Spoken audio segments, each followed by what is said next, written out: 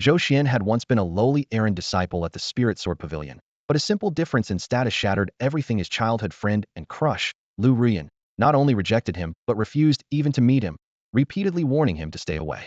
The news struck him like a thunderclap, crushing the hopes he had clung to so desperately. His faded, worn servant's robe seemed to cling to his very soul as he stood silently outside the dilapidated woodshed, feeling as lifeless and barren as a dead branch. He whispered to himself and to her, so, does love really just disappear? His gaze locked on that face, once so familiar but now completely alien. Memories surged like a rising tide. 20 years ago, he had transmigrated here, boasting prodigious talent with godly powers at 10 years old, rising swiftly to bring glory to the Zhou family. It was in that turbulent time he found Lu Ruyan, a girl curled up in a street corner, her family destitute and broken. He had pulled her from the mire, offering warmth and light. He had thought their story would be a classic legend, luxury and honor, immortals blessed with divine love. Yet, a celestial sword fairy came suddenly, severing the river with a single finger, declaring his fate. This was no mortal realm but the celestial profound continent, a land of immortal cultivation. And he, an outsider, was expected to be the one in a million chosen son of destiny. But fate's cruel joke was brutal. The sect's spiritual root test revealed his wasted spirit root, a chaotic, tangled mess of elements, making even foundational cultivation impossible. Meanwhile, Lu Rian possessed a rare, pristine water spirit root, 1 in a million. She was personally accepted by the sect leader, gifted infinite treasures. Zhou Xian's feelings were mixed. He was glad for her success, even if it meant silently accepting a subordinate role as the useless one to lean on. Yet reality was painfully cold. Within days of her entrance to the inner sect, her first words back to him were, "Don't come looking for me again."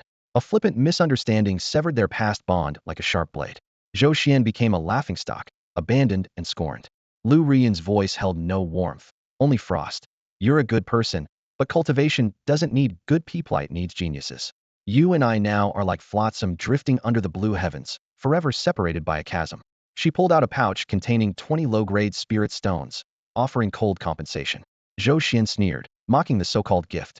With a wave, he flung the bag to the ground, the stones clattering and dull in the dust. Without looking back, he spat bitterly. "You've underestimated me, Lu Rian. I, Zhou Xian, am not just some useless freeloader living for these things." A flicker of indescribable pity flashed in Lu Rian's eyes, quickly replaced by resolve.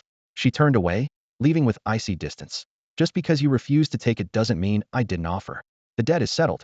From now on, within the sect, don't let me hear so much as a whisper of our past."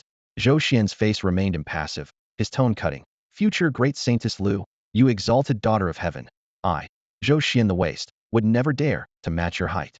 Lu Rian hesitated, then warned, "Take these spirit stones and leave Spirit Sword Pavilion. This place is not meant for you." Zhou Xian laughed madly. "Why not? Just because you can cultivate, I can't? I want leave. Even with a wasted spirit root, it'll become an immortal." Sighing in helplessness, Lu Rian vanished like a streak of light into the horizon, leaving the woodshed in deathly silence. Zhou Xian stood long and still, finally cursing aloud, his expression crumbling but his eyes locked on that pile of spirit stones. Though his lips refused, his hands obediently crouched to pick them up. 20 spirit stones' years' worth of savings meant more than pride. Just as he grasped the first stone, a cold mechanical voice echoed in his mind.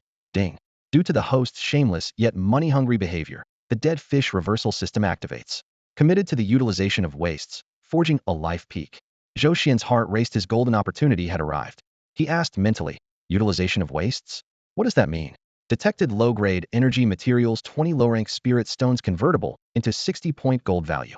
Consuming point gold value can refine all things, turning waste into treasure, the mechanical voice declared with resolute finality. Zhou Xian was overjoyed. "Even my wasted spirit root can be upgraded?" "Yes."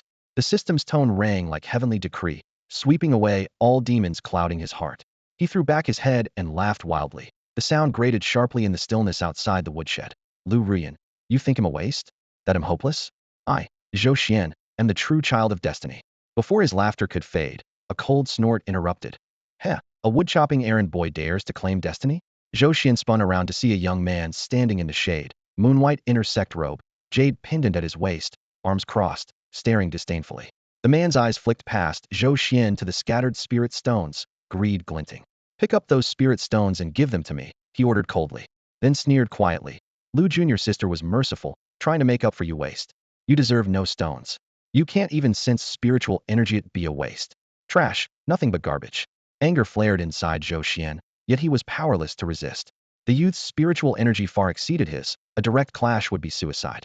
Swallowing his pride, Zhou Xuan forced a humble smile as he obeyed, instructing the system, convert these spirit stones to point gold value. Ding. Processing point gold value 3. Each stone dissolved like smoke in his hands, transforming into invisible worth. Soon all stones were gathered in his cloth pouch. Rising, he offered humbly, "Senior brother, you're right. I am unworthy. Consider these spirit stones a gift of respect." The inner sect disciple nodded approvingly. "Good, you're sensible. If you ever have trouble in the servants' quarters, just give my name Zhao Long of Qingzhou Peak. Senior brother Zhao Long, he'll remember that." Zhou Xuan bowed deeply, masking icy resolve. Zhao Long Qingzhou Peak. He would remember every word. Zhao Long's figure vanished at the end of the narrow path. The flattering smile instantly disappeared from Zhou Xian's face. He shook off the stiffness in his facial muscles and hurriedly slipped into the old wooden hut, which was hardly better than a chicken coop. Inside, it was empty except for a roughly polished wooden plank bed pushed into the corner. Without thinking, Zhou Xian collapsed onto the bed and his mind subtly stirred. A deep blue light screen silently appeared, visible only to him. Host, Zhou Xian. Innate talent. Chaotic 5 elements spirit root A09 million useless gem. Training duration, 2 years. Realm, body tempering stage 1 useless. Skills, sweeping floors, cleaning toilets worthless farmhand level. Assets, half-eaten spirit ginseng roots, poor pauper quality. Alchemical value, 60. Summary, an utterly talentless farmhand exploited by his sect. An utterly useless farmhand. Zhou Xian stared coldly at the harsh words, his mouth twitching and eyes nearly moist, so painfully true. But he quickly locked onto the final line. Alchemical value, 60. Turning trash into treasure. That's his only ticket out. He abruptly sprang up, leaning down to pry open the hidden compartment beneath the bedboard. He gently lifted out a chipped wooden box, as if cradling his heart. Flipping the lid, several strands of withered, almost weathered, yellow ginseng roots lay inside, scraps he had secretly picked from the inner discipline pill room's herbal residue days ago. The faint spiritual energy in them was originally reserved for breaking through to body tempering stage 2, but now he had a better idea. System, how many alchemical value points to refine this? He whispered inside. Ding. Low-grade spiritual energy item detected. Broken spirit ginseng roots. Spend 10 alchemical points to refine and transmute into treasure. 10 points. Zhou Xian's pupils shrank abruptly. For 60 points, he had painstakingly exchanged 20 lower-grade spirit stones, but now 10 points, a full sixth of them, would vanish immediately. Still, he didn't hesitate for even half a breath. Yes. As soon as the thought formed, the roots inside the box began to glow with golden light. With the naked eye, the shriveled root bases rapidly swelled and stretched as new roots grew wildly. Within just a few breaths, a complete, crystal-clear, and highly fragrant spirit ginseng plant had taken shape in midair.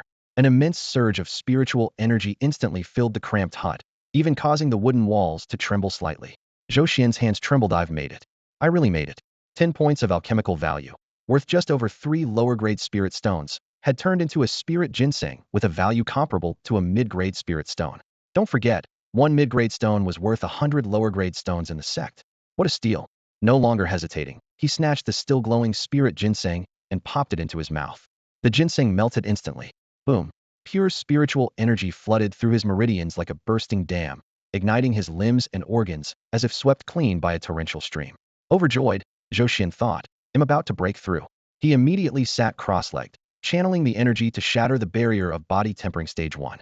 At the same time, in the inner sect's Qingzhou Peak Pavilion, Zhao Long was lying comfortably on a soft couch, idly playing with the cloth pouch he had just snatched from Zhou Xian. Junior sister Lu was still soft-hearted. 20 low-grade spirit stones, that was Zhao Long's entire monthly salary, now all given away for free to that so-called trash he always talked about. Thinking this, he sneered with pride, a confident gleam in his eyes. How could that useless guy possibly know how to make use of spirit stones? Better let me burn through them for him. He untied the cloth pouch at his waist, flicking his fingers so that a fist-sized, gray-white spirit stone fell into his palm. The stone was icy cold. Sitting cross-legged, he tried to channel energy into his body, yet after a moment, there was no reaction at his dantian. Huh. Zhao Long frowned sharply. Why is there no trace of spiritual energy at all? Still suspicious, he drew out a second stone, equally cold and lifeless, like an ordinary rock. His expression darkened instantly. In frustration, he emptied the rest of the pouch onto the bed. 1 stone, 2 stones, 10 stones, 20 stones. Neatly arranged in a row, he checked each one without exception. All were worthless stones. Damn it. Anger surged up his chest, and Zhao Long slammed his fist onto the wooden bed frame, which creaked under the force, veins bulging at his temple. How dare they cheat me? His first thought was that lowly servant Zhou Xuan. But just as quickly, he forced down his rage. No, I saw with my own eyes that he took every spirit stone junior sister Lu gave. He's only at the first level of body refining. How could he possibly switch stones right under my nose? That doesn't add up. His thoughts raced, eyes flashing as a sudden realization struck him like lightning. Could it be that those worthless stones were what junior sister Lu originally gave? Understanding dawned and his anger cooled, replaced by a wry smile creeping to his lips. So that's it. She compensates on the surface to silence gossip, but won't give a single coin away. She cuts ties with that loser and doesn't let him get any real benefit either. Clever, really clever. The more he thought about it, the more sense it made. The shadow of doubt on Zhao Long's face gave way to a cold sneer. Looks like junior sister Lu isn't as pure as she seems. She must have already seen through senior brother's schemes. Interesting. Muttering Liu's name lowly, a cold light flickered in his eyes. I'll let things slide between you and me for now, but that loser? He'll definitely make my move. Without finishing the sentence, he clenched his fingers, crushing the spirit stones in his palm to dust, which scattered down quietly. Then he stood, pushed open the door, and strode quickly toward the gatekeeper's office, his robes billowing sharply in the night wind. Meanwhile, Zhou Xuan remained completely unaware of the outside turmoil. Inside his shabby wooden hut, spiritual energy churned like a raging tide. The flow, formed from a whole intact Ling ginseng root, surged through his meridians, vibrating every inch of flesh. After an unknown length of time boom, an invisible shackle inside him shattered. Body refining stage 2. Body refining stage 3. Zhou Xuan opened his eyes slowly, exhaling a long breath of stale air. His Bodhi's power had multiplied several times, yet no joy showed on his face.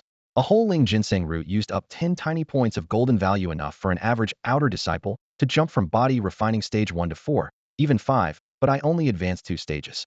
He shook his head bitterly. Damn, I really am useless. His gaze fell on his trembling palm, and he let out a soft, wry laugh. This 5 elements flawed spirit root really is a bottomless pit that just swallows up spiritual energy. The rate at which he cultivated was outrageously slow, and the resources he consumed were many times that of others.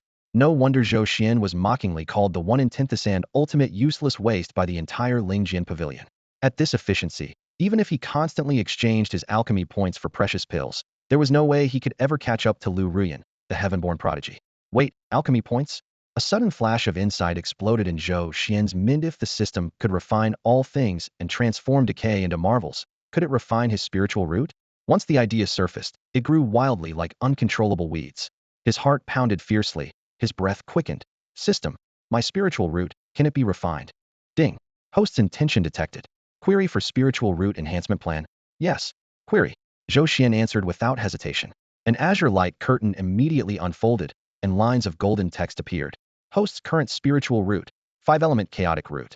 Grade evaluation, 5, the worst of the worst, incapable of drawing in spiritual energy. Rebirth recommended. Next stage, 4-element chaotic root. Grade evaluation, 4, still waste, but capable of sensing spiritual energy. Alchemy points required for upgrade, 100 points. How many? Zhou Xian stood frozen. 100 points just to raise a complete waste to halfway status was staggeringly expensive, equivalent to a pile of low-grade spirit stones. Yet he only had 50 points left. He slid slowly down the wall as if all his strength had been drained, sighing deeply.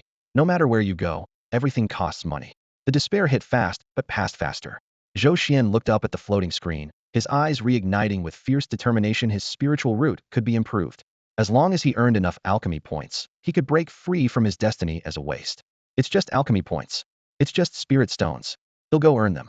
He sprang upright with a powerful burst, his muscles crackling. At body refinement stage 3, he felt like he could punch a bull to death.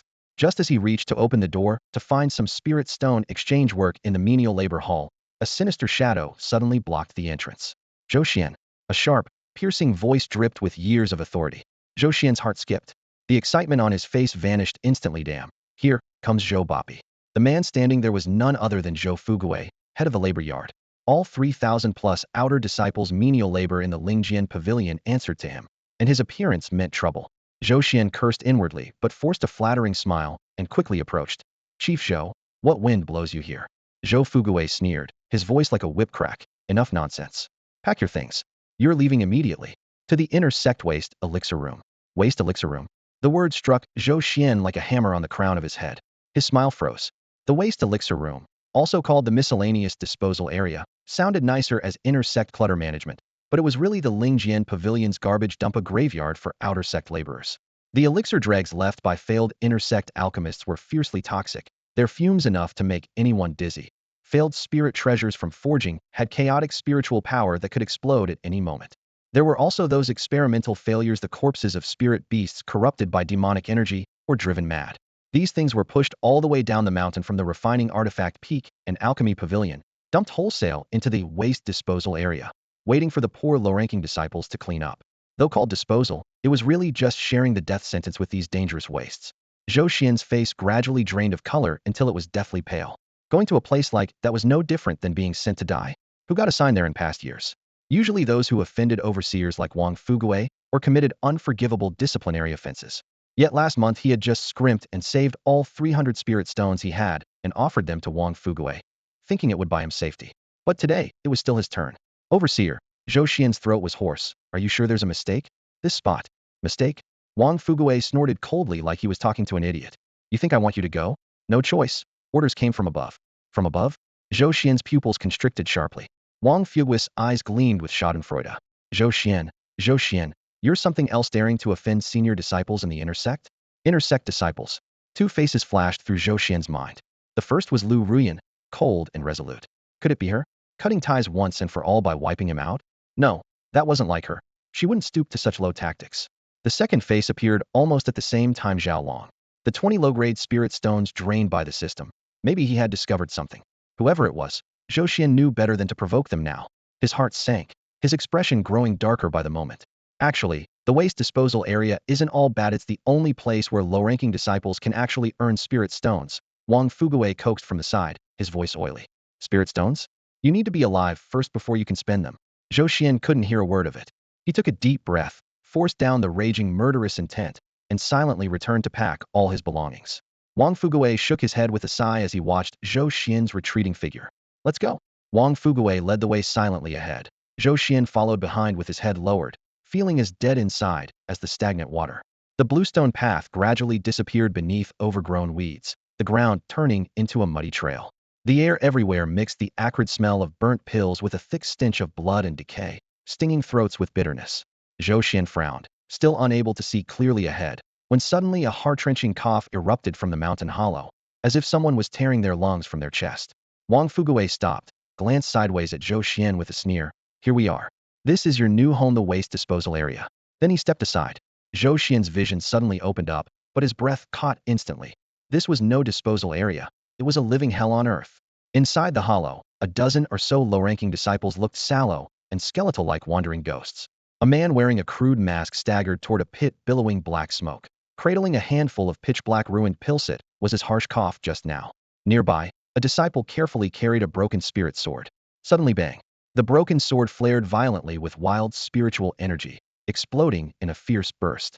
The disciple's half arm was blasted off, flesh and bone flying everywhere.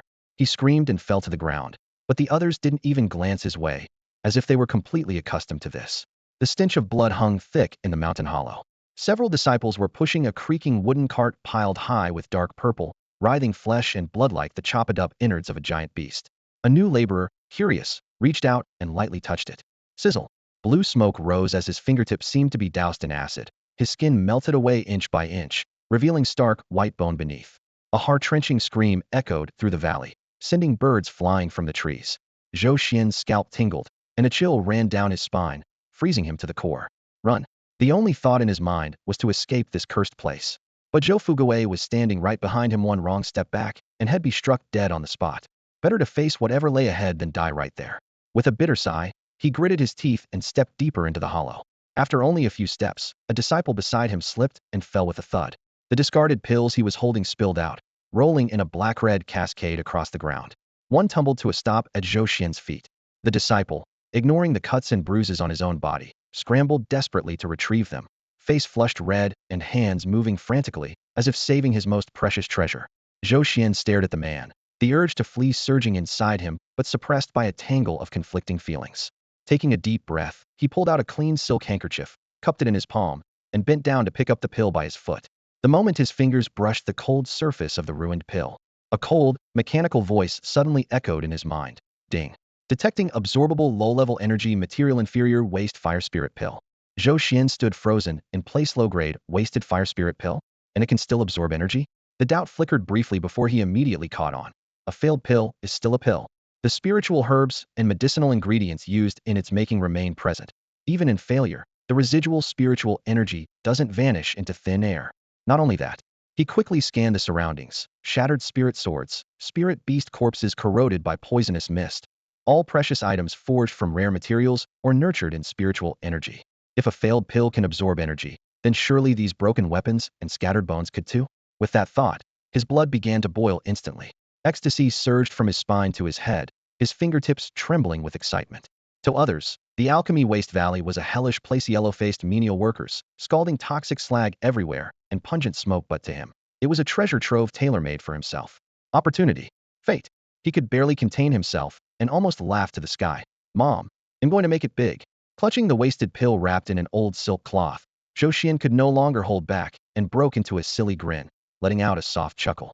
Nearby, a menial worker who'd just been busy gathering pills was about to thank him, but froze upon seeing Zhou Xuan's expression. Was the kid scared out of his wits? The man's eyes filled with pity as he sighed, reaching over to snatch the wasted pill from Zhou Xuan's palm and carefully stuffing it back into his worn bamboo basket. Everyone's like this at first. You'll get used to it. There's plenty of hardship ahead. He patted Zhou Xuan on the shoulder and turned to leave. But just as he took a step, he seemed frozen mid-stride. A lean, middle-aged man in black silently appeared in front of them.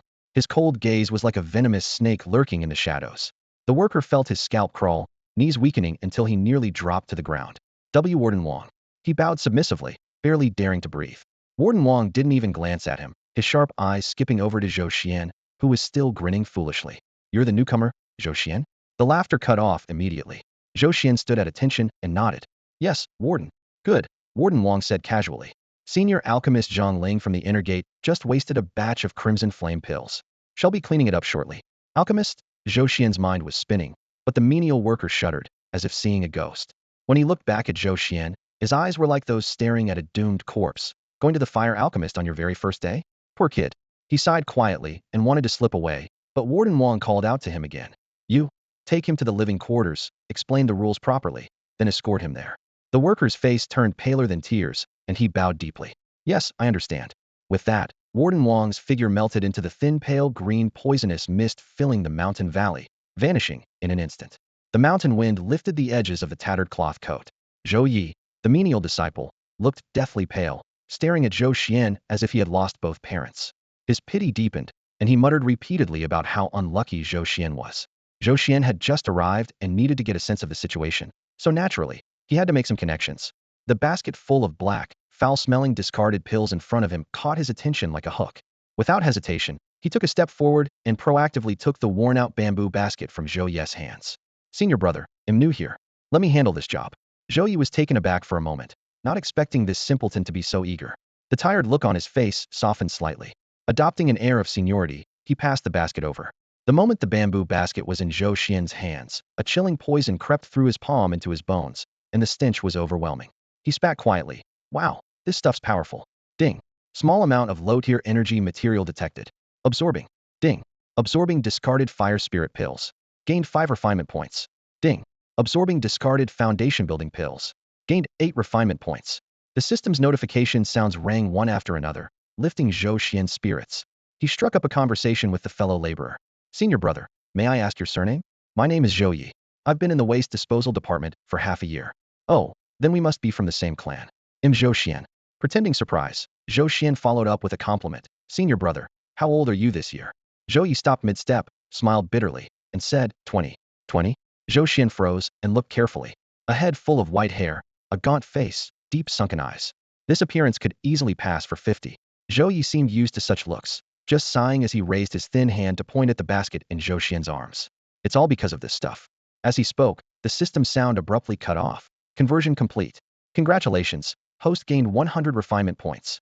Zhou Xuan's grip on the basket tightened. 100 points. Just these few black, stinking pills were worth that much? He glanced at the blackened pills inside, and his heart swelled with joy. Poisonous? This was no poison, it was pure gold. Seeing Zhou Xuan fall silent, Zhou Yi thought he was scared, and his expression darkened, his voice lifeless. I doubt he'll live much longer. When I first came, I hoped to make it through Sai. Zhou Xuan looked at him and thought gloomily. If it weren't for my system, I'd probably be in the same pitiful state. The cultivation world really was ruthless. Wanting to comfort him, He quickly changed topics. Senior brother Zhou Yi, what kind of background does that Danhua fairy have? At the mention of Danhua fairy, Zhou Yi instinctively hunched his shoulders and glanced around carefully. Seeing no one nearby, he lowered his voice and leaned close to Zhou Xuan. Keep it down. You want to die? Her real name is Zhang Ling, daughter of Elder Zhang from the Lingjian Pavilion's Law Enforcement Division. So she's no ordinary person. Daughter of the Law Enforcement Elder? Zhou Xuan raised an eyebrow. No wonder she was so fierce. She loves alchemy, but her talent. Zhou Yi made a strange face. It's complicated. 10 years since she entered, 10 years of alchemy.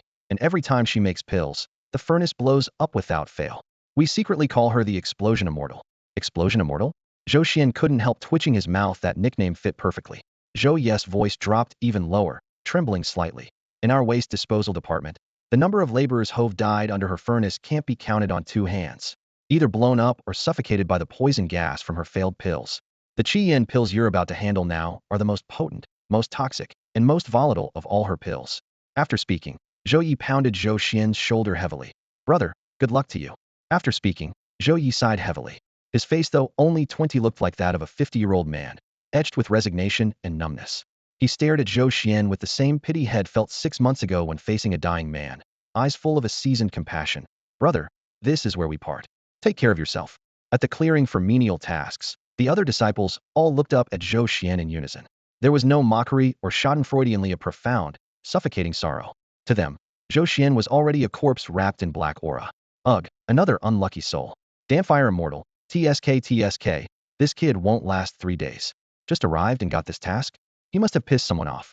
The whispers drifted on the wind, each word a premature elegy for Zhou Xuan. He shook his head helplessly, forcing a bitter despair onto his face, while inside he screamed silently. Is it really that bad? For you, it's a death sentence, but for me, it's the best news ever. The most fierce, toxic, and explosive, meaning the spirit energy left is wild and abundant. With so many alchemy points, how could I not soar? Though outwardly dejected, Zhou Xuan cupped his hands at Zhou Yi and rasped a thank you, then strode away from the clearing with heavy steps. Each one felt the sting of those sympathetic gazes like thorns in his back, but inside he wanted to roar. What are you all staring at? You bunch of beggars clinging to your gold mountains. I'm going treasure hunting. When I strike it rich, you won't even be worthy of shining my shoes. At the inner gate of the Spirit Sword Pavilion, mountains stood tall, and white mist curled around them. Danfeng Mountain, the sect's core area for pill refining, brimmed with dense spirit energy. The air smelled of refreshing medicinal herbs, a stark contrast to the putrid, burnt, and bloody stench lingering at the menial clearing. Zhou Xuan took a deep breath, feeling all 36,000 pores open wide. What a place. Arriving at the steward's area at Danfeng's foot, he bowed respectfully to a meditating inner disciple. Senior brother, I am Zhou Xuan from the menial hall, sent on orders to Danfire Immortal Sister Zhang Ling's pill room to handle the discarded pills. The disciple slowly opened his eyes. When he heard menial hall, disdain flickered in them. But hearing Danfire Immortal and discarded pills quickly shifted his expression to shock and pity, not unlike the others at the clearing. Another man heading for death?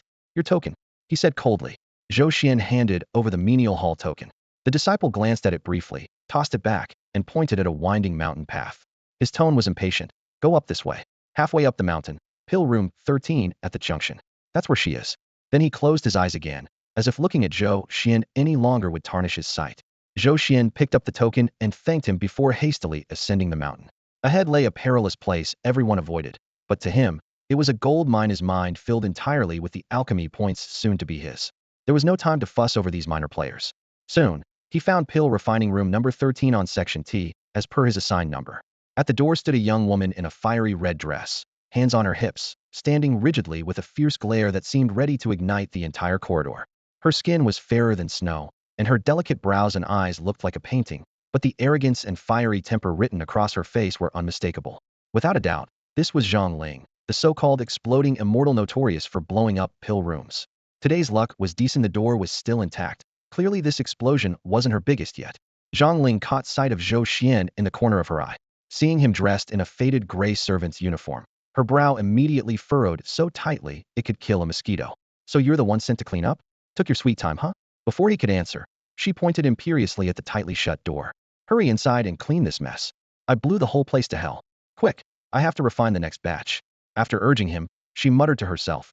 Damn it, I controlled the heat just right. Why did it explode again? Next time I'm changing the recipe. Zhang Ling doesn't believe she can't make a perfect scarlet flame pill. Listening to her bold claims, Zhou Xuan felt a chill run down his spine. This wasn't refining pills, it was blatant development of weapons of mass destruction. He dared not show any surprise and could only nod and kowtow repeatedly. Yes, yes, senior sister, he'll get right on it.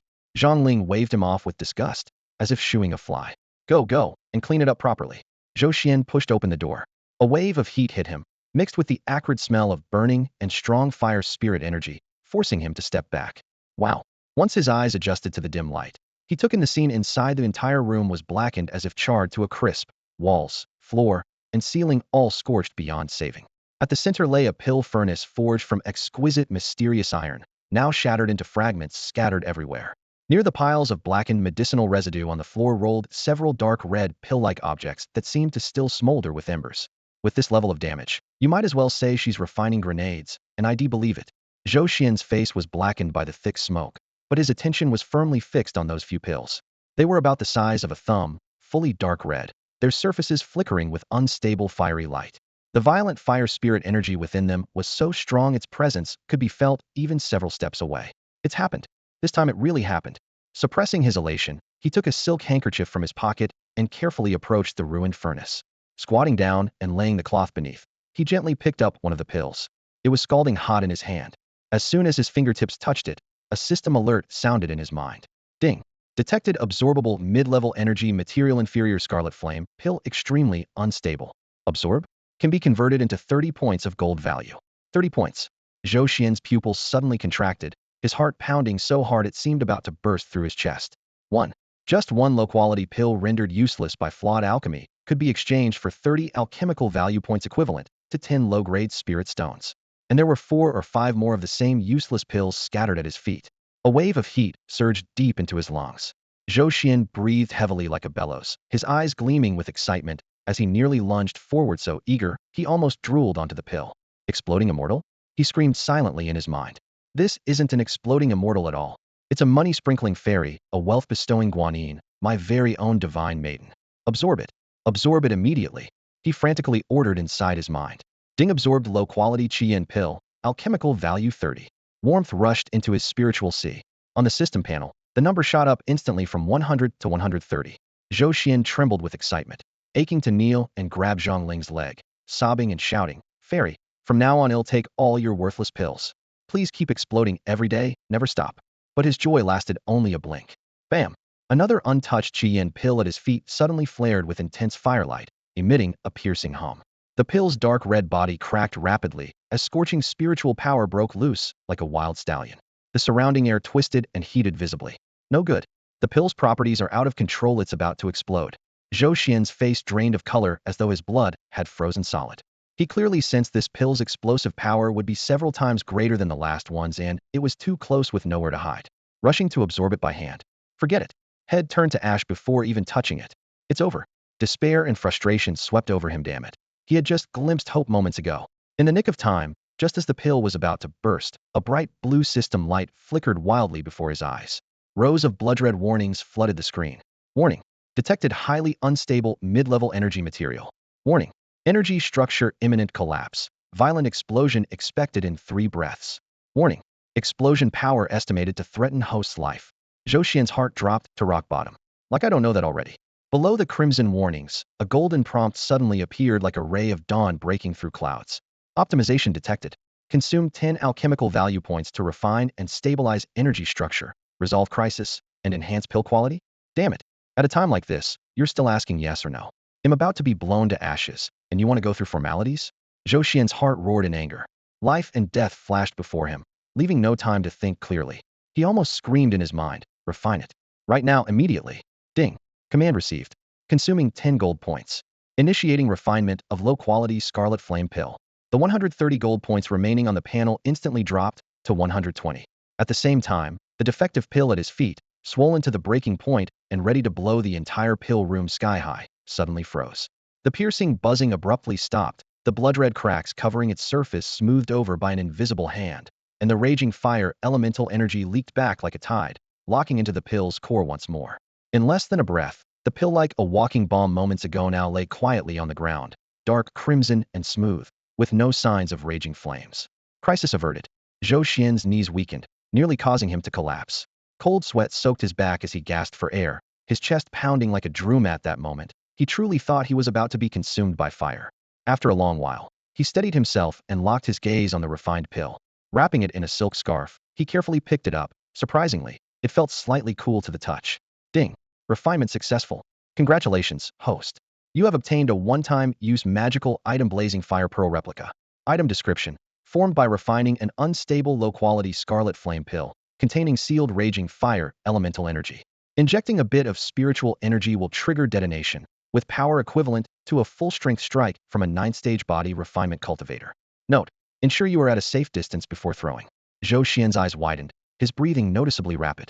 A full-strength strike from a 9-stage body refinement master. He was only at 3rd stage himself. So this was like a hand grenade in the cultivation world. Looking around, the entire pill room was shredded and ruined. This was an inner sect disciples' exclusive pill room, with protective array inscriptions carved into the walls and floor, yet it was still devastated like this, proving just how terrifying the blazing fire pearl's power really was. What a steal. Spending 10 gold points was more than worth it. With this in hand, Head finally grasped a chance at survival. He carefully pocketed the blazing fire pearl, suppressing his ecstatic joy, and kept searching through the wreckage. Anything coming from the explosion fairy had to be top quality. Flipping through charred fragments of the pill furnace, he sifted through the ashes inch by inch and indeed uncovered 5 more defective scarlet flame pills of a similar appearance. Excitedly, Zhou Xuan held them up one by one in front of him. System: can these be refined? Ding. This item's energy structure is relatively stable and lacks refinement value. What about this one then? Ding. The item's energy core is damaged and has no alchemizing value. One after another, 4 pills were tossed into the system's storage, each followed by a cold, mechanical chime echoing through the pill refining room, like a splash of ice water dousing Zhou Xuan's spirits. Still unwilling to give up, he grabbed the last pill. Ding. This item has no alchemizing value. Sigh. He let out a long breath, eyes filled with regret. The chance to turn a worthless pill into a concealed weapon wasn't just something you could have on a whim. But his mood only wavered briefly before he pulled himself together again. Failure was failure, but at least these pills had solid alchemy value. Holding the remaining 5 pitch-black pills in his palm, a new fire sparked in Zhou Xuan's eyes. Should I remind senior sister Zhang Ling that her talent might be stronger in weapon forging than pill refining? The thought flashed for a moment, but he immediately crushed it. No way, life is more important. If this explosive fairy finds out I treated her hard work like a grenade, she'd probably demonstrate a live detonation on me right then and there. With his thoughts squared away, he looked up and ordered, System: absorb everything from the remaining waste pills and medicinal residues, everything you can. Ding. Command received, starting absorption. Ding. Absorbed inferior red flame pill, alchemy value 30. Ding. The successive alert sounds rang like a rapid-fire tune inside his mind. Zhou Xuan felt like a mouse drowning in a grain jar, so happy, stars practically danced before his eyes. Only once the pill room's spiritual energy was completely drained did he finally call up the system panel with satisfaction. Alchemy value: 335. 335 points. A huge haul. Zhou Xuan trembled with excitement, barely able to keep his hands steady as he issued the next command. System: show me the spirit root upgrade plans. A deep blue light screen appeared. Host's current spirit root, mixed 4-element spirit root. Grade rating: 4 worst of the worst. Next stage, mixed 3-element spirit root. Grade rating: 3 still garbage. Alchemy value required for upgrade: 1000. How much? The ecstatic expression on Zhou Xuan's face froze instantly. Staring at the number 1000, he rubbed his eyes over and over in disbelief. It was exactly 1000. From 4 to 3 takes 1000 points? Wasn't it 100 points before? If it keeps increasing like this, next time it'll be 10,000, then 100,000, a million. The thought alone terrified him. His whole face fell. The daydream of instant riches shattered in an instant. This heavenly Dao path is ridiculously expensive. Despite the frustration, he quickly slapped his own face and pumped himself up. 1,000 is 1,000. With Zhang Ling, the money fairy, around, I just have to make more runs up the Dan Peak. No hesitation, he set to work.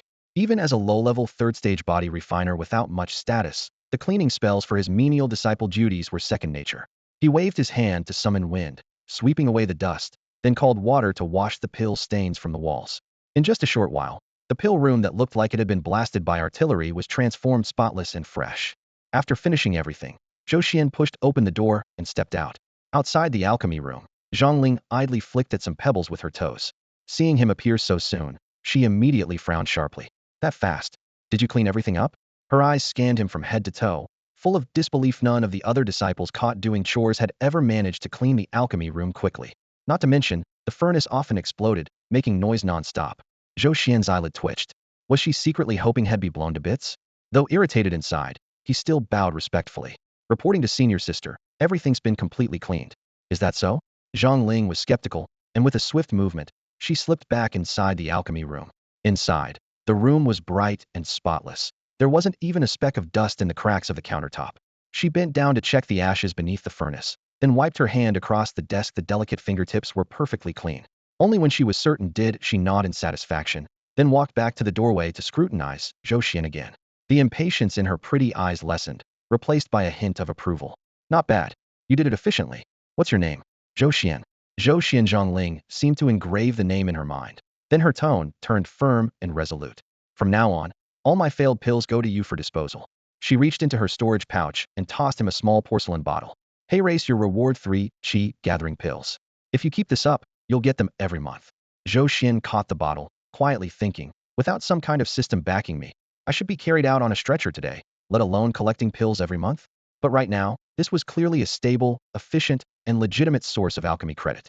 His expression instantly softened into gratitude, his voice trembling slightly. Thank you, senior sister. I will definitely do my best to ease your burden. Zhang Ling waved him off. Enough talk. Don't delay my next batch. Yes, I'm leaving now. Leaving the alchemy room, Zhou Xian hummed quietly all the way down the mountain. With Zhang Ling as a long-term patron, not to mention 1,000 alchemy credits, 10,000 points wouldn't be far off. But just as he was about to step off Dan Peak, he suddenly froze. A sharp tightness gripped his chest, sensed the oppressive feeling of being watched, like needles pricking his back. He kept calm and glanced sideways. At the far side of the mountain path, behind a large tree, part of a figure was hidden, but the gaze was unhidden, fixed squarely on him, filled with resentment, coldness, and unmistakable killing intent. What on earth was going on? That gaze, icy and full of malice, lurched at Zhou Xian like a venomous snake hiding in the shadows, coiling tightly around his back. The joy head felt from his unexpected gain shattered instantly. His muscles tensed reflexively, alarm bells ringing in his mind. Who was it? He quickly reviewed the possibilities. Since arriving in this world, the only heavyweights head clashed with were Lu Ruyan and Zhao Long. Lu Ruyan? No. Although cold in nature, she was proudly cold-blooded and despised underhanded tactics. If she truly wanted to eliminate him, she wouldn't have sent spies. She would have used her sect status to banish him outright. Crossing off Lu Ruyan, only Zhao Long remained. That greedy and cunning fellow had probably figured out the spirit stones were fake, but couldn't understand how a mere first-stage body refiner, whom he considered a waste, managed to pull off such a ruse. So, not trusting just banishing him to menial tasks, he sent someone to secretly watch him. Zhou Xian's eyes froze cold in an instant. Without pausing, acting as if unaware, his right hand slipped quietly into his chest, clutching the fiery pearl, mockingly dubbed the grenade of the cultivation world. The coolness of the pearl steadied his nerves. Do they really think him a pushover? He thought fiercely, quickly drafting a reckless plan. If they dared to make a move, he'd shove the pearl straight down their throat. This was Dan Peak, right next to the menial task area. The sect forbade private fights, but if it was pinned on unstable, expired pill materials causing an accidental explosion, who could prove otherwise? No witnesses, no proof, case closed. Besides, Zhang Ling, the explosion immortal, was right here at Dan Peak. Ever since her promotion, explosions were common around here. If a servant's life was traded for an inner sect disciple's, with Zhang Ling as scapegoat, the discipline hall might not dig too deep. Smiling coldly at that thought, Zhou Xian felt a surge of grim satisfaction. Luckily, the hostile gaze didn't last long. As he was about to step out of Dan Peak's boundary, it vanished without a trace. Zhou Xian quietly exhaled, but did not dare relax an inch. Not long after, his figure reappeared in the gray mountain hollow where the menial laborers worked. All the servants were busy dissecting beasts and clearing medicinal residue, but upon seeing him return unharmed, they froze as if seeing a ghost. A dozen pairs of eyes locked onto him, shock, astonishment, disbelief. Zhou Yi dragged a half-dead spirit beast carcass, already weak, and when he heard footsteps and looked up, he was so stunned he dropped the body without noticing. His face, looking like a graying 50-year-old, was filled with disbelief. You're back? You're okay? Seeing their reactions, Zhou Xian silently scoffed. A bunch of brothers licking knife-edged scaldant. They hope for a bit of good luck for me? He forced out a smile worse than crying and waved his hand. Just lucky. The menial disciples exchanged glances and settled on one conclusion. Zhou Xian must have just gotten insanely lucky. Sigh, this kid sure has a lot of luck. Next time, he might not be so fortunate. A few laborers whispered among themselves, shaking their heads and sighing. But they had to return to the conveyor belt filled with poisonous gas and sharp blades. To them, Zhou Xian had only postponed his death by a few days on the Reaper's ledger. Zhou Xuan ignored them and quietly returned to the wooden hut Zhou Yi had arranged for him, still draftier than the shabby shed where the laborers stayed.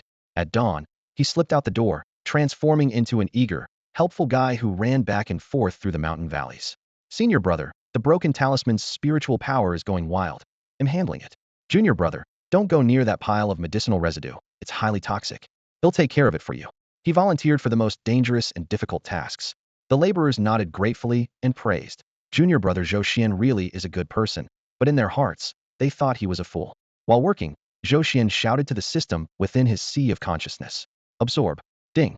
Low-level energy material detected. Broken explosive talisman. Severe spiritual power loss. Can be converted into 1 gold point. Absorb. Ding. Low-level energy material detected. Poison refined spirit beast bone. Severe spiritual power loss. Can be converted into 2 gold points. After finishing a round, he was panting heavily, but his gold points had increased by less than 30. Zhou Xuan sighed quietly. Sure enough, all of this was old junk left lying around for who knows how long. The spiritual energy had mostly dissipated. Even the veteran laborers said that truly spirited scraps would have been disposed of immediately. There was no chance for him to scavenge anything good. Still, danger lurked here. Just then, a new system notification popped up. Ding. Damaged low-grade magical artifact detected. The remains of a black iron shield. Can consume 50 gold points for refinement and repair. It can be repaired.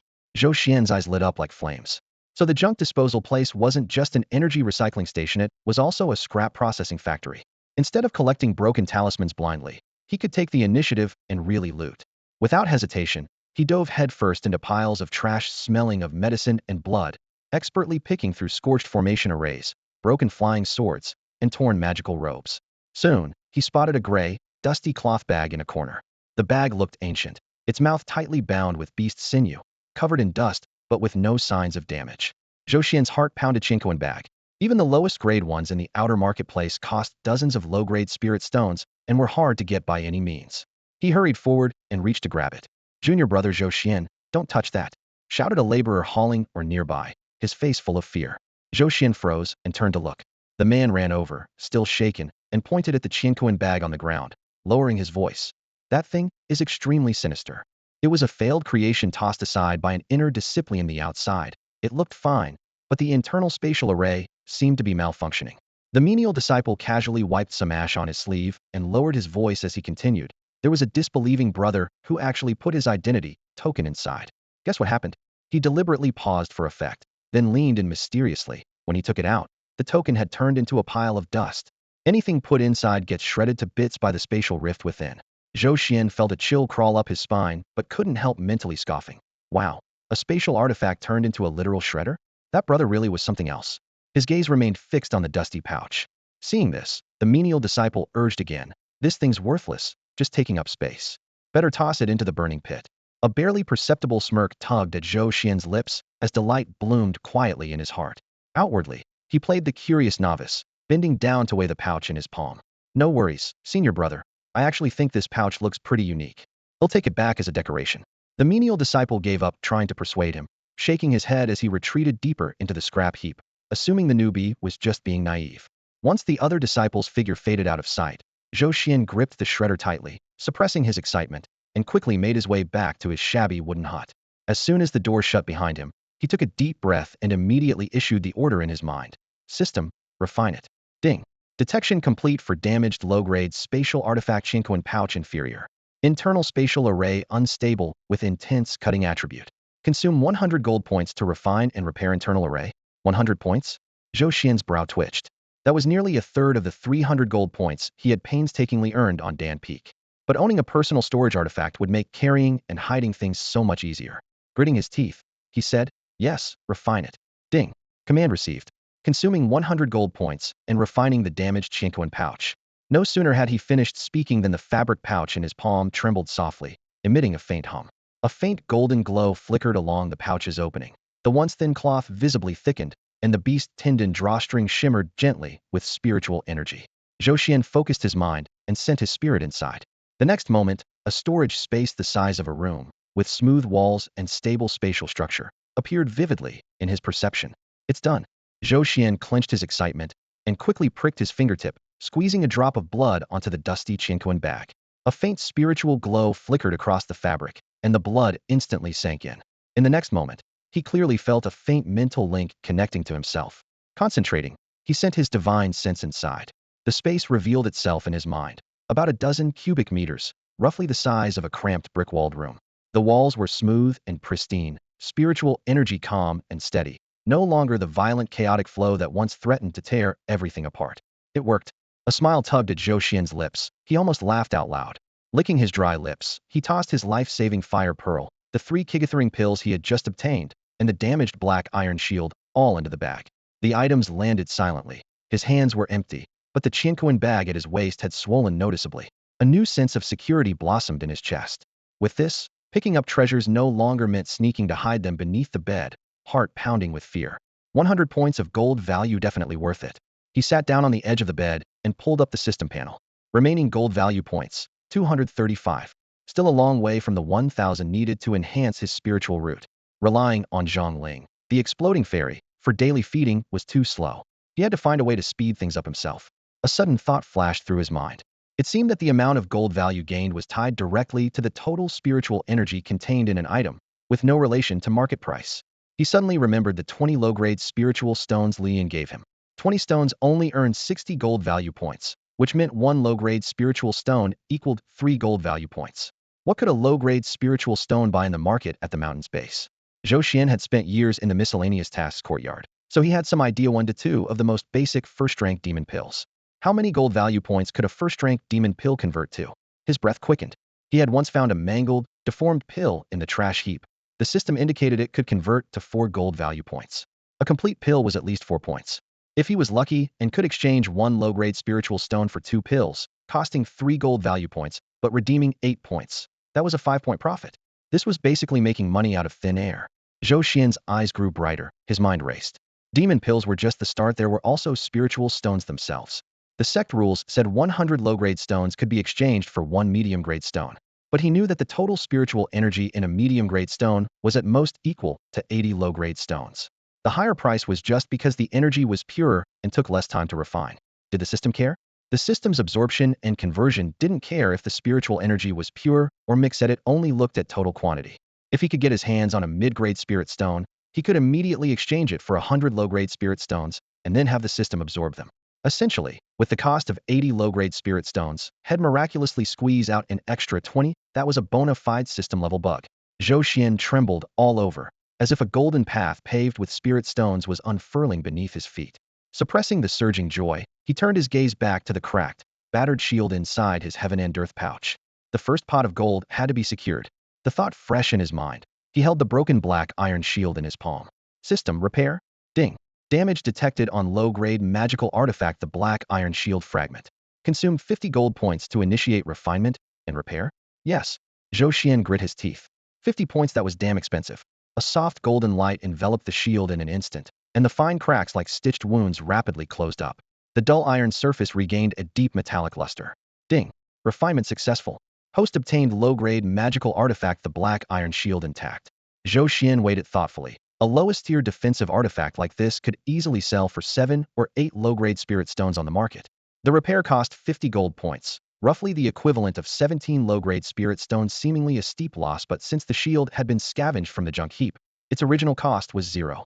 This was truly creation out of thin air. His spirits soared as he dumped all the junk he'd scavenged today onto the floor. System, repair this torn talisman. Ding. Repairing damaged transcendental golden talisman requires 5 gold points. Do it. And what about this broken sword? Ding. Repairing fractured Qingfeng sword requires 12 gold points. Fix everything. Golden light flashed repeatedly, transforming the small wooden hut into an invisible forge. Soon, all his finds were repaired: a brand new talisman, a gleaming longsword, and several first-tier minor magical artifacts neatly arranged by his feet. These would still be trash to others, but to Zhou Xuan, they were all pure white spirit stones. He stuffed everything back into the heaven and earth pouch, quickly calculating in his mind. Tomorrow was his only day off from menial duties at the cleanup division each month, the perfect chance to go down to the foothill market and set up shop. Thinking of the gold points steadily flowing his way, Zhou Xuan chuckled softly with satisfaction before collapsing onto his bed. The flowing power of his third-stage body tempering coursed like a warm current inside him, so exciting he could barely fall asleep. As the night deepened, the cleanup division's year-round stench mixed with faint toxic mist thickened in the air. Zhou Xian's consciousness grew hazy, eyelids half closed. Rustle, rustle. Very soft footsteps crushed dry leaves and wet mud, deliberately muffled but sharp in the stillness. Zhou Xuan suddenly tensed, rolled off the bed, and blew out the oil lamp on his desk in one breath. The wooden hut plunged into pitch darkness as he held his breath, crawling to the window's edge to listen. The footsteps stopped at the door. Then, a man's low voice, repressed with tension and greed, broke through intermittently. Don't blame me if I kill you. You'll get a mid-grade spirit stone, a mid-grade spirit stone. With it, maybe I can enter the sect's major exams through the outer gate. Who made you make enemies you shouldn't have? He sounded like he was justifying the crime he was about to commit, or sometimes hyping himself up. Hidden in the dark, Zhou Xuan felt his blood nearly freeze. A mid-grade spirit stone. It had just bought the life of a mere menial servant. Zhou Xuan crouched in the shadow beneath the window, his eyes sharpening instantly into a bone-chilling coldness. He held his breath, revealing only half of his temple, staring through the slit at the furtive figure flickering in the nightly sand. The elderly man from the menial duties division, possessing a fourth-grade spiritual root and a sixth-year physical refinement, silent and taciturn, but harboring a ruthless heart. All these facts flashed through Zhou Xian's mind at once. The sect's rules were clear. If a menial disciple wanted to escape the grueling labor, the only way was to break into the qi refining stage and qualify to apply for an outer disciple position. Though still at the bottom tier, outer disciples were allotted caves, pills, and spirit stones, no longer forced to waste their youth for a meager monthly wage of half a spirit stone. Countless had fought desperately for this chance in the menial division, and Li San was clearly one of them. For the sake of a single mid-grade spirit stone, he actually dares to kill and rob. Zhou Xuan sneered coldly. Thinking you can trade my life for your future? Dream on. In raw strength, Zhou Xian's mere 3-tier physical refinement was far inferior to Li San's 6 tiers. In a straight fight, he wouldn't last more than 3 moves. But who said he had to confront him? He didn't. He quietly slipped his right hand into his pocket, fingertips brushing the cold, hard metal. Kill intent surged within him, the cultivator world's version of a hand grenade. If he pulled the pin, even a qi refining cultivator would be torn apart. Outside the window, Li San still muttered to himself, his hoarse voice twisted by greed. Zhou Xuan, blame Master Zhao Long if you will. Rest in peace, your death will pave my path to immortality. Determined beyond doubt, he drew his short blade, the moonlight casting a pale, cruel gleam along its spine. The next moment, he took a running step, shoulder charging like a mad wolf smashing through paper windows. Bang! Wood splintered in all directions, cold wind carrying sawdust into the dim wood cabin. Li San flipped in like a wildcat, landing on his toes, rolling immediately, and holding the blade across his chest, eyes sweeping the pitch-black room. Where are you? He lowered his voice, his throat emitting a low growl like a starving wolf grinding its teeth. Zhou Xuan, I know you're not asleep. Come out and face death like a man. It'll give you a quick end. Only silence answered. From the deep darkness, no figure appeared, no breath drawn. Li San furrowed his brow tightly, senses stretched taut like a drawn bowstring. At that moment, a shadow slipped silently down from the ceiling beam, like a night crow swooping on carrion. Alarm flashing, Li San's 60-year body jolted upright as he shouted, blade slicing the air to block. You're asking for death. But what he saw was neither blade nor fist in an attack. It was not just a giant hand, but a blazing pill radiating an ominous red glow resting in its palm. The hand moved faster than lightning. Li San didn't even have time to blink. Horrified and desperate, the scorching pill was forced precisely into his widely opened mouth. Ugh! His eyes bulged, pupils shrinking down to pinpoints as unbearable heat blazed from his mouth down his throat, like a red-hot iron rod being forced into his body. Instinctively, Li San tried to spit it out, scream, and call for help, but no sound came out. At the same time, Zhou Xuan sprang backward like a drawn bowstring released by a trigger. With a thought, the newly repaired Xian iron shield thundered into existence, firmly blocking in front of him. Boom! A deafening explosion shattered the silence, and crimson flames instantly engulfed the dilapidated wooden hut. The shockwave tore through, sweeping burning splinters and bloodied flesh around like a violent storm. Zhou Xuan felt an overwhelming hammer blow crash against his shield, his whole body thrown like a kite with a broken string, crashing heavily into a distant corner. Splat! A spray of iron-tasting blood spilled at his feet, his organs twisted in agony. Ringing filled his ears as he briefly lost hearing. Yet, despite the pain, he fixed his gaze on the blast center. There was nothing left.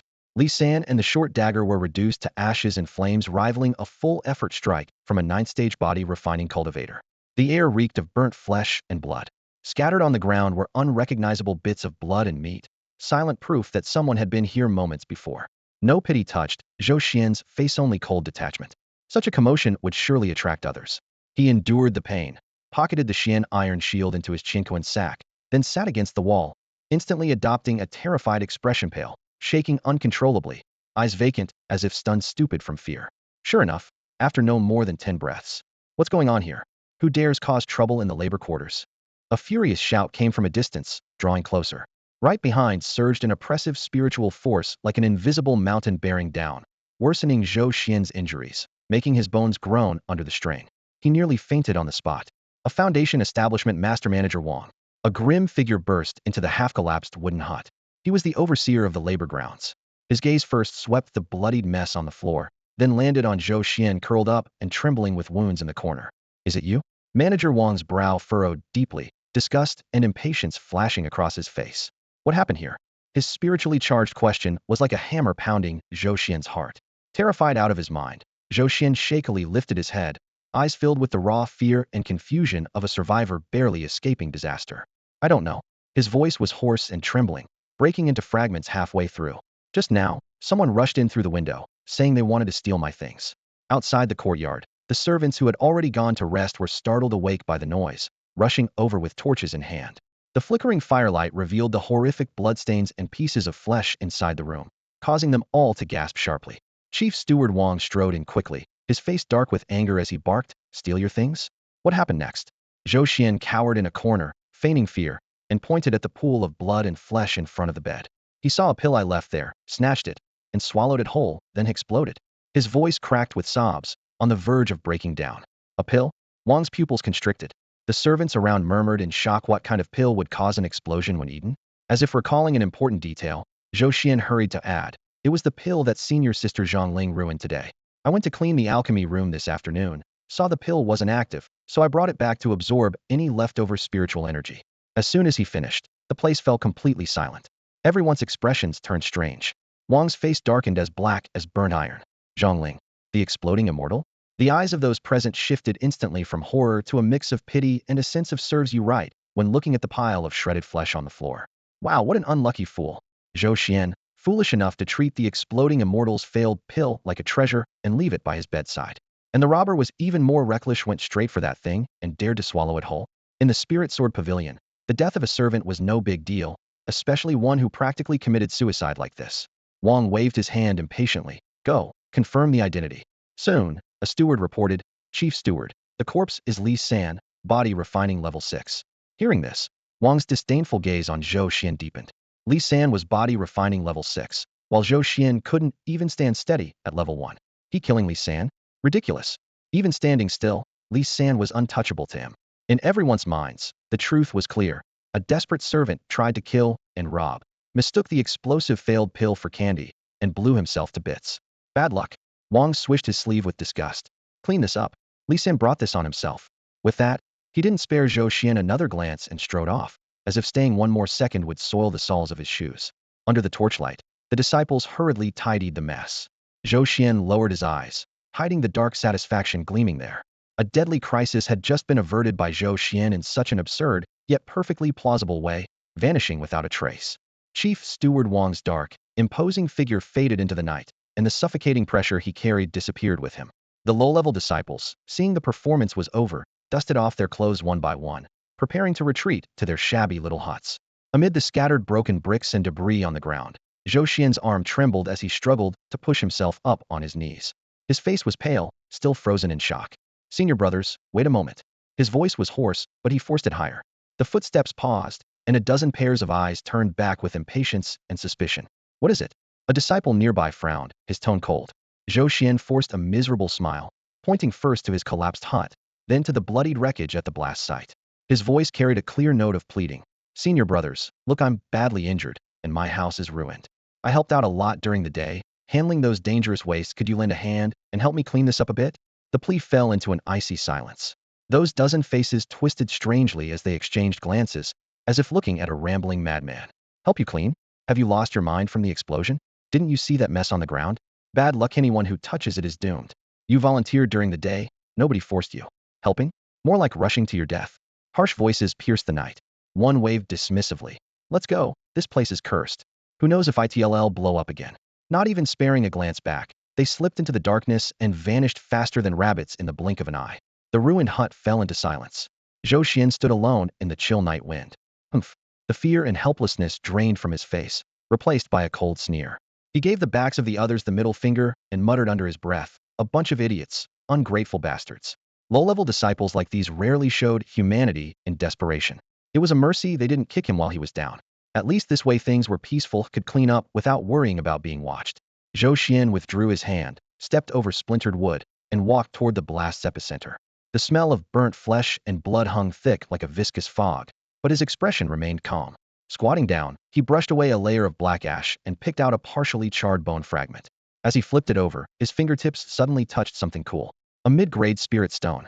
Dim light filtering through cracks gleamed in his eyes as he whispered to himself with bitter irony, "My life is really only worth a mid-grade spirit stone?"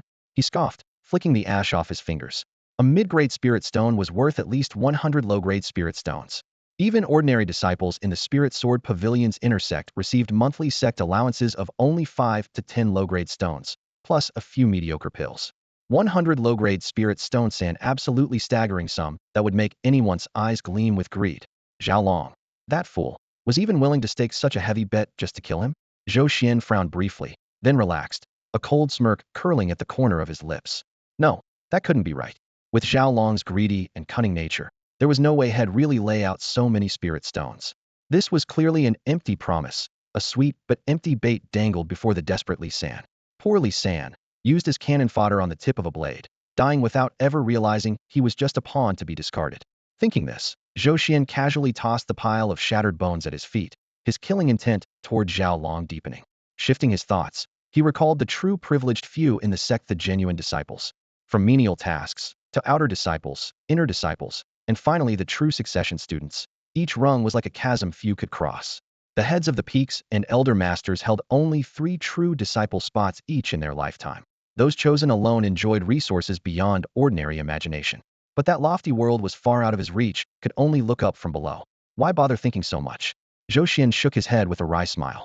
To him, no matter how many spirit stones, they could never compare to the real value of demon pills. No matter how refined the spiritual energy, the system only exchanged a certain gold value based on total quantity, while demon pills truly offered the best cost-performance ratio. Night deepened, and he chose to stay awake. In the middle of the night, he cleaned up the ruins of the collapsed hut, gathered Li San's fragmented bones piece by piece, stuffed them into a tattered sack, and burned them all in a distant pit, leaving not even ashes behind. Afterward, he dragged over a mostly intact wooden board and sat by the corner, meditating till dawn. At first light, the muted gray light filtered through the morning mist into the silent mountain hollow. Zhou Xuan swung his legs over, brushing dust from himself, his eyes brighter than the dawn. It was his day off from miscellaneous tasks, and he headed straight to report to the clerk in charge. The hut collapsed. I need to go down the mountain for some lumber to fix it. The clerk had seen the hut explode yesterday and felt nervous, eager for the boy to stay clear of trouble, so he quickly waived permission. Stepping out of the toxic mist-filled valley, the stench was carried away by the mountain breeze, replaced by the damp, fresh scent of plants and wood. Although the spiritual energy concentration was far less than on Dan Peak, it was already 100 times stronger than at the miscellaneous tasks division. Zhou Xuan took a deep breath, feeling every pore open like a refreshing spring bath, his whole body light and rejuvenated. At the foot of the mountain, the sect's specialized market gradually came alive.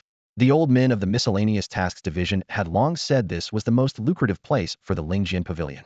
The sect didn't ban teas. In fact, the management hall took a 10 cut of all profits, happy to see disciples generate wealth with spirit stones. Tasks too difficult? Buy your way at the market. Short on pills or spirit stones? Sell some idle goods.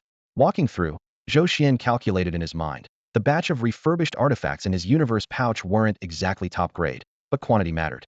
A Qingfeng sword could fetch 3 to 5 low-grade spirit stones, a profit gold talisman 1 or 2, and that Xian iron shield would surely bring in 7 or 8. Piecing it together, he could easily scrape up 20 or 30 low-grade spirit stones. This would be his first pot of gold. With money, he could aggressively buy demon pills, then use the system's information advantage to keep exchanging for gold value, without stopwatch bliss. Thinking this, the corner of his mouth twitched into a grin. He couldn't help but emit an odd hee-hee chuckle, drawing disdainful glances from several passing outer disciples. Zhou Xuan didn't care at all. With light steps, he soon walked beyond the sect's mountain gate formation. Following the pebble-paved path, he pushed aside branches filtering the sunlight and passed through a lush, green forest. Shadows from the trees flickered at his feet, but from ahead came a rising roar of noise, like waves swelling and crashing closer. In the next moment, his view suddenly opened wide. He had only imagined a market as the small-town fairs from his past life, muddy streets, rows of stalls, people in ancient clothes bargaining. But the scene before him froze him in place. His eyes widened. His mouth hung open involuntarily, as if nearly dislocating his jaw. This was a damn market? Zhou Xuan muttered under his breath, his voice trembling. On the plain beneath the mountain stood a magnificent city sprawling across the horizon. Towering city walls, built from giant pale blue stones glowing faintly with spiritual light, were covered in mysterious runes shimmering in the sunlight. The huge gate, several dozen feet tall, was wide enough for 4 or 5 beast-drawn carriages to travel abreast. Above the entrance, the characters Yun Lai Fong were written in dynamic, flowing script, radiating an imposing aura. Inside and outside the gates, crowds swarmed, carriage wheels clattered. Disciples clad in various robes of the Spirit Sword Pavilion mingled with wandering cultivators and merchants from all directions. Occasionally, an inner sect disciple would ride a flying sword overhead, streaking like a shooting star, drawing gasps and envy from the street below. Along the road stretched not shabby stalls but elaborately carved, antique shops. The golden sign of Wanbao Tower gleamed brightly. The herbal scents of Baichao Hall drifted in the air, while the God Weapon Pavilion radiated a cold, harsh gleam. Standing at the city gate like a country bumpkin newly arrived, Zhou Xuan looked up in astonishment, his worldview utterly shattered. A market at the foot of a cultivation sect's mountain was more prosperous and mystical than any first-tier city he had ever seen in his past life. Hey, you there, what's with the dazing? You coming in or not? If not, move aside and don't block the way. Several outer sect disciples approached quickly, their disdainful eyes like sharp needles. Startled, Zhou Xuan hurriedly stepped aside, awkwardly scratched his nose, and slipped to the back of the queue. When his turn came, 2 attendants from the discipline hall at the gate barely raised their eyelids. One reached out his hand and said coldly, "Entrance fee, 1 low-grade spirit stone." What? Zhou Xian's eyes widened. Again, he had to pay to enter? The attendant finally glanced up with undisguised contempt. Yun Lai Fong is the discipline hall's turf. That's the rule. No money, no entry. Don't waste our time. The other attendant yawned and added, "We'll accept equivalent goods too. Broken magical weapons, low-grade materials, anything we find acceptable can count."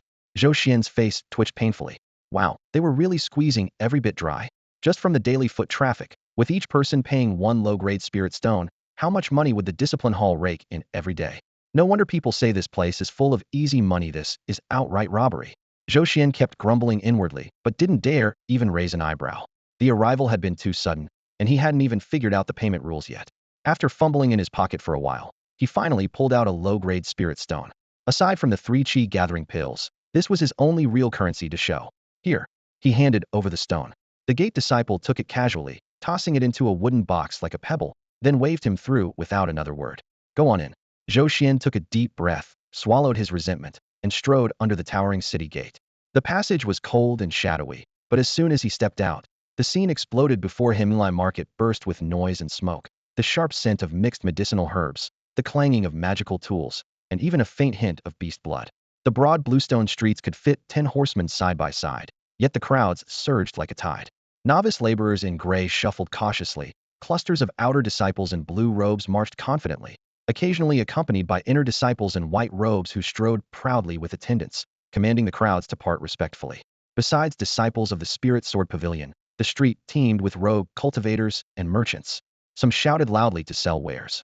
Others hurried past carrying cases on their backs. Zhou Xuan felt like a drop of water cast into the ocean, quickly swallowed by the clamoring crowd. He didn't try to set up a stall right away. Instead, hands tucked into his sleeves, he wandered the market like a country bumpkin, eavesdropping on conversations to get the lay of the land. Soon, he grasped Yunlai Market's basic rules. The market was divided into 3 rings. The outermost was the most chaotic, exactly where he stood in a twisting alley. Completely unregulated, one could pitch a rag and start selling anything, with goods of every kind. Ancestral treasure map for only 3 low-grade spirit stones. Miss it, and it's gone. Just dug from the Monster Mountain range might be an ancient divine herb. Fellow cultivator, you have extraordinary bones. This incomplete cultivation manual is cheap for you. Truth and lies mixed together, scams and trickery ran rampant. 1 spirit stone might win treasure or get you worthless junk. Heaven and hell hung on a single choice.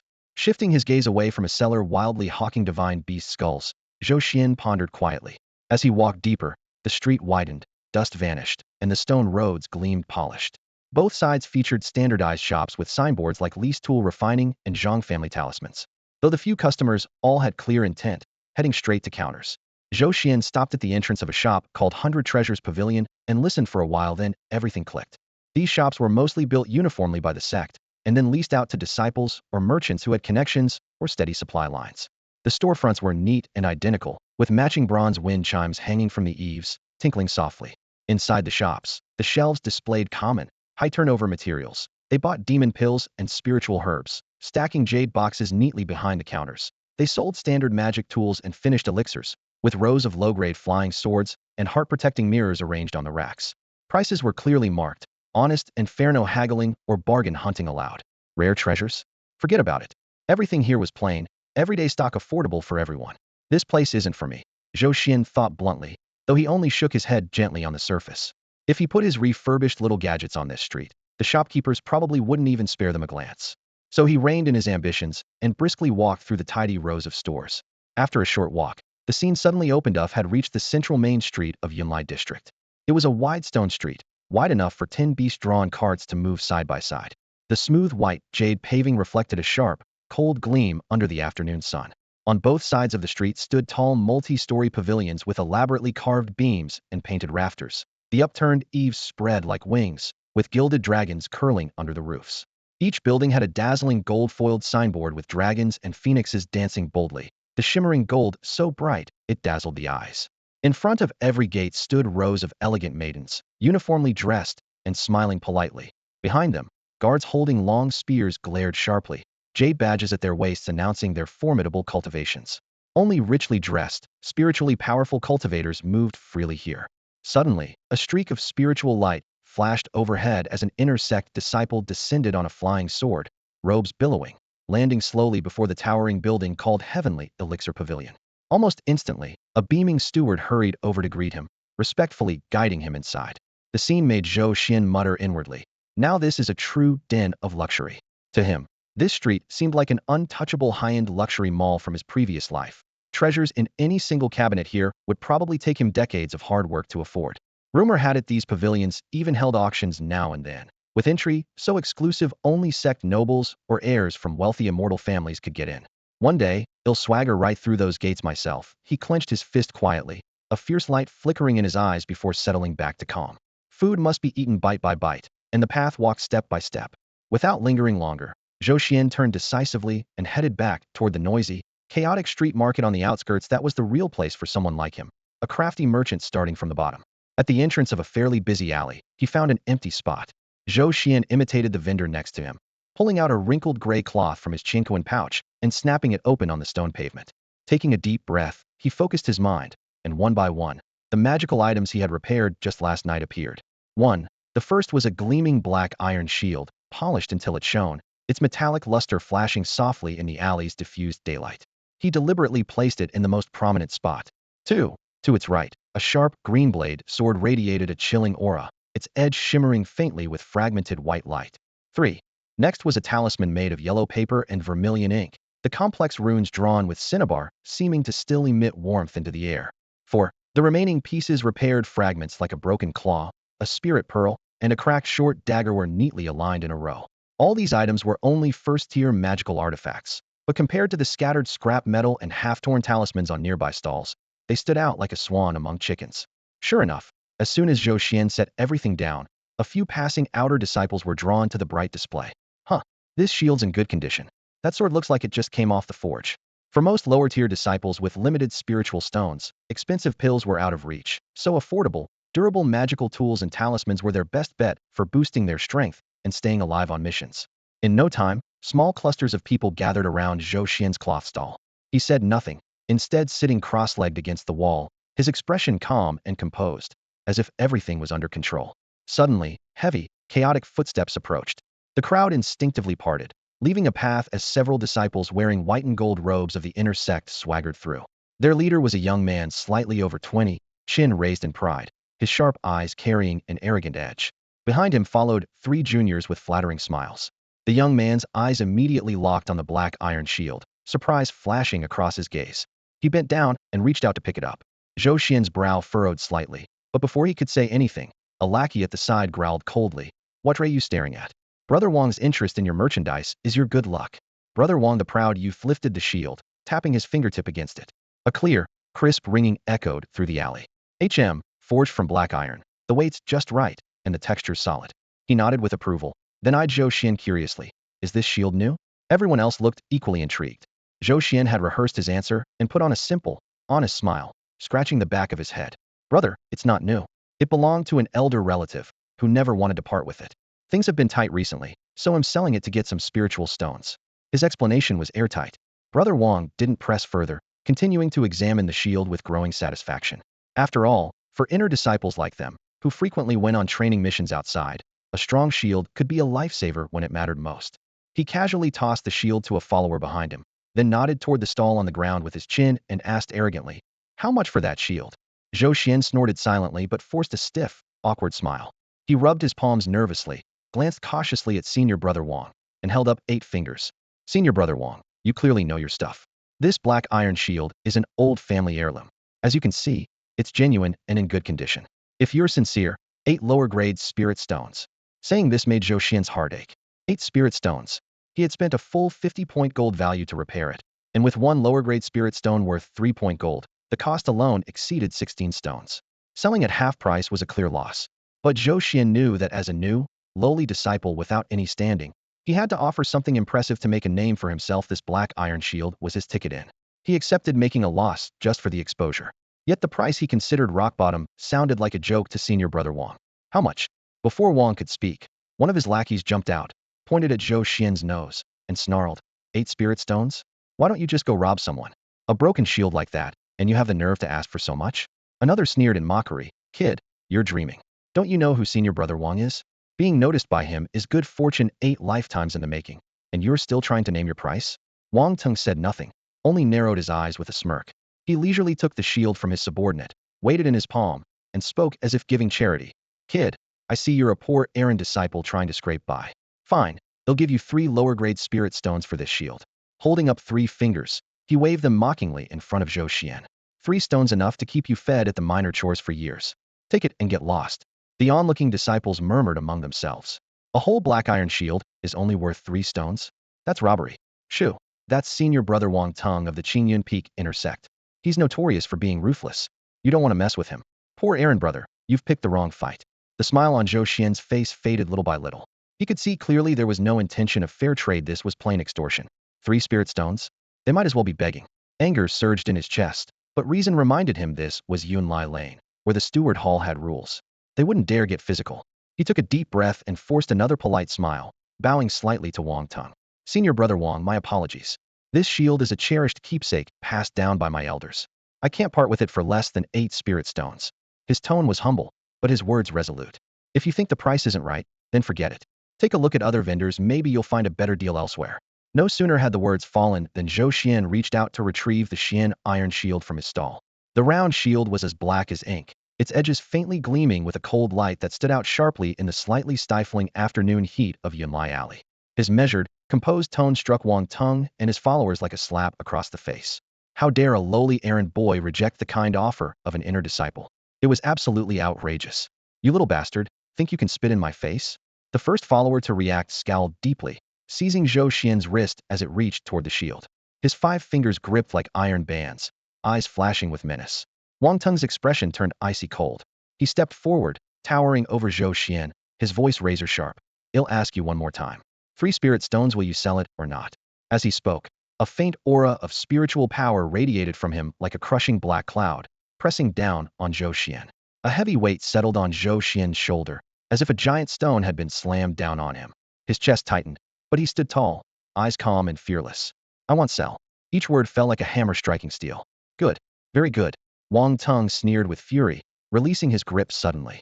The shield slammed onto the table with a loud bang, causing the wooden stand to shudder. You are just a menial, yet you dare talk back to me, Wang Teng? They'll remember you. He jabbed a finger toward Zhou Xian's nose, venomous hatred plain in his eyes. Kid, just wait and see. Let's find out if you can still do business here in Yunlai Alley. With those harsh words, Wang Teng swept his sleeve and strode away, followed closely by his lackeys without even a backward glance. The crowd that had gathered to watch finally broke into quiet murmurs, looking at Zhou Xuan with sympathy and pity. It's over for him. That kid just made a deadly enemy of Wang Teng. He's in for a world of trouble from now on. Zhou Xuan stared expressionlessly at Wang Teng's departing back, but inside he felt completely cold. Damn it, that was a mistake. He cursed inwardly. He had underestimated the arrogance and shamelessness of those inner disciples, and overestimated his own tolerance at this moment. Innocent men suffer for carrying Juelsa, mere low-ranking servant disciple actually dared to sell a well-preserved defensive magic artifact, which was already far too showy. To those self-important guys, he was nothing but a fat sheep willingly sticking his neck out for the slaughter. No wonder they targeted him. It was clear now that this kind of high-value item must never be displayed again without sufficient strength. Thinking this, he immediately withdrew the most conspicuous black iron shield from his stall into his universe pouch, his expression resolute. This shield would be his trump card for survival from now on, absolutely not for sale. If he wouldn't sell the shield, what about the rest of the goods? He glanced down at the stall. There was a green blade sword and a talisman made of Legion metal. While decent, these two items were nowhere near the shield's value, so hopefully they wouldn't cause such big trouble again. The marketplace buzzed around him, but he sat steadily behind the stall, his mind racing. Recycling scraps could certainly bring money, but the risks were high and supplies unstable. Couldn't rely on Zhang Ling, the explosion fairy, blowing up furnaces every day. He had to find a more reliable, low-profile, and more profitable new path. What should he do? His eyes suddenly landed on the repaired Legion talisman. Talismans. A thought struck through the haze in his mind like lightning. Of all the major crafts, alchemy, artifact forging, talisman making, and formation setting, the lowest entry barrier and most saturated with practitioners and low-quality products was talisman making. What was the cost of a basic first-tier talisman? A blank talisman paper plus a bit of cinnabar mixed with demon beast blood, altogether worth less than half a low-quality spirit stone and containing barely any spiritual energy. Did that mean? His heart suddenly accelerated as if it would burst from his chest. He didn't have to scavenge broken talismans from the trash anymore, could just draw them himself. His soul power from 2 lifetimes combined with his understanding of rune structures as a transmigrator made copying basic talismans easy. Even if they looked like crude doodles and didn't naturally draw spiritual energy, so what? He had a system. As long as the talisman paper had a bit of cinnabar charged with spiritual energy, the system could classify it as a valid item for refinement. Then he could casually draw a useless talisman, invest 1 or 2 points of point gold value, and instantly transform it into a perfect, spirit-rich talisman. This was true profit with minimal investment, the ultimate empty-handed profit. The thought made Zhou Xuan increasingly excited, as if he could already see countless point gold values lined up before him, beckoning. Sitting at his stall, he couldn't help but chuckle to himself. Passing disciples all glanced at him askance and hurriedly avoided him, afraid of catching his craziness. "Senior brother, how much for this greenblade sword?" A timid voice interrupted Zhou Xuan's daydream of riches. Zhou Xuan looked up and saw a boy dressed in the same servant's uniform, his eyes filled with longing as they fixed on the long sword lying on the ground. The foolish grin on Zhou Xuan's face vanished instantly, replaced by a kind and friendly smile. His voice brightened as he called out, "Junior brother, are you here to browse the market too? You want this sword? It's not expensive. Since we're from the same family, I'll let you have it for 4 low-grade spirit stones." Thanks to the earlier intimidation, no more troublemakers stirred up trouble at his stall. Though the refurbished items were of low rank, their new appearance and fair prices perfectly attracted struggling disciples from the lower ranks. Within half an hour, the Qingfeng sword, Legion talismans, and several small magical devices were all snapped up. After packing up, he tucked himself into a corner and counted his spoils on his fingers. 1, 2, 3. In the end, 33 low-grade spirit stones rested quietly in his palm. Jackpot! Zhou Xuan's hands trembled with excitement. 33 low-grade spirit stones were enough to launch the long-planned talisman printing machine project. He carefully placed every spirit stone into his Qingkuan pouch and headed deep into the shop district of the market. Talisman paper, cinnabar, wolf hair brushes, and most importantly, first-grade demon pills all awaited his purchase. The narrow streets on the market's outskirts were crowded and noisy as he weaved through winding alleys, stopping in front of an inconspicuous little shop. A gray wooden signboard bore the words "Wan Wu Gu House of Everything." The lettering was plain but exuded a quiet confidence that everything imaginable could be found within. Shelves lined the shop from front to back, neatly stacked with low-grade spirit herbs and minerals, blank talisman paper and pill bottles, monster pelts, bones, and more, truly a paradise for lower-level cultivators hunting for bargains. Taking a deep breath, he suppressed his excitement and pushed open the door. Behind the counter sat a middle-aged shopkeeper with a goatee, lazily fiddling with an abacus. Hearing footsteps, the man looked up slightly but didn't bother much, asking in a routine manner, "What can I get for you?" His eyes flicked over Zhou Xuan's faded gray servant's uniform, and all trace of enthusiasm instantly drained away. Probably another broke kid. Zhou Xuan noticed clearly but didn't bother to expose the judgment. Instead, he walked directly to the counter and said quietly but clearly, "Shopkeeper, how much for first-grade demon pills?" The abacus clicking stopped. The shopkeeper finally looked up. 1 low-grade spirit stone per pill. No haggling. His tone flat, clearly doubting the servant disciple before him could afford more than a few. In the cultivation world, demon pills were important auxiliary materials, but belonged to the most basic category. Even the cheapest first-grade pills sold for at least 3 low-grade spirit stones each. Since the raw monster pills were much cheaper, this price matched what Zhou Xuan had heard earlier. Without a word, he held up 2 fingers. Give me 20. 20? How many? The goateed shopkeeper nearly dropped his abacus and stared at Zhou Xuan in disbelief. 20 pills at 1 spirit stone, each meant 20 spirit stones. In 10+ years of running the shop, most servant disciples had seen couldn't even scrape together 1 whole spirit stone, let alone 20. Sir, you're not joking, are you? The shopkeeper's voice wavered with uncertainty. Zhou Xuan didn't waste words.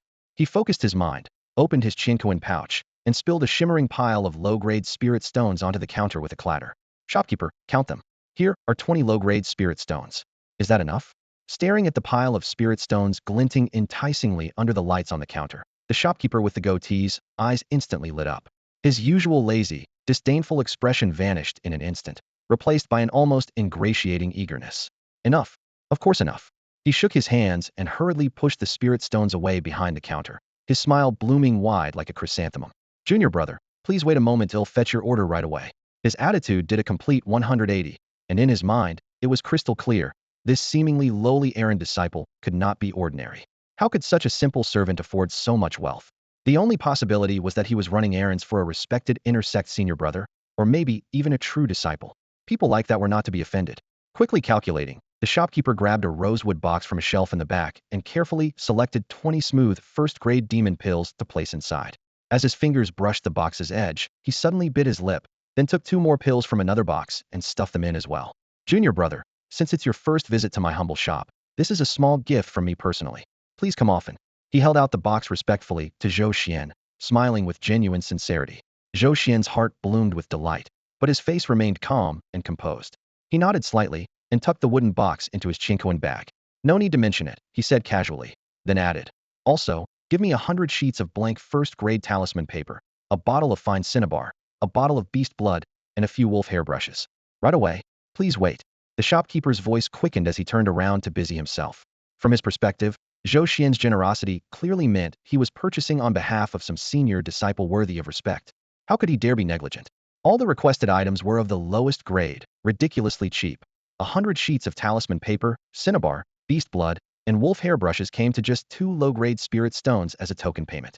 While the shopkeeper busied himself packing, Zhou Xuan paced with his hands behind his back, pretending to idly browse, but his mind had already sunk into his sea of consciousness, rapidly communicating with his system.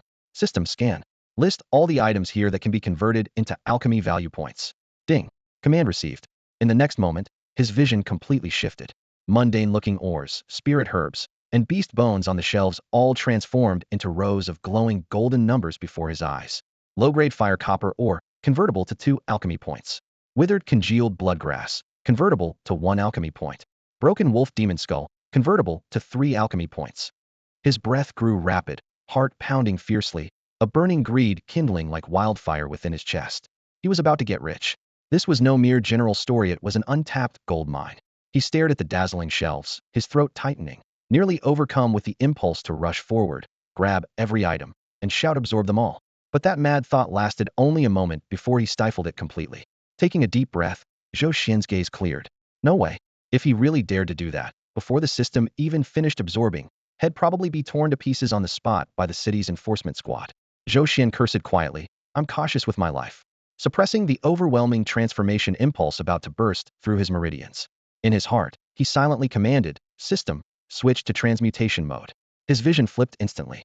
The golden transformation values that had been pulsing disappeared entirely, replaced by rows of gray-white text. Each item's cost in gold points to repair or enhance. Low-grade fire copper ore, 5 gold points to refine. Withered coagulated blood herb, 3 gold points to restore medicinal properties. Different materials and qualities required vastly different gold point amounts. Zhou Xuan's eyes flicked across the shelves, quickly weighing cost-effectiveness. When his gaze passed over the store's deepest corner, the so-called junk appraisal zone, his body suddenly froze. Like a thunderclap striking his head, he was rooted in place. His pupils constricted to pinpoints, and his chest stopped breathing. Amidst the pile of broken scrap lay a copper piece no bigger than a fingernail, covered in green rust, so ugly it looked just picked from a scrap heap. But floating above it was a line of blood-red numbers that sent chills down his spine. Fragment. Transmutation repair requires gold points. 10,000. 10,000 points. Zhou Xian's mind went blank with a buzzing sound. To make sure he wasn't seeing things, he blinked several times and looked again. It was still 10,000.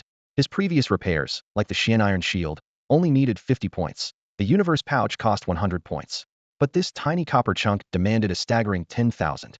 Using the rough conversion of 1 low-grade Spirit Stone, 3 gold points. That meant over 3,300 Spirit Stones. Not even an ordinary Inner Sect disciple could gather that amount in their entire lifetime without eating or drinking. Even more chilling was that all information about the copper piece was question marks. Name, grade, origin. The system couldn't analyze it, indicating one thing clearly: this item's origin and rank far surpassed the system's current authority. Without a doubt, this was a fragment of a top-tier treasure of unimaginable power and rank, possibly a relic from an immortal or Taoist artifact. Zhou Xian's heart felt like it would leap out of his throat. An intense, piercing instinct burned into his soul like a red-hot iron. He had to get that piece, no matter the cost. Such a chance came only once in a lifetime. Excitement made his fingertips tremble, but he quickly masked it, calming his expression to one of casual ease as he walked toward the junk appraisal zone. He deliberately slowed his steps, eyes flicking nonchalantly, like any new customer casually browsing scraps. "Junior brother, your items are all packed up," the shopkeeper called out enthusiastically from behind. Zhou Xian didn't even turn his head, just raised a hand to signal he heard. He squatted down, casually picking up a half-broken sword to examine, then weighed a black stone in his palm and muttered a few words of disdain. Dust filled his hand. Unhurriedly, he stood, brushed off the dust, then turned to face the grinning shopkeeper with a tone mixing casual curiosity and confusion. "Shopkeeper, what kind of stuff do you have in this corner? Why is it all broken and junk? You actually sell scraps like this?" Hearing Zhou Xian's question laced with a hint of contempt, the old shopkeeper with the goat's beard flushed slightly, but quickly recovered his usual shrewd and slick merchant's demeanor. He rubbed his dry, thin palm, smiling apologetically as he spoke smoothly without leaving any gaps. "Ah, brother disciple, please don't take it the wrong way. These kinds of things really aren't anything valuable, just some worthless odds and ends." He then pointed toward the farthest corner of the shelf, where a messy pile of broken sword fragments, shattered formation arrays, charred wooden blocks, and oddly shaped metal scraps lay covered in a thick layer of dust that looked like it hadn't been disturbed in ages. Lowering his voice with a hint of mystique, the shopkeeper continued, "These items were brought back by a few of my acquaintances who like to venture into dangerous mountains to gain experience. Some are said to have been scavenged from the ruins of ancient cultivators' caves, while others were picked up after battles with powerful demons. To be honest, most have long lost their spiritual energy and any trace of mystical aura." Suddenly, his tone shifted subtly, and his eyes narrowed into a slit. "But there's some treasure hunting fun in it. If you have an exceptional eye, you might just find a gem hidden among this junk. This kind of thing has happened before. And even if they're all just junk, materials from these places are never ordinary. Taking them home to use as auxiliary crafting materials for refining artifacts would be a bargain, no doubt about it." Zhou Xian appeared thoughtful on the surface, but inwardly mocked the old fox's tricks. It was all just an attempt to swap unwanted trash for spirit stones. Feigning curiosity, he knelt by the heap and started rummaging through the scraps. Iron filings and dust slipped through his fingers as if he were genuinely treasure hunting. "System, skin all reparable items among this junk," he muttered silently in his mind. With a slight ripple of consciousness, a cold stream of data flashed through his mind. 1. Broken hilt of a third-tier flying sword. Spiritual energy depleted by 98. Repair cost 800 gold value points. No special value after repair. 2. Fragment of a fourth-tier formation array. Core rune damaged. Repair cost 3,500 gold value points. Value after repair unknown. 3. Unknown magical artifact fragment corrupted by demonic energy. Warning: high concentration of demonic energy detected. Repair risk extremely high. Not recommended. Zhou Xian's eyes rapidly scanned these alerts, and he reached a conclusion. The shopkeeper wasn't entirely lying. There were indeed many fragments of third-tier and higher artifacts in the pile, but either they were too damaged or the repair costs were absurdly high. To most people, these were worthless trash. To him, they represented immediate cashable gold value. Deep in thought, his gaze settled on a palm-sized piece of turtle shell. New prompt: fragment of the back shell of a second-tier Xian Shui turtle demon beast. Convertible to 5 gold value points. Then he picked up a charred wooden piece. Prompt appeared again: remnant of a third-tier thunderstruck wood struck by celestial lightning. Convertible to 5 gold value points. Not bad. Zhou Xian nodded covertly but put on a bored expression, casually pushing the turtle shell and thunderwood scraps to his feet, dusting off his hands as he lazily asked, "Shopkeeper, how much for these things? If it's too expensive, I'm not interested. They look like junk to me." The shopkeeper's face lit up seeing him actually pick out 2 items, nodding repeatedly with a wide smile. "Not expensive at all. Brother disciple, you have an eye for value. How about this? For one low-grade spirit stone, you can pick any 3 items you want from this pile. Zhou Xuan raised an eyebrow, sarcasm barely concealed in his voice. 1 low-grade spirit stone for 3 items? Zhou Xian's heart leapt with joy. This price was practically a giveaway. He suppressed the rising excitement, maintaining a hesitant facade, and after a few moments of hesitation reluctantly nodded. All right then, I'll just take 1 more. Saying that, he bent down and rummaged carelessly through the heap of scrap metal, his fingers brushing over rust and dust, until he casually plucked out a small green fragment, about the size of a fingernail and covered in verdigris.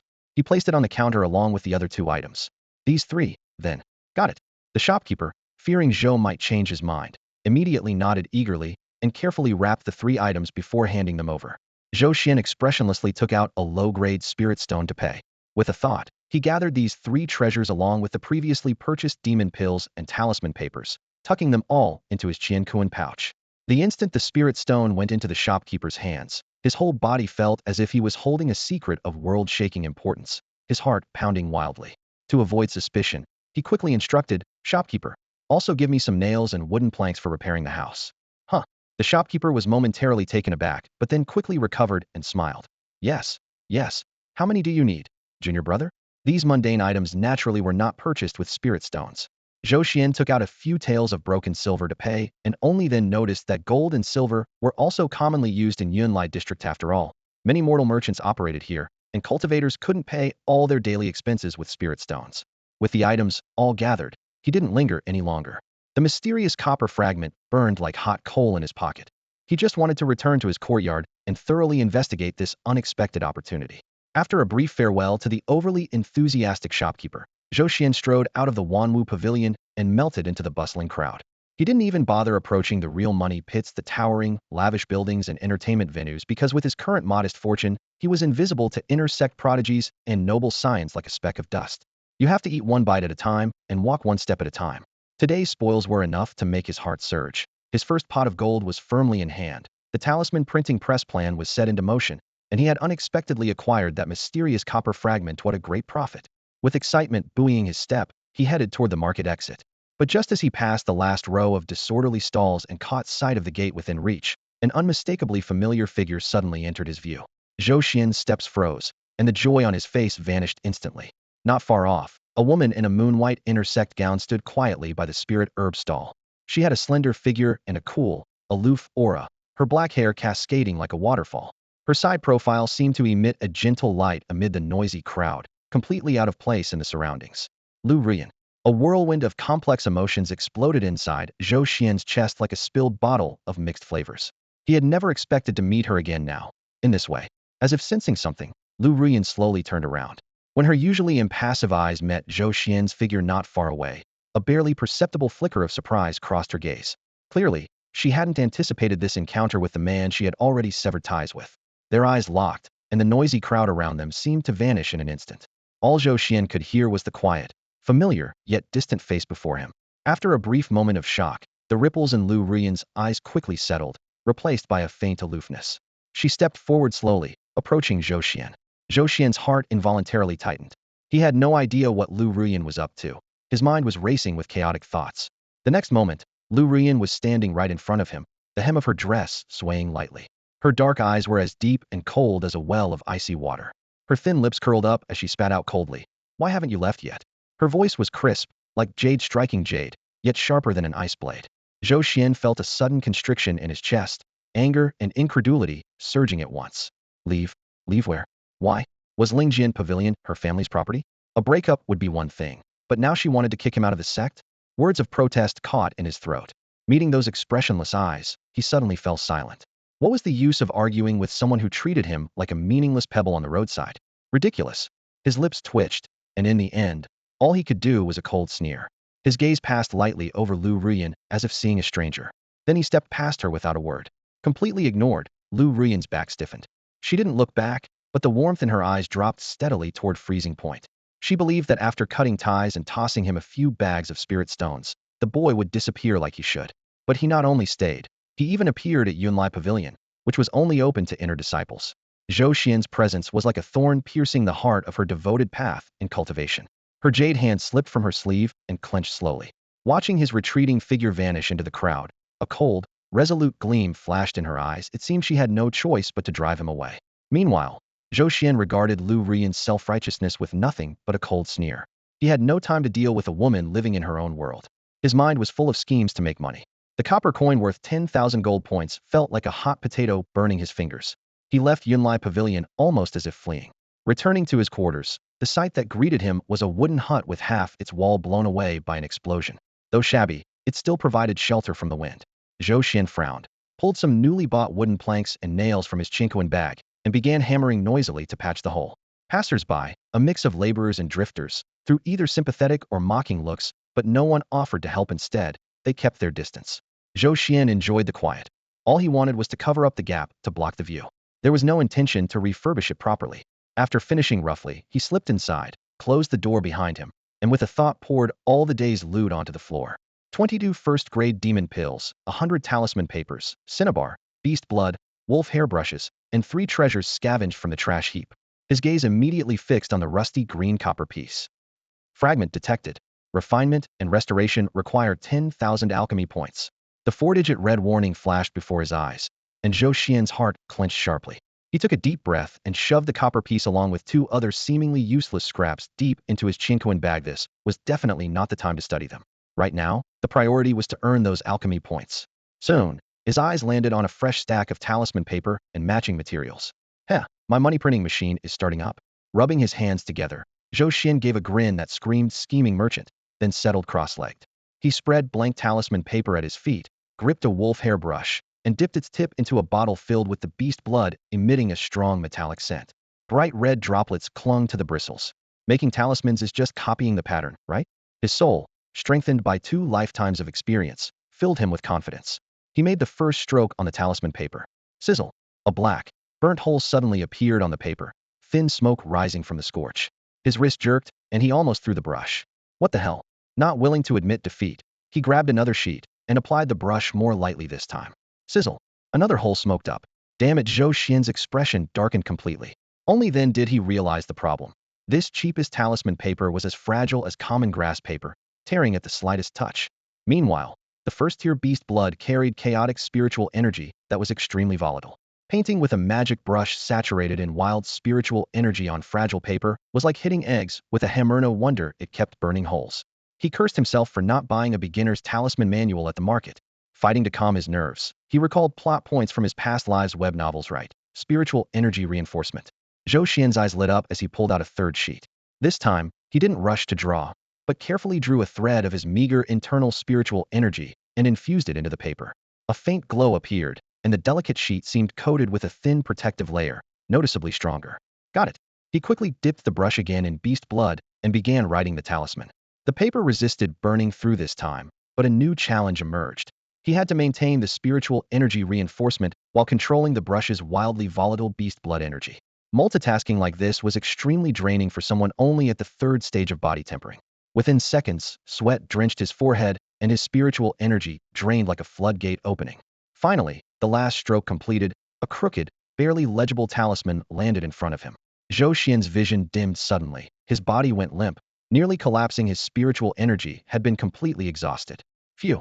He panted heavily, looking at the barely passable talisman on the ground, feeling like crying. After all that effort, only 1 talisman? Inferior tier 1 talisman of metal can channel a faint metal elemental spiritual energy, lasting 15 minutes. The system alert sounded. Can it even work? But the efficiency is awful, Zhou Xuan said bitterly, holding the tattered talisman.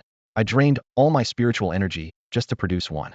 By the time I recover, it'll be daylight. What's the point of printing money then? Defeated, he slumped onto the ground, cinnabar, beast blood, and talisman paper scattered everywhere. Which step had he messed up? Was his scheme of getting rich doomed before it even started? His eyes flicked between the cinnabar and beast blood. Suddenly, a bright idea flashed through his mind. What's the principle behind system refinement? It's turning waste into treasure. As long as there's a basic item recognized as a thing, spiritual energy can be directly infused to upgrade it. Just then, Zhou Xuan suddenly paused. Why insist on using the expensive and hard-to-control demonic beast's blood? Why not just use ordinary cinnabar? The idea hit him like lightning. Use cinnabar and plainest talisman paper to draw a useless talisman without any trace of spiritual energy. Then have the system refine it. The fog in his mind shattered, and Zhou Xuan slapped his thigh hard, almost jumping for excitement. I've been such an idiot all along. Before, he had been so busy trying to stabilize the spiritual power and control the beast blood that he wasted several talisman papers and a lot of spiritual energy like a fool. Thinking of that loss made him grimace in pain, but his joy was even greater. He tossed the demonic beast's blood aside, fetched water to mix with cinnabar, grabbed his brush, and began swiftly drawing on the talisman paper. There was no resistance now. Swish, swish, swish, the vermilion lines rushed wildly across the papers. 1 sheet, 2 sheets, 3 sheets, still as ugly as a child's scribble, but 100 times faster than before. After a full hour, over a dozen useless talismans piled up like a small mountain. Zhou Xuan casually picked one up, focused his mind slightly. The system prompt appeared. Useless scribbled talisman paper can be refined into first-level gold-enhancing talisman. Consumes 1 gold value point. It worked. That pile of worthless talismans seemed to glow golden in his eyes. Just as he was about to finish drawing dozens more, planning to make a killing at the market tomorrow, a sharp shout came from outside the house. Everyone out. Get your butts out here. Manager Wang's raspy, quacking voice exploded across the courtyard. Zhou Xian's heart tightened. He quickly stuffed everything on the floor into his pocket dimension bag, tidied his clothes, then put on a clueless expression as he pushed open the door. The small square was densely packed with low-ranking disciples, all wearing anxious expressions. The duty hall manager, Wang Fuguei, stood proudly on a giant stone, hands on hips, his triangular eyes scanning the crowd with a cruel, malicious gleam. Listen up. He cleared his throat and shouted sharply. By order of the sect leaders, our Lingjian Pavilion is a legitimate cultivation sect. We don't keep layabouts or useless people.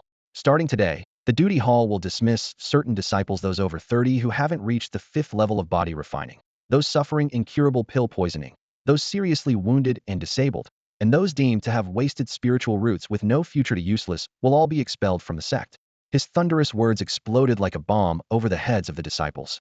The crowd immediately erupted in chaos. What? They're kicking us out of the sect? Manager Wang, please show some mercy. I've served the sect for 10 years. I may have no achievements, but I've worked hard. Am poisoned, but I can still work. Please have mercy, manager. Cries, pleas, and desperate shouts filled the air like a storm.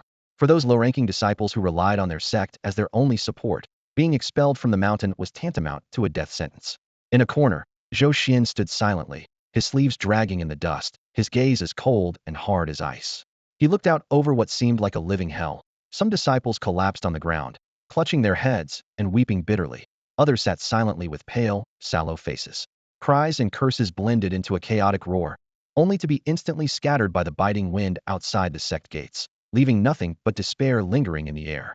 His eyes flicked over Zhou Ye's ashen face, then swept across other familiar faces, some wiping away tears, some sobbing helplessly, others frozen and expressionless.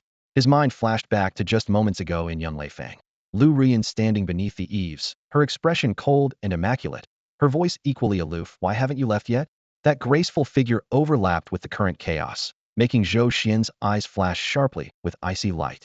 Clearing out the useless? Not earlier, not later, but announcing it precisely now? And emphasizing spiritual roots destroyed. No hope for cultivation. This was clearly a tailor-made shackle designed specifically for Zhou Xian. He slowly narrowed his eyes, a bone-deep chill rising in his heart. Lu Rian, you really acted fast and ruthless. On the raised platform above the crowd, Wang Fuguei, perched like a king, his shiny, oily face full of mockery. Seeing the terror among the servants below, he almost laughed aloud. Shut the hell up. His sharp voice, laced with spiritual power, exploded like thunder, instantly drowning out all cries and complaints. The sect's decision, is it something you waste like me can question? He paused, catching the fearful gazes all around, his cold smile deepening. Then he slowly raised 3 fingers, his tone sinister. 3 months total. From today, every 3 months the servants' court will hold a unified strength test. Anyone over 30 years old who hasn't reached body refining level 5 get out. If poisoned by alchemy toxins and can't purge them within 3 months, delaying work, get out.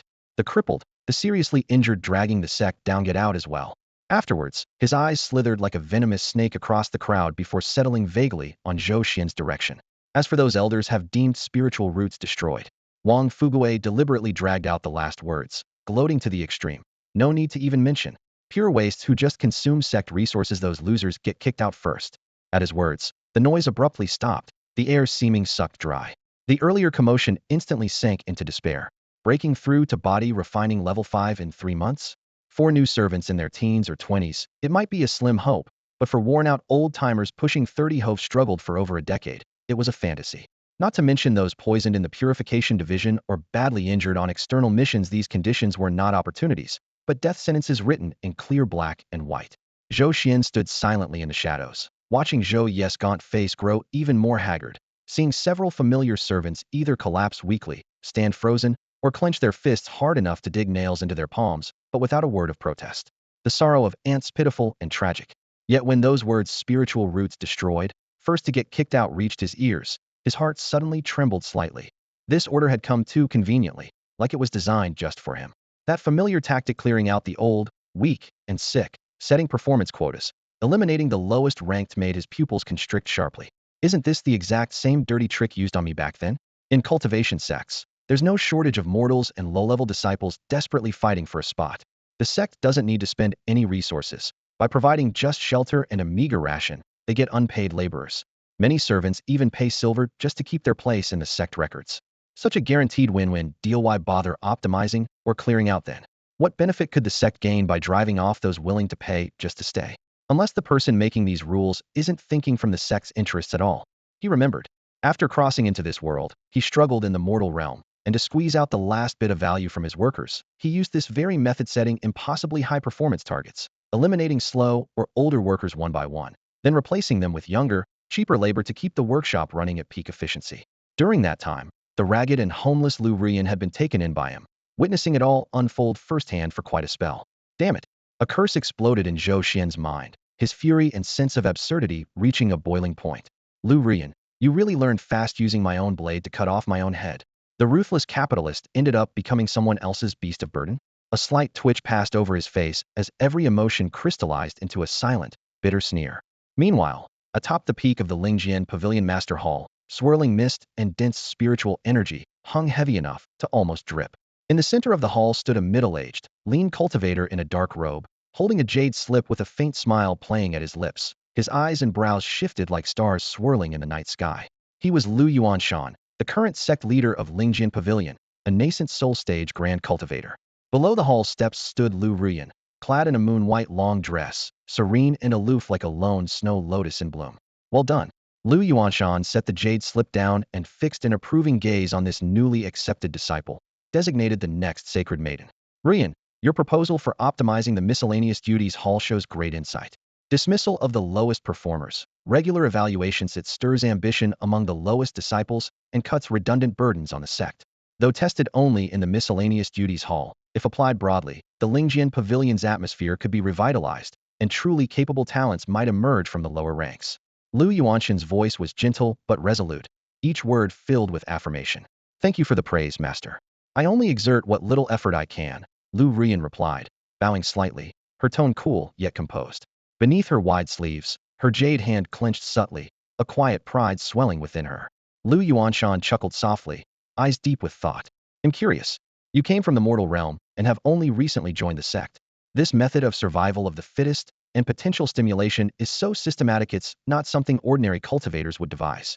Did you encounter a similar method back in the mortal world? The sect leader's casual question made a sudden pang strike Lu Rian's heart. Flashes of the smoky, fire-ravaged workshop rushed uncontrolled through her mind. A young boy wiping sweat while barking out harsh rules with spittle flying.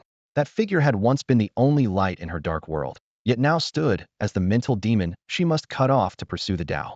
Her face briefly paled, but quickly returned to calm. She lifted her eyes to meet Lu Yuanshan's probing gaze, her expression open and steady. Master, I have never come across such a method. Her voice was utterly steady, as if stating the simplest of facts. The disciple merely felt compassion upon seeing certain low-ranking disciples in the sect wasting their time and resources without any ambition, which prompted this reflection. Cultivating immortality is a rebellious act challenging heaven, earth, and humanity itself. Without a courageous and diligent heart, even within an immortal sect, one is nothing more than a mundane ant. The sect's resources are precious and must not be squandered on those without hope. A short, sharp pain is better than a long, drawn-out one. Only through this can those with true potential and a genuine Taoist heart rise above the rest. She spoke each word firmly and resolutely, embodying righteous conviction. A short, sharp pain really is better than a long one. Lu Yuanshan clapped and laughed heartily, his eyes shining with approval. He sighed with a touch of emotion. I have led the Lingjian Pavilion for over 100 years and have long wished to reform this long-standing problem in management. But with so many factions within the sect, pulling one thread affects the whole cloth, making it difficult to make decisive moves. He gazed seriously at Lu Rian. You are exceptionally gifted, steadfast in your Taoist heart, and possess farsighted insight, a true blessing to the Lingjian Pavilion. Rian, once your cultivation advances further, I will entrust you gradually with managing the sect's internal affairs. That sentence struck Lu Ruyan like thunder crashing in the depths of her heart. She looked up sharply, eyes shining for the first time with uncontrollable excitement and joy power. The title of Sacred Maiden was merely recognition of talent, a hollow reputation, but managing the sect's affairs was true authority, meaning she could participate in how the sect was run, and every word and action of hers could determine the fate of countless people. She had come to the sect relatively late and did not have the foundation that those raised within it had. Though her cultivation was faster, many still resented this outsider's Sacred Maiden. Only by wielding power could she utterly crush their opposition. Her heart pounded wildly with utmost exhilaration. Lu Ruyan felt as though a golden path was unfolding beneath her feet, while Zhou Xuan was nothing but an insignificant stepping stone on that road. Forcing down her joy, she drew in a deep breath and bowed gracefully. Disciple, thanks Master for your guidance. I will not fail your expectations. Wang Fugui's sharp, caustic voice echoed cruelly over the square for a long time before fading. The crowd did not disperse immediately. After the silence came a deeper despair, the stifled sobs, silent chokes, and a sea of empty, confused eyes painted a living hell on earth.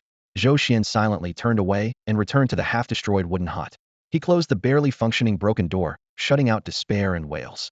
The interior was dark with only a few slivers of light squeezing through cracks in the boards. Standing in the gloom, his face expressionless, his heart churned with stormy waves. Using the blade I taught you to cut off my head? Lu Ruyan. That name twisted repeatedly in his mind, finally turning into icy murderous intent mixed with bitter self-mockery.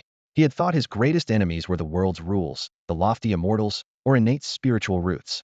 But the first to force him to the brink was the woman he had personally dragged out of the mud with the very means he knew best, despised most, yet found most effective. He let out a low, cold laugh full of scorn. Zhou Xian moved to a corner, then with a thought, emptied today's haul onto the floor. 22 first-tier demon pills exuding assorted spiritual energy, a fresh stack of talisman papers, cinnabar, beast blood, a wolf hairbrush, and 3 precious items he had salvaged from the trash and pinned great hopes on.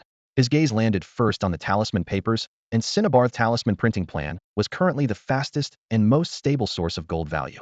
Given time, he was confident he could save enough gold value within 3 months to upgrade his spiritual root by 1,000 points. But Lu Ruyan's move had completely thrown all his plans into chaos. What he lacked most now was time. Zhou Xian's gaze slowly shifted away from the talisman-making materials and finally rested on an inconspicuous jade bottle nearby.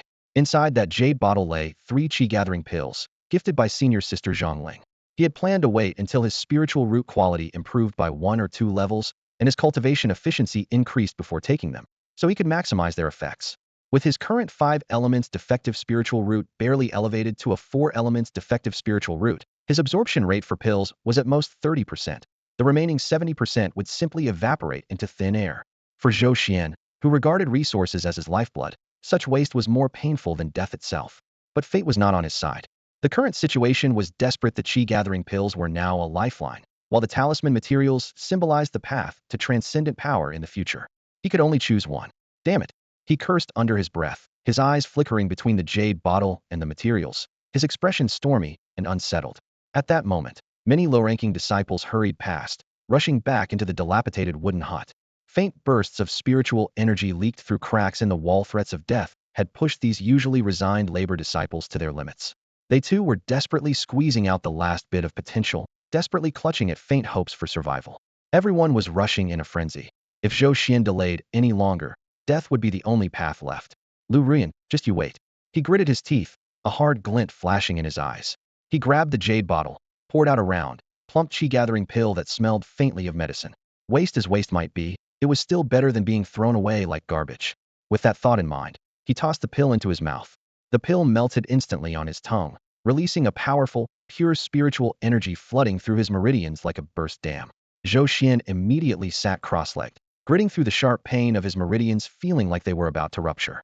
He rapidly activated his basic body-forging cultivation method, guiding the spiritual energy to scour his limbs and bones. Unfortunately, his 4 elements defective spiritual root was like a sieve full of cracks. Most of the energy escaped through his pores before being fully refined, dissipating into nothingness. Less than 30% of the energy could be captured and absorbed. Feeling 70% of the spirit energy wasted so futilely, Zhou Xian's heart ached. This was no longer cultivation, but burning money. But he had no choice. He gritted his teeth and repeatedly forced his method, desperately clinging to every last bit of spiritual energy he could hold. Time passed in this painful, extravagant cycle of refinement. As soon as the first pill's effect was absorbed, he didn't pause to rest, but swallowed the second one. No sooner had the second one settled than he followed with the third. After who knew how long, the black night outside shifted to a deep blue, and the morning cock's crow shattered the silence. Huff! Zhou Xuan exhaled a long breath of burning, stale air, and opened his eyes to a sharp glint cutting through the dimness. Looking down, he saw his skin covered with a thick layer of foul-smelling black-gray grime that was the sign of the shedding and marrow-cleansing phenomenon, which only appeared when a body-forging realm advanced significantly. He sprang up off the ground, feeling explosive power surging through his entire body and an unprecedented sense of lightness like never before. He didn't bother cleaning up. Instead, he burst through the door and dashed to a nearby pond, then plunged in with a splash. The icy water enveloped his entire body, instantly washing away sweat, grime, and the exhaustion of the day. After a moment, he lifted his head above the surface and peered through the gently rippling water, catching sight of a familiar yet refreshed face. He froze for a second, the contours sharper, the eyes deeper, the complexion no longer sallow but glowing faintly like jade. Looking even better, Zhou Xuan muttered to himself in amazement before shifting his focus to the surging power inside him. A thought flashed: body refining level 7. Just last night, he was still at level 3. Now, head broken through 4 levels at once, leaping straight to level 7. Any other low-ranking disciple would be overjoyed at this moment, but his expression was dark, his brow furrowed deeply. Terrible, he whispered harshly. 3 chi concentrating pills gone to waste. If his constitution were stronger, never mind reaching body refining level 9, he might have just pushed himself in a chi refining realm in one go. Even disciples with ordinary triple or quadruple spiritual roots could reach a perfected level 9. But for someone like him, 70% of the pill's effect seemed to have been poured down the drain, resulting in only level 7. Thinking of this, he angrily flipped the bird at his own reflection, the damn, useless spiritual root. Despite his grumbling, Zhou Xuan knew the biggest crisis was over for now. Level 7 was enough foundation to pass the evaluation in 3 months. Even if Wang Fuguei came around with the list to clear out disciples, he wouldn't be on it. Exhaling long and deep, he felt a new worry creep in. Jumping from level 3 to level 7 overnight was shockingly fast. Where would a lowly disciple like him get so many chi concentrating pills? Even with excuses, the flaw couldn't be concealed, especially not from the scheming Wang Fuguei and the watchful Zhao Long, who were silently keeping tabs on him. I have to tone it down, he resolved immediately. Climbing out of the pond, he retracted his spiritual energy, letting his aura retreat like a tide until settling at body refining level 2, slightly better than yesterday, but not conspicuous. It was believable that a desperate low-tier disciple barely broke through 1 level thanks to intense practice under threat of expulsion. Satisfied his disguise was solid, he slowly dressed and walked toward the waste disposal area. This was the second day of rest for others, but that place never rested. As he went, he murmured under his breath, "System, convert all 22 demon pills to alchemy points." Ding. Absorbed a low-grade wind wolf demon pill, alchemy points 8. Ding. Absorbed a low-grade ironclad boar demon pill, alchemy points 7. A string of notifications rang in his mind. Zhou Xuan's mood soared. Alchemy points balance, 530. More than halfway to the target of 1,000. As long as senior alchemist Zhang Ling kept blasting out more pills today, the goal was within reach. The garbage mountain in the waste area came into view, even more oppressive and silent than yesterday. Many low-ranking laborers had bloodshot eyes, mechanically wielding iron forks like walking corpses. Zhou Xuan's arrival stirred no reaction. He passed by these poor souls, fixing his gaze on the towering pile of trash stench and toxic fumes rolling like waves. To him, this was a goldmine waiting to be mined. What treasures will arrive today? He licked his lips, his eyes gleaming with greed and excitement. Maybe he could dig up some more priceless finds. At the break of dawn, a peculiar stench, an unsettling mix of decay, medicinal herbs, and blood already hung heavily over the valley where the waste was dumped. Several large wooden carts, about 10 feet tall, were slowly pulled into the valley's entrance by puppet oxen driven by spiritual energy. The wheels rattled over the gravel with a booming clatter. From the high-mount carts, debris poured out. Shattered magical instruments, fragments of alchemy furnaces, leftover herbs, and bloody foam spilled onto the ground, kicking up clouds of dust. The junior labor disciples who had been waiting there since early morning looked pale and worn. The stern warning from Manager Wang yesterday, if you don't meet the quota by March, you'll be expelled from the sect, weighed heavily on their minds. The very air seemed tinged with a sense of impending doom. With grim silence, they took their crude tools in hand and, like puppets wound too tight, shuffled toward the poisonous, fog-filled waste zone. No one knew if today someone would collapse from the toxic fumes or be blasted into bloody mist by exploding spirit materials. Yet amid this atmosphere of despair, one figure stood apart. Zhou Xuan had been standing by the trash heap since dawn, showing no hint of fear.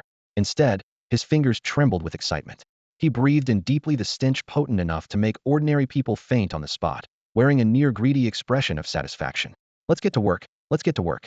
He urged himself silently, rubbing his hands vigorously. Without waiting for orders from the overseer, he was the first to dash forward. This scared a few timid laborers nearby, their necks shrinking back as they glanced at him as if he were mad. What's gotten into him? Charging into the toxic pile like that? Humph. What's the point of struggling for 3 months? A useless spiritual root is useless no matter what. Keep your distance. Don't let him blow something up and splash blood all over us.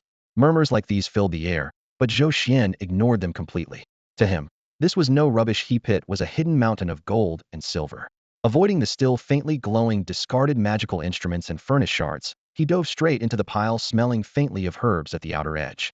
That heap was full of alchemy residues left after refining pills. The spiritual energy in them was weak, but the sheer volume made up for it, and more importantly, the toxicity was relatively mild. It was always considered the safest area to handle. Zhou Xuan plunged into the herbal residue, quickly sorting and bagging it. On the surface, he appeared methodical, but secretly, every time his palm brushed over the blackened residue, he silently commanded within. System absorb. Ding. Low-level spiritual herb residue detected. Absorption successful. Alchemy points 0.3. Ding. Low-level spiritual herb residue detected. Absorption successful. Alchemy points 0.2. Ding. Low-level spiritual herb residue detected. Absorption successful. Alchemy points 0.4. A rapid stream of faint notifications flashed in his mind. Each individual gain was pitifully small, but there was an unfathomable amount of residue here. Though every increase in alchemy points was tiny, it was impossible to resist given the sheer volume of herbal waste before him. Zhou Xuan worked like an indefatigable perpetual motion machine, turning over a mountain-sized pile of medicinal residue with relentless energy. In just half a morning, the area under his responsibility was clean, spotless, and the value points on his personal panel skyrocketed from 530 to 602, a massive increase of 72 points. The sharp rise filled him with a rush of satisfaction, and he couldn't help but exclaim, "Awesome." Amid his busy work, he noticed some decayed medicinal residue mixed with soil. Suddenly, the system's cold words appeared in his mind. Detected decayed soil containing faint spiritual energy. Can be refined and upgraded into a first-grade lower-quality spirit soil. Refining costs 5 value points. Spirit soil. Zhou Xian's eyes lit up. This type of soil could strengthen ordinary crops by infusing them with spiritual energy, and it could speed up the maturation of medicinal herbs. It was priced by weight in the market and was quite valuable. He didn't need it immediately, but if he stockpiled enough, he could someday cultivate an entire herb garden and become a major landowner in the cultivation world. He silently filed this discovery away, grinning from ear to ear. His fast and efficient cleaning finally drew the attention of his colleagues. Hey, look, the residue that Zhou Xuan handled looks especially clean. Another laborer moved closer and sniffed, puzzled. Strange, today's residue seems to have almost no smell. The toxicity is barely there. Yeah, it's the same on my side. Working feels a lot easier now. Lively chatter erupted around him, but no one realized that the faint remaining spiritual energy and toxins had been completely sucked dry by Zhou Xian's human water pump. After finishing with the medicinal residue, he moved on to the adjacent living waste area. This section was even messier. Torn clothes and rags, gnawed spirit beast bones, and even damaged mundane tools discarded by inner disciples piled into small mounds. To others, it was all worthless junk, but under his system's scan, occasional traces of spiritual energy still glowed faintly. Zhou Xuan became like an experienced scavenger, sifting through patiently. Suddenly, his fingers touched something cold and hard. He picked it up for a closer look. It was the size of a fingernail, with an ancient-looking, rust-green color. His pupils contracted sharply, a piece of verdigris copper. The material, color, and aura matched almost perfectly with a mysterious copper fragment he had spent 10,000 value points repairing back in the Wanwu Pavilion scrap heap. His heart dropped heavily before suddenly racing wildly. To find such an item in the living waste area? Clearly, some disciple had mistakenly thrown away a treasure. Suppressing his excitement, Zhou Xuan calmly slipped the verdigris copper into his sleeve, then quickly and discreetly moved it into his chinquan pouch before anyone noticed. After all that, he finally let out a long breath, feeling a cold sweat break out across his back. He was already eager to dig deeper into this treasure-filled land, hoping to uncover some earth-shattering discovery. Suddenly, a piercing, terrified scream exploded from the hazardous waste zone on the other side of the valley, sharp enough to tear through the air. Everyone who had been focused on their work, including Zhou Xuan, froze instantly, reflexively turning toward the source of the sound. There, a laborer disciple lay sprawled on his back, a spreading pool of black, viscous liquid seeping from his clothes. In mere moments, it had devoured his flesh and bones like acid. Within seconds, his body was reduced to nothing but a pool of blood, not even bone fragments remaining. Several nearby laborers turned pale with fright, staggering backward in a panic as they scrambled away. Before the shock could settle, whoosh, a shrill slicing sound like a razor shot through the valley. People looked up to see a streak of white light hurtling down from the inner gate peak. It was an inner gate disciple. He rode a green flying sword, white robes billowing behind him. Moving so fast his trajectory was nearly invisible. Within a few breaths, he dove down toward the waste disposal area. The flying sword trembled violently as if out of control, finally crashing down crookedly in the valley's center, kicking up a cloud of dust. As the dust cleared, the onlookers made out his face. A young man just over 20, handsome features, but now pale as death with bloodshot eyes and cold sweat streaming down his forehead. Fear and anxiety seemed to have drained the life from him. Ignoring the terrified laborers around him, he landed and frantically charged toward the toppled carts of domestic waste, nervously muttering, "Where is it? Where's my stuff? It must have fallen here just now. How could it be gone?" As he spoke, his spiritual power surged. Swishing his sleeves, the piles of garbage were scattered in a mess, the stench overwhelming but failing to slow his desperate search. The laborers jostled and pushed each other to keep a safe distance. The sight of this frantic white-robed disciple paired with the corroded corpse nearby sent chills through everyone's hearts. Watching him almost losing his mind in panic, and remembering the direction he had come from and where he was searching, Zhou Xuan stood quietly at the edge of the crowd, absently stroking the Qianquan pouch in his arms, his expression growing strangely inscrutable. Flying with a spirit artifact. To all the low-ranking junior disciples, these 4 words represented an almost unattainable realm. They meant the person had at least reached the foundation establishment stage, practically a celestial being, impossible to even glimpse from afar on an ordinary day. Yet at this moment, a celestial clad in inner sect robes, soaring on a spirit artifact, was crouched in the midst of a reeking, churning garbage heap, frantically rummaging through the filth with both hands as if possessed. A pungent stench spread with the hot wind. His sleeves and hair ends were stained with grime, but he paid no mind, tearing open one bag after another with near-mad speed. The scene was bizarre. All the low-ranking disciples held their breath, afraid even to cough. They huddled in the shadows, not daring to step closer, fearing that this emotionally unhinged senior brother might unleash his fury on them like swatting away ants. He must have lost something precious. Whispered conversations spread in the shadows. For a foundation establishment master to lose control like this, could it be a top-tier magic treasure? Or perhaps a rare pill? Zhou Xuan stood at the crowd's edge, eyes flickering as he watched the frenzied figure. He reached into the space bag at his waist. Inside lay a newly acquired bronze shard, its pattern identical to the mysterious copper piece he already possessed. His fingertips touched the cold fragment, and his heart tightened sharply. Could this be what the senior brother was searching for? The thought barely formed before he suppressed it with reason. Impossible. Even the system couldn't identify this thing. Who would value it? Spiritual energy waves ripped through the garbage mountain, sending splinters and broken pills flying with bursts.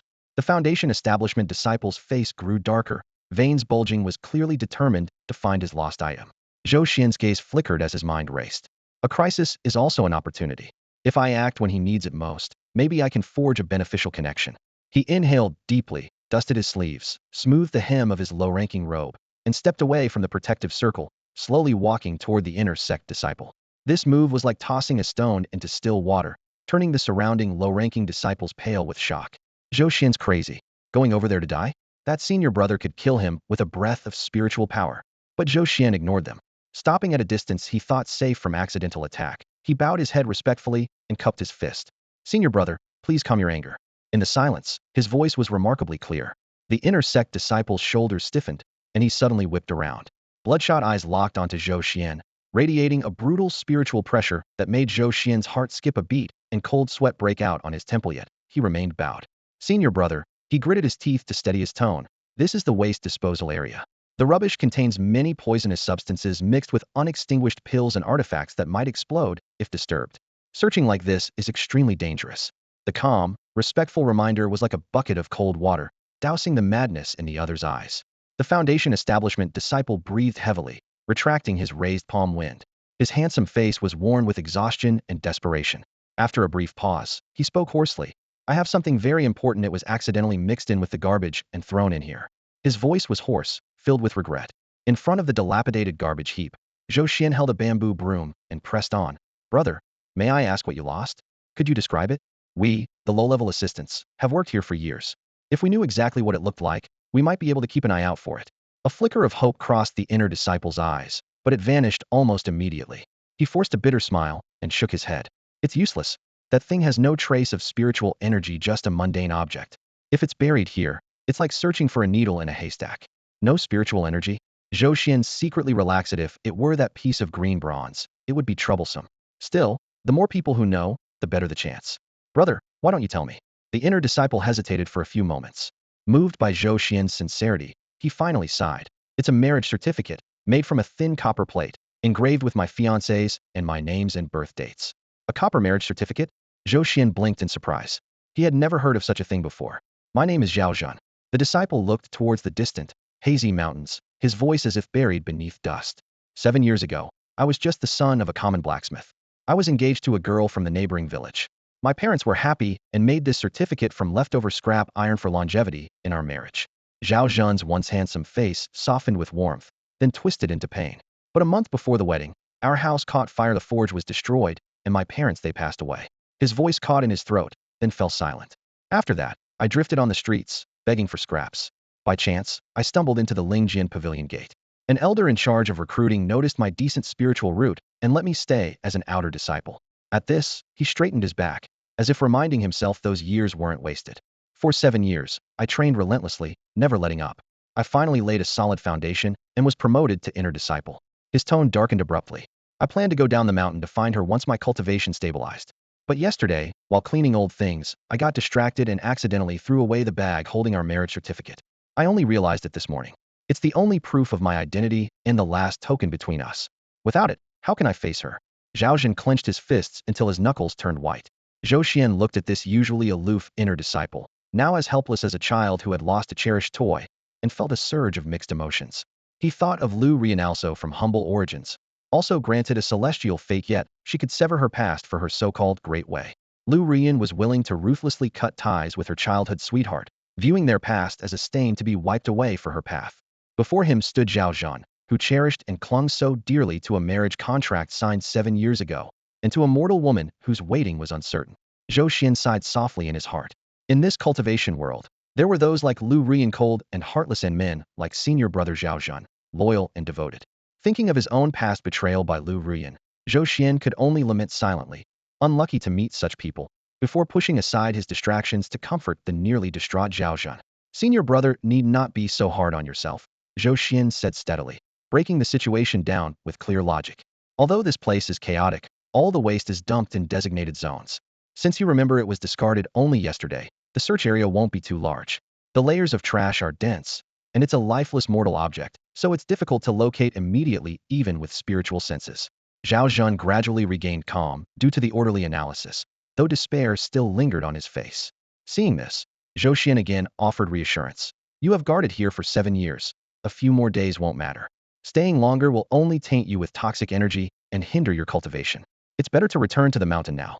I will instruct all the servants here to carefully sift through the waste. If that copper marriage contract is found, I will get it to you immediately. Zhao Zhan was momentarily stunned, then looked up, gratitude welling in his eyes. A dignified foundation establishment cultivator so distraught, yet unable to see through the mess as clearly as a physical training stage servant, cupped his hands in thanks. Many thanks, junior brother. Zhou Xuan quickly stepped aside. Senior brother, you flatter me. It's nothing. Zhao Zhan then pulled an identification token from his chest and handed it over. My name is Zhao Zhan, dwelling at number 9 cave dwelling in the Dingxi camp of Red Sword Peak. If you get any news, use this token to find me. Zhou Xuan's fingers touched the heavy token, silently noting the words Red Sword Peak. He knew the sect's general structure. Aside from specialized peaks for alchemy, forging, formations, and talismans, as well as a mountain for logistics, the true inner disciples gathered on 7 main peaks. These were named for the 7 colors of the rainbow, corresponding to the 7 elemental spiritual forces: red for fire, orange for metal, yellow for earth, green for wood, cyan for water, blue for electricity, and purple for thunder. Red Sword Peak was naturally the home of fire element cultivators. Above these was Heaven's Sword Peak, where the sect leader and elders were secluded, the core and most mysterious place in the Spirit Sword Pavilion. After explaining about the token, Zhao Zhan solemnly expressed his thanks again, then summoned a flying sword. A flash of firelight, and he vanished like a streak of light into the inner sect, leaving a trailing red shadow against the sky. With the dust settling, the surrounding servants gathered, staring as if at a monster. Zhou Xuan, you've got some nerve. Yeah, and you actually accepted a token from an intersect senior brother. Zhou Xuan was too tired to argue and pocketed the token. His gaze flickered over the trash heap, turned upside down from their searching, and a subtle smile appeared unnoticed. An intersect friend? Perhaps. Whether this good connection would truly be established depended on himself and whether he could find that marriage contract buried in this mountain of garbage after 7 years. Zhou Xian smiled quietly, ignoring the gossip from those guys. The stares and comments from the group of menial workers opposite could only land on the mountain of garbage before them. They had no clue what kind of opportunity a fortunate connection with a foundation establishment inner disciple really meant. Besides, Zhou Xian's actions were never something ordinary people could predict. Thinking this, he didn't bother wasting any more time and turned back to focus on his daily chores. To outsiders, it was just an ordinary day in the refuse clearing area. The little commotion was merely a speck of dust, soon drowned out by other trivial matters. Most of the menial workers figured Zhou Xian had just gotten lucky, apparently ran into a somewhat decent intersect senior and said a few kind words, so he wasn't taken to task. As for the bronze marriage contract, pure fantasy. The layers of trash here were as vast as a city in the mortal world. Trying to find a tiny copper fragment the size of a fingernail was like searching for a needle in a haystack. Some secretly gloated, waiting to see how Zhou Xian would be punished for his boast after all. Whoever angered an inner disciple might as well be prepared for a swift and unknown demise. Zhou Xian paid no mind to the looks of sympathy, pity, or ridicule around him. He dove back into the fresh pile of waste like usual, appearing diligently methodical as he sorted herbal residue, talisman paper, and spirit beast bones. His movements were quick and purposeful, like a man fighting for his life among ordinary laborers. But beneath the surface, every time his fingers brushed damaged materials, he silently chanted in his mind. Absorb. Though his motions seemed chaotic to onlookers, they were in fact perfectly coordinated. He resembled a highly efficient scanner, extracting every last trace of residual spiritual energy. Ding. Absorbed first rank broken talisman paper residual power, alchemy points 1. Ding. Absorbed second rank spirit beast bone fragment, alchemy points 3. Ding. Detected faintly poisonous discarded pill liquid, absorption successful, alchemy points 2. The pleasant system notifications sounded endlessly in his mind, like a melody that belonged only to him. Occasionally, he found some treasures in the trash, for example, a shattered flying sword tip. Although its core runes were damaged, after repairs it could still serve as a low-grade magical weapon. Whenever he came across such items, he casually slid them into his bosom and slipped them into his space bag without a word. Others assumed he was simply sorting and stashing trash, suspecting nothing. Amid this monotonous but fulfilling labor, time flew by. In half a day, he alone had processed nearly 30% of the fresh refuse piled like small mountains on the outer edge. Such efficiency silently impressed the foreman supervising the work. He suspected that the sect's expulsion order had somehow unleashed Zhou Xian's survival instincts, and found himself quietly admiring the young man a little more. Zhou Xian's gains were truly impressive. His point balance stood at 728 points. In just half a day, he had accumulated nearly 200 points. Seeing the numbers before his eyes, a wave of satisfaction washed over him at this rate. Gathering 1,000 points and advancing his spiritual route to the next level would soon be an accomplished fact. But the thought of future upgrades enhancing his spiritual route, repairing the treasured bronze tablet, refining magical artifacts which would easily cost tens of thousands or even hundreds of thousands of points, made the subtle ache in his temples return. These 3 voracious money-eaters far exceeded his current means. The revolution is not yet successful. Comrades must keep striving. He muttered self-mockingly in his mind and bent down to keep searching. Unfortunately, the bronze marriage certificate that senior brother Zhao treasured like his life was nowhere to be found within this section, which accounted for about 30% of the area. He dug through every pile of herb residue and leafed through every fragment, but not even a trace appeared. The area was just too vast, so coming up empty-handed was to be expected.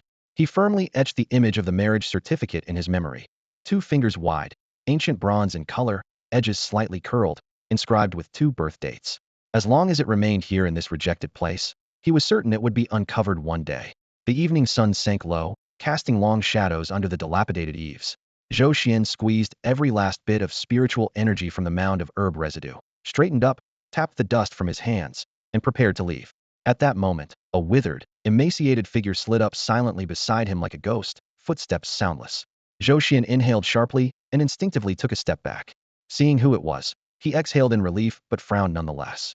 It was Zhou Yi. He had no idea when Zhou Yi had crept so close, but the man's complexion was already ashen, growing even more ghastly in the dim light. Frowning, Zhou Xian spoke sharply. "What are you doing? Trying to scare me to death?" Zhou Yi seemed to ignore the rebuke. His clouded eyes were fixed intently on Zhou Xuan. His gaunt face showed an odd mixture of tension and excitement. He lifted his gnarled hand and slowly opened his palm. Resting there was a thin, ancient bronze tablet, edges curled, roughly 2 fingers wide. Sloppily etched crude knife marks spelled out words and 2 birth dates, the very bronze marriage certificate senior brother Zhao had been desperately searching for. Zhou Xian's pupils contracted sharply. His gaze locked tightly on the tablet. He never would have expected that the thing had searched for everywhere and failed to find was now in Zhou Ye's hand. Meeting his eyes, he said in a low voice, "How did you get this?" Hearing the question, Zhou Ye's body trembled slightly, as if fearful but forced to meet the gaze. Zhou Xian didn't want to waste time and got straight to the point. "What do you want?" He understood, well, since Zhou Yi hadn't handed it over immediately, but chose to approach him at this moment. It was clear he had an ulterior motive.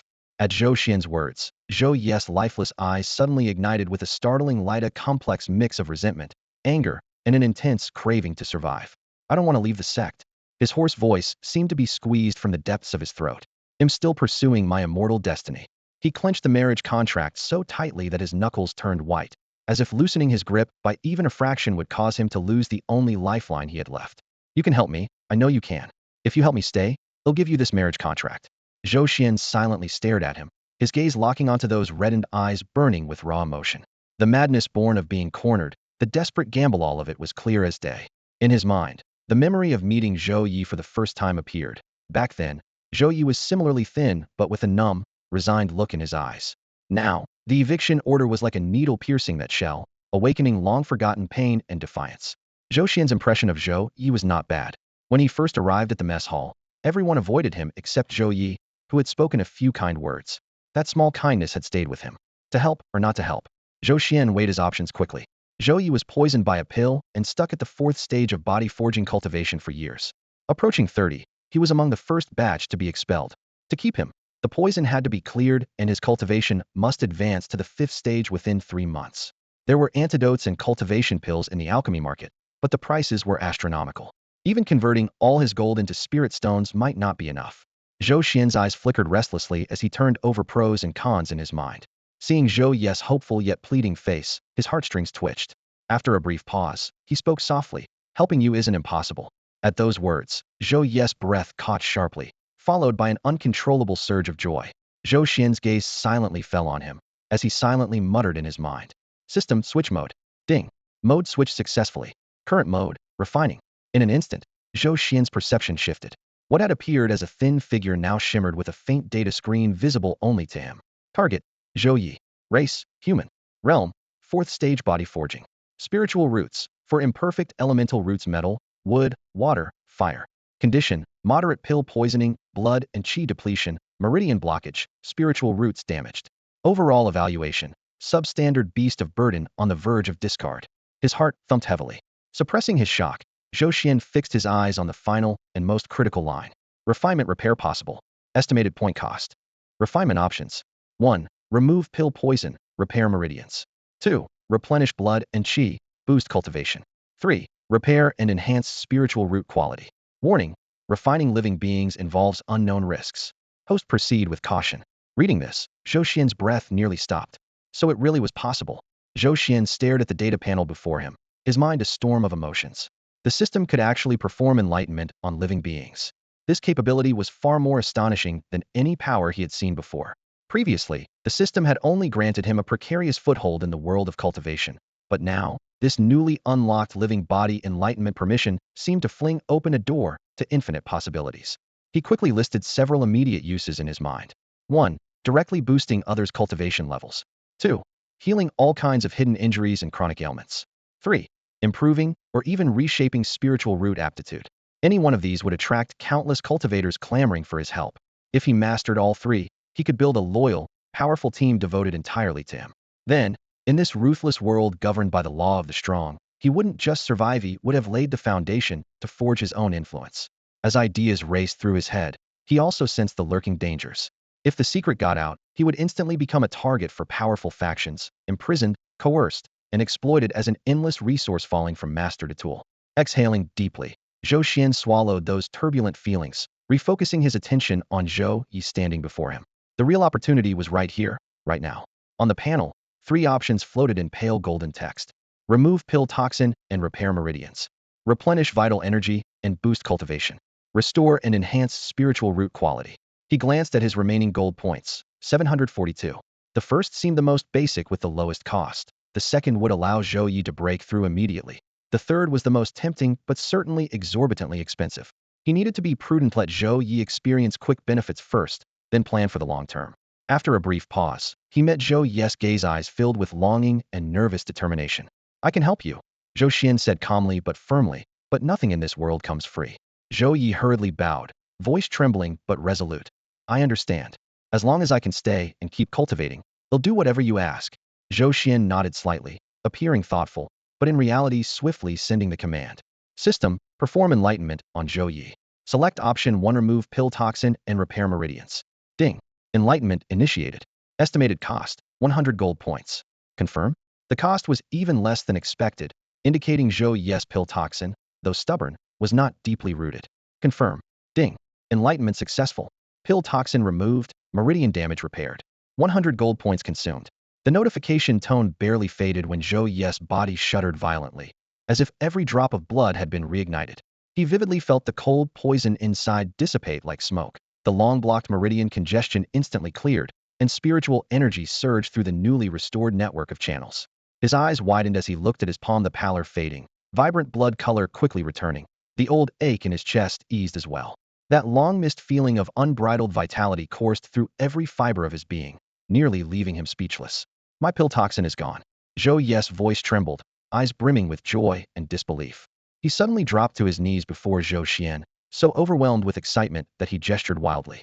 Benefactor, how did you manage this? This is nothing short of a miracle. A cold night breeze swept through the corner of the dilapidated courtyard, stirring up a faint haze of dust. Zhou Xuan stood with his hands behind his back, his gaze as cool and calm as still water, as if the incredible event just witnessed had nothing at all to do with him. Rise, he said quietly but with unquestionable authority. This is only a small taste. As long as you follow my instructions obediently, I promise that not only the alchemical poison, but also your cultivation and even your innate spiritual root can advance further. As his words sank in, Zhou Yi felt the air instantly sucked out of his chest. To elevate cultivation and transform one's spiritual root, miracles that even the elders of the sect rarely guarantee were now casually mentioned by an ordinary servant. Yet the miraculous occurrence just witnessed was undeniable proof beyond doubt. He understood deeply that such favors could never be exchanged for a mere marriage contract. In a flash, he knelt heavily once more, his forehead striking the cold stone with a dull thud as he kowtowed 3 times. Zhou Yi pledges to follow you, my benefactor, till death. Seeing Zhou Yi's complete submission, a flicker of satisfaction stirred in Zhou Xuan's heart. This was true power, possessing what others desperately sought, made winning hearts effortless. Good. He raised his hand to take the copper marriage contract. Thin and icy cold to the touch, the crudely inscribed characters were firm and sincere, revealing the owner's earnestness. Zhou Xuan carefully tucked it into his chest, then narrowed his eyes. Remember, not a word of today's matter must be leaked. If I find out you've betrayed this. Before he finished, a chill radiated from him like a blade. Zhou Yi shivered and hurriedly nodded.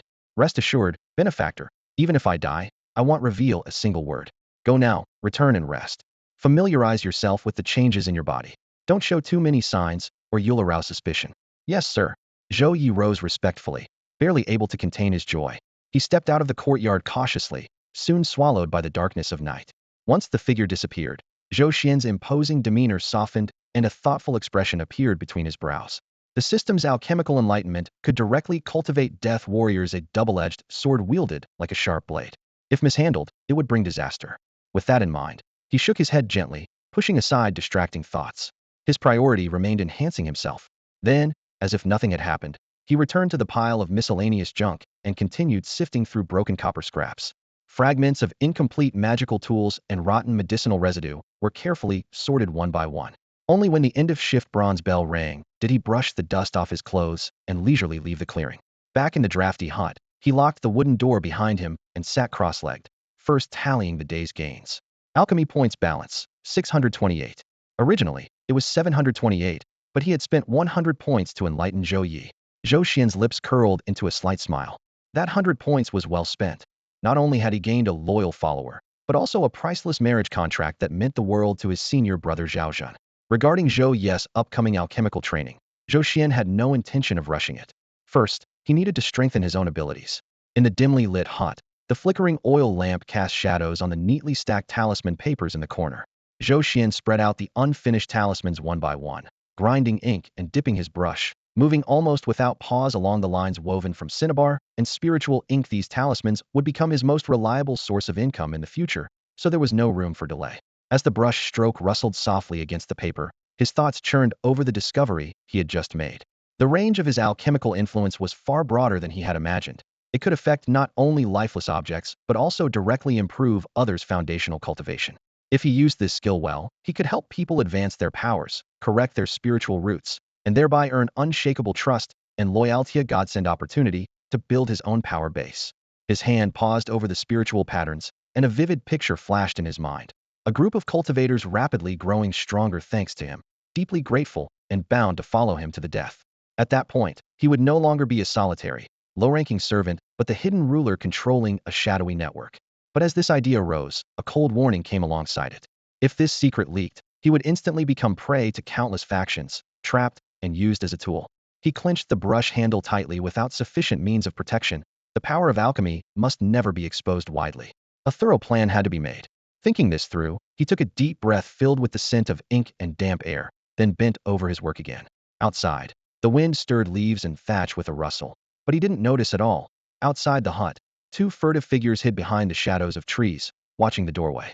They were disciples from the servant courtyard, each with cultivation above the 5th level of body refinement, already top tier among their peers. Clearly, they had come here not to catch up with Zhou Xuan as old acquaintances. As night deepened, the valley near the outpost fell into complete silence. The paper on the broken cottage's window fluttered slightly, while the oil lamp cast flickering flames that stretched long shadows along the earthen walls.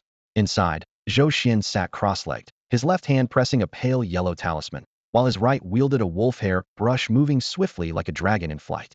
Lines of blood-red spiritual ink spread rapidly, and discarded talismans accumulated in a bamboo basket by his side. The soft rustling of parchment mingled with the distant chirping of insects outside, making the stillness of the night feel even more profound. Suddenly, his brush hesitated, barely perceptible, yet enough to betray his alertness. Outside, someone was lurking. Zhou Xian's expression remained calm as his brush continued to glide, as if utterly absorbed in his talisman crafting, but quietly, his spiritual awareness extended beyond the room. The surface disguise of just a 2nd-level forged body could not mask the true 7th-level cultivation sensing around him. Two crouched black shadows were instantly locked in sight. One with a 5th-level forged body, the other 6th level, enough to dominate among the low-ranking disciples. The two had concealed themselves in the doorway's shadow, breathing slowly yet deliberately suppressed, clearly trained for stealth. Feigning indifference, Zhou Xuan went on drawing talismans, all the while tracking the intruder's slightest movements. He had hoped to draw out their master through conversation, but the two communicated only with eye signals and hand gestures, never uttering a word. Extracting clues from them by speech was clearly impossible. A cold smile crept across his mind, but he held back from acting immediately. Time ticked slowly by, the tension in the air stretched tight like a taut string. Just as Zhou Xuan weighed launching a preemptive strike, the lurking shadows suddenly sprang up. Bang! The cottage door shattered with a crash, with splinters flying everywhere as the two dark figures lunged inside, exuding deadly intent. The one on the left brandished a dagger flashing cold light, thrusting straight for Zhou Xian's heart. The other unleashed twin fists, wind howling as he struck, clearly aiming for a lethal blow with no mercy. Trapped in a pincer attack, Zhou Xuan merely smiled coldly. Finally couldn't hold back? His voice was calm and emotionless, as if the deadly assaults were mere child's play. Just as the dagger and fists neared his robes, he flickered like a phantom, slipping effortlessly to the side while his hand rose to his chest. There lay an unassuming yellow talisman marked with crooked red lines and intricate formation concealed within, the strength talisman. The parchment instantly burst into blue smoke as searing spiritual energy surged through his limbs and bones, muscles and sinews flexing with explosive force. The two attackers stared wide-eyed as the so-called weakling, Zhou Xuan, effortlessly dodged their attacks, their pupils shrinking in disbelief. How could someone with just a 2nd-level forged body move so fast? No sooner had their shock begun than the killing intent struck. Zhou Xuan stamped the ground, cracking the earth beneath him, and streaked like lightning, unleashing powerful punches to both sides simultaneously. Crack, crisp, piercing sounds of bones breaking rang out almost at once. The attackers felt overwhelming force rip through their arms, their bones shattering inch by inch. They screamed, flying backward into the cottage wall with dull thuds. Agonized screams echoed through the night as the two rolled on the ground clutching broken arms, their faces pale with unbearable pain. Zhou Xuan slowly withdrew his fist, his expression unreadable. A chill night breeze swept across the training ground's edge, stirring the dust on his sleeve and carrying the painful groans of the two junior servants lying on the ground. At this moment, his cultivation level was only one small step above theirs, but enhanced by the strength talisman, every muscle felt like molten iron, and the difference in power was staggering. What was worse, the two hadn't expected him to unleash such terrifying strength. Their mental defenses crumbled instantly. Now, can you tell me who sent you? Zhou Xian looked down at them, his tone as cold as deep winter frost. Moonlight cast sharp shadows along his sharply defined profile. In that moment of eye contact, the dim lantern light revealed their pale faces. They stammered, trying to speak, but fear choked them silent. Sensing their hesitation, Zhou Xian curled a faint smile, afraid to speak. Then I'll say it for you, Xiaolong, isn't it? No, it's not him. They shook their heads frantically, but their bodies trembled uncontrollably, betraying their denial more than words ever could. It was indeed Xiaolong, Zhou Xian was certain. Yet confusion gnawed at him. He had no ties with the inner disciple Xiaolong, so why target him? Could it be Lu Ruyan, seeing him refuse to leave the sect, using Xiaolong to pressure him? But knowing Lu Ruyan, cold and callous as she was, she acted honorably. Assassination simply wasn't her style.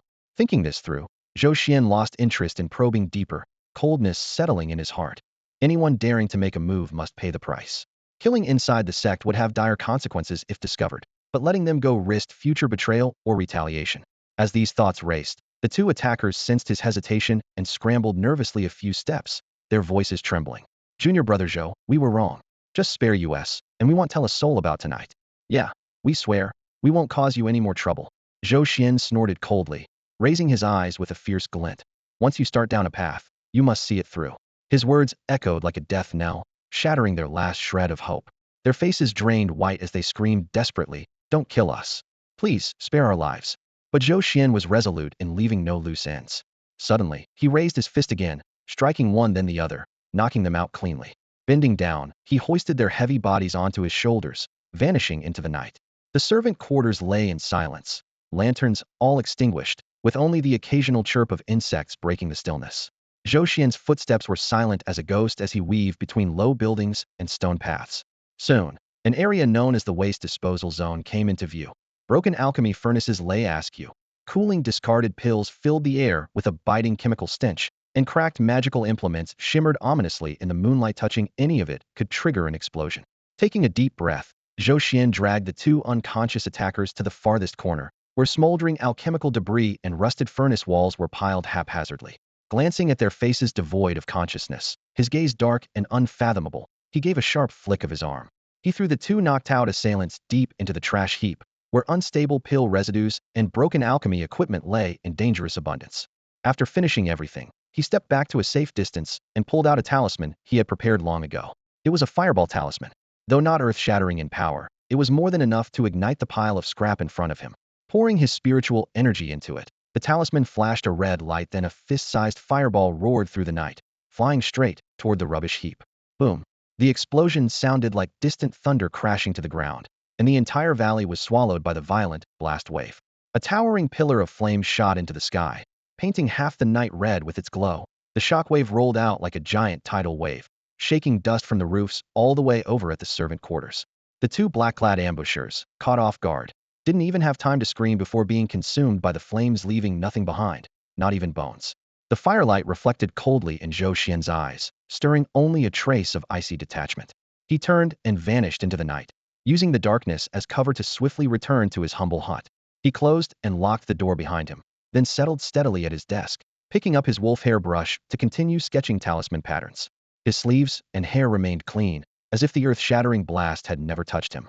The rumbling aftershocks echoed through the valley for a long time, the blazing pillars illuminating the back mountain brightly. Something's wrong, there's a fire. Quick, go put it out. The scrap disposal area exploded. The servant disciples' shouts tore through the night, many of them hastily rushing out of their rooms in disarray.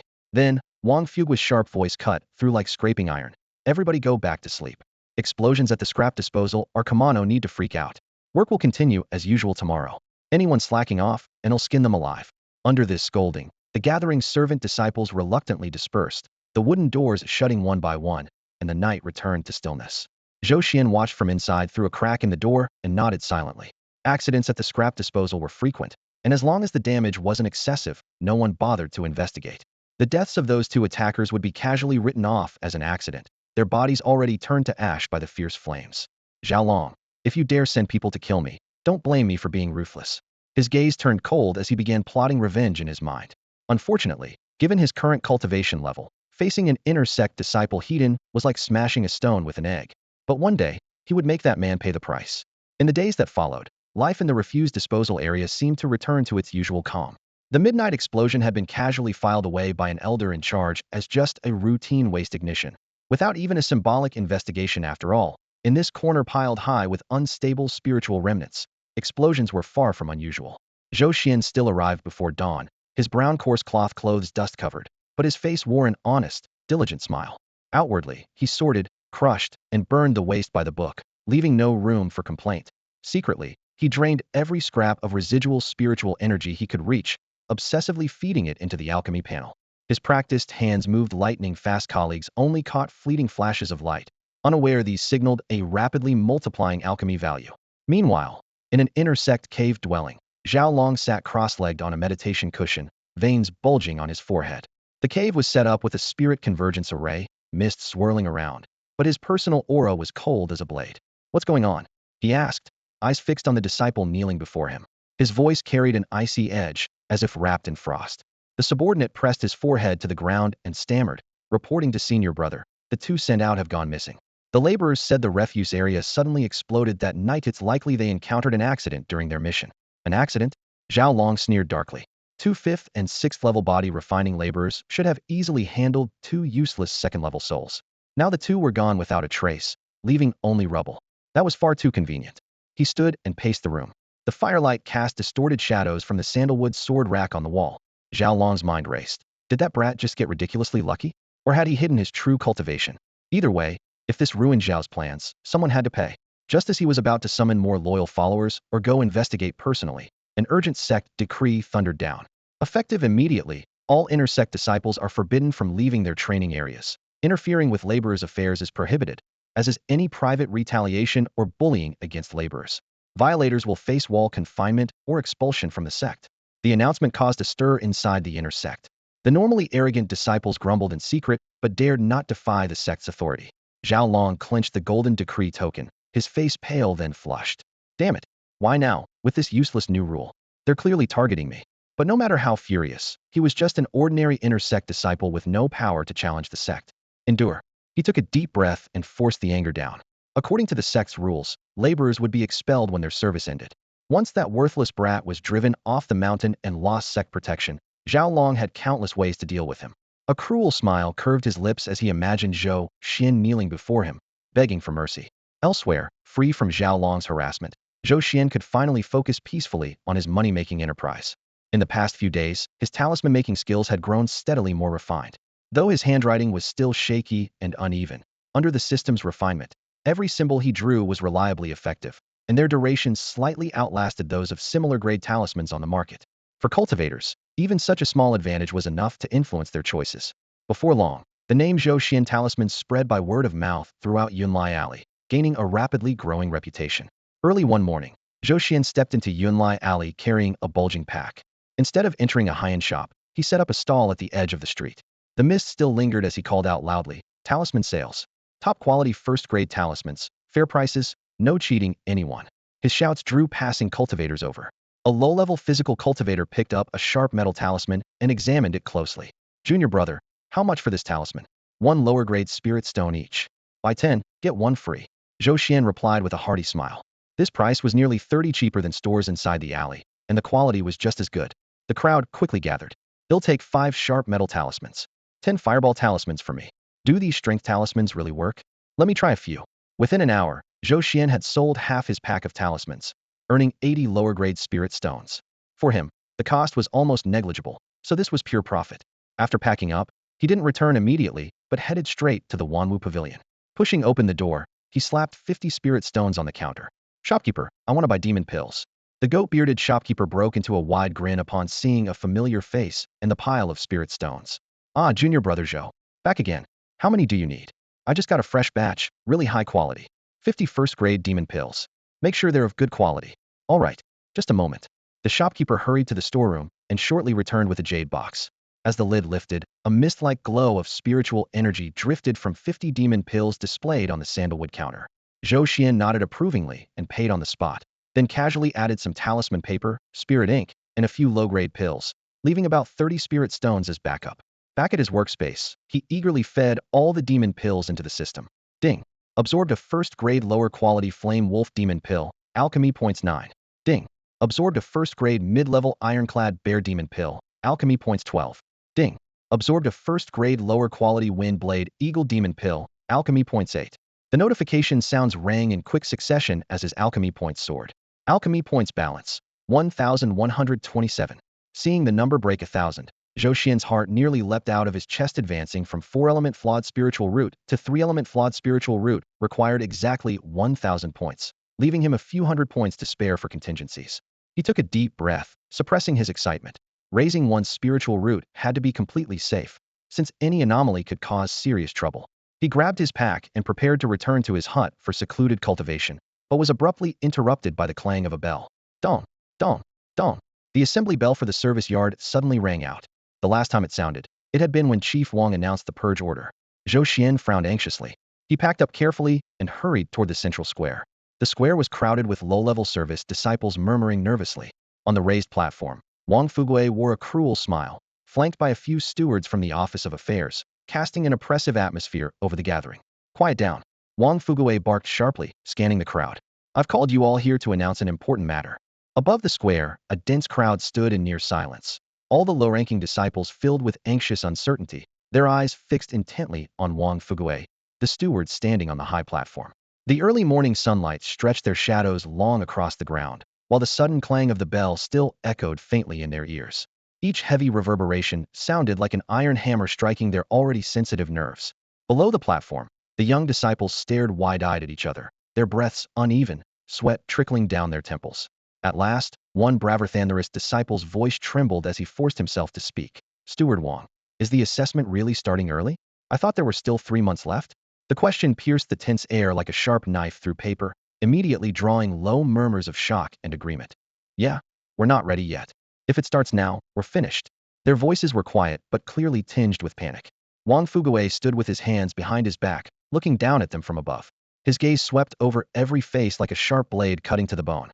Hearing the whispers, a cruel smirk curved his lips as he cleared his throat and spoke sharply, his voice cutting through the crowd. Early? Do you think the sect's rules are a joke? That we can just change them on a whim? The words landed with weight, and the crowd below visibly relaxed, their stiff shoulders easing. Sensing the shift in mood, Wang Fugui's eyes gleamed with triumph. He paused deliberately before continuing slowly. However, the reason I gathered you all here today is to announce something very important. For some of you, especially those working in the miscellaneous labor department, this could be a great opportunity. A great opportunity? The disciples exchanged glances, unable to imagine the notorious steward bringing any good news. The more puzzled they looked, the more pleasure Wang Fugui took in their confusion. His voice suddenly sharpened and rose. A new sect rule. Starting today, some high-performing inner disciples will be granted special permission to choose exclusive attendants for themselves.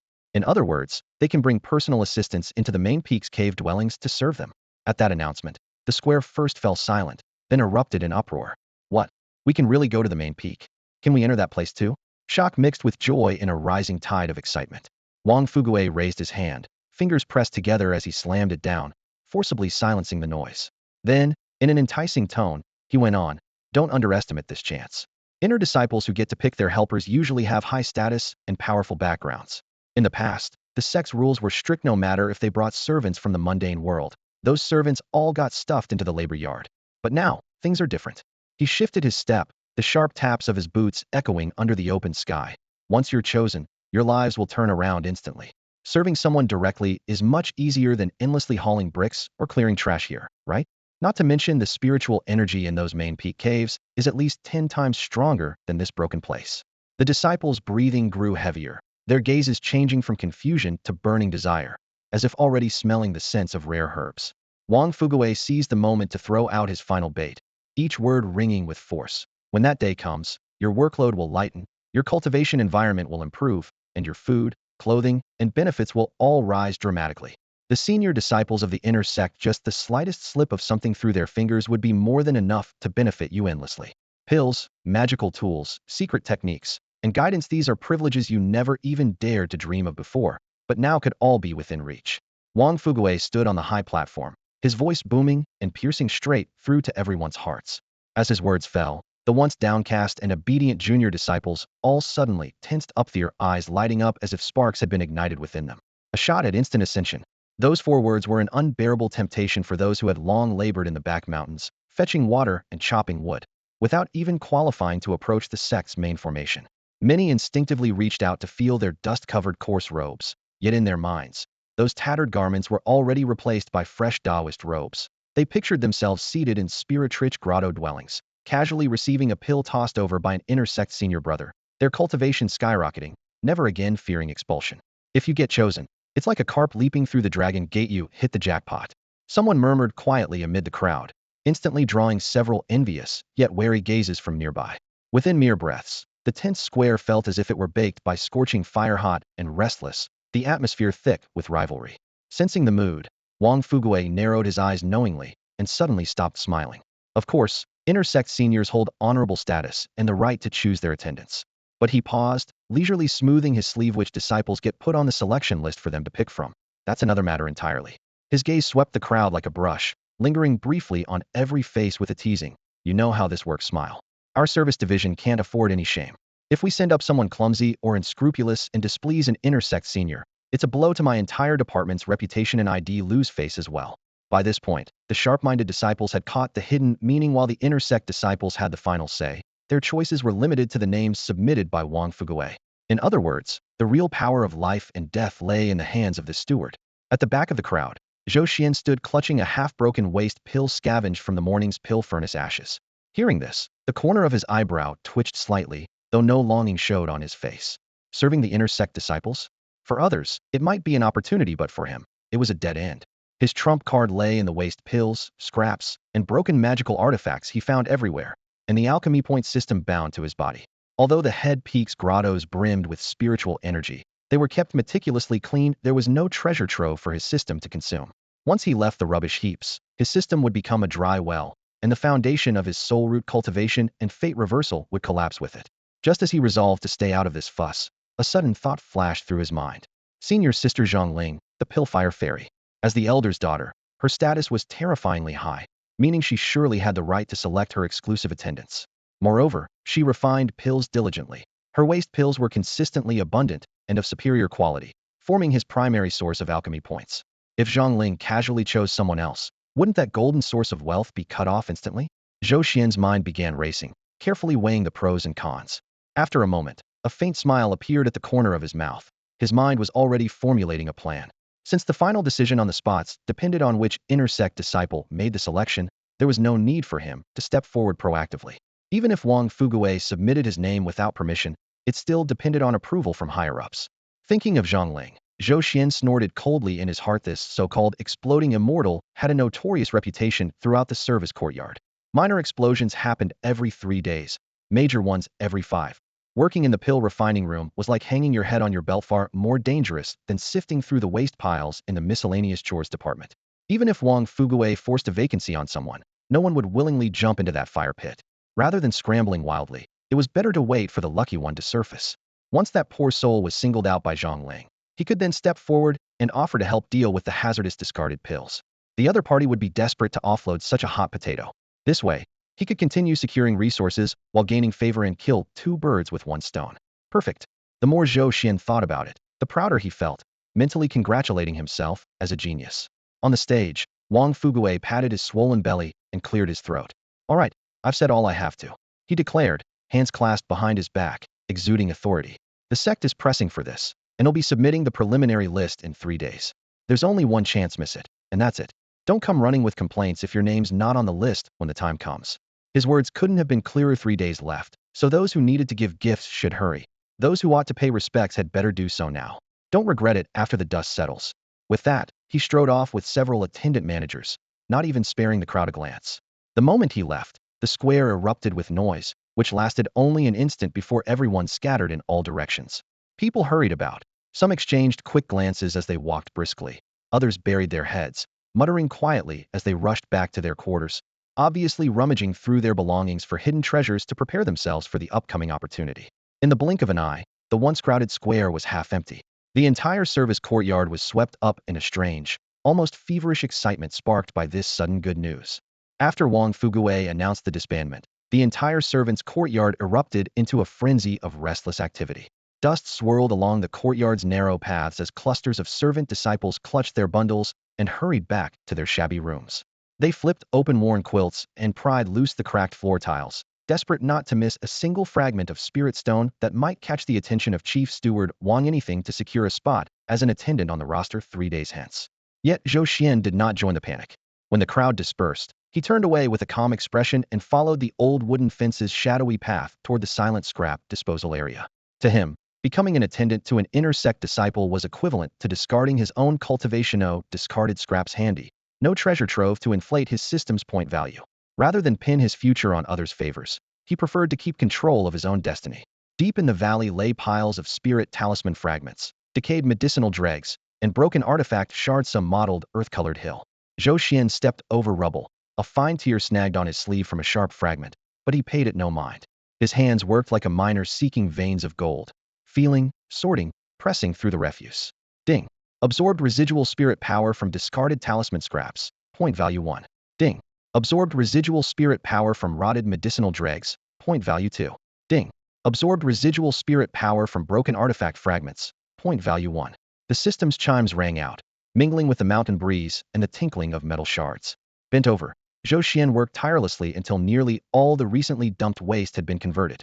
As the sunset bled a fiery red hue across the valley, he brushed dust from his hands and exhaled heavily. Point value balance. 117 points. The number blinked weakly on his retina, pitifully small. Just days ago, he had painstakingly saved 1,000 points to elevate his 4-element waste spirit root to a 3-element waste spirit root, only to have the entire reserve drained. Now, glancing at the requirements for the next upgrade, a chill ran over him. 3-element waste spirit root, 2-element waste spirit root requires 10,000 points. A full 10,000 points. The astronomical figure laid bare the difficulty of the road ahead. Zhou Xuan wiped dust from his brow, biting back a wry smile.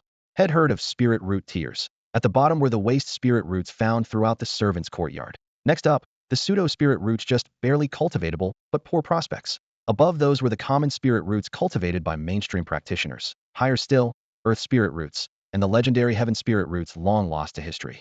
Following the rule of scaling tenfold each time, I managed to convert all my 5 elements waste spirit roots one by one.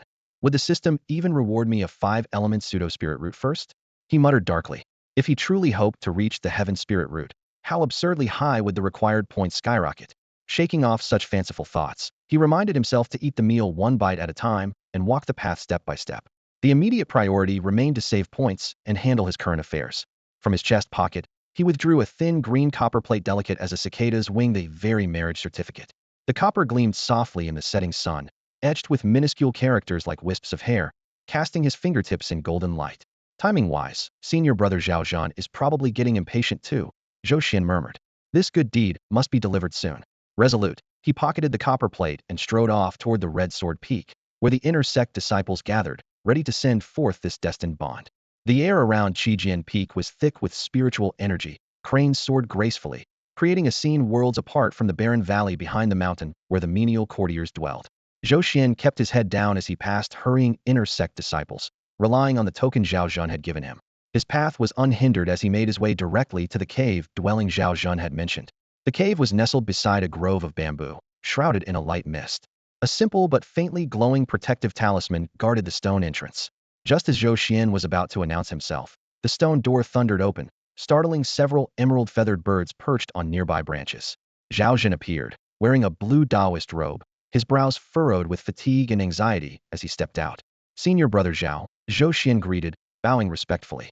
Zhao Xuan froze momentarily, then his eyes lit up with an unmistakable joy. He hurried forward a few steps, voice trembling. Junior brother Zhou, you've come. Do you have news? Without a word, Zhou Xuan raised his hand and took out the copper marriage certificate from his Qiankuan pouch. Calmly, he handed it over. I did not fail you. The familiar green copper plate caught Zhao Xuan's gaze, and he seemed frozen in place. He cupped the certificate reverently with both hands, his fingertips tracing the engraved marks delicately, tears suddenly filling his eyes. It's found, really found, he stammered with emotion, clutching the certificate as if it were the rarest treasure on earth. Junior brother Zhou, you've done me a great favor. I don't even know how to thank you.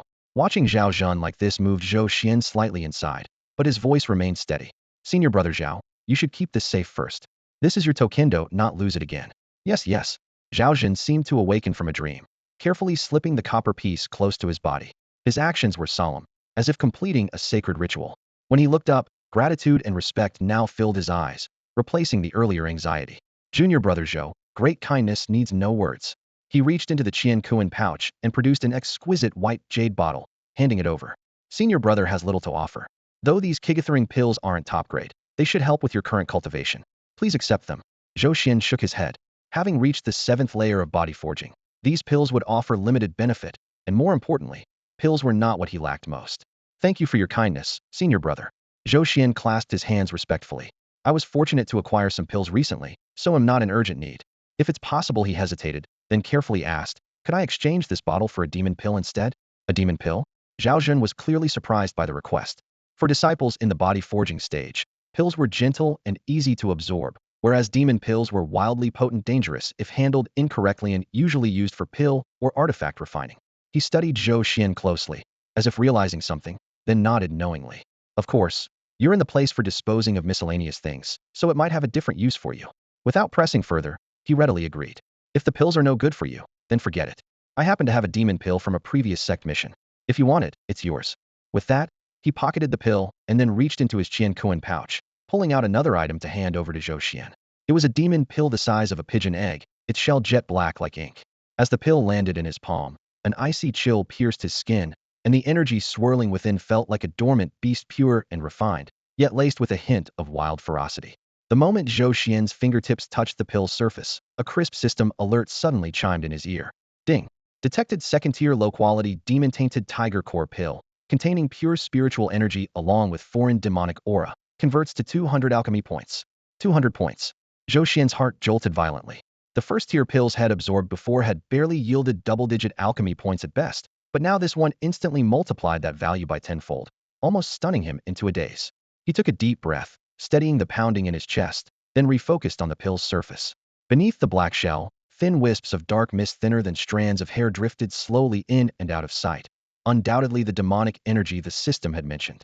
Seeing Zhou Xian stare intently for a long moment, Zhao Zhen assumed he didn't recognize its value, and explained in time. I extracted this from a demon tiger at the Foundation establishment stage. That beast was infected with demonic aura, so although the spiritual energy in this pill is pure, it's contaminated as well. Taking it directly is risky and can cause a demonic backlash, and it's also prone to exploding during alchemy.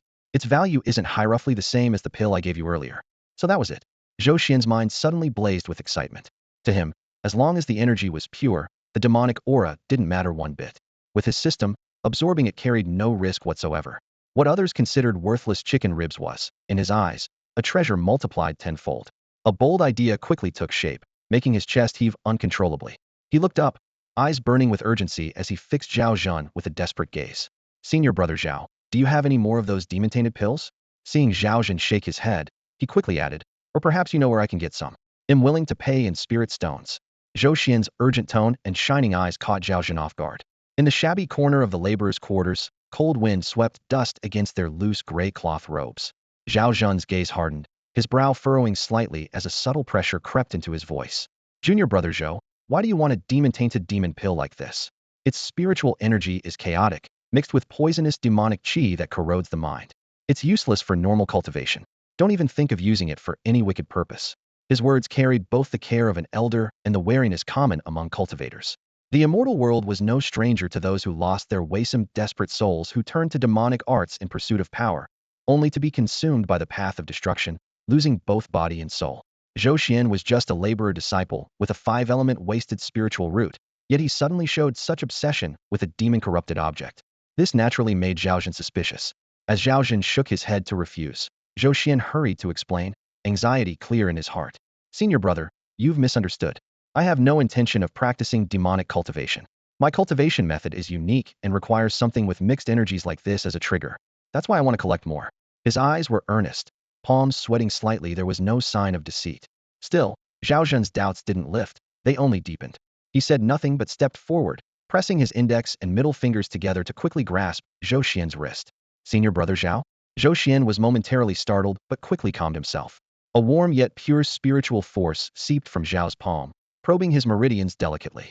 Resisting now would only reveal his true intent, so he allowed the energy to flow through him, maintaining a calm expression. After a moment, Zhao Zhun withdrew his hand, shock nearly written across his face. He stepped back and appraised Zhou Xian as if seeing him for the first time, voice sharp and uncontrolled. Seventh layer of body tempering? You've actually reached the seventh layer of body tempering? Before coming here, he had clearly learned that Zhou Xian had been stuck at the first layer for years, judged as having a failed 5-element route. By all rights, it should be nearly impossible for him to reach mid-stage body tempering this life, let alone break into chi refinement.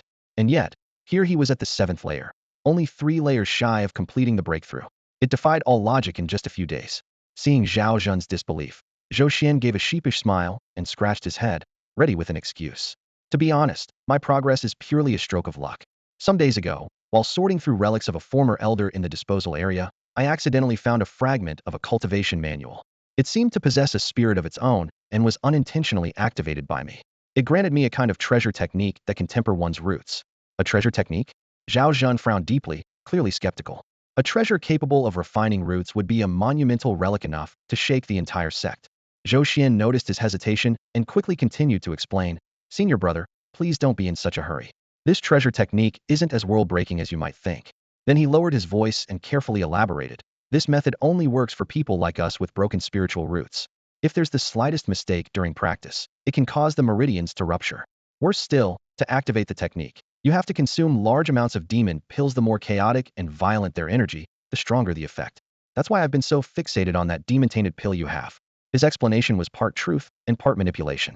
It accounted for his sudden power boost while naturally justifying his strong need for the demon-tainted pill, leaving no room for doubt. Zhao Zhen's tightly knit brow gradually relaxed as shock and caution faded from his eyes, replaced by understanding and a hint of regret. "So that's how it is," he nodded, exhaling deeply. "I thought you had been reckless and taken a crooked path. As long as you stay clear of the demonic clans, it's acceptable." Still, he couldn't help but warn, "Junior brother Zhou, this technique ultimately depends on external power and is extremely dangerous. In the future, don't rush into it." In Zhao Zhen's view, this so-called chance to repair broken spiritual roots was basically useless. Whether it was a 5 elements broken root or a single element one, they were all fundamentally worthless. Slow progress, slim hopes of foundation establishment, and even if slightly improved, those cultivators remained at the bottom of the sect hierarchy. He had no interest in coveting such a fate. Having come to terms with this, his suspicions vanished entirely. Recalling the origin of the demon pill, he casually said, "This demon-tainted pill came from my last hunt when I killed a demon tiger. That area seems to be leaking demonic energy, so the sect elders are very concerned. Soon, an elder will personally lead a large-scale purge of the demon-tainted beasts there." He chuckled heartily. "The pills gained from that hunt are useless to the sect, just trash. I can notify the elder in advance to collect all the pills for you. Besides, except for a few cultivators practicing special forbidden techniques or some shady demon path followers, no one else wants them." Hearing this, Zhou Xian's heart pounded like a drumbeat. A massive hunt where all the demon-tainted pills would be his. This was like a windfall from the heavens. He took a deep breath to suppress his excitement and bowed respectfully. "Thank you, Senior Brother Zhao. I will forever remember this favor. No need to be so formal between us." Zhao Zhen waved his hand and helped Zhou Xian to his feet. "Helping you retrieve the marriage contract is a huge favor for Tian University. I'm just doing a small kindness in return." Zhou Xian bowed again in thanks. With the matter settled, he was about to leave when Zhao Zhen reached out to stop him. "Junior brother Zhou, don't rush off just yet." Zhou Xian turned back with a puzzled look. Zhao Zhen's expression was serious, tinged with genuine anticipation. "By the way, the sect recently issued a new rule allowing outstanding inner disciples like us to select exclusive menial servants. I should be on the list. Would you be willing to join me when the time comes?" Zhao Zhen's invitation was heartfelt and sincere. Although Zhou Xian was cursed with a useless spiritual root, he was steady-minded, clever, dependable, and owed Zhao Zhen a great debt. Keeping a person like him nearby would not only repay that kindness, but also gain a trustworthy assistant. A win-win. More importantly, for Zhou Xian, this was a rare chance to rise in status, leaving the grueling menial servant quarters for a cave residence on the spirit-rich main peak, a dream all menial disciples longed for. Zhao Zhen couldn't think of any reason he would decline. Yet after hearing this, a flicker of hesitation passed over Zhou Xian's brow. After a moment, he met Zhao Zhen's hopeful gaze and slowly shook his head. "Thank you for your kindness, senior brother, but I want to rely on my own ability to make my way." Following Zhao Zhen meant protection and a temporary escape from the danger of being purged, but it also meant permanently leaving the refuse heap known as the miscellaneous labor department, the only place where his gold point value remained stable and steady. That wasn't his path to immortality. His road lay within that very mountain everyone dreaded, not under someone else's roof. Zhou Xuan clearly hadn't expected a refusal. He was momentarily stunned, then relaxed, even showing a hint of admiration. He slapped Zhou Xian's shoulder heartily and said with a laugh, "Good, that's the spirit." He no longer pressed the matter but made a solemn promise. "Since you've decided, I won't say more. If you ever run into trouble in the sect, come find me on Red Sword Peak anytime. He'll never turn away if I can help." "Thank you, senior brother." Warmth bloomed in Zhou Xian's heart. "All right, I won't keep you any longer." Zhou Xuan withdrew his hand, his face brightening again with joy. "I'd better hurry to the sect affairs hall to get my mountain leave permit. My fiancée is still waiting for me in the mortal realm. I don't want to keep her waiting even a moment longer." Watching Zhou Xuan's hopeful and joyful figure disappear down the mountain path, Zhou Xian felt a heavy weight lift from his chest. Zhou Xuan had descended the mountain safely, their good fate sealed, and unexpectedly, Zhou Xian had also uncovered a clue about the demonic contaminated elixir, truly a double blessing. Wrapping up his thoughts, he suppressed the excitement that sudden fortune stirred within him and turned to start his journey back to the servants' quarters. Though the spiritual energy at Qijian Peak was abundant and the scenery breathtaking, it could not compare to the trash mountain that gave him a place to stand and live. Just as he stepped down from the final stone step at the gate of Qijian Peak, a fiery red figure appeared abruptly, blocking his path. The newcomer wore the crimson inner disciple robes, her simple ponytail swaying, face delicate, yet now creased with furrowed brows and wide, sharp eyes. Clearly burning with anger, it was Danfire, immortal Sister Zhongling. Senior Sister Zhongling, Zhou Xian saluted instinctively. He had assumed this passionate alchemist would be stationed on Dan Peak and hadn't expected to meet her here. A thought flickered through his mind that she must also be a disciple of Qijian Peak, but he didn't linger on it. Zhongling had no patience for pleasantries. A few strides brought her close, and one fair but strong hand yanked his collar sharply. "Come with me," she said firmly, voice low but charged with an unmistakable flame of command. Zhou Xian stumbled. Stunned, what was she planning? He was just a servant disciple, not anyone's captive. He dared not resist, and allowed Zhongling to drag him along the mountain path. Passing disciples all turned to stare. A fierce inner disciple hauling off a servant disciple was too striking a scene, their faces full of curiosity and gossip. Zhou Xian's cheeks burned with embarrassment, wishing he could bury his head in his collar. In the blink of an eye, they arrived at Dan Peak. The mingling scents of herbs and alchemical flames hit him like a wave of heat. Midway up the mountain, outside a cave abode, the rock walls were blackened by smoke, the smell of burning pungent and choking. Zhongling stopped and released him, pointing at the cave door, shouting, "Get inside." Quickly. Only then did Zhou Xian realize the young lattice alchemy room had exploded again. The sect's rules mandated that alchemy room waste was cleared only once every 7 days, and he felt speechless. Generally, the sect had fixed schedules to clean up alchemists' refuse once every week. Someone came to handle it. It was now clear that the exploding immortal couldn't wait any longer. However, for Zhou Xian, the other's impatience turned out to be an unexpected blessing. Taking a deep breath, he stepped into the cave dwelling. Unlike last time when he barged in recklessly, this time his footsteps were light and careful, his eyes slowly scanning the dim alchemy room without missing a single corner that might harbor danger. The entire refining chamber looked like a battlefield. The alchemy furnace was shattered into scraps of iron scattered across the floor. The walls and floor tiles were mottled with scorched herb residue and half-solidified dark brown liquid. The acrid, burnt smell of herbs hung so thick in the air it almost seemed to form a mist. Zhou Xian's heart sank, and he immediately activated the system. Alert! Unstable residual pills detected. Energy matrix disrupted. Risk of secondary explosion. Alert! High-activity medicinal liquid mixture detected. Conflicting properties approach may trigger violent reaction. With warnings sounding non-stop, he dared not delay and decided to handle the most volatile waste first. He made his way to a pile of still-smoking furnace shards, bent down, and reached out. His fingertips just barely touched the burnt, oily pill residue. Absorbed level 2 waste pill Liu Dan residual spiritual energy. Alchemy points 50. Absorbed level 2 waste pill Liu Dan residual spiritual energy. Alchemy points 50. 50 points? Zhou Xian's eyes instantly lit up. Liu Dan, a level 2 water attribute pill known for mild properties and relatively low difficulty. It actually exploded like this? He mused silently, then surged with energy and quickened his pace. The conversion rate was astonishingly high. He rummaged through the mess diligently, not missing a single scattered piece of residue. In a flash, he uncovered 7 more relatively intact pill fragments from various spots. Just from those 7 alone, he netted 350 alchemy points. Encouraged by this, his enthusiasm soared as his gaze locked onto more debris. spirit herbs charred by fire patterns, curled, burnt talisman papers, broken jade bottles, even the hardened layer of herbal residue on the floor. Absorbed scorched spirit herb residual energy. Alchemy points 3. Absorbed broken jade bottle residual energy. Alchemy points 2. Absorbed alchemy furnace shard residual energy. Alchemy points 5. He became the most diligent cleanup crew, painstakingly scouring every inch and corner, not even leaving behind the cracks in the walls. When the last handful of ashes transformed into a spiritual glow and vanished into his palm, the system panel updated. Today's earnings 500 points. Total alchemy points balance 617. Seeing that gratifying figure, Zhou Xuan felt a surge of satisfaction that was even more thrilling than gaining spirit stones directly. Pushing all the useless debris into one corner of the cave, he looked up and around. What had once looked like the aftermath of a furnace explosion was now so clean you could almost see your reflection. With everything done, he dusted the ashes off his hands and prepared to bid farewell to the alchemy fire immortal still sulking at the entrance. However, just as he reached the doorway, Zhongling stopped him. The woman's previously pale face had regained much of its color, though the trace of earlier frustration still lingered between her brows. She first sized up Zhou Xuan from head to toe. Her eyes flicked to the drug residue and water stains on his sleeve, clearly surprised that the once chaotic pill refining room was now spotless. "Senior sister, do you have any instructions?" Zhou Xuan halted respectfully and bowed.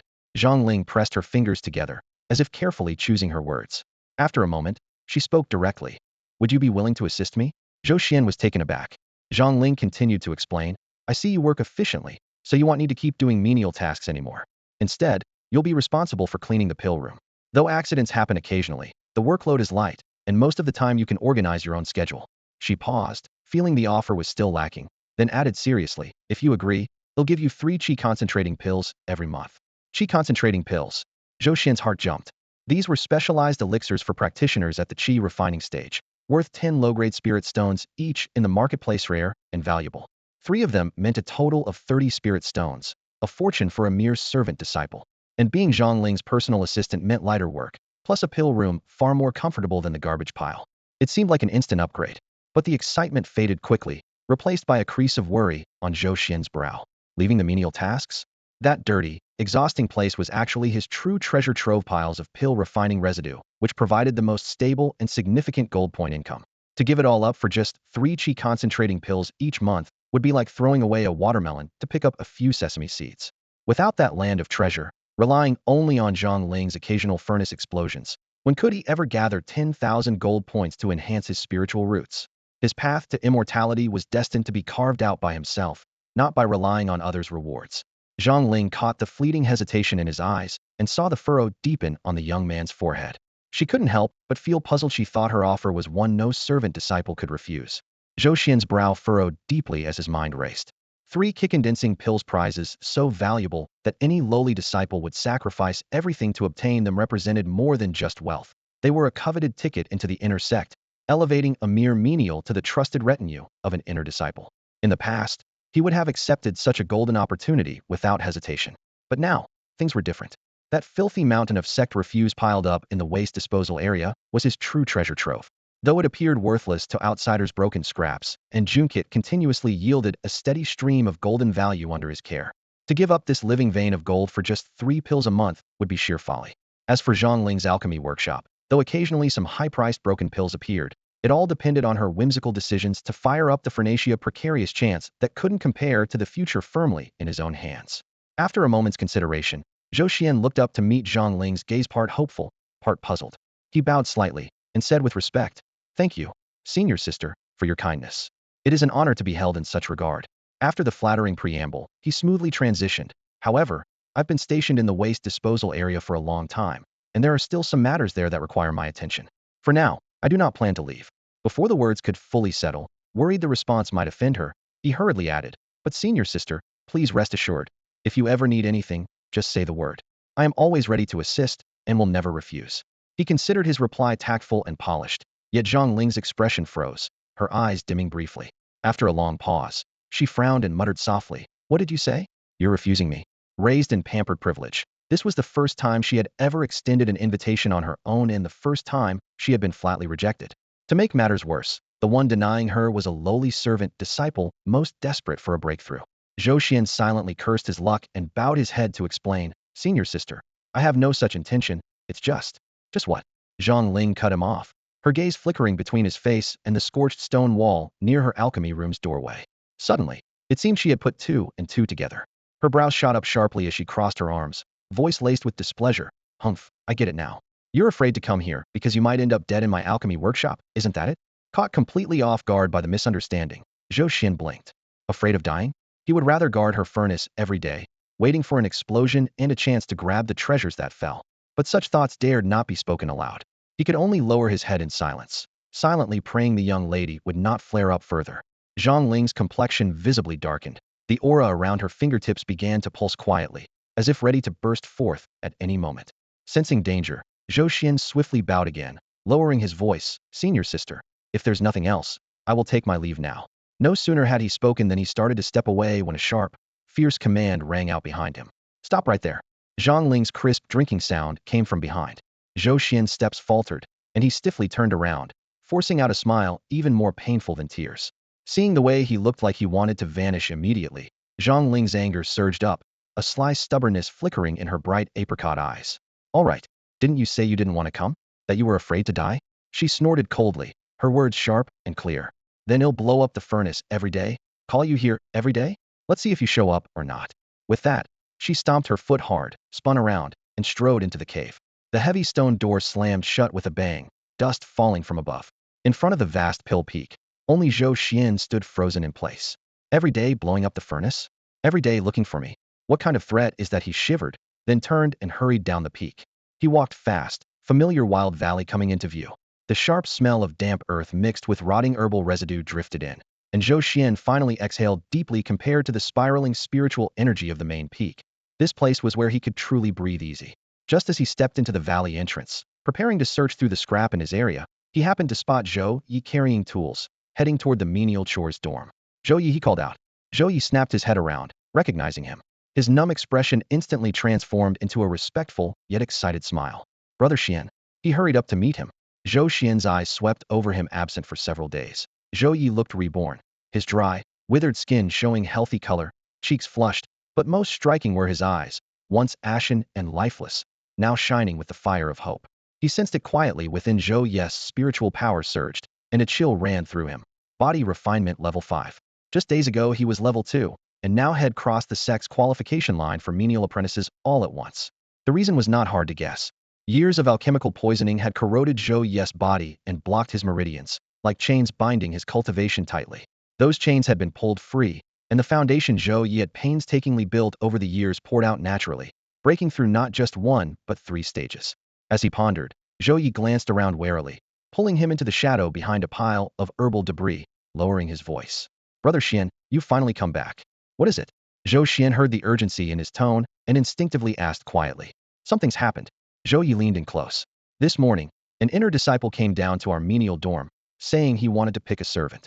Zhou Xian's brow lifted slightly. After Zhao Zhen and Zhang Ling, another one? As this thought arose, unease crept in. The previous 2 had come because of favors owed to him, but he hadn't met this one before.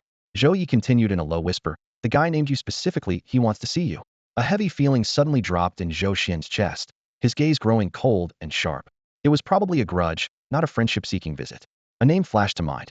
What's his name? Zhou Xian pressed, voice hushed. Zhou Yi struggled to remember, hesitated, then said, I was too far away to hear clearly, but the brothers were all talking. I think it was Zhao Long. Zhao Long. The moment Zhou Xian heard that name, his gaze abruptly darkened, but beneath the surface, confusion stirred even more strongly. What on earth is wrong with this guy? First, he sends 2 Dou-Ti realm subordinates to kill him, and when they fail, he shows up himself. Yet Zhou Xian is just a lowly servant disciple, hardly worth such recklessness. Thinking this, a frown formed between his brows. This matter is surely not so simple. Judging from the ruthlessness of those 2 assassination attempts, Zhao Long acts with cruelty and selfishness. If he makes a move, it's usually for some gain. But what valuable profit could Zhou Xian possibly offer? A mere servant could only provide a few spirit stones at best. The real reason behind those attacks likely wasn't just about exhausting spirit stones, but something deeper. Zhou Xian vaguely sensed another presence behind Zhao Long, someone of higher status, perhaps even a true inner disciple. As the thought arose, a shadow fell over his heart. He felt like an ant in a spotlight, vulnerable to a fatal strike from hidden hunters at any moment. His chest tightened, and rubbing his temples, Zhou Xian forced himself to push aside distracting thoughts. A soldier meets a general, water meets earth. Without strength, speculation is meaningless. Only by quickly advancing to the Qi refining realm and becoming an inner disciple could he tear these half-hidden conspiracies to shreds. Having come to this realization, his expression calmed once more. He reached out and gently patted Zhou Yu's shoulder beside him, signaling for him not to panic. Brother Xian, should Zhao Long be avoided? Zhou Yu lowered his voice, his eyes full of apprehension. To him, inner disciples were like gods, untouchable. Avoid. No need, Zhou Xian responded coolly. As the words fell, he suddenly fixed Zhou Yi with a sharp gaze. Zhou Yi, do you want to raise your aptitude to the next level? Zhou Yi froze completely, his breath catching. Aptitude that was a mountain blocking every servant disciple's heart. Thanks to Zhou Xian's help, he had cleared the pill poison and reached Do T realm level 5, avoiding expulsion for now, but his wasted spiritual roots still shackled his future, silently declaring that his life would stall at Do T. Now Zhou Xian was actively asking if he wanted to improve his aptitude? Brother Xian, you mean Zhou Yu's voice trembled with excitement, hardly daring to believe what he heard. I have my own way, Zhou Xian said calmly, offering no further explanation, just steady eyes fixed on him. Zhou Yu's body shuddered sharply. Zhou Xian's gaze was calm, but radiated a chilling coldness that sent a shiver down his spine. There was no doubt about the weight behind his words. The memory of the earth-shaking explosion in the miscellaneous elimination department just a few days ago flashed through his mind, causing him to tremble involuntarily. He quickly straightened his back, his face serious, and nodded firmly. Don't worry, Brother Xian. It was you who saved my life. From now on, whatever you ask me to do, I will do without hesitation. I won't dare think twice or reveal a single word. At that moment, he truly realized how unfathomable this Brother Xian before him was. The way he effortlessly eliminated the poison that had plagued Zhou Yi for years was nothing short of a divine miracle. This was no ordinary chance encounter for a mere laborer. Good, Zhou Xian said with a satisfied nod, lowering his voice as he issued instructions. Starting today, when you're working in the miscellaneous elimination department, keep an eye out for certain things. For what? Zhou Yi asked immediately. Waste pills, broken magic tools, shattered spirit instruments, contaminated materials. Zhou Xian spoke slowly, listing them one by one before concluding. Basically, anything that looks dangerous, things no one dares to touch, or those deemed completely useless trash. When you find them, keep it quiet, collect them secretly, hide them somewhere safe, then report back to me. Zhou Yi didn't understand the purpose of these hazardous wastes, but didn't press any further. His trust in Zhou Xian was now nearly blind. Yes, Brother Xian. Got it. Without delay, he turned and strode off, energized and determined to search for these treasures inside the department.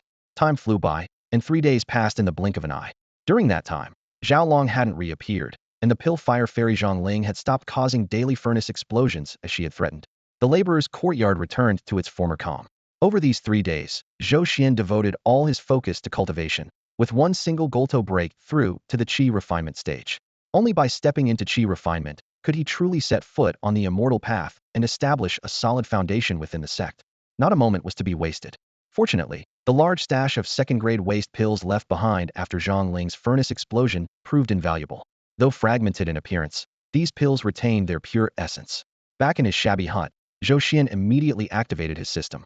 To his delight, the system not only could absorb the essence of waste pills, but, with a small expenditure of refinement points, could refine slightly damaged pills back into intact ones.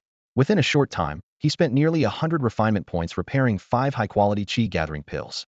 After swallowing them, the medicinal power surged through him like a raging river, boosting his cultivation level step by step. Body Refinement Stage 8. Body Refinement Stage 9. In just 3 days, he soared to the peak of Body Refinement Stage 9. At this moment, his vital energy surged through his body, his strength seeming ready to burst forth, like an explosion no longer the laborer barely holding on 3 days ago. The final threshold to draw Qi inward and reach the Qi refinement stage was now within arm's reach. Yet this final step stood like an insurmountable chasm, firmly blocking his progress. The spiritual energy of heaven and earth had just been drawn into his body, but it leaked away like water poured through a funnel, escaping through countless tiny pores as most of it vanished in an instant. 3-line inferior spiritual roots would always remain inferior. The dampness in the thatched hut seeped into his bones, and raindrops hung from the straw roof, dripping steadily. Zhou Xian slowly opened his eyes, a heavy weight pressing on his chest as he exhaled a cloudy breath, his brows etched with helplessness. Although he had forcibly raised his 5-element spiritual roots to 3 lines, greatly accelerating his cultivation speed, the nature of his roots remained unchanged. At the life-or-death threshold of breaking into the Qi refining stage, his innate limitation was magnified to the extreme. In his current state, without a miraculous opportunity, he would be stuck for at least half a year before a lucky breakthrough. Half a year? He didn't have that kind of time. The long night bred countless dangers. Enemies lurking in the shadows, and the sect's imminent purge loomed like two hanging blades ready to fall at any moment. He had to find another way. As his thoughts churned, Zhou Xuan instinctively glanced at the Qianquan pouch at his waist, probing with his divine sense. Amidst the chaotic clutter lay a palm-sized fragment of green copper, silently resting the very same mysterious copper piece he had scavenged from the garbage heap. He summoned the system panel. Gold touch points balance, 1027. After absorbing discarded pills from Zhang Ling a few days ago, and converting points from trash Zhou also collected, his gold touch points had quietly surpassed the 1,000 mark again. Staring at the number, a resolute cold light flashed in Zhou Xian's eyes. Reaching into his pocket, the moment his fingertips brushed the fragment, an icy chill surged through his palm, as if warning him that his choice carried life or death consequences. His gold touch points were just enough. This time, let me see what you really are. Inside the humble hut, Zhou Xuan sat cross-legged, his expression solemn. Shadows flickered beneath the crude eaves as his gaze fixed intently on the unremarkable green bronze shard resting in his palm. The metal's coldness seeped along the lines of his hand, chilling to the bone, as if compressing the long, weathered passage of time into that small fragment. The shackles of his triple-waist spiritual roots stood like an insurmountable chasm, blocking any progress on the path to chi refinement. If he failed to break through within half a year, the looming purge from his sect and the watchful eyes of Zhao Long would tear him to pieces. He simply could not afford to wait. A flicker of ruthless determination flashed in Zhou Xian's eyes as his mind sank into the system interface. His gold points, barely over 1,000, blinked steadily on the panel, fueling his resolve to risk everything. Without hesitation, he shifted his intent and locked onto the green bronze shard in his palm. System, refine this item. Ding. A cold electronic voice rang in his mind. Unknown fragment detected, containing incomplete Tao principles. Consume 1,000 gold points to refine. 1,000 gold points, almost all his savings, even more than what he had spent improving his roots before. But no price was too high compared to sitting idle and waiting to die. Refine it. He growled inwardly. Gold points 1,000. Balance, 27. The moment the command finished, the shards suddenly trembled, buzzing. A dazzling jade light exploded outward, instantly bathing the hut in an eerie green glow. The light was not harsh, but ancient and profound. Stranger phenomena followed. Countless golden runes, no bigger than grains of rice, appeared out of thin air. They darted through the green light like schools of fish, swirling around the shard at high speed before gathering into rows of obscure, arcane scriptures. Before Zhou Xuan could even react, those golden texts transformed into a beam of light that shot straight to his brow. Boom. It was as if thunder from the highest heavens had cleaved the world apart. His head exploded with ringing. In his consciousness, hundreds of blurry divine and Buddha-like figures emerged, solemn and majestic, seated high above, chanting alien hymns he could not understand. The voices were grand and severe, blending gentleness with brutality, vitality with destruction, opposite meanings intertwined, forming a roaring tidal wave of sound that battered his soul relentlessly. Every syllable was a heavy hammer striking down hard. Ugh! Zhou Xuan grunted hoarsely, veins bulging on his forehead, beads of sweat rolling down and quickly soaking his clothes. It felt like a mortal being forcefully immersed in a celestial scripture vault, countless profound truths flooding in without mercy, threatening to tear his consciousness apart.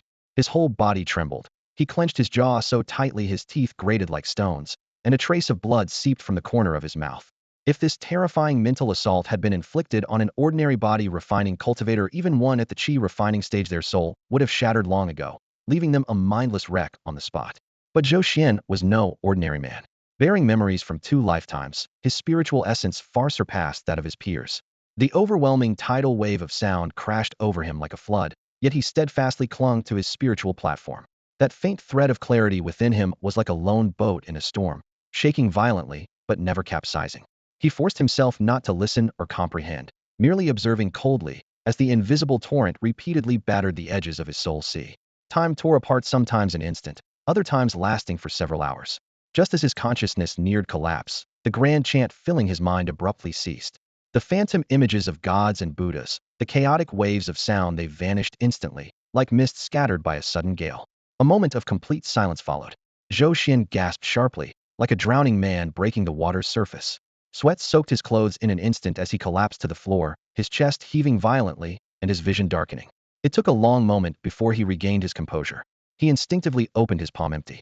The piece of green bronze he had bought for 1,000 gold points was gone. Alarmed, he moved to examine himself for any changes, but before his thoughts could settle, a strange yet clear sensation filled his mind. Beyond his normal consciousness, an entirely new realm had materialized. Zhou Xuan closed his eyes. Darkness faded, revealing a vast, boundless Spacino sky. No earth, only swirling gray mist extending infinitely, the boundaries invisible, chaos newly formed. He tried to move, but found himself no more than a single thought drifting there. The realm shifted wherever his mind went. Words from his sect's ancient texts surfaced deep in his memory. Soul C. By conventional wisdom. Only upon drawing in Qi and entering the Qi refining stage when the soul begins to resonate with the spirit energy of heaven and earth could one open a soul, see inside their mind. But Zhou Xuan was merely at body refining level 9, separated from Qi refining by a tremendous gulf. How could he have created this spiritual domain prematurely? Suppressed shock swirling in his chest, he looked around. The soul sea was still undeveloped, shrouded in chaotic gray mist with no sign of life. Yet, in the absolute center of this space, something floated silently. It was a scripturian ancient, tattered text quietly suspended deep within the pale gray sea of consciousness. Its pages bore the dark yellow tint of aged paper, with edges frayed like repeatedly turned silk cloth, curled fibers dusted with fine specks of gray. The cover bore no words, only a few faded, rustic patterns blurred by the passage of time, flickering faintly under a dim spiritual light. As Zhou Xian's thoughts stirred, his entire spirit seemed to become a gust of wind, suddenly drifting before the scripture. Up close, he could clearly sense how tightly this scripture was intertwined with the whole consciousness sea. Even its faint, breathing-like tremors moved and since it was clearly the core of this space. The secret hidden inside that green bronze shard was, astonishingly, a complete cultivation technique? At that thought, his heart warmed, and he eagerly released his intent, desperate to see more clearly. The moment the characters leapt into his vision, his spirit felt as if it crashed into an alien galaxy. The script did not belong to any known writing system. Its strokes were primitive, yet the lines contained a hidden rhythm, each curve faintly carrying the essence of the Tao. Zhou Xian tried to trace their meaning, but an immense flood of information poured from the characters all at once, sending a chill down his spine and a buzzing in his ears, as if suddenly plunging into an unfathomable abyss while gazing at the night sky. He struggled to steady his mind, but was still overwhelmed by the obscure impact, his vision darkening. Hastily, he withdrew his spirit, gasping for breath until the dizziness subsided. Though he understood not a single character, the moment he left the scripture's influence, he sharply sensed a tremendous change within himself. His soul had undergone a profound transformation under that pressure and nourishment, moving closer toward materialization. If before his soul was like a wisp of smoke scattered by wind, now it had gathered into a crystal clear, yet resilient thread. His thoughts flowed more smoothly, his perceptions suddenly expanded, and his entire being felt clearer and more vibrant than ever. His spirit had taken the lead, outpacing his physical body. This sudden realization burst through him, and he finally understood just how extraordinary the opportunity he had gained really was. The innate nature of the soul is fixed at birth, nearly impossible to advance later, and unrelated to spiritual root quality. Sect texts contain no method to specialize in soul cultivation, and throughout the entire cultivation world, only great masters at or above the nascent soul realm qualify to pursue this path. Yet he, mere body-refining disciple tasked with menial jobs, had stumbled into what countless cultivators call the forbidden meridian by accident.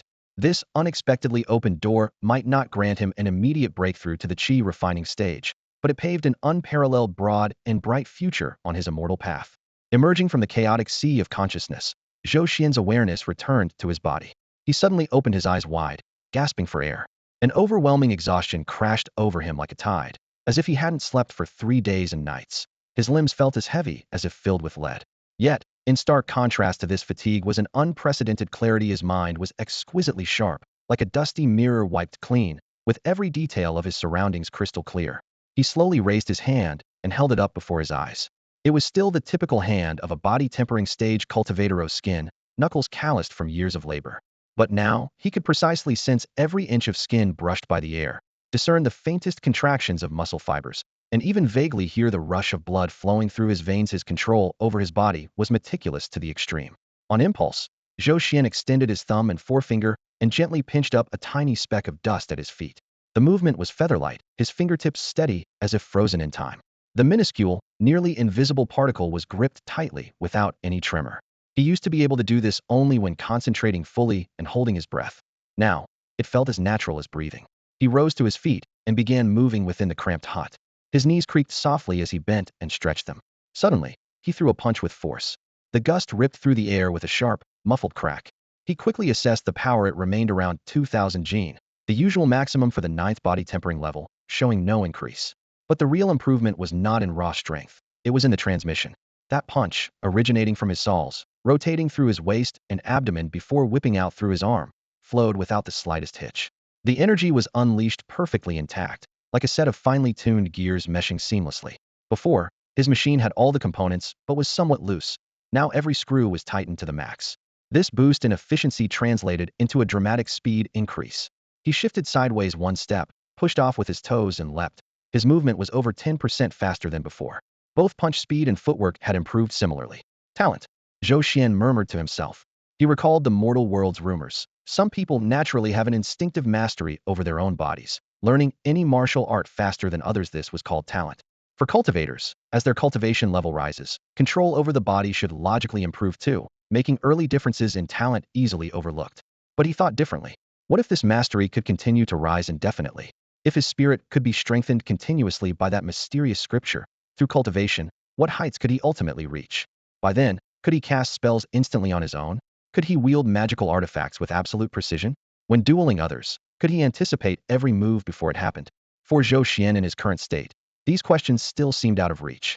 Yet the unexpected path that had just opened before him felt like tearing open a whole new sky far broader than merely improving the quality of his spiritual root. Green bronze. His eyes burned as they landed on the fragment resting in his palm. That mysterious scripture was only a partial scroll, yet it contained boundless secrets. How incredible would its power be if he could complete it? Thinking this, he forced down his excitement and bent to take out another piece of green bronze from his Chinquan pouch, one he had dug out among the trash earlier. This fragment was larger than the first, with clearer patterns. Holding it tightly, he felt a unique, cool texture at his fingertips as if grasping the future itself.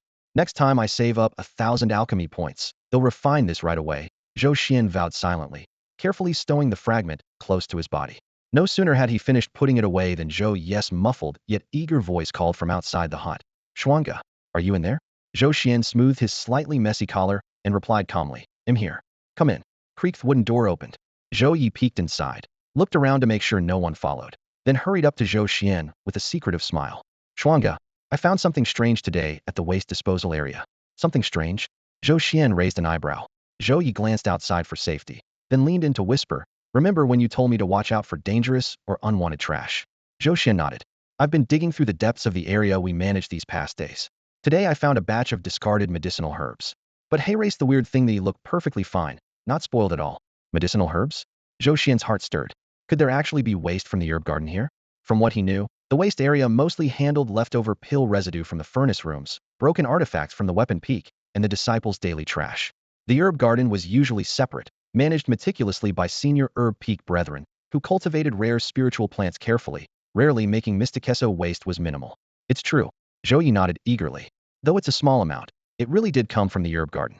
Usually, the garden's rubbish is almost non-existent because senior brethren tend it closely and protect their precious plants.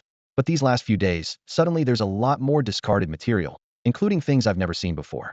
As he spoke, he pulled a coarse cloth bundle from his bosom and carefully placed it on the table, opening it slowly. As soon as the bundle unfolded, a warm yet pure spiritual aura filled the room. Zhou Xuan's eyes narrowed. Inside was a handful of translucent grains, each about the size of a peanut, jade-like in luster, faintly shimmering with a holy glow, and radiating clear spiritual energy. Spirit rice? Zhou Xuan almost blurted out. Spirit rice contains concentrated heavenly qi. Consuming it over time nourishes the body and replenishes vital energy, something fiercely coveted by body-refining cultivators. However, spirit rice demands extremely specific growing conditions, producing very little yield and fetching an exorbitant price. Within the sect, only inner disciples or true heirs are allowed to use it. Yet now, this precious spirit rice, so valuable outside, was being treated as garbage, dumped in heaps at the waste disposal area. Zhou Xuan stared at the handful of jade-colored rice grains, overwhelmed by the pure spiritual energy radiating from them. His shock was beyond words. Spirit rice, these were natural spiritual plants that could only bear grains by absorbing the essence of heaven and earth at spiritual vein nodes. They were always regarded as a delicacy by the sect's senior leaders, hardly ever tasted even by ordinary inner disciples. Yet these translucent grains were carelessly tossed into the waste area, trampled underfoot without a second thought. What was even more absurd was that there seemed to be quite a few of them. As various suspicions flashed through his mind, Zhou Yi beside him shook his head and whispered, Xianji, this isn't spirit rice. Not spirit rice? Zhou Xuan was startled and took a closer look. The appearance, color, and aura matched the descriptions of spirit rice perfectly. For a moment, he found it hard to believe. Zhou Yi insisted, definitely not. I've never seen real spirit rice, but I've heard plenty of rumors. If it were truly spirit rice, those in the herb garden would be eager to keep it for themselves. There'd be no way it'd end up here. What he said made sense. Zhou Xuan withdrew his gaze, furrowing his brows. He picked a jade-colored grain about the size of a peanut from Zhou Ye's cloth pouch and held it between his fingers. Since his spirit had unexpectedly opened, his perception had grown far stronger. A sliver of his consciousness probed inside the grain. The spiritual energy was indeed surging but wild and uncontrollable, like a captive wild horse thrashing about with violent, destructive force. Though the grain was soaked through and translucent with spiritual energy, it still retained the fragile nature of an ordinary object like cheap clay forcibly soaked in strong liquor, liable to explode at any moment. Clearly, this was not a naturally nurtured spiritual item, but a failed product artificially forced to develop. At this thought, Zhou Xian's heart stirred. He immediately issued a command to his system. System, scan this item. Ding. Detected failed spirit transformed rice. Item description, based on ordinary rice, forcibly infused with spiritual energy through a special formation, attempting to cause spiritual mutation. Because the ordinary nature cannot carry the spiritual energy, the internal spiritual structure is chaotic and violent. Not safe for direct consumption, harmful to cultivators' bodies. Can be absorbed and converted into alchemy points. Each grain converts into 0.01 to 0.03 points. Just as expected, Zhou Xian stared at the system panel and suddenly understood everything. The term spirit-transformed mutated rice was perfectly apparent. The herb garden simply dumped these hazardous rejects into the waste area. It made sense. If a mortal accidentally ate them, their organs would be shredded by the raging spiritual energy on the spot. Even body-refining cultivators wouldn't dare touch them lightly. To ordinary people, these grains were deadly poison. But to Zhou Xian, who had the system, they were shining gold. Each grain could convert into 0.01 to 0.03 alchemy points. The number seemed insignificant, but the sheer volume was overwhelming. Zhou Xian's eyes lit up in an instant, and he suddenly looked up at Zhou Yi, his breathing growing rapid. Yet before taking any action, a huge doubt gnawed at him. Who would be crazy enough to try to cultivate ordinary, mundane rice into spiritual rice? In this immortal cultivation world, the planting of spiritual herbs had evolved over tens of thousands of years and formed a complete system. Spiritual rice was spiritual rice. Mundane rice was mundane rice. The gap between them was like that between humans and demon beasts, a fundamental difference in life tiers. To transform ordinary rice into spiritual rice was as difficult as trying to turn common iron into celestial iron by watering and fertilizing it. The idea defied all logic and reeked of a scientific experiment vibe. Could there be other travelers in the sect? That thought flashed through Zhou Xian's mind, making his heart skip a beat. His eyes swept cautiously around, as if trying to detect hidden watchers. But he quickly shook his head. It was too unlikely. This world was full of dangers, and travelers without a golden finger barely survived. Even if there were others like him, without solid proof, he wouldn't expose himself recklessly. Still, words like hybridization, mutation, and breeding new varieties instinctively reminded him of one person, Lu Rian. Back when she was still in the mundane world and hadn't set foot on the immortal path, he once privately taught that calm and beautiful woman the hybrid rice knowledge from his past life to win her favor. She listened intently and asked many detailed questions. If anyone dared to try such a crazy idea within the sect, it would undoubtedly be her. For the sake of the Tao, for power, she was always willing to go to any lengths. It's probably her, Zhou Xian thought, feeling a heavy weight in his chest. He couldn't help but click his tongue, both finding the idea absurd and admiring her boldness.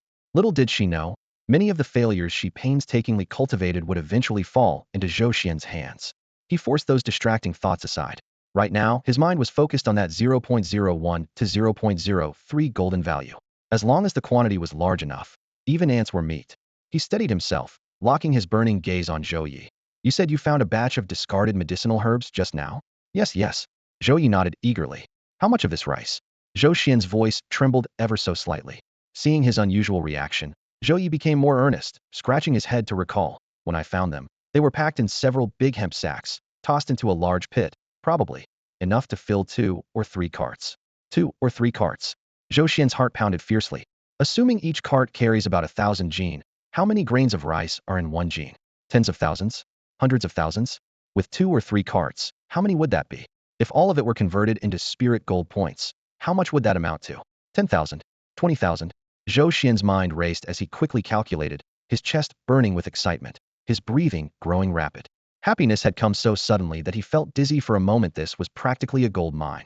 If he could really collect all those mutated spirit rice grains, not only would it help him break into the qi refining realm, but it might even be enough to nearly cover the 10,000 spirit gold points needed for his next spirit root upgrade. Where is it? Take me there now. The thought was unstoppable in Zhou Xuan's mind as he grabbed Zhou Yes' arm, barely able to contain himself and nearly rushing out. Big brother Xuan, wait, don't be in such a hurry. Zhou Yi was startled by his enthusiasm and quickly clasped his wrist to hold him back. What's wrong? Zhou Xuan frowned, unwilling to waste even a second now. Zhou Yi wore a troubled, fearful look. Lowering his voice, he leaned close and warned in an odd tone. Big brother Xuan, that place it's a bit strange. Strange? Zhou Xuan narrowed his eyes. Yeah. Zhou Yi nodded firmly, his face paling slightly. Those rice grains are piled in sacks. That's true. But beside the sacks are a bunch of withered branches and dead leaves. They look like plants that were discarded after failing to grow. And then? Zhou Xuan pressed. Swallowing nervously, Zhou Yi's voice dropped even lower, trembling a little. Today, when I tried to go back and pick some more rice, I got a bit closer, and those plants they moved. Moved? Zhou Xuan was stunned. Yes. Zhou Yi shuddered, speaking rapidly. There was one vine-like thing that sprang up like a snake as soon as I approached. It nearly whipped me across the face. And a few that looked like flowers except they didn't bloom, and they opened their mouths like they wanted to bite people. Zhou Xuan froze on the spot after hearing this. Plants that bite people? Listening to Zhou Yi's trembling voice, Zhou Xuan didn't frown. Instead, he raised an eyebrow, showing a keen interest. At this moment, his soul was as powerful as a rising tide, his senses sharp down to the tiniest speck of dust. Things that low-level laborers couldn't grasp were no secret to him. In the cultivation world, it said that all things have spirits. Plants, insects, and fish can all transform into demons. Yet this batch of artificially accelerated, aggressively defensive plants clearly held a different secret. What's there to fear? Zhou Xuan said calmly, looking at Zhou Yi's pale, frightened face. Then he added, I'm here. Lead the way. His tone was steady, carrying the undeniable confidence granted by his 9th-level body refinement and a soul far stronger than most. Meeting his calm gaze, some of Zhou Yi's deep-seated fear eased. She bit her lip and replied, All right, brother Xuan, please be very careful. Then she led him deeper into the garbage mountain. This so-called mountain was really a long valley where the sect's discarded waste had piled up over millions of years, burying the original terrain beneath layers of trash. The deeper they went, the stronger the stench of decay and disorderly spiritual energy became. It was so desolate that even the rustling of leaves felt out of place. After about the time it took for an incense stick to burn, Zhou Yi suddenly stopped and pointed ahead, voice tight. Brother Xuan, it's right there. Zhou Xuan followed her gaze. A massive pit nearly half the size of a basketball court lay ahead. The bottom was cluttered with a dozen or so burlap sacks, their mouths wide open, filled with rice grains that gleamed like jade spiritually mutated rice. But what drew the eye more was the surrounding land within 10 or so meters. Bizarre, overlapping plants crowded around. Some had blood red, gaping flowers that opened and closed like jaws, as if sniffing the air. Others twisted upward like black spikes, shooting straight from the soil. Thick, glossy green vines coiled on the ground like venomous snakes. The spiritual energy here was chaotic, filled with violence and hunger.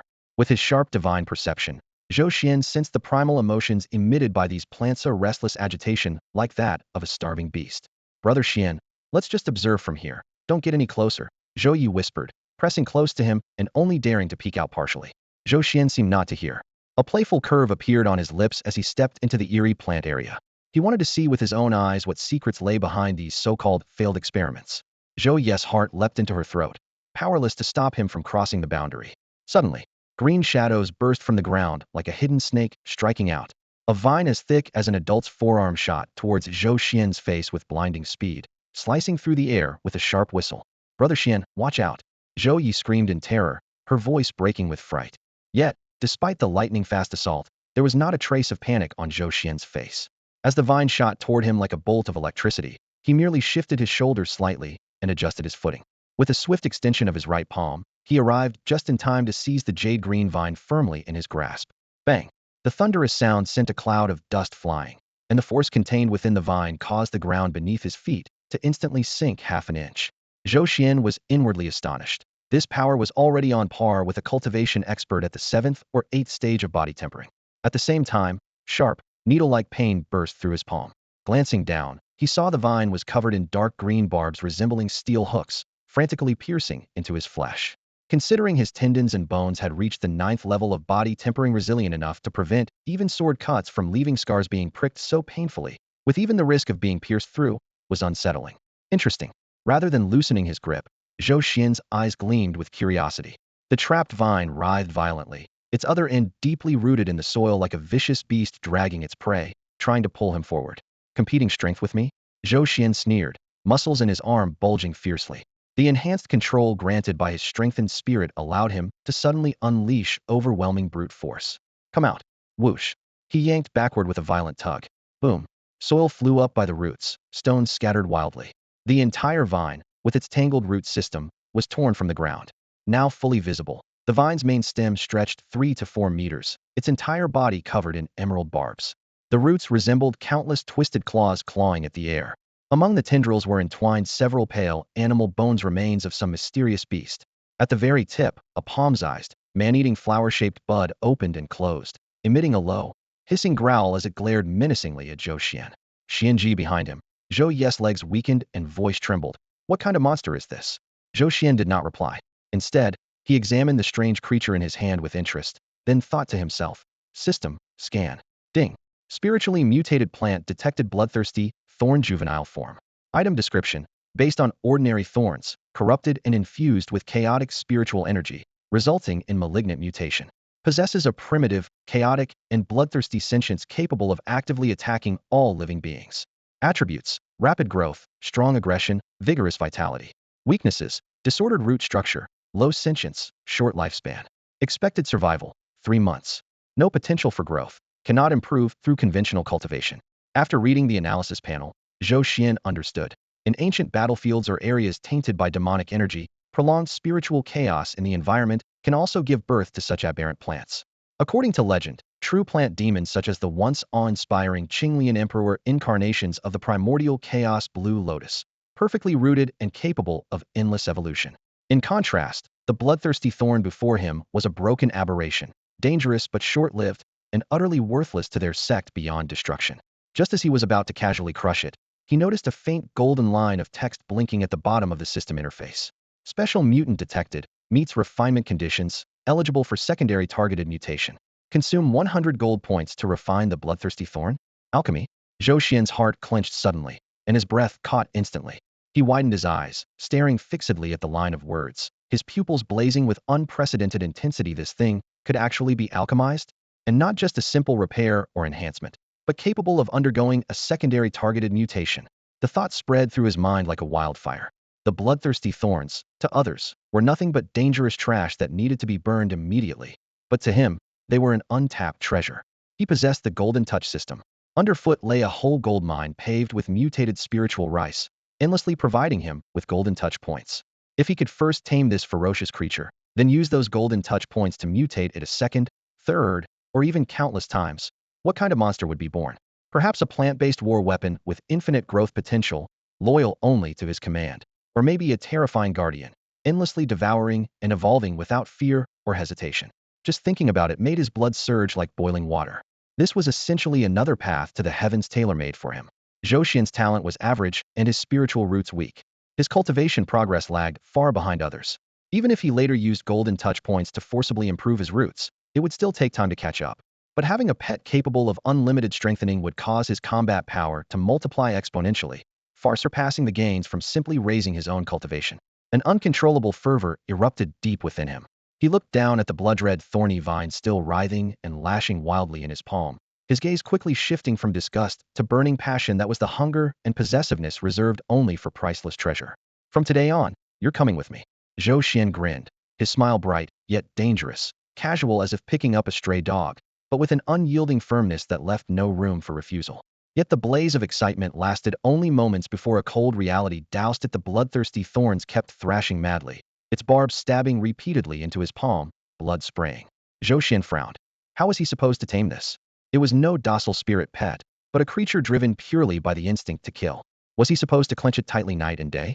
The instant he loosened his grip, it would surely lash back. He had to find a way to make it obey completely. His thoughts raced, recalling countless legends he had read in his previous life. Blood binding to recognize a master, soul imprints, various secret contracts. Unfortunately, he was unfamiliar with any of them. Lingjian's sect, true to its name, was a sword-cultivating sect. Its main path was practicing sword techniques, forging sword hearts, and pursuing the Tao through strength, breaking all laws with a single stroke. They paid little attention to unconventional methods. At least at the level accessible to a lowly servant disciple like himself, There was no mention of any beast taming or plant controlling disciplines. There were rumors of specialized beast taming sects that possessed secret techniques capable of forcibly implanting binding seals into the souls of monstrous beasts, making them obedient and easy to command. Zhou Xuan calculated silently in his mind. Such sects were far beyond his reach, and at this moment, without any connections or masters to guide him, was he really going to let this opportunity slip away into thin air? Guarding a treasure mountain but unable to find the key to unlock it, desperate recklessness that had surged within him moments ago now seemed on the verge of dying out, leaving him suffocated by frustration and resentment. Just as he grew restless, a sudden change erupted. Buzz. It wasn't an external vibration, but a humming deep within his mind. The tattered, ancient scripture, formed from fragments of green copper and floating in the center of his consciousness, began to shimmer. The once dull copper-colored pages now glowed faintly with a golden halo, as if awakened by his intense focus. Zhou Xian's gaze sharpened, and his awareness was immediately drawn in. On the open page, a previously blurred symbol gradually became distinct.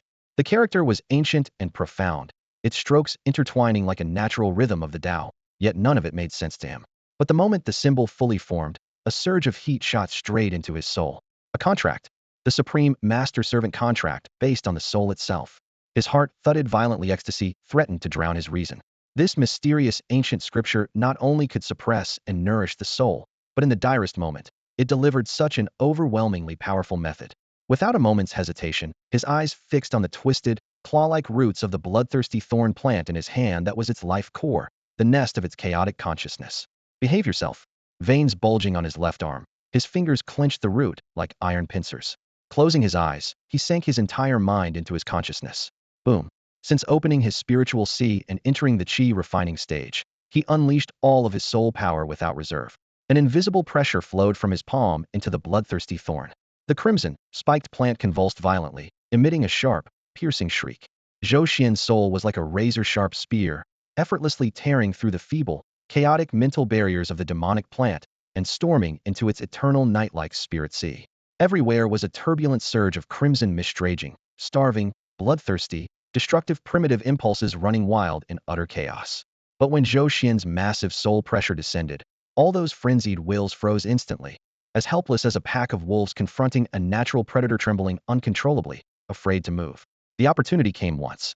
Gritting his teeth, he summoned every ounce of soul power and began carving the newly understood golden symbol into the heart of this blood sea.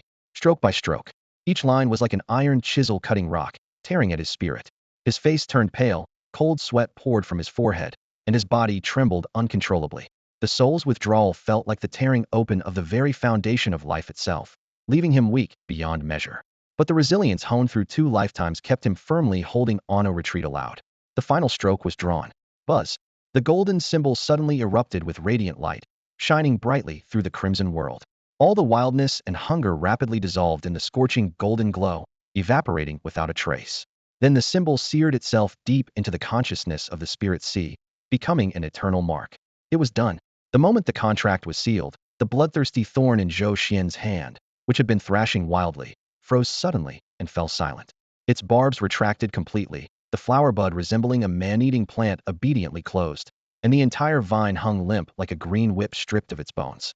In the next instant, a strange sensation swept through Zhou Xian's strong, unbreakable mental bond now firmly linked the two. Through this connection, he caught faint fragments of emotion. First confusion and fear, then intimacy and dependence, like a newborn seeing their parent for the first time. The bloodthirsty thorn's intelligence was pitifully low, incapable of forming coherent thoughts, yet it had already developed an absolute, soul-deep obedience and closeness to Zhou Xian. Finally succeeded. Zhou Xian exhaled deeply, his vision darkening as he nearly sank to the ground. The hollow exhaustion spread from his limbs to his mind, a buzzing in his ears as if he hadn't slept for 3 days straight. Nearby, Zhou Yi stood dumbfounded. His mouth hung open wide enough to fit an egg, his large copper-colored eyes darting back and forth between Zhou Xian and the docile vine, as if frozen in place. What had just happened? All he saw was Xian grabbing the man-eating monster, closing his eyes with a strained expression. Then the creature suddenly became as meek as a leashed dog. What kind of divine power was that? Xian, Shuanga. Zhou Yi's voice shook, reverence mixed with awe. Did you just? It's nothing. Zhou Xian waved him off, forcing himself upright. He wasn't about to show weakness before his new subordinate. Looking at the completely subdued, bloodthirsty thorn in his palm, his heart burned with pride. The process had been dangerous and draining, but it had definitely been worth it. Glancing around, only a few strangely mutated plants remained at the bottom of the pit. Though still alive, their strength and potential were far inferior to this one. Zhou Xuan didn't even bother with theme if he was going to cultivate anything. It would be the strongest. From now on, he'll call you Little Flower. He rolled the soft vine in his hand and named it casually. Little Flower couldn't understand, of course, but it keenly sensed its master's intent. Its buds swayed gently in delight. Shuanga, what about those sacks of rice? Zhou Yi finally snapped out of his daze, pointing to a dozen or so bags in the pit, asking quietly. Those. Zhou Xian's eyes immediately brightened, his previously scattered spirit rekindling with energy. Of course, I want them all. He turned his head to look at Zhou Yi and issued the order. Zhou Yi, listen carefully. From now on, your mission is to bring every single grain of this rice back to our residence, none left behind. Remember, do it in batches, stay hidden, and absolutely don't let anyone find out. All right, Brother Xian, he'll get right on it. Zhou Yi nodded eagerly, the anxiety on his face replaced by total obedience to Zhou Xian. Zhou Xian responded with a satisfied nod, his gaze dropping to the small flower in his hand, the bloodthirsty thorn plant he had tamed. This thing needs a place to stay, a spot where it can hide, grow freely, and guard my door. He looked up towards his dilapidated hut nearby, a careful plan beginning to take shape in his mind. Before turning away, he had to clear this patch of mutated plants first. Zhou Xian scanned the dense, strangely formed vegetation without a trace of fear. Ever since he had conquered the most powerful bloodthirsty thorn, the remaining misshapen weeds were nothing but nuisances in his eyes. Too lazy to test each one individually, he sent a slight pulse of spiritual power, and his heightened perception instantly expanded the texture of stems and leaves, the weak spots of energy flow, all revealed clearly. Bang! He kicked the root of a monstrous flower with fong-like mouthparts precisely, its energy gathering point. The plant didn't even have time to scream as it wilted instantly, its moisture sucked dry, withering into charred black remnants. Crack!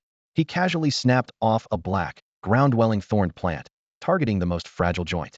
Its branches, harder than stone, broke like brittle twigs in his hand.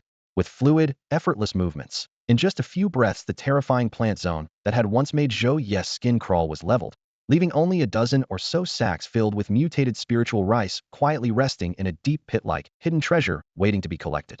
Zhou Yi watched beside him, wide-eyed and dumbfounded, his Adam's apple bobbing nervously but utterly unable to understand what Zhou Xian had done. Those plants that had just been snarling like vicious beasts were treated like ordinary weeds in Brother Xian's hands, easily uprooted and destroyed. This far exceeded everything he thought he knew about power. Could this really be the strength of someone at the body refining stage? He remembered Zhou Xian's promise to improve his spiritual root aptitude and felt hope, once faint, flare up into a blazing sun. Brother Xian was no ordinary person. He must possess an extraordinary destiny. Brother Xian, Zhou Yi's voice trembled, filled with fervent admiration. The rest of the heavy lifting is on you, Zhou Xian said, brushing dust from his palms, his tone as casual as if he'd done something trivial. Yes, Brother Xian, don't worry. I guarantee he'll finish the job.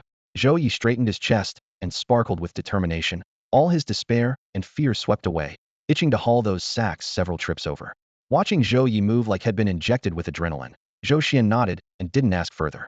He slung the bloodthirsty thorn over his shoulder and strode toward the hut. Back at the residence, he didn't rush to study the little flower or spend gold points on a second guided mutation. This plant was barely over 10 days old, with a lifespan of just 3 months. It was clearly more cost-effective to wait until it neared the end of its life before triggering a transformation. At the hut's entrance, he picked out an inconspicuous corner, dug a small half-meter deep pit by hand, and carefully planted the flower's roots, covering and firming the soil. From today on, this is your homey, a place to hide and guard my door, he thought. With everything settled, Zhou Xian finally exhaled in relief. But before he could fully relax, a subtle ripple from their soul link signaled a message the little flower was sending him: an emotion, hunger, an intense craving for flesh and blood. Almost forgot you're a carnivore, aren't you? Zhou Xian suddenly understood. The name bloodthirsty thorn had long given it away. The nutrients it absorbs from the soil are only the bare minimum for survival. What truly makes it thrive is the blood and flesh of living beings, along with the spiritual energy contained within them.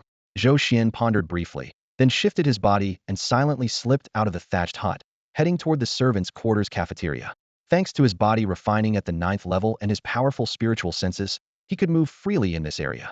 Avoiding the main entrance, he skillfully climbed into the kitchen and, by the bucket of kitchen scraps, took a few pieces of fairly fresh bone-in meat. It was coated in grease and had a faint, gamey smell. He quickly returned to the hut. Here, eat up. He threw the meat near the roots of the little flower. The bloodthirsty thorn's vines extended, the tips lightly touching the meat before recoiling in disdain. The flower bud drooped slightly, transmitting a clear sense of disappointment and contempt through its spirit. Hey, picky eater? Zhou Xuan chuckled. Then he immediately understood the little flower, though a mutant, was already filled with chaotic spiritual energy, far removed from the mortal realm. Feeding it this spiritless ordinary meat was like asking a nobleman in brocade to chew on tree bark. A bit troublesome, but not impossible. He smirked. Zhou Xuan picked up a palm-sized chunk of chicken, focused his mind, and said, "System, refine it." Ding. Consume 0.1 gold value to refine ordinary chicken meat? Yes. A faint golden light flickered on the chicken's surface. The meat instantly became firmer and more delicate, its skin taking on a pale golden hue, and the aroma intensified tenfold. Ding. Refinement successful. Obtained high-quality spiritual chicken meat. Zhou Xuan presented the meat to the little flower again. The vines reached out, sniffed, and the bud slightly opened but still didn't bite. Its emotion was clear. Not enough. Not enough? Zhou Xuan raised his brow, suddenly understanding. It wanted pure energy, spiritual energy. All right, today you're going to eat your fill. With a big influx of gold value coming soon, this consumption was nothing. He focused his mind again. System, continue refining. Ding. Consume 1 gold value to refine the high-quality spiritual chicken meat? Yes. The gold value consumed multiplied tenfold. The chicken was instantly enveloped in a soft white light. When the radiance faded, the meat was crystal clear like jade, surrounded by wisps of white mist, the trace of pure spiritual energy leaking out. Ding. Refinement successful. Obtained celestial chicken meat imbued with spiritual energy. Just as Zhou Xuan raised his hand to toss the meat toward the bloodthirsty thorn, a sharp rushing sound pierced the air. Whoosh. A green blur shot out from the ground like lightning. It was Xiaohua. It could no longer suppress its instinctive craving for spiritual energy. Suddenly, a vine shot out with the speed of a released arrow, instantly wrapping around the piece of chicken infused with spiritual energy in Zhou Xian's hand, and gave a sharp tug. Zhou Xuan felt a numbness in his hand. Almost losing his grip, then he watched as the chicken, like butter on a hot iron, had its surface glow ripple wildly before quickly melting into a clear stream of energy, which flowed entirely into the vine. As the spiritual energy entered its body, Xiaohua looked like a jade plant freshly washed by rainwater. Its leaves grew shinier, and a faint spiritual aura shimmered on its surface. The joyful feeling transmitted clearly through their soul connection. Only then did Zhou Xuan fully understand. For it, ordinary meat, or even regular demon beast meat, wasn't really food. The true feast was flesh infused with spiritual energy. The phrase demon beast flesh immediately popped into his mind. Demon beasts lived from birth in places rich with spiritual energy. Their flesh naturally carried the essence of heaven and earth, making it an excellent tonic for Xiaohua. The sect's trading market, Yunlai Square, had shops selling all kinds of demon beast materials, including vast amounts of their flesh. While those were treasures for inner disciples to use in pill refinement or forging, most cultivators found eating them directly of moderate effect, so the prices were not outrageous.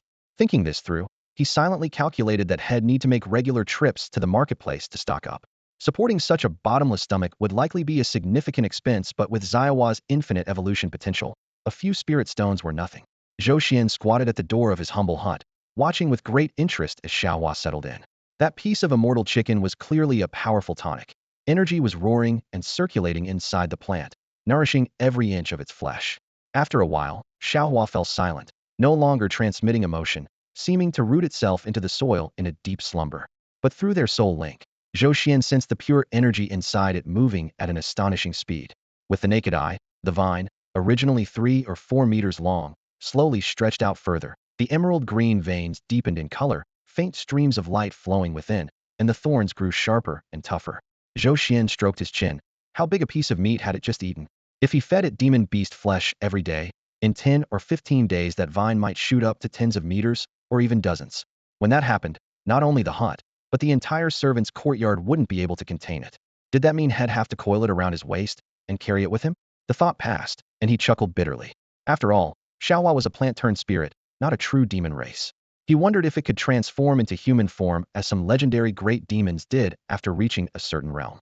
If it could take human shape, all these problems would be solved easily. But for now, he just had to raise it big.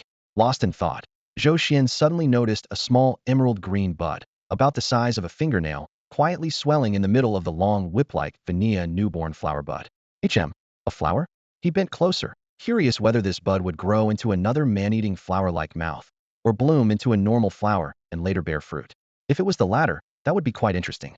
While Zhou Xuan was fully focused on studying the new changes in Xiaohua, Heavy footsteps filled with restrained excitement came from nearby. Brother Xian. Zhou Yi called out, his breath heavy. Zhou Xian turned to see him carrying two thick hemp sacks slung over his shoulder, the sacks bulging full. Each step caused the ground to tremble slightly. Sweat dripped down Zhou Yi's sun-darkened face, yet his eyes burned bright with excitement. The two sacks weighed around 300 to 400 jin together, but he carried them as if they were mere bundles of straw. Brother Xian, I brought back 2 sacks first. Zhou Yi gently set the sacks down, lowering his movements carefully, as if afraid to disturb something. Well done, Zhou Xian nodded approvingly. He could tell Zhou Yi had channeled all his hope for the future into this overwhelming burst of energy. Subordinates like this were the easiest to work with. Zhou Yi grinned broadly and nodded firmly, neither questioning the use of the toxic rice nor probing into the terrifying plant they'd subdued. Instead, he cast a nearly reverent look at Zhou Xian before turning away and striding quickly back toward the deep pit. Watching Zhou Yi's determined figure, Zhou Xian felt quite satisfied. He withdrew his gaze and casually untied one sack. Cool and delicate grains slipped through his fingers. He scooped up a handful crystal clear and translucent like jade beads, yet faintly vibrating with wild spiritual energy. At a thought, he sent a few grains into the system. Ding. Alchemy points 0.02. Ding. Alchemy points 0.03. With several carts of rice weighing thousands of jin, fully converting it would yield nearly 10,000 alchemy points, igniting a fire in Zhou Xian's heart. As he prepared to continue, a sudden flash of insight struck him. What if he reversed the process and used alchemy points to refine this rice? Ordinary chicken meat, once refined, became immortal-grade ingredients. These mutated spiritual rice grains already teemed with violent spiritual energy. Refining them might multiply their value many times over. Unable to hold back, he selected 3 grains and placed them in his palm. System, refine them. Ding. Mutated spiritual rice detected. Refine using 0.08 alchemy points. The cost was roughly equal to the points gained from converting 3 or 4 grains slightly higher, but if the final product was more valuable, it was well worth it. Yes, Zhou Xian confirmed without hesitation. In an instant, a faint golden light swept across his palm. The 3 grains, once crystalline but imbued with savage energy, felt as if brushed by an invisible hand. Their internal turbulent spiritual energies were instantly soothed and harmonized. The grains grew clearer and more translucent, like the purest crystal, their surfaces even faintly shrouded in a visible white mist. Beneath the shining crystalline shells, a fresh and gentle spiritual energy mingled subtly with the fragrant scent of rice, quietly drifting out. Ding. Refinement successful. Obtained low-grade spiritual rice. A sudden gleam lit up in Zhou Xian's eyes. This was no longer a failure product, but genuine spiritual rice that cultivators could consume directly. Though only low-grade, it was still spiritual rice. Without a moment's hesitation, he tossed all 3 grains into his mouth. At first, the taste was plain and almost bland. Yet as he chewed, the soft and pure spiritual energy burst forth, transforming into a warm stream that flowed smoothly down his throat and instantly spread through every limb and sinew. Zhou Xian didn't need to exert any effort. The energy was absorbed instinctively by his body, nourishing his flesh, blood, and bones at a rapid pace. The sensation was exquisite, an indescribable pleasure surging from skin to marrow. Breathing growing rapid, his mind raced with calculations. 1 grain weighs barely 2 or 3 grams, so a pound is about 200 grains. Although 3 grains spiritual energy isn't much, it's utterly pure, with almost perfect absorption. If I ate a whole pound in one sitting, the total effect of low-grade spiritual rice might approach that of a kigatharing pill. In the sex market, a single kigatharing pill cost 10 low-grade spirit stones and was rarely available despite the price. Refining 1 grain of spiritual rice cost him less than 0.03 points of gold value, so 200 grains would be under 6 points. Spending less than 6 points of gold value to gain cultivation effects equivalent to 10 low-grade spirit stones. Zhou Xian's heart pounded wildly. Looking down, he saw the several dozen sacks of mutant spiritual rice piled like a mountain of spirit stones in the servant quarters. Altogether his. With this batch of spiritual rice, I have enough resources for the chi refining stage, and then some. His lips uncontrollably curled into a grin as his mind sketched out the future. Once he transported the remaining miscellaneous grains here, he would immediately enter seclusion, refine 100 or so pounds, and directly boost his cultivation to chi refining. Just as this surge of ambition enveloped him, a cold, cutting female voice full of disdain and distance suddenly sounded from behind. Zhou Xian. The voice was like an ice blade, instantly shattering his euphoria. Zhou Xian froze, the smile on his face stiffening. He slowly turned toward the source. Beneath the shade of a tree stood a white figure. The woman wore a pure white dress, spotless and graceful, like a celestial maiden from the moon palace. Her stunning face was both familiar and distant, completely at odds with this grimy, Chaotic servant area. Lu Rian. How did she come here? Zhou Xian's brow furrowed sharply. Lu Rian's gaze swept him up and down.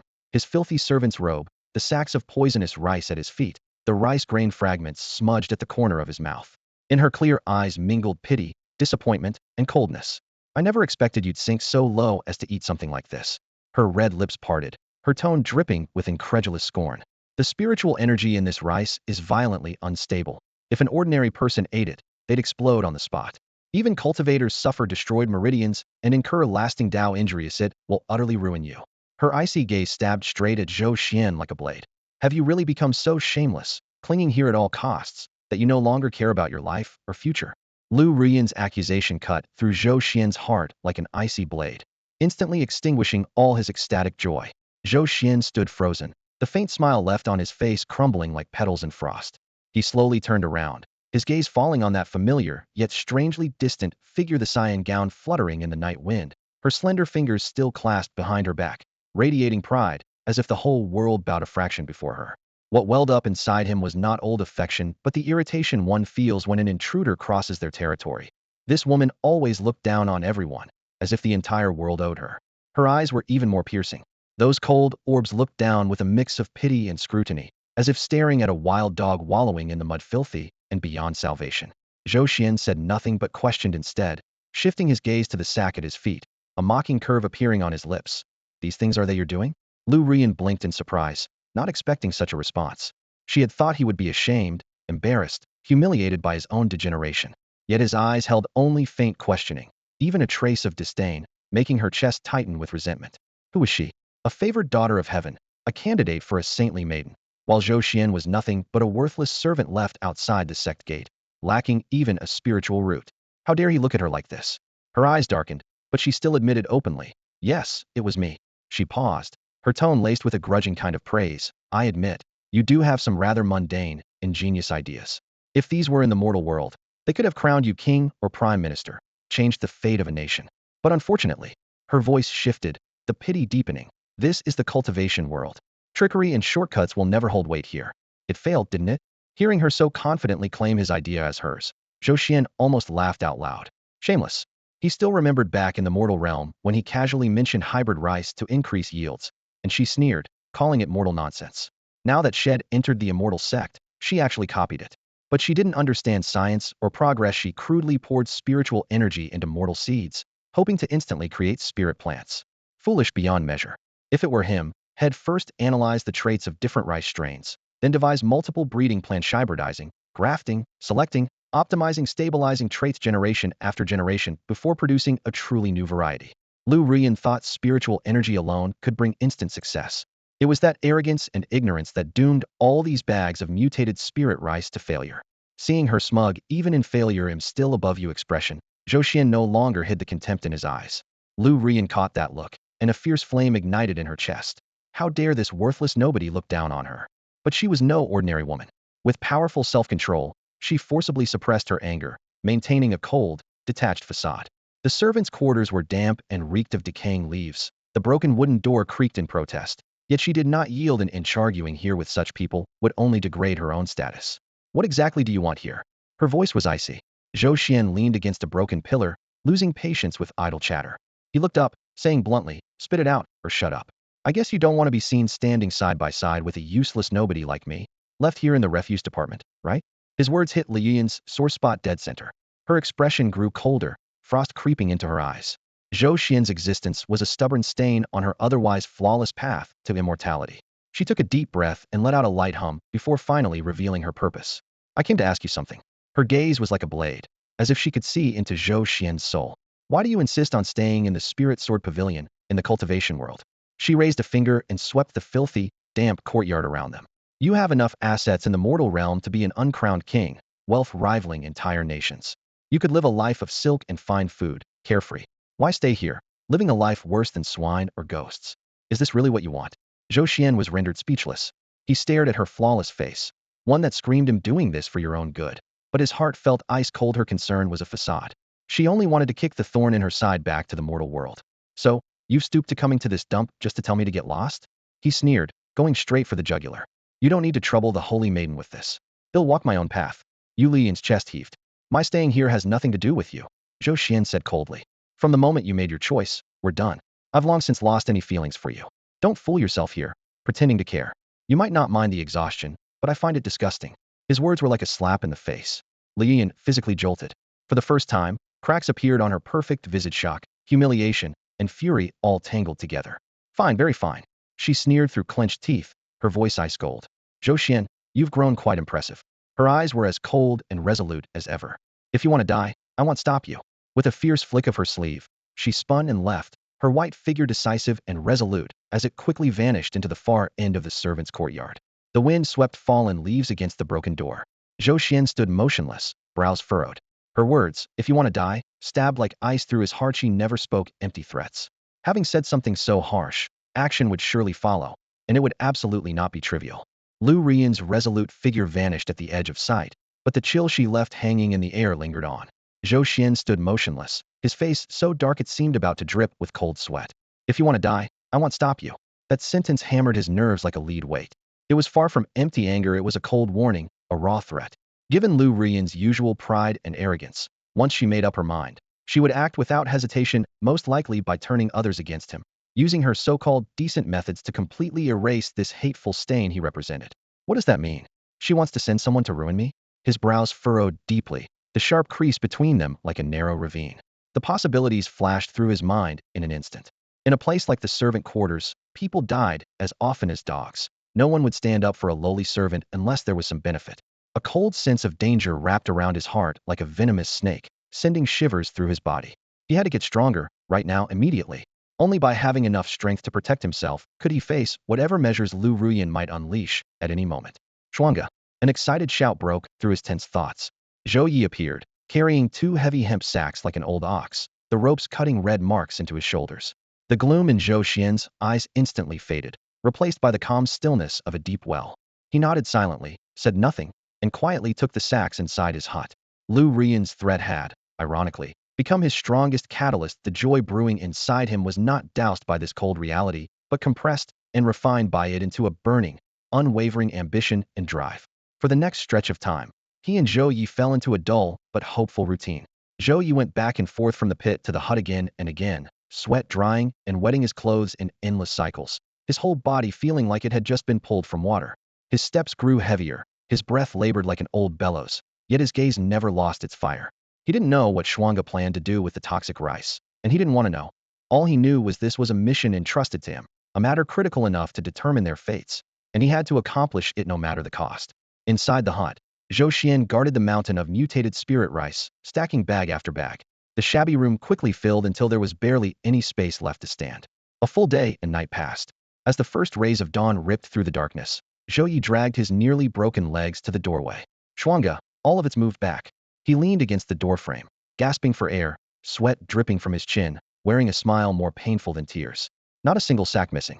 Zhou Xuan looked at his worn-out companion and nodded in approval. He reached out, patted Zhou Yi's shoulder, quietly pouring a surge of pure energy to ease the aches in his muscles. Thank you for your hard work. Those simple words fell like a gentle rain, more meaningful than 1,000 speeches. No trouble at all.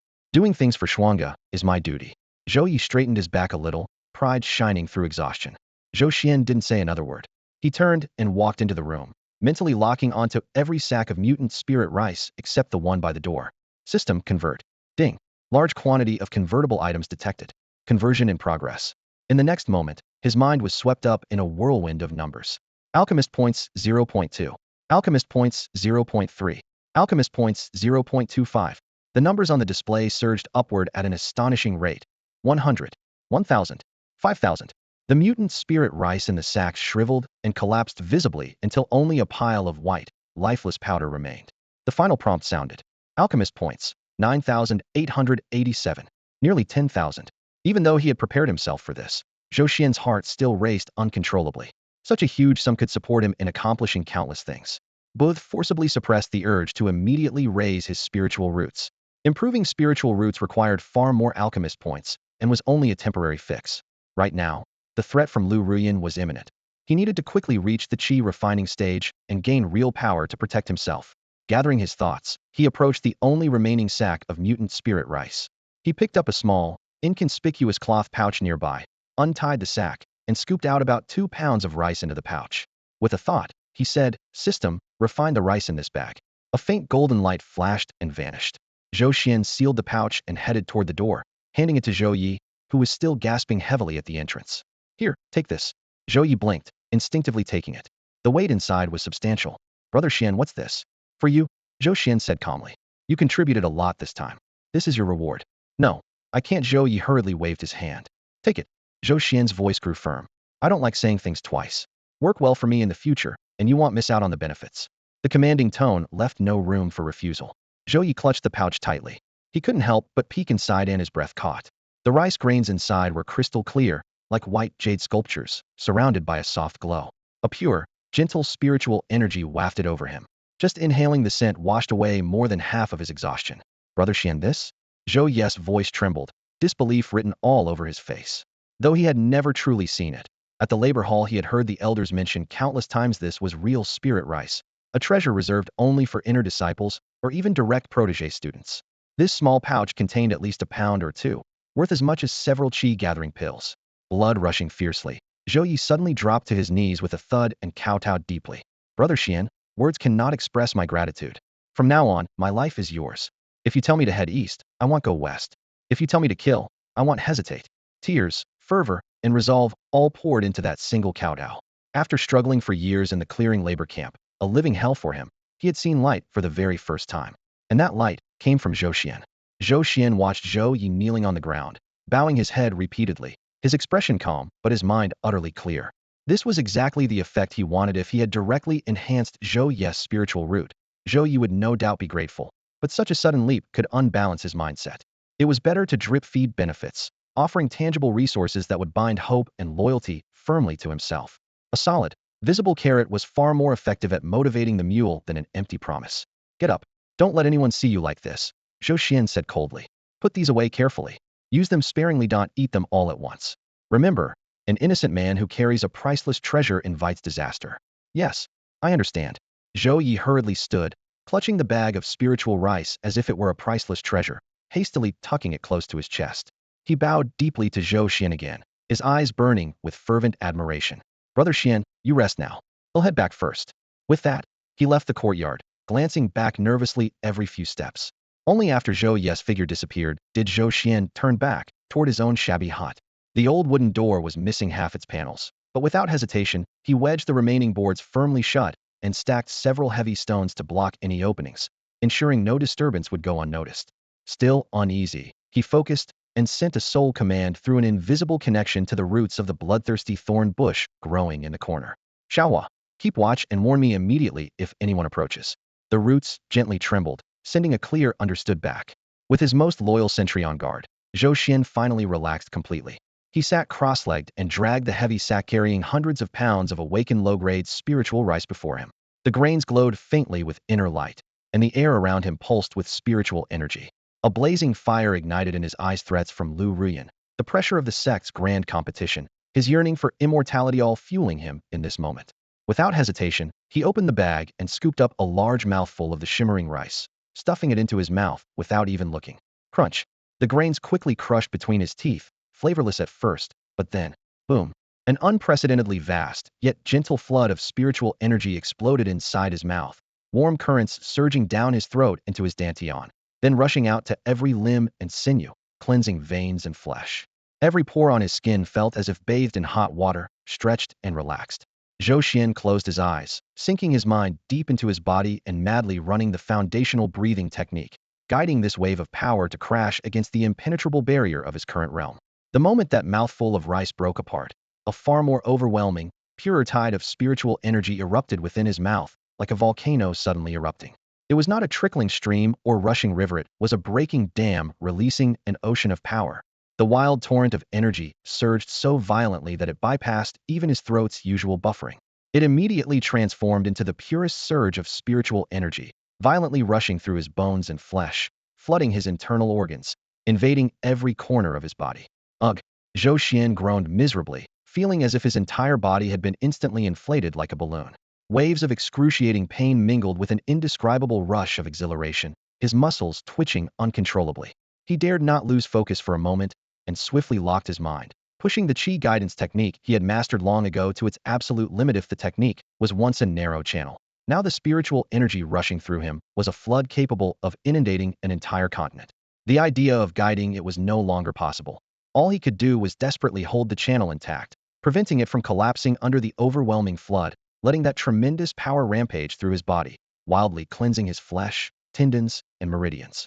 His skin burned red hot in an instant, white steam rising from his pores, as if he had turned into a small volcano on the verge of eruption. The intertwining of pain and pleasure reached an extreme that paradoxically sharpened his consciousness. Saw with his own eyes the frantic torrents swirling inside, eventually converging like rivers flowing into the sea toward his dantian, violently smashing against an invisible but unbreakable barrier. That barrier separated the mortal from the immortal realm, a chasm no martial artist in the body refining stage could surpass even after a lifetime of effort. Boom, boom, boom. Wave after wave of spiritual energy crashed into it, reverberating like silent thunder through his body, yet unable to shake it even slightly. The bloodshot veins in Zhou Xuan's eyes bulged as he suddenly grabbed a handful of spirit rice, forcing it into his mouth and biting down fiercely. More spiritual energy surged in, and the flood's intensity increased again. His body trembled violently, fine droplets of blood seeping from his 7 orifices, signaling that his physical form was nearing its limit. Still, he dared not stop. Lu Rian's cold, resolute gaze, and that threat felt like a poison spike piercing his soul. Pushing and squeezing him, there was simply no way back. He even reached for a third handful of spirit rice, ready to make a final desperate attempt. At that moment, his mind suddenly plunged into a mysterious realm with no warning. The thatched hut, the burlap sack, even his own flesh and blood grew blurry, and his consciousness seemed to detach from his body, drifting through endless emptiness. From all directions, as if from the depths of his own heart, a grand voice echoed. "What path will you choose?" Zhou Xuan blinked in surprise, instantly understanding that this was the test of heart encountered only by a rare few gifted or fated enough when entering the chi refinement stage. The Spirit Sword Sect, ranked 9th among the 10 sacred grounds of the Tianxian continent, was weak in foundation but fought its way to prominence through fiercely sharp swordsmanship. Within this sect, the sword was everything. Sword cultivators wielded power far beyond their peers, their hearts unyielding, holding a sword in hand. They could slice mountains, shatter skies. Becoming a sword cultivator seemed only natural. Gradually, in his mind appeared a peerless, immortal sword shimmering with endless cold light, sharp, unmatched, capable of cutting down all injustice and cleaving through any obstacle. As long as he could grasp it, immense power would be his. A threat from Lu Rian? Slash it with one sword. A hassle from Chief Wang? Slash it with one sword. Anyone who has ever looked down on or insulted him all would be cut down by a single strike. Such exhilaration, such freedom. Yet, when Zhou Xuan stood alone in the dim treasure chamber, staring at the immortal sword radiating a cold light, seemingly able to cleave heaven and earth, his hand froze midair, never grasping the hilt. He knew he couldn't do it in his past life. He was nothing more than an ordinary man struggling to survive in a concrete jungle. In this life, he was a lowly menial in the sect, fetching water and sweeping floors every day just to earn a coarse grain ration. Survival, in both lives, was all he cared about.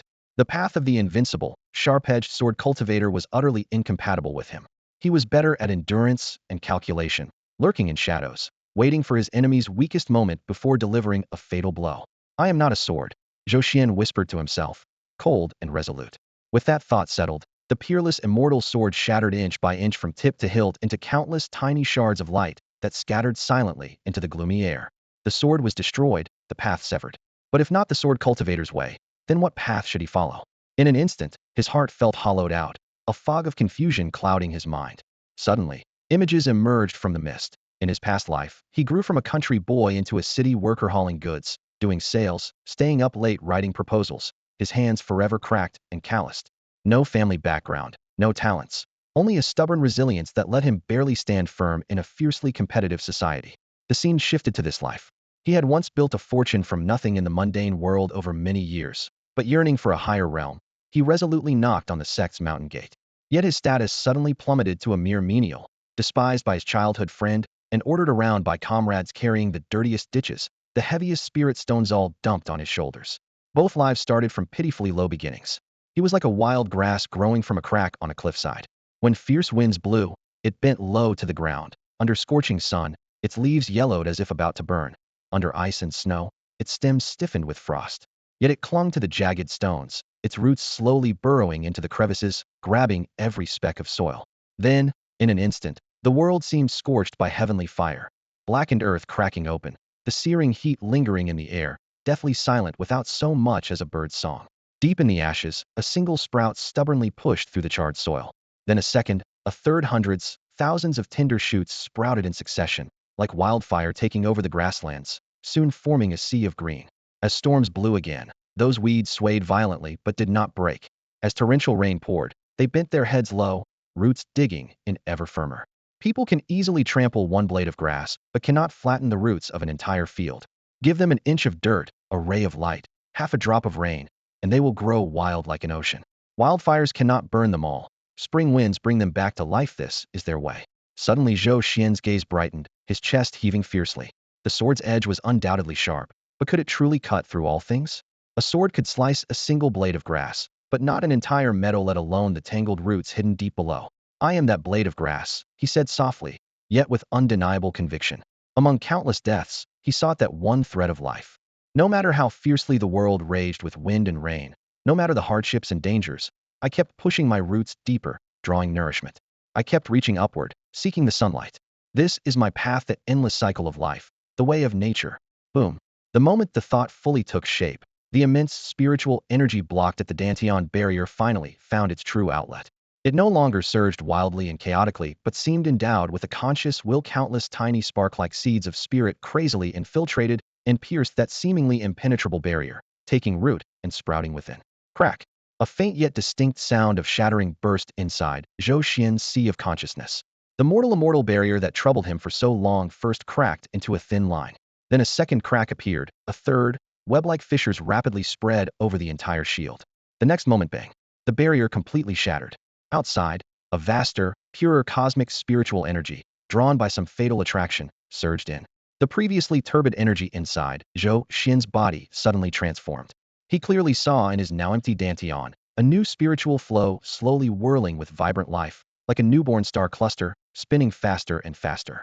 The surrounding spiritual energy of heaven and earth, needing no external cultivation method, was pulled ceaselessly into this tiny vortex, merging and strengthening that initially faint but rapidly growing spiritual current nature's way, passively absorbed. This is what a true cultivator is. Qi refinement stage achieved. Zhou Xuan's eyes snapped open, two dazzling beams flashing through them.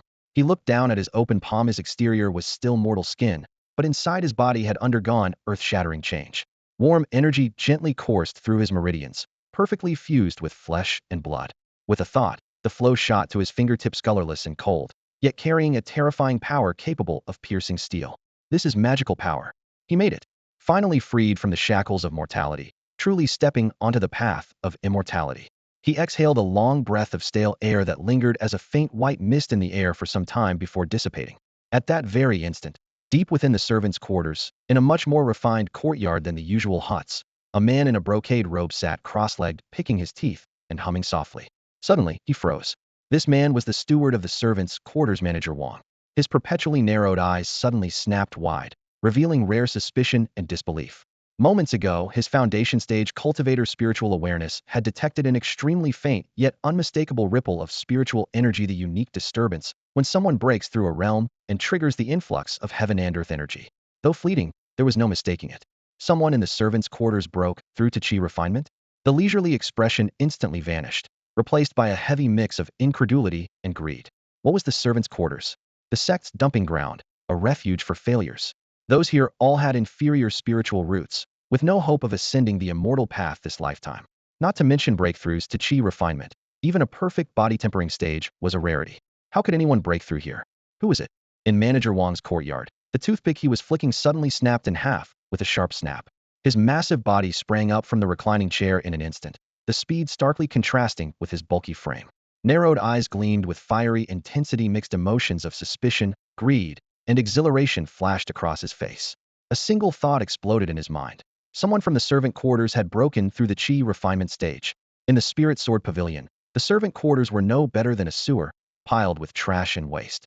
If a servant could break through in such a place where spiritual energy was scarce and resources almost non-existent, their value was like finding a nugget of gold in a cesspit. This was far more than just a promotion. Anyone who could ignite their spiritual fire in such desperation must harbor secrets and opportunities.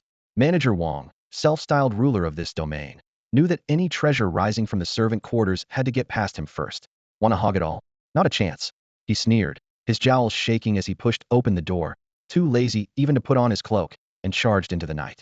His foundation establishment-level spiritual awareness spread invisibly from his brow like a web, silently scanning toward the source of the spiritual energy ripple. Meanwhile, inside the dilapidated hut, Zhou Xuan's joy at breaking through barely lasted 3 breaths before a bone-chilling cold snuffed out his hot blood had made a fatal mistake. Though Qi refinement lacked thunderous power, it shone like a beacon in the eyes of cultivators, especially that of Manager Wang in Foundation establishment. His movements had definitely been detected.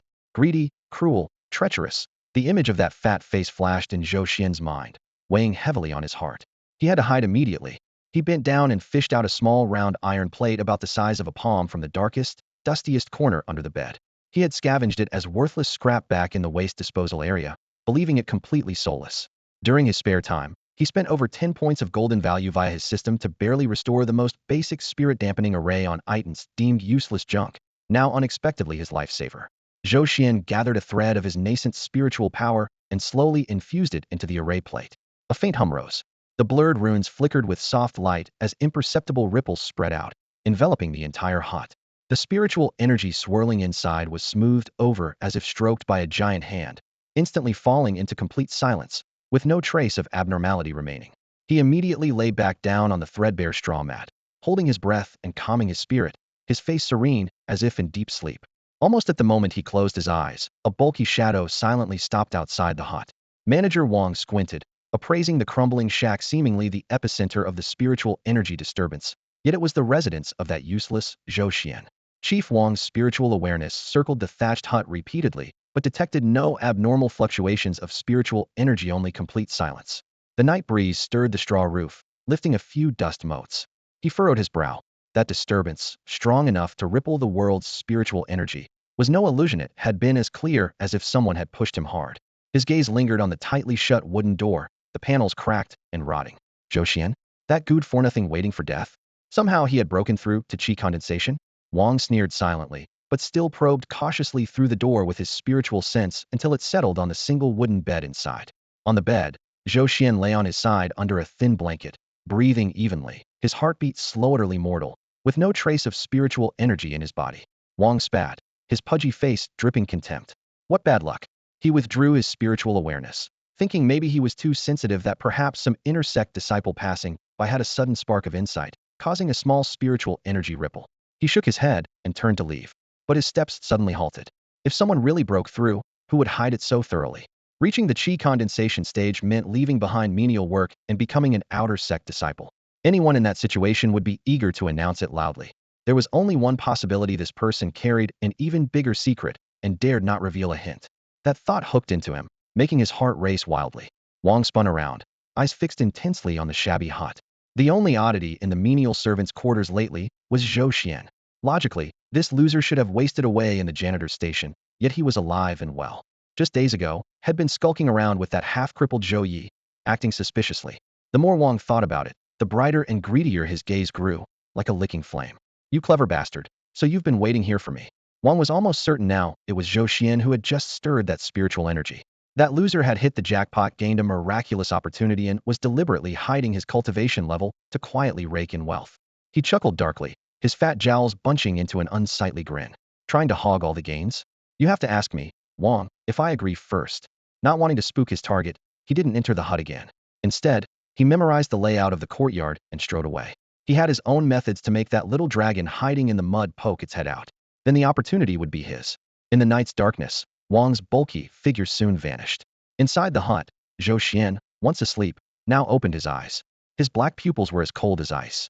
Wang's undisguised greed and malice as he left were all captured clearly. He knew had been targeted. To cultivate in peace, he first had to rip out this poison thorn. Murder gleamed in his eyes, then quickly sank back into shadow. Several days later, in the training ground of the menial disciples, all the junior servants were gathered together in a dense, dark crowd. The morning sunlight poured over the wide expanse of bluestone floor, dust particles floating in the air, casting a hazy glow. Manager Wang stood at the center of the raised platform, chest pushed out beneath his iconic potbelly, hands clasped behind his back. The sunlight shimmered against his glossy long robe as his sharp, triangular eyes slowly scanned the lifeless, despair-filled faces below. The annual menial disciple assessment officially begins today. His voice, carried by spiritual energy, thundered in all directions like a rolling storm. Silence blanketed the crowd. Everyone already knew this so-called assessment was just a routine roll call checking if anyone had been slacking off during the year. The outcome wouldn't be so bad, but it wouldn't be good enough to change their fates either. Seeing the stagnant response, Manager Wang curled the corner of his mouth into a cruel smirk. But this year's assessment is a little different. He deliberately dragged the last word, making everyone's hearts skip a beat. With the sect elder's special permission, a new sparring round has been added. Anyone who has reached the 7th level of body refinement or above may step forward and compete. At last, faint ripples stirred through the dull training ground. Low murmurs buzzed like mosquitoes scattering. Manager Wang heard it all and grew even more arrogant, raising his tone sharply. To motivate you, I specifically requested rewards from the sect. Top 10 each will receive 1 Qi gathering pill. Top 3 each gets 2. And first place not only 3 Qi gathering pills, but also the chance to be recommended as a full-fledged outer disciple. Boom. Those words struck like lightning down a deep well, shattering the silence instantly. Qi gathering pills. An outer disciple. Did I hear that right? I'm all in. I'd rather die on the stage than miss this chance. Years of suppressed desire suddenly ignited like a wildfire. All the junior disciples' eyes turned bloodshot at once. Their numb expressions were torn to shreds, replaced by near-mad excitement. Qi gathering pills. Outer disciple status. These were things they never even dared to dream of. Amid the waves of frenzy, Zhou Xuan stood quietly in a corner. The crowd's clamor felt like a veil between him and the world, his face as calm and still as an ancient well. Suddenly, a gaze filled with scrutiny, greed, and hidden malice shot from the raised platform straight toward him. Zhou Xuan lifted his head, meeting those narrowed, triangular eyes midair. He caught sight of Manager Wang's smug smile, barefaced and unhidden, as if he had already seen through everything. In that instant, he understood fully. Manager Wang was forcing him to step onto the arena, forcing him to reveal his strength. His heart sank to the bottomless pit at the sight of the overweight figure on the platform. This manha cannot be allowed to live. The day of the assessment had finally arrived. But the open ground at the servants' courtyard was nowhere near as solemn as the word sect assessment should imply. No elevated platform, no elders overseeing the ceremony, not even a proper testing artifact in sight. In the bare expanse of yellow earth stood a lone humanoid puppet, desolate and abandoned like a forsaken scarecrow. About the height of 2 men, it was assembled crudely from unknown metals and rough wood, its dark gray body marked by scratches and dents, as if it had been used as a target for years. The dusty crystal stone embedded in its chest looked cheap and dull, clouded by grime. This, they said, was the servant's so-called assessment artifact. The genuine artifact for precisely testing talent, spiritual roots, and cultivation was a rare device that consumed spirit stones every time it was used, and the sect was far too stingy to waste it on these trash servants. So the assessment was stripped down to its bare bones. Punch the puppet's chest with all your might. The crystal would respond by showing a faint light indicating the attacker's approximate cultivation level, based on the force and the faint spiritual energy in their fist. Line up, all of you one at a time. Chief Steward Wang pulled over a grand chair, crossed his legs, and hid in the nearby shade, picking his ear with one hand and waving impatiently with the other. His hoarse voice rose above the noisy gathering. You know the rules. Only those at 7th level body tempering and above can fight in the afternoon matches. Those below the 5th level, get to the corner and stand there. Assessment's done, pack up and scram. Before his shout faded, the skinny, tall servant at the front of the line took a deep breath, clenched his trembling fists, and stepped forward. Huh! He yelled hoarsely, face flushed red, and punched the puppet's chest with all his might. Boom! A muffled thud echoed. The puppet did not move an inch. Only the chest crystal flickered a few times before dimly glowing with a faint white light, inside which the blurry character for 5 appeared. Level 5 body tempering, qualified. Next, Chief Steward Wang barely lifted an eyelid, dismissively calling out. The slender servant nearly collapsed when he saw the 5 flash before him. His legs buckled, and he stumbled into the qualified line as if clawing his way back from the gates of hell. Next, the second servant's steps faltered, his face paler than the first's. He roared and swung his fists, but when his punch struck the puppet, it felt like hitting cotton, empty and powerless. The crystal flickered for a long while before going completely dark, showing nothing. Failed. The servant muttered nervously. Trash. Not even level 3 body tempering. Get over there. Chief Steward Wang flicked his hand dismissively, like shooing a fly. Chief Steward Wang, please, one more chance. I didn't sleep last night. I didn't show my full strength. Give me one more chance. The servant sank to his knees, tears streaming down his face. Being expelled from the sect and forced back to the mortal world was almost a death sentence to him. Having witnessed the power of immortals, who would willingly accept a lifespan of less than 100 years as a mere mortal. Chance. Wang sneered and leaned forward, towering over the kneeling man. Lingjian Pavilion is no charity. After all these years of raising you, and you still can't reach level 5? You have the nerve to ask for a chance? Huh. Drag him away. Two strong laborers immediately stepped forward, expressionless as they dragged the struggling, crying man to the corner of the wall. Desperate wails echoed off the stone walls. The crowd waiting in line fell silent, their hearts sinking as if doused with ice water, the atmosphere growing heavy and oppressive. The test went on, each score call striking down like a hammer. Body refinement level 6, qualified. Body refinement level 4, unqualified. Get out. Body refinement level 7, impressive. You have a spot in this afternoon's sparring match. Joy and despair played out in turns. Some clutched their chests with elation. Others paled as if condemned to death. That pass line ruthlessly split everyone into heaven and hell. At the end of the line, Zhou Xuan stood quietly, calm in expression though utterly unmoved inside. He understood precisely why the sect was so powerful. More advanced techniques, a stable cultivation environment, and most importantly, protection. Without sect backing, solo cultivators faced an almost impossible climb.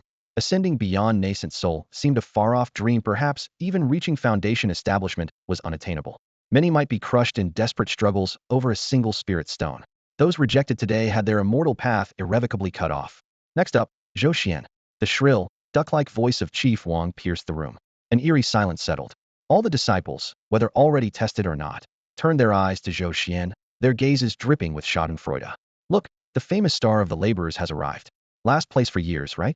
How many levels will he get this time? I bet one. One? I heard 3 months ago, he couldn't even stabilize the first level. Maybe he can't even light the stone. Haha, just wait and watch the joke. This wooden face should have been tossed long ago. If anyone was sure to be eliminated, everyone agreed it was this millennium-long last-place loser. But Zhou Xuan seemed deaf to it all, his pace steady as he approached the cold puppet. Even Chief Wang grew intrigued, settling comfortably and narrowing his eyes to watch the show. The grayish crystal stone set in the puppet's chest caught Zhou Xuan's gaze. He took a deep breath, his chest swelling, as if ready to pour all his strength into the punch about to fly. The jeers around him only grew louder. Look at him, acting like he can actually land a hit. A loser is a loser no matter how much he pretends. Zhou Xuan was unmoved. His knees bent slightly, body leaning back, right arm muscles coiling like iron chains, a textbook preparatory stance executed flawlessly. His internal mana flowed calmly. He could release even a fraction of it to blast the decrepit puppet into pieces. But he couldn't. Lu Rian's warning, Chief Wang's watchful eyes, rang like a cold alarm in his mind. The tallest tree in the forest catches the wind. Showing any sharp edge before you're able to protect yourself is a death sentence. He needed a believable luck identity just enough to scrape past the line as a laborer. Body refinement level 5. Not flashy, but enough to secure his life. That was the safest disguise. Huh. Zhou Xuan roared, his voice rough like a drowning man's last gasp. He stomped forward, body twisting fiercely as his right fist shot out like a cannonball, driven by absolute resolve, smashing hard into the puppet's chest. This punch didn't rely on any magical power. Relying solely on his body already tempered by magic and far stronger than others of his level, Zhou Xuan precisely controlled and compressed the force of his strike, skillfully simulating the surge of energy typical of a Do-T stage cultivator's blood and chi. Boom. A muffled, heavy thud, deeper than any before, exploded across the clearing. The motionless metal puppet was slammed backward violently by the punch, its iron arm humming as it recoiled a full half-inch. The mocking laughter instantly died out. The air went deathly silent, as if someone had gripped its throat. Every gaze fixed sharply on the dull gray crystal embedded in the puppet's chest. After a breathless pause, the crystal suddenly erupted in dazzling white light, so intense it made everyone squint. At the center of the radiant column, an ancient number gradually appeared, its edges faintly glowing with a soft golden hue. 5. Do-T stage, level 5. As if someone had turned off the sound, the world fell into silence. The crowd froze, stunned from schadenfreude to shock, then disbelief, and finally numb immobility. Do-T stage 5? A trembling voice murmured like a whisper from a dream. Boom. Chaos erupted. How is this possible? Am I seeing things? Zhou Xuan? Do-T stage 5. Must be fake. Is the puppet broken? 3 months ago. No. 1 month ago, I was watching him running for his life being chased by Li Ergu, who's only Do-T stage 3. Is this guy some kind of monster? Shock, disbelief, and jealousy collided. Every burning gaze locked onto Zhou Xuan like a blazing blade. No one knew what connection he had with the lofty saint candidate Lu Rian. All they knew was that this waste they'd mocked for years was delivering every last one of them a brutal slap they couldn't comprehend. Cheating. He must be cheating. After the brief silence, hoarse shouts exploded from the crowd, igniting a wildfire of emotion. Yes, definitely cheating. Commander Wang, you have to investigate him. He's hiding some power talisman or secretly took forbidden drugs. A pale-faced servant who had just barely passed the Do-T Stage 5 test pointed at Zhou Xuan with red eyes, shouting, I spent 7 or 8 years reaching this level. How can Zhou Xuan catch up in a few months? It's not fair. Exactly. Just a month ago Li Ergu had him flat on the ground. Li Ergu is only Do-T Stage 3. Impossible. He must be using some underhanded trick. Questions, insults, and jealous roars surged like a wave. All the onlookers instantly transformed into champions of justice. Righteously demanding the cheater be severely punished, they refused to accept or believe that the waste they had always trampled beneath their feet, used as a joke and a source of superiority, had suddenly soared to unimaginable heights. This is even more unbearable than killing them. Zhou Xuan stood motionless, unmoved by the tearful curses of the laborers around him. His expression remained as calm and still as a deep well, the harsh voices buzzing in his ears like nothing more than a swarm of flies completely irrelevant to him. Under the shade of the tree, Chief Steward Wang, who had been half-dozing in his high-backed chair, suddenly straightened up. The jiggling of his plump flesh was faint but unmistakable. His narrow, usually half-closed triangular eyes now snapped wide open, sharp cunning and greed flashing through them like a blade. Cheating? He snorted coldly. These fools don't understand a thing. What came to his mind first was the strength talisman. Once activated, it would emit a strong, obvious spiritual energy ripple, and only crudely amplify brute force it could never mimic the refined power of a body-refining martial artist, whose internal qi and blood flow seamlessly through every limb and bone.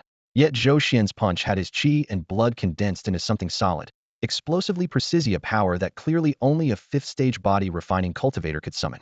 Then there were pills. Any pill that could boost one's cultivation level drastically within a short period was a fierce poison. After taking it, you'd end up with floating qi and blood, a pale face, and a damaged foundation. But Zhou Xian's breath was steady, his skin healthy and flushed. He was as grounded and solid as a mountain, with no sign of being hollowed out by drugs. Even if, hypothetically, this kid had an exceptional pill that perfectly concealed side effects, or a talisman that simulated qi and blood strength, those were still external aids. To force a first or second stage body refining weakling up to fifth stage required consuming pills and talismans worth far more than 3 qi gathering pills. Did Zhou Xian have that kind of wealth? Not to mention that to truly unleash the power of fifth stage, one had to have at least a solid fourth stage foundation.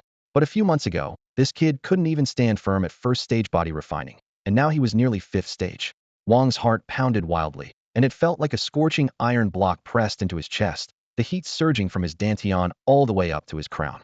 Suddenly, he recalled how strange Zhou Xian had acted in the waste disposal area days ago, doing all the dirty, exhausting tasks alone with a secretive air.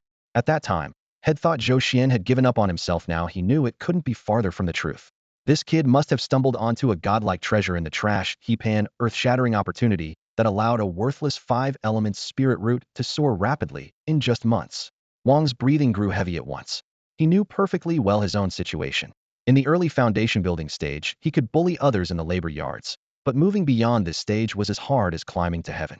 His talent was mediocre, and he was already a late bloomer at foundation building, with almost no potential left. Without a great chance, he was doomed to rot in this dump for life. But if he could seize Zhou Xian's opportunity, foundation establishment breakthrough, he could already envision himself escaping this hellhole and landing a coveted elder position in the outer or even inner gates, rolling spirit stones, piles of pills, surrounded by young female disciples. Now, that would truly be paradise on earth. With this fiery thought burning in his mind, Wang looked at Zhou Xian with a cold glare devoid of mercy, as if staring at a fat lamb ripe for slaughter and full of treasure. Shut the hell up, all of you. He suddenly slammed his palm down on the armrest of his chair, the force roaring like a thunderclap.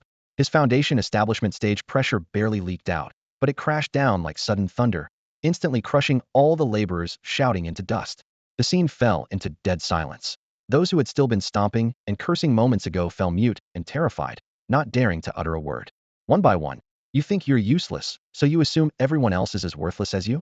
Old Manager Wang slowly propped himself up on his knees and stood. His bulk of fat trembled slightly with the movement, casting a heavy shadow like a mountain of flesh over everyone's heads, making the very air seem harder to breathe. His steps were steady and unhurried but carried an unmistakable sense of authority. He approached Zhou Xian's side, then slammed his broad, fan-shaped palm onto the iron-like chest of the test training dummy. Bang! Bang! Dull thuds exploded in the crowd's ears. Then, he extended his thick, stubby index finger and pointed right at Zhou Xian's calm-faced nose. His narrow, triangular eyes scanned the entire hall. He deliberately enunciated every word, like a judge's hammer dropping. Test result. Body tempering level 5, qualified. He has passed. As the words landed, he ignored the stunned looks of the assorted servants around him, but twisted his lips into a strange smile.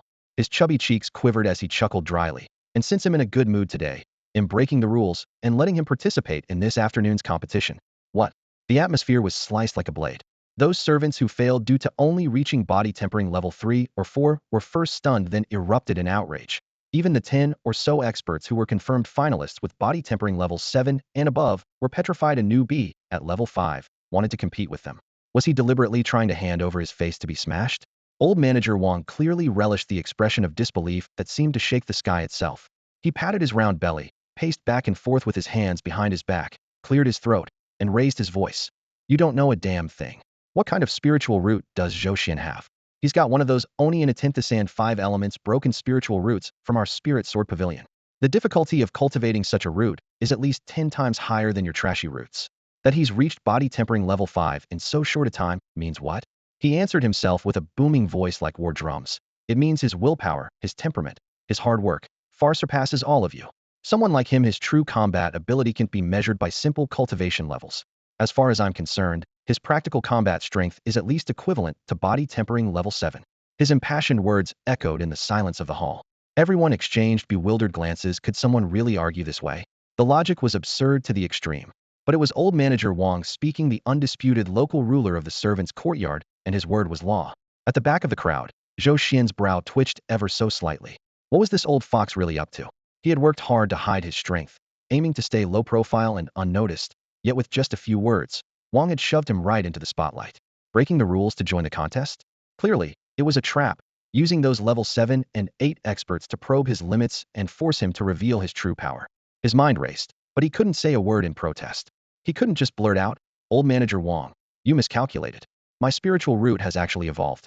It's not that hard for me to cultivate. That would be suicide. An innocent man still suffers suspicion when carrying treasure. Once the secret leaked, the whole sect would tear him to shreds. Survival in the cultivation world means keeping a low profile. Fine. Zhou Xian's gaze grew sharp and steady as he made up his mind. It was just a competition, after all. If that's what it took, then so be it. At worst, I'll just step on stage myself, bow politely to my opponent, and straightforwardly say, I admit defeat, then step down immediately.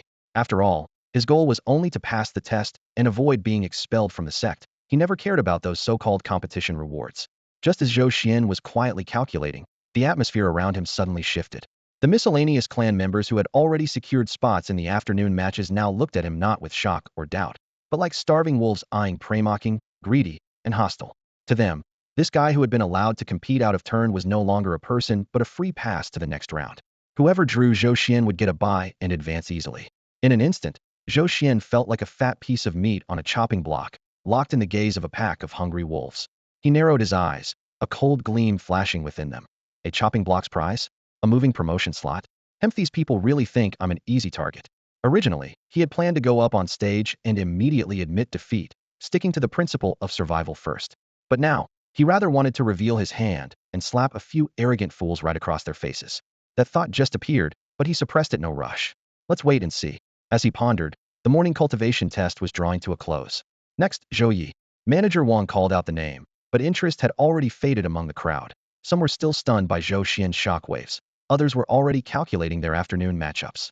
Zhou Yi stepped up to the puppet, took a deep breath, his gaunt face full of tension. He copied Zhou Xian's movements, focusing all his strength into a punch. Bang. The crystal stone embedded in the puppet's chest flickered several times before settling on a clear number 6 body, refinement level 6, qualified. Manager Wang announced lazily as usual, but a subtle stir rose from the audience. Another one? Isn't Zhou Yi usually stuck at body refinement level 4, barely alive? What's going on today? First, the perennial last place, Zhou Xian jumps to level 5, and now this sickly guy's at level 6? They've been hanging out a lot lately, could it be? Eyes flickered back and forth between Zhou Xian and Zhou Yi, suspicion and speculation intertwining. Zhou Yi had no time for that. He stared at the number, trembling with excitement. He had succeeded, not only passing, but rising to a level he once didn't dare dream of. He suddenly glanced toward the crowd's corner at Zhou Xian, his eyes burning with gratitude. Zhou Xian nodded slightly, signaling calm. The morning test ended with both joy and sorrow. The eliminated miscellaneous clan members wailed and cried in despair, but were soon dragged away by the stewards, destined to return to ordinary life. When the brief lunch break came, Zhou Yi immediately rushed to Zhou Xuan, lowering his voice and wearing a worried expression. Xianji, Manager Wang is clearly grilling you alive. The afternoon matches are full of ruthless level 7 and 8 fighters. You absolutely can't go out there. Now thoroughly loyal to Zhou Xuan, he naturally did not want his friend to get hurt. No worries, Zhou Xuan replied calmly, handing him a steamed bun. When the enemy comes, fight. When the water comes, block with earth. If he wants to watch a show, they'll give him one. But Zhou Yi wiped sweat from his forehead, still uneasy. That old fox is obviously greedy. He must suspect you have some treasure and is trying to force you to reveal it. I know. Zhou Xuan bit into the bun, a smile tugging at the corner of his mouth. I've improved far too fast. It's unnatural. People like him noticing me was only a matter of time. It can't be avoided. His gaze swept toward the few miscellaneous clan masters nearby, who were cracking their knuckles and provocatively glaring from a distance. A warrior's spirit flickered in his eyes, and a slow smile spread across his face. Bring it on. 7th level of body forging. 8th level? If they knew that he had only just advanced to a chi refining cultivator, I wonder what expressions they'd show. The whole servant hall would probably be turned upside down. But unfortunately, in such a grand sect as the Spirit Sword Pavilion, chi refining cultivators were still the lowest rung. Forget about self-protection. They couldn't even withstand the slightest ripple. Without strong enough power, any show of confidence would only be digging one's own grave. While Zhou Xuan and Zhou Yi whispered back and forth, a cold, piercing voice slithered into Zhou Xian's mind like a venomous snake. This was a secret transmission.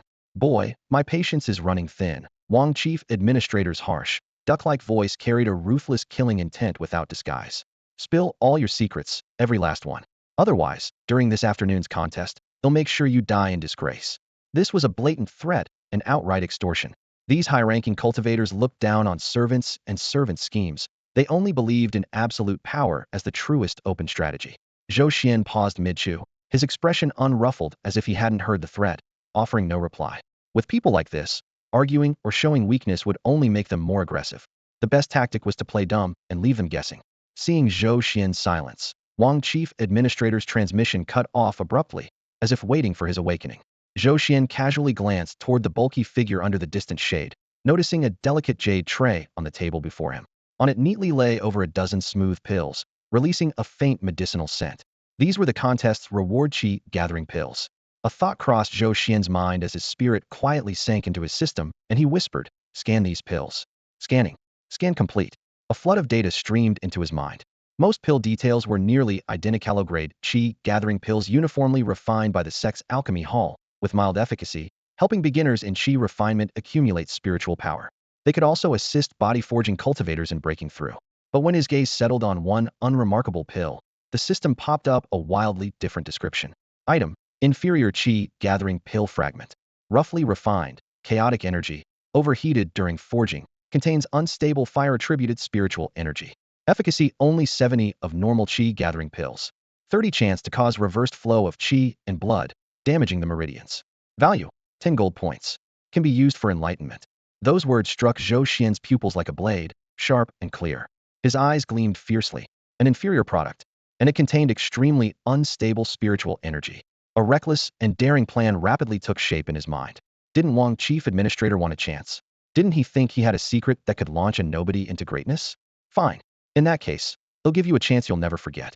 A cold, twisted smile curled at the corner of Zhou Xian's mouth, his gaze filled with determination and cruel mockery. If I spend some gold points to refine this low-quality chi concentration pill, not to repair it, but to catalyze and disguise it, what would happen? Ding. Based on the host's intent, here is the refining plan. Plan 1. Perfect restoration. Consume 10 gold points to refine it into a supreme chi concentration pill, tripling its effectiveness with no side effects. Plan 2. Directed mutation. Consume 5 gold points to catalyze and compress the unstable fire elemental spiritual energy inside, then perfectly encapsulate it with mild medicinal properties. The resulting pill looks indistinguishable from a supreme chi concentration pill, even emitting a stronger medicinal fragrance. The user receives a surge of overwhelming spiritual energy, and their cultivation level soars briefly. However, the compressed fire poison will erupt completely after 14 days, burning the dantian and ravaging the meridians, causing cultivation loss at best or instant death at worst. This side effect is extremely hidden and cannot be detected by cultivators below the golden core stage. Zhou Xuan stared at the second option, his heart pounding. He clenched his palm tightly, the cold thrill threatening to overflow from his eyes. What a perfect directed mutation, and just undetectable enough below the golden core stage. This pill was truly crafted as a death curse tailored for Chief Wang. Didn't he want to soar to the heavens in one step? Then let him have a path straight to the celestial gate, only a cliff and a broken wall await. Didn't he cherish his secrets? Then let this secret be refined into the pill, shoved down his throat. As for whether this opportunity becomes a blessing or a curse, ascension or burial, that's beyond his say. Decision made. Zhou Xuan's eyes suddenly brightened. He looked toward the determined figure beneath the distant tree shade, his chest shedding fear until only a hunter's cold focus and anticipation remained. This afternoon's match, not only would he attend, but he must win. Only by ranking at the top could he present that grand gift with both hands. Thinking this, he lifted his head and gave Chief Wang a perfectly measured smile, humble and ingratiating, yet laced with the fearful submission of one caught hiding a secret, like a servant caught stealing candy, fearing punishment but hoping for mercy. Under the tree's shade, Chief Wang's corpulent figure leaned back in a grandmaster's chair, a breeze stirring his sleeves. His squinting eyes sparkled with satisfaction at Zhou Xuan's tactful demeanor, his plump lips curling into a bigger smile as he nodded slowly. Kid, you get it. His expression clearly said, everything is under control. One believed he controlled the whole game. The other quietly laid the trap. Without words, a twisted silent accord was reached between them. The afternoon sun blazed. The arena was set up on an expanded patch of the clearing used that morning. No raised platforms, just a large, roughly drawn circle of white lime on the ground. All complicated procedures like drawing lots were skipped. Chief Wang himself was the only rule. He crossed one leg, holding a cup of hot tea, gently blowing on the foam, his gaze roaming over more than a dozen candidate attendants, as if selecting pork of ideal fatness and leanness at a market. First match, Zhang San versus Li Si. Second match, Wang Wu versus Zhao Lu. His voice was lazy but carried an irresistible authority. The two attendants called stepped into the circle numbingly, fists flying amid jeers from the onlookers. Fists struck flesh, joints cracked muffledly. The winner strode out proud, the loser bruised and bloodied, dragged to the grass nearby by comrades. Taking a sip of tea to moisten his throat, he slowly announced, next match. The two words landed lightly, but Zhou Xuan's heart skipped a beat. Then Chief Wang's heavy, laughing voice echoed across the clearing. Chen Hu versus Zhou Xuan. As the match began, the entire arena fell silent for a moment before erupting into the loudest, most intense roar yet. Every eye locked onto the center of the ring, the crowd's voices merging into a scorching wave of noise that seemed ready to tear the roof off. Xuanhua, ruthless fighter at mid-level stage 7 physical training, notorious in the servants' quarters for his cruelty. Zhou Xuan, a so-called waste who had just barely passed stage 5. The two were forced to face each other, and everyone immediately saw this was no fair contest. It was a one-sided slaughter. The intention behind Manager Wang's arrangement was clear as day. This was a blatant setup. Chun, who was momentarily stunned, then a wild joy flickered in his eyes as if someone had handed him a guaranteed victory. He glanced gratefully at Manager Wang.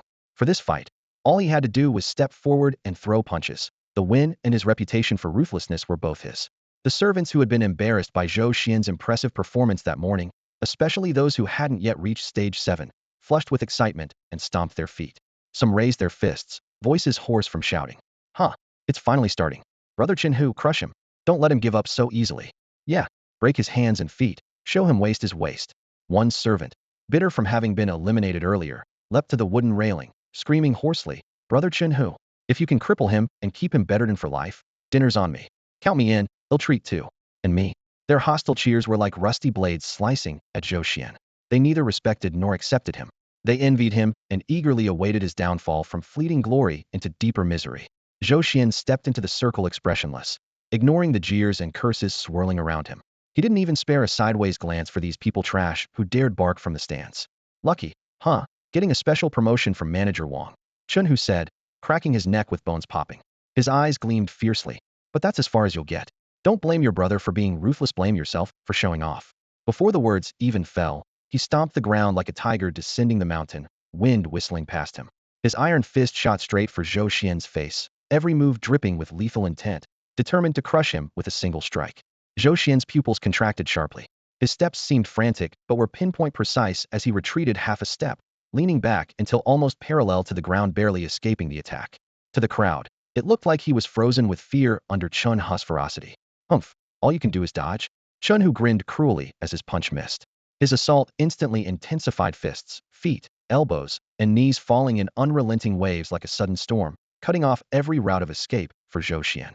Zhou Xuan struggled like a small boat in a raging sea, stumbling and staggering with each step. Every block felt forced, each dodge was razor thin. The wind from the fists grazed his face and ribs multiple times, the force snapping his clothes around him. It looked like any moment he could be struck down and fall right there. Cheers and laughter erupted from the crowd in waves. Ha ha ha, look at him cower. Wasn't he all tough just now? Give it 3 more moves, and he'll be flat on the ground. The junior servants punched the air excitedly, already picturing Zhou Xuan hitting the mat. But 10 rounds flashed by in the blink of an eye. At the center of the ring, Zhou Xuan was still holding on. His chest heaved violently like a bellows gone haywire. Gasping for breath, sweat streaming down his chin, but he remained standing. After 20 rounds, his face was deathly pale, legs trembling as if about to collapse at any moment. Yet no matter how fiercely Xuan threw his fists and kicks, he couldn't even graze the hem of Zhou Xuan's robe. The jeers from the stands gradually gave way to confusion. This can't be right. A level 7 body tempering expert fighting a level 5? Shouldn't this be over in 3 punches? Is Xuan holding back? No way. Look at that murderous loop swallow Zhou Xuan alive if he could. No one could make sense of the match. The one feeling truly frustrated was Xuan. Opposite him was a slippery eel, obviously drained of energy, moving as if weighed down by lead. Yet every strike he was certain would hit was neatly dodged in a weird but precise way. The emptiness when his fists missed felt like a taunt, slowly grinding down his sanity. You coward. Just know how to dodge? Then face me with a fist. He roared, bloodshot eyes blazing, attacks growing more savage. Ugh, I can't keep this up. Zhou Xuan wheezed hoarsely as he evaded again, sounding like he was about to draw his last breath.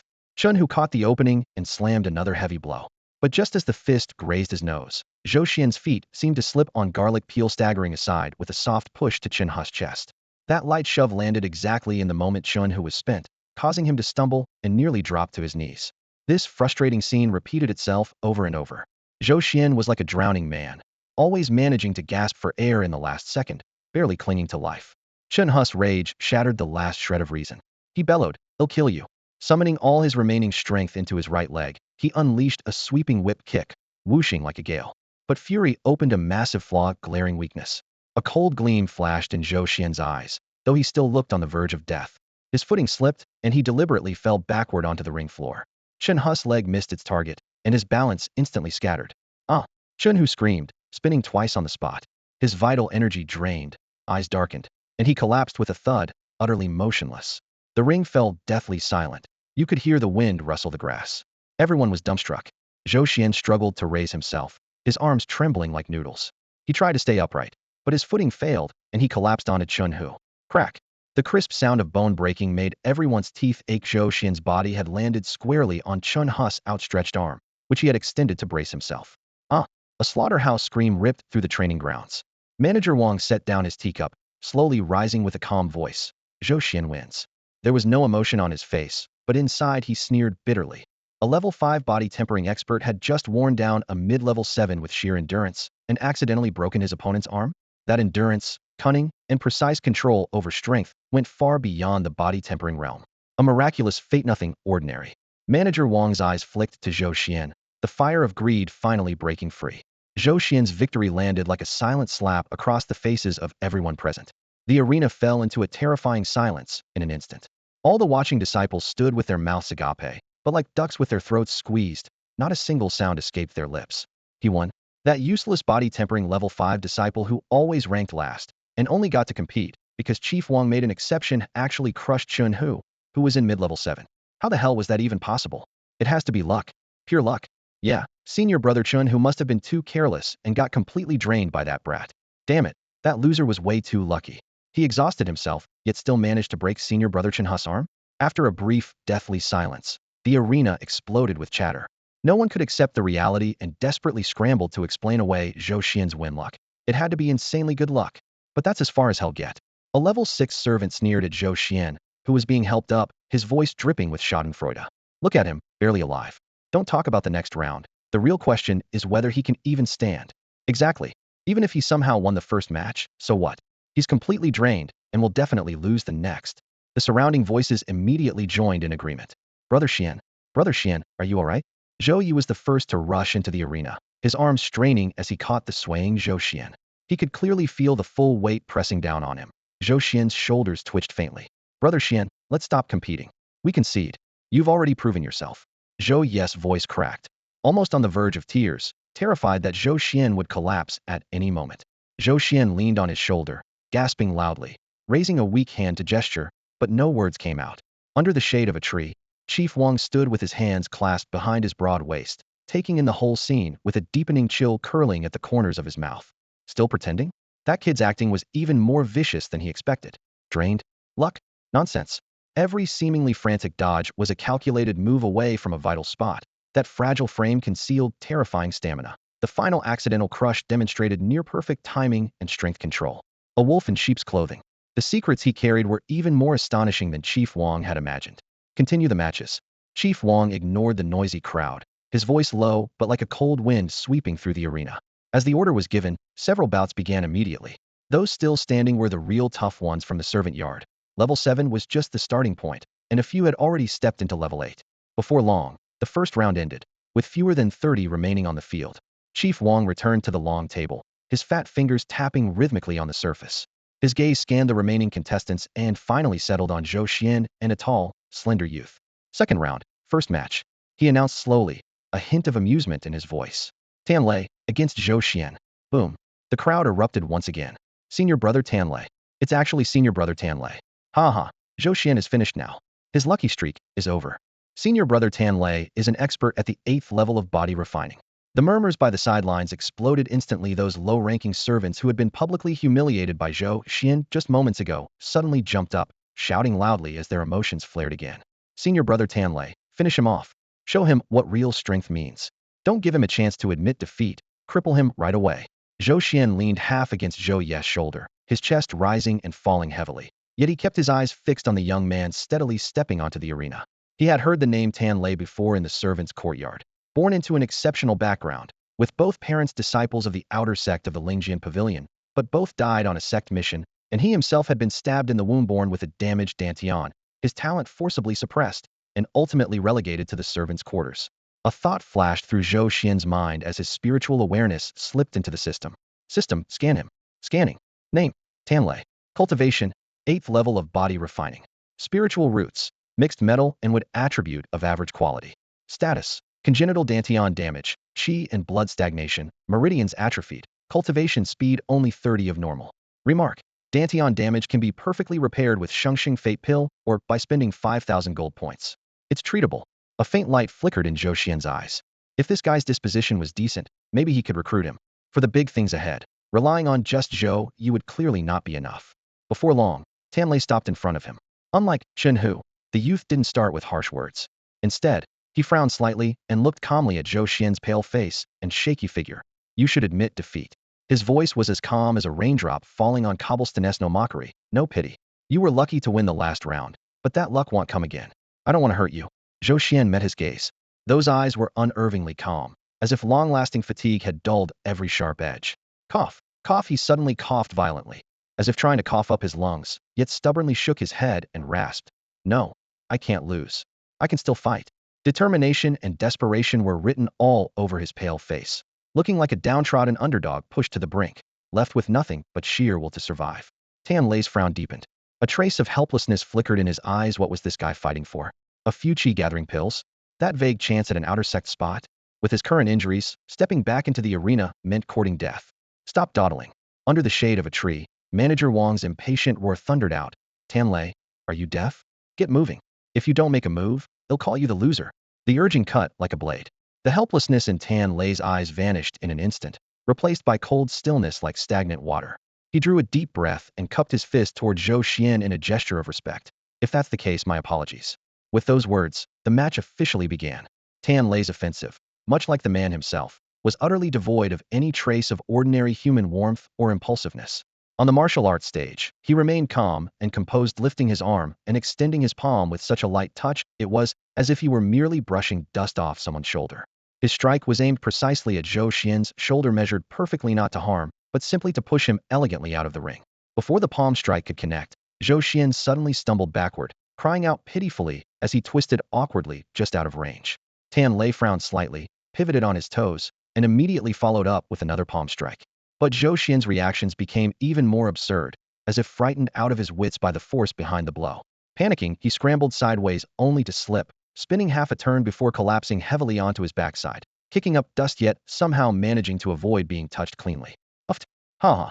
The lowliest onlookers couldn't contain themselves any longer. Laughter erupted from the crowd. Is this kid here to spar, or to perform tricks? What kind of footwork is that? More like a lazy donkey rolling on the ground. Not skill, just pure luck. It's enough to have someone laughing themselves to death. The laughter erupted continuously like popcorn popping in a pan. Meanwhile, Zhou Xuan sat on the floor, groaning in mock pain, scrambling back with hands and feet, his panicked expression utterly ridiculous like a frightened clown losing his nerve. Yet in the center of the ring, Tanlei showed no hint of relief. The helplessness and confusion in his eyes quickly faded, replaced by a deep, heavy suspicion each time Zhou Xuan faltered. It happened just as Tanlei's palm force was about to reach full power, at its most difficult moment to control. Each timing and landing was so precise it sent chills down the spine. This wasn't luck, it was calculation. Zhou Xuan was acting, cleverly spinning himself in circles with perfect rhythm.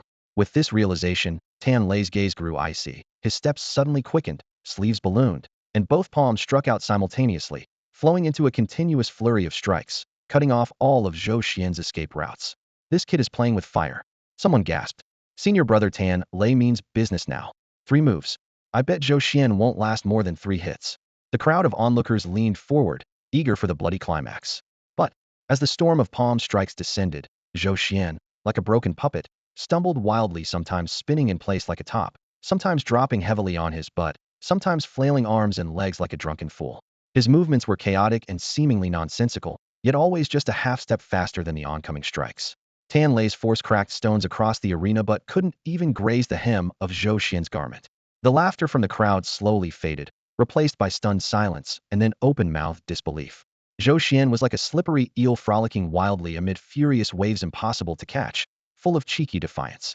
He even had the breath to gasp out, "Oh, stop hitting me." I admitted, "Oh, let me catch my breath first." The backstage crew, who had been eagerly craning their necks, now froze one by one, their faces stiffening, excitement turning to disbelief and confusion. They had expected a fierce battle, but instead saw a ridiculous spectacle of someone rolling on the ground begging for mercy. The angriest person in the arena wasn't anyone else but Tanlei. At his 8th level of body tempering, every strike he threw felt like a hammer blow. Yet his opponent effortlessly dodged and countered with the flair of a performer, like some kind of monkey show. For him, this was a humiliation 1,000 times worse than losing Hedon. Enough, Tanlei roared, a circular crack spreading beneath his feet as he suddenly halted. His chest heaved violently. His eyes burned red as he glared down at Zhou Xuan writhing on the ground, speaking each word with crushing weight. "Stop pretending. You're definitely beyond level 5 in body tempering." Hearing this, Zhou Xuan ended his act. He leisurely pushed himself up, flicking dust off his sleeves. The terrified, battered expression was like a torn mask gone in an instant and replaced by a sly, indifferent smile. "Oh, you figured it out?" He raised a corner of his mouth, revealing bright teeth. "I thought I could fool you for longer." The arena erupted like boiling water. Everyone was dumbfounded, admitted it. He really had been acting. Not far away, under the shade of a tree, Steward Wang had been calmly holding his teacup. At those words, his knuckles tightened so hard the cup's lid rattled. A greedy gleam in his eyes practically sparked fire. "In that case, let me see exactly what your limits are." Tan Lei growled, crimson chi surging through him. His robes billowed as if aflame. He thrust his right palm forward, gathering immense power in his palm, the air buzzing in 8th level body tempering strike at about 80% strength. A gust of wind burst toward Zhou Xian's face. Yet his smile never faded. Instead of dodging, he lifted his right hand lightly to meet it. Smash! The 2 palms collided like pounding drums. A visible circular shockwave exploded from their feet outward. The audience was nearly blinded by the gale, their robes fluttering fiercely. When the wind died down, everyone exhaled sharply in shock. Zhou Xian hadn't budged a hair, the dust beneath his feet undisturbed. Meanwhile, Tanlei was forced back 3 steps to barely regain balance. His arm trembled visibly, his face a mix of disbelief and shock. In a pure power clash, Tanlei at 8th level had actually lost. Silence fell. Everyone was so stunned they could almost hear their own heartbeat. Then, Zhou Xian's figure flickered like a ghost, suddenly appearing right in front of the still-dazed Tanlei. The crowd expected him to press the attack for a final blow, but instead he leaned in close, pressing his lips to Tanlei's ear and whispered, "Do you want your Dantian healed?" Boom. Those words struck Tanlei like thunder in his mind. His body stiffened, pupils dilated sharply, and blood rushed fiercely to his head. The Dantian, his innate damage, the root of his fall from grace, the source of all his ostracism. Let his cultivation progress crawl like a turtle, and let his future path be shrouded in darkness. That was the deepest, most painful scar in Tan Lei's heart, the lifelong despair weighing down on his chest. Now, hearing Zhou Xian's voice, he could hardly believe his ears. How could this Zhou Xian? Tan Lei abruptly lifted his head, his gaze locking tightly on Zhou Xian just a few steps away. Those eyes, once as still as dead water, now stirred like raging waves for the first time. Shock, doubt, and a longing so intense even he dared not admit it to himself. Zhou Xuan met his gaze, a faint smile curling his lips. His calm tone held an undeniable magnetism. I can cure it. I can restore your true talent. Now, tell me, will you make this deal or not? The scorching sun shone down on the training ground, yet Tan Lei felt ice cold all over. His breath came fast, his clenched fists nearly cut into his palms. Reason screamed in his ear, impossible. The innate flaw in the Dantian was something even the sect elders couldn't fix. Why would a mere servant disciple be able to? This must be a trap. But when his eyes met Zhou Xian's deep, confident gaze, the despair in his heart, once like cold ashes, was ignited by a tiny but fierce spark of hope. What if it was true? The thought, once born, refused to be suppressed. Life had already hit rock bottom. How much worse could it possibly get? He had to take the chance. Struggle and desperation flickered in Tan Lei's pupils, finally settling into resolute determination. He nodded ever so slightly, but with absolute firmness. Seeing this faint motion, Zhou Xian smiled brightly. Good. Under the watchful eyes of everyone, the hand he had placed gently on Tan Lei's shoulder gave only a slight push. Just a very subtle push. But Tan Lei felt as if had been slammed headfirst by a raging prehistoric beast. An indescribable, overwhelming force surged through his whole body. He barely managed a sharp gasp before his body was uncontrollably hurled backward. Like a broken kite, he arced through the air and crashed heavily onto the ground 10 meters beyond the training ring, kicking up a cloud of dust. Silence fell over the training ground. Zhou Xian withdrew his hand, dusting off his sleeve as if brushing away nothing more than a speck of dirt. He turned to look at Manager Wang under the shade, who had suddenly risen from his chair, his fleshy face trembling. Zhou Xian's lips curled in a polite, yet sharp smile. Round 2, victory. In that instant, the power that Zhou Xian unleashed had clearly surpassed the level 8 stage of body refining, firmly stepping into the realm of body refining stage 9. The arena suddenly fell into complete silence, as if even the wind's breath had been choked off. The laborers who had just been mocking and cursing in boredom now stood frozen, mouths agape wide enough to fit an egg, eyes nearly popping out of their sockets. None of them fully grasped what had just happened. Only that Tan Lei, who was at body refining stage 8, had been knocked off the platform by Zhou Xian in a single move. Body refining stage 9. Someone's atoms apple bobbed dryly as they whispered. Has the world gone mad? Another's voice cracked with shock. Under the shade of a tree, Chief Steward Wang's bulky figure suddenly rose from his throne-like chair. His narrowed eyes flashed with a sharp light like blades, his round face alive with elation and greed. Strong. Even stronger than I expected, he thought wildly. This kid had actually hidden a stage 9 body refining level. That meant whatever miraculous encounter he had was more extraordinary than Wang had guessed. If he could get his hands on that secret, not only would he break through the nascent soul stage, even the path toward the core formation might be within reach. Good, good, good. Chief Steward Wang shouted repeatedly, his excited tone rising several octaves, then pointed toward the arena. This fight, Zhou Xian wins. Zhou Xian ignored the shocked, bewildered, almost shattered gazes around him as he turned his head toward Tan Lei, who was just getting up. Tan Lei's face was full of amazement and excitement. Zhou Xian's expression remained blank, but he quietly blinked at him and silently mouthed, "The match is over. Come wait for me in my hut." Tan Lei nodded firmly. The pair of eyes that had once been lifeless now ignited with a newfound fire. With a single move, Zhou Xian had defeated Tan Lei and slammed the power of stage 9 body refining into the world of the laborers, turning its calm surface into a towering wave. After a brief pause, the entire arena erupted. Stage 9 body refining. Did I see that right? That aura just now was definitely stage 9. Crazy. Zhou Xian is stage 9. There were only 2 at stage 9 officially in the laborer's yard. He just became the 3rd. A few months ago he was the weakest at stage 1, and now he's burst straight to stage 9? That's crazier than any story I've ever heard. Doubt, shock, jealousy, madness, all these emotions boiled like oil on water, blending into a furious tide, desperate to tear down this clearing. They refused to accept that the boy who had been mocked for 3 years, reduced to a mere joke and trampled on by everyone, had suddenly become someone they had to look up to, a fate worse than being killed. At that moment, a voice cracked with tears and shouted up from the crowd, "Xian Ge, you're amazing." It was Zhou Yi. The young boy's face was flushed red with excitement, tears brimming in his eyes, throwing all his strength into cheering for Zhou Xian. He didn't care about stage 9 body refining or the fearful looks from others. He only knew that his brother Xian had won so decisively, won so dominantly. The cheers were like a fuse, instantly igniting the powder keg in the crowd. Cheating. He must be cheating. The first to shout was a servant who had been eliminated that very morning. His veins bulged, face twisted with fury as he pointed at Zhou Xian in the center of the arena. His voice was hoarse, like a battered gong. Director Wang, am reporting this. That guy must have used some dirty trick. He grew more agitated with every word, spitting as he spoke. Yes. In the morning test, he was clearly only at Do T level 5. How could he possibly jump to level 9 all at once? There's definitely something fishy here. He must have swallowed some forbidden drug to instantly explode his potential. Director Wang, please investigate thoroughly. We can't let this kind of cheater disgrace the fairness of the competition. Voices of agreement swelled from all directions, rapidly becoming a roar.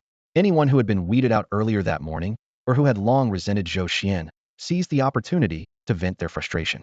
Exactly. Do T5, he's faking it. If he were really that strong, he'd have shown it earlier, not hid it. Investigate. We must get to the bottom of this. The clamoring was like needles stabbing their eardrums. Those words Do T level 5 stuck like a barbed hook deep in everyone's hearts.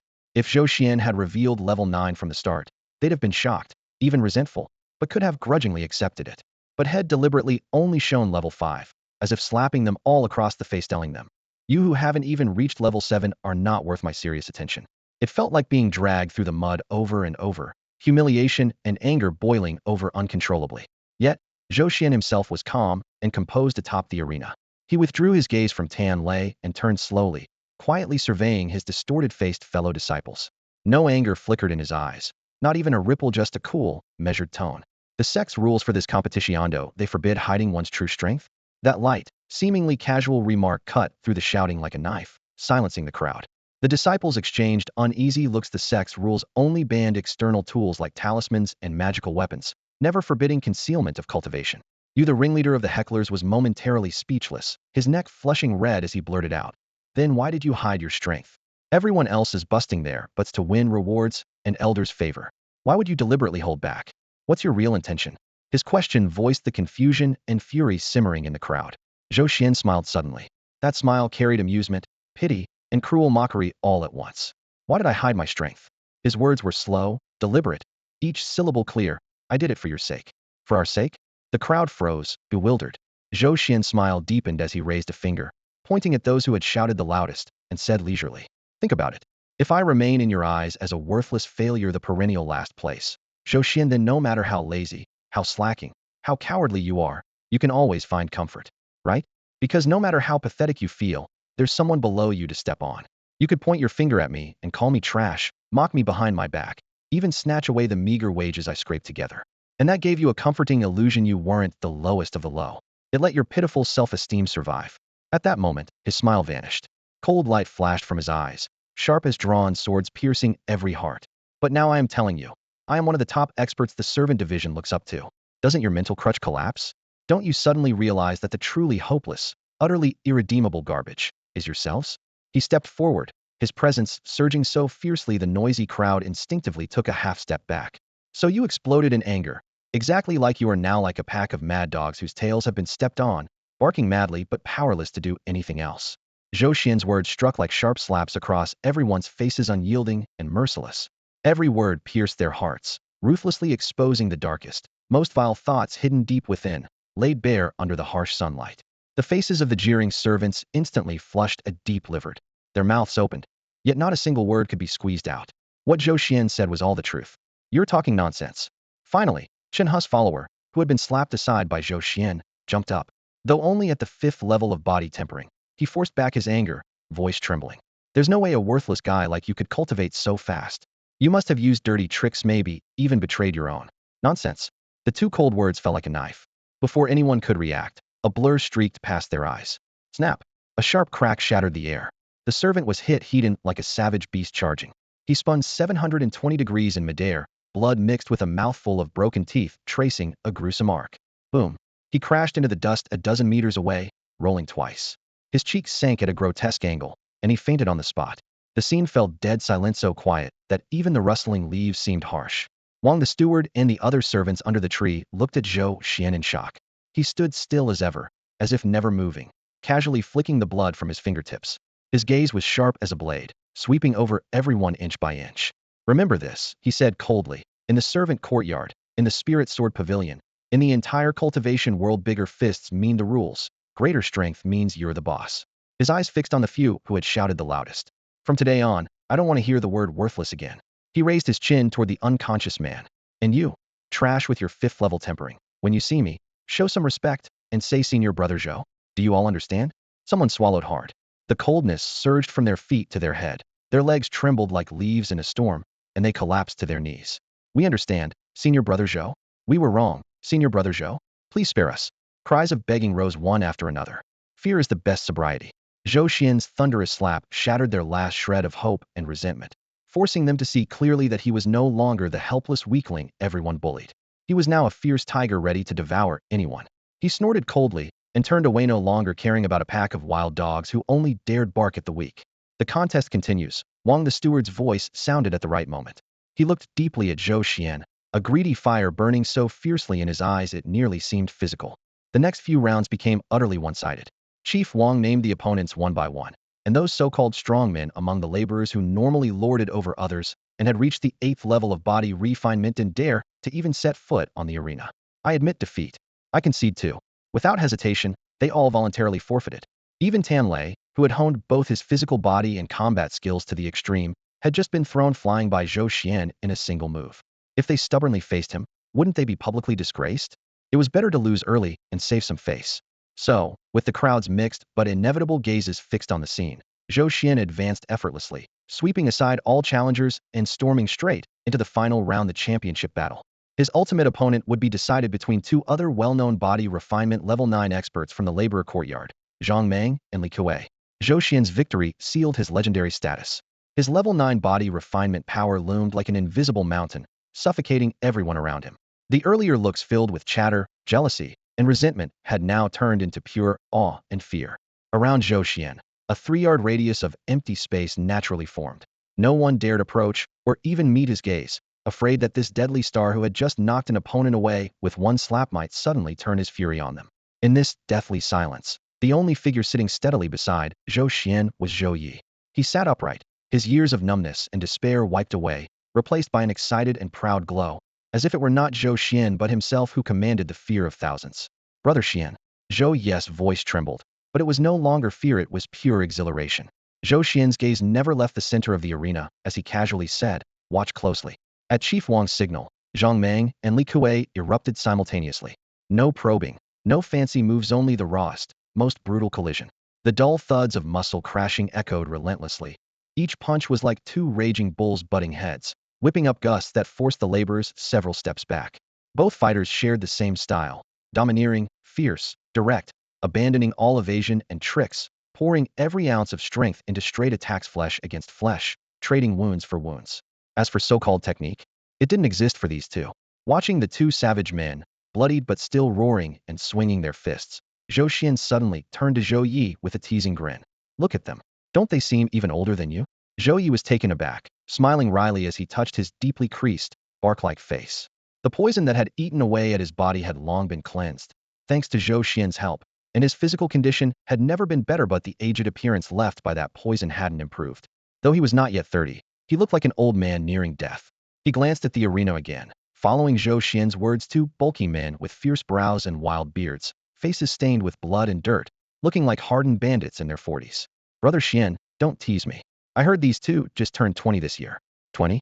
Zhou Xian's lips twitched. "You're telling me these guys are only 20? The cultivation world is way too competitive, and no wonder they look this old at such a young age." Seeing Zhou Yi's expression dim, Zhou Xian patted his shoulder reassuringly. "Don't worry. Once you enter the foundation establishment stage, you get a chance to be reborn, purifying your marrow and rebuilding your body. At that point, not only can you regain your youth, but becoming more handsome isn't hard at all." Foundation establishment, Zhou Yi repeated softly, his eyes clouded with confusion at first, then sparked with an unprecedented hope. That was a realm he had never dared to dream of before. Could he really have a chance? He glanced sideways at Zhou Xian's calm expression, and that brief hesitation turned into firm resolve. So long as he followed Brother Xian's footsteps, anything was possible. At this moment, Zhou Yi pinned all his hopes without reservation on Zhou Xian's shoulders. Bang! Another dull collision, so brutal it seemed to stop hearts in their tracks. Inside the arena, Zhang Meng and Li Kuei looked like two savage beasts wearing human skins. Blood dripped down their torn clothes, their bulging muscles and ripped wounds exposed to the air.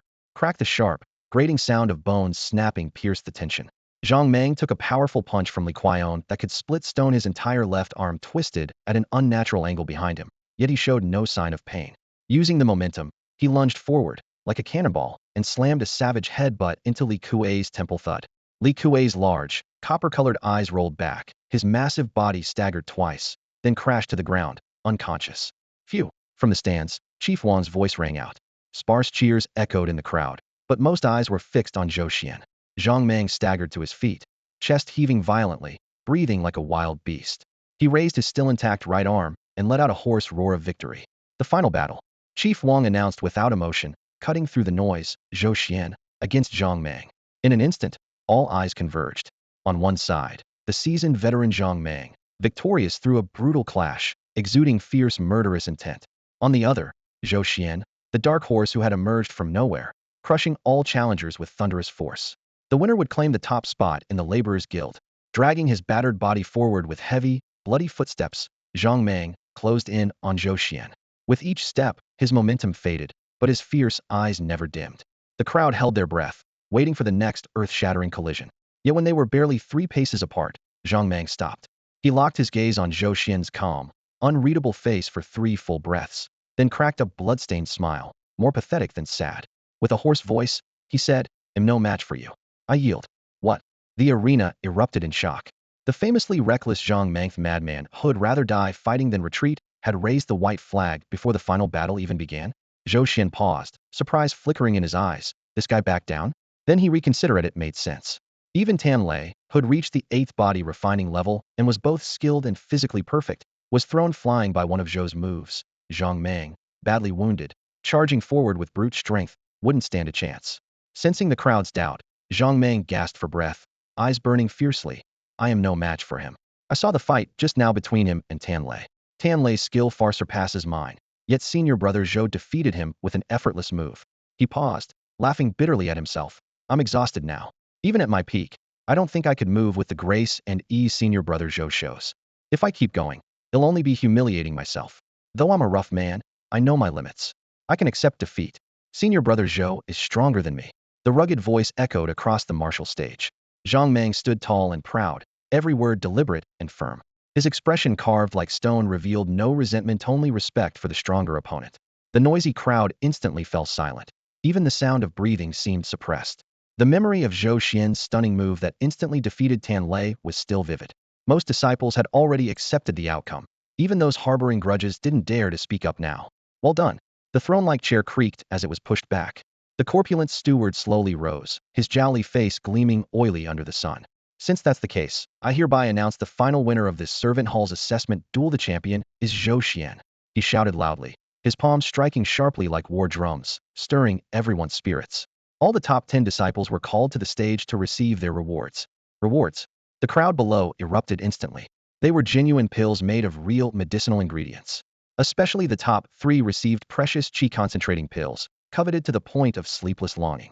One by one, the 10 figures ascended the stage, stepping under a dozen envious and jealous gazes. Zhou Xuan stood steadily at the center, a radiant star among moons. The steward held a red cloth-covered tray with his thick arms, neatly arranged with over 10 jade bottles, each shimmering under the lights. Starting from the lower-ranked rewards, he handed each out until reaching Zhou Xuan, his smile growing even warmer. Zhou Xuan, your performance this time has truly opened my eyes. First place gets 3 qi concentrating pills. Train hard and don't disappoint the sect's nurturing.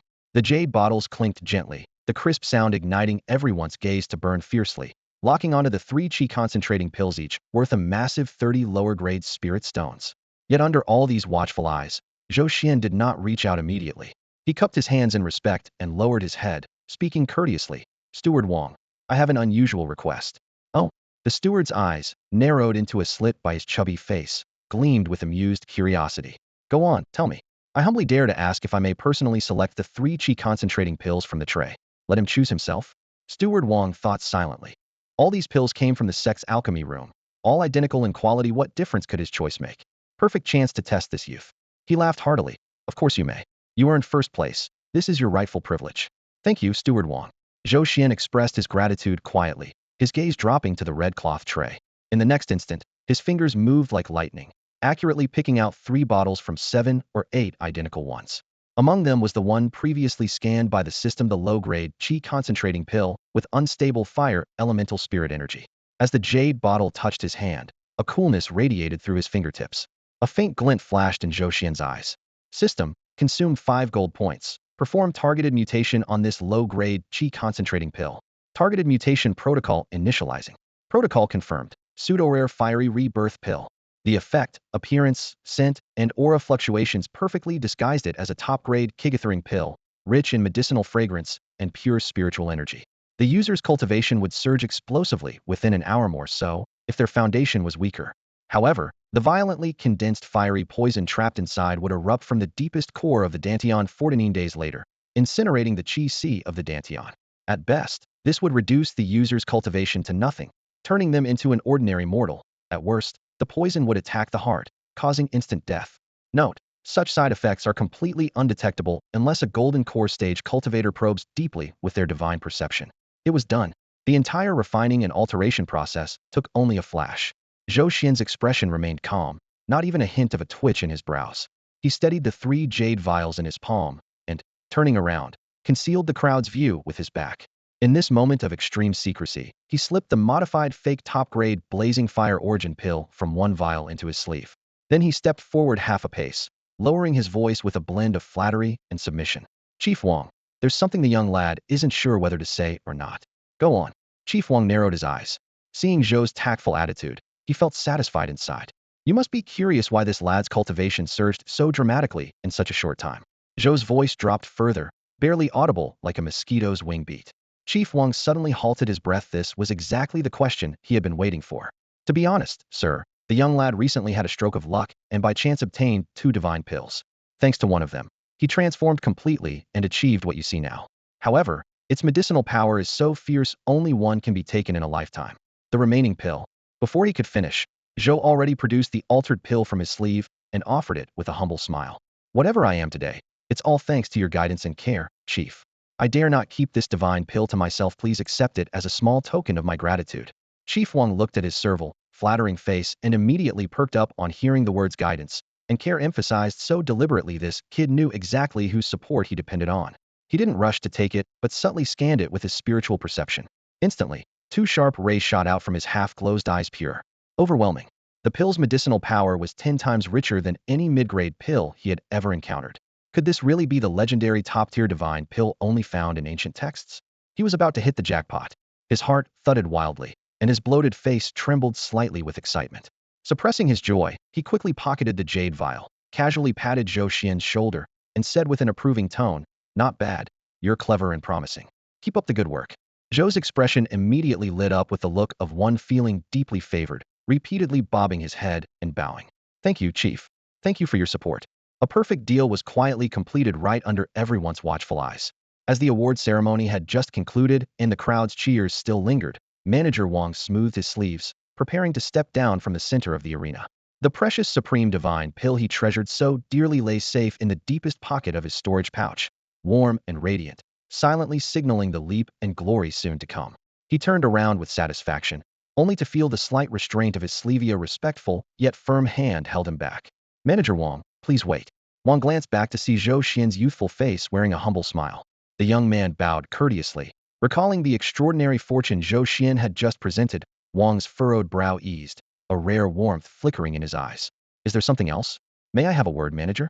Zhou's tone lowered, and he bowed again, as if a low-ranking disciple addressing a superior, fearful of showing disrespect. Though slightly annoyed, Wang's thoughts still clung to the pill in his grasp, so he suppressed his impatience and motioned, "Let's go."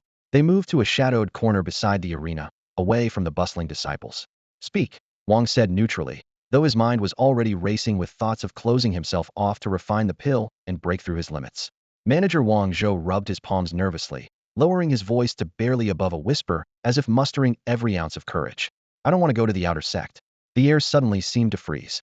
Wang stiffened instantly, eyes snapping open wide with a sharp glare. "What?"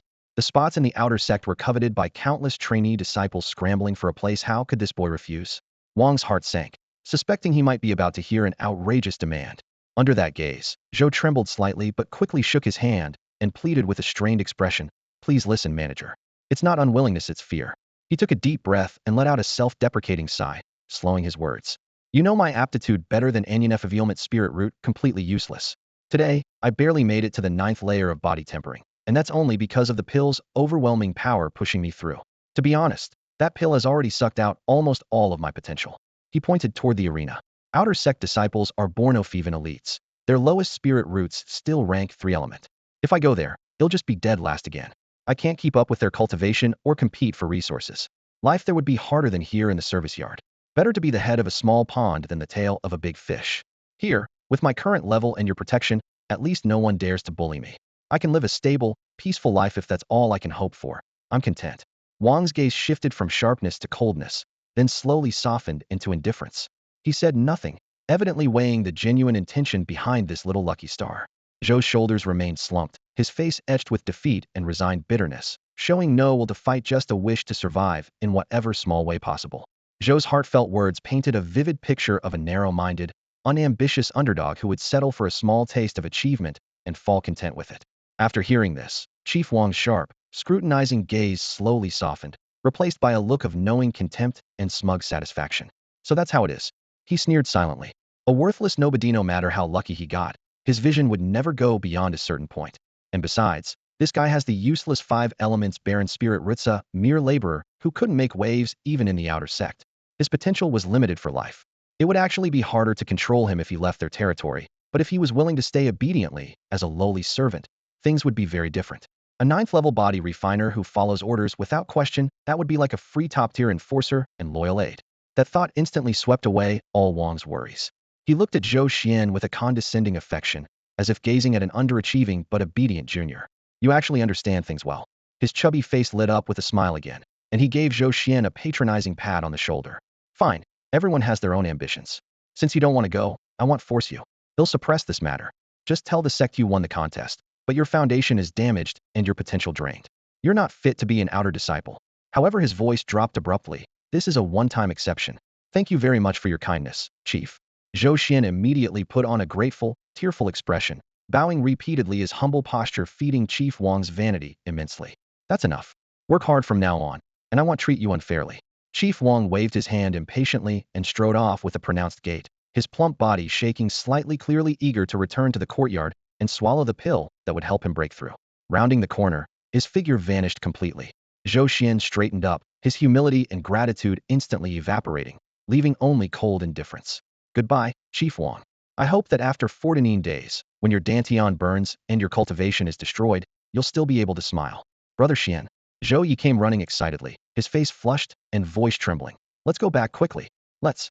Zhou Xian nodded lightly, leading him through the scattered stones amid the complex yet respectful gazes of the laborers, heading toward his humble hut. The dilapidated shack stood unchanged. In front of its crooked wooden door, a bloodthirsty thorn bush waited, little flower vines swayed gently in the air, as if welcoming its master home.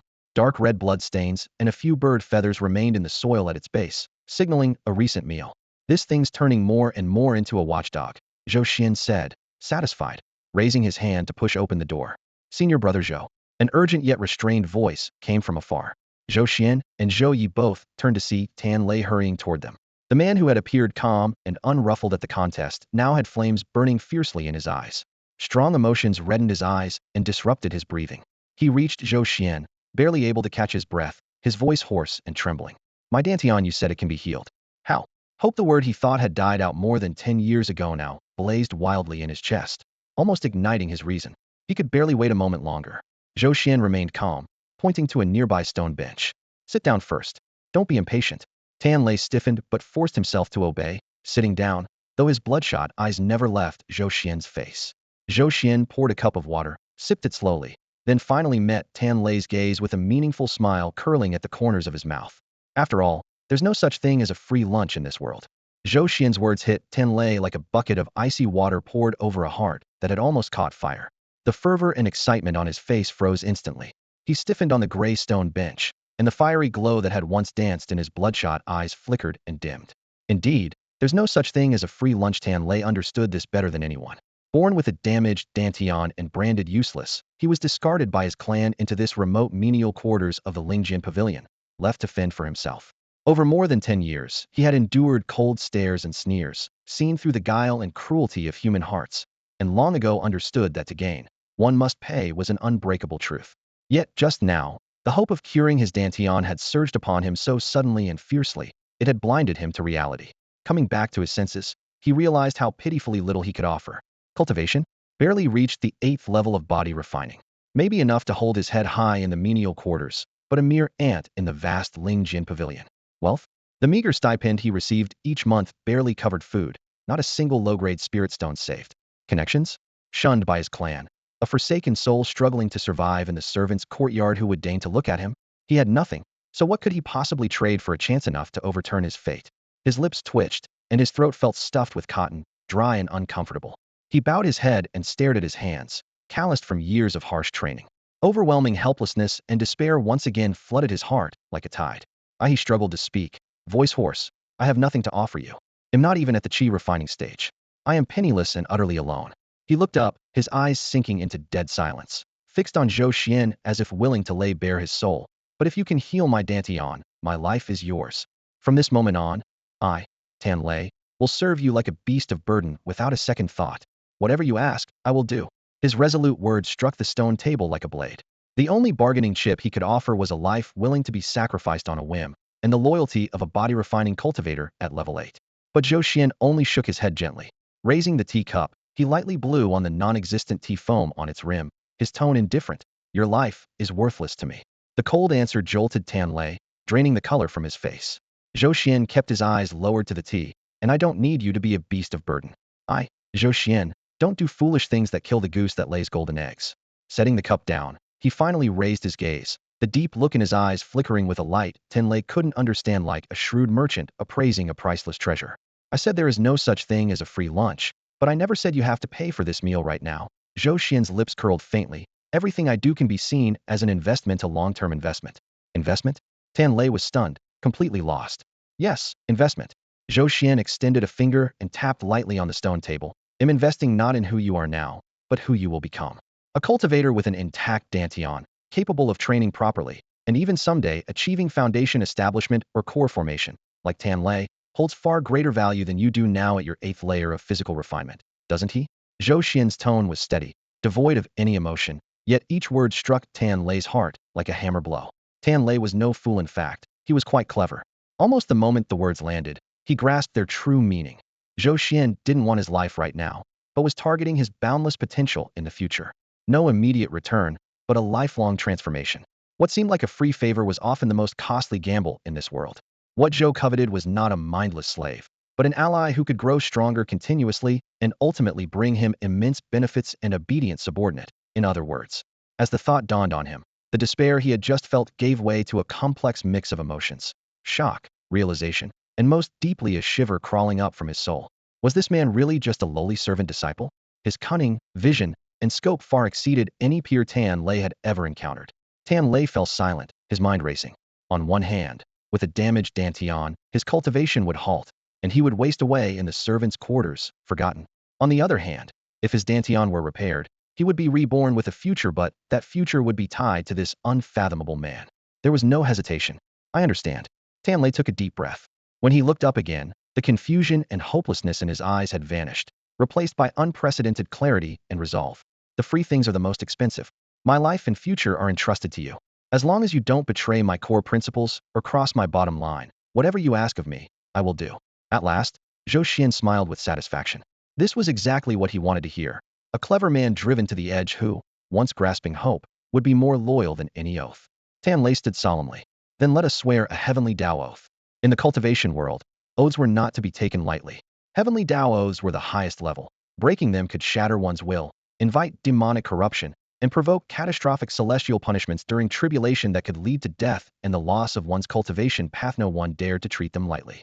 Zhou Xuan nodded and stood opposite Tan Lei, speaking gravely. I, Zhou Xuan, swear here today. I will seek the best methods to help Tan Lei repair his Dantian injuries and restore his cultivation path. If I break this oath, may heaven and earth destroy me. As he finished, a subtle mystical sensation passed through his heart like an invisible shackling of his soul.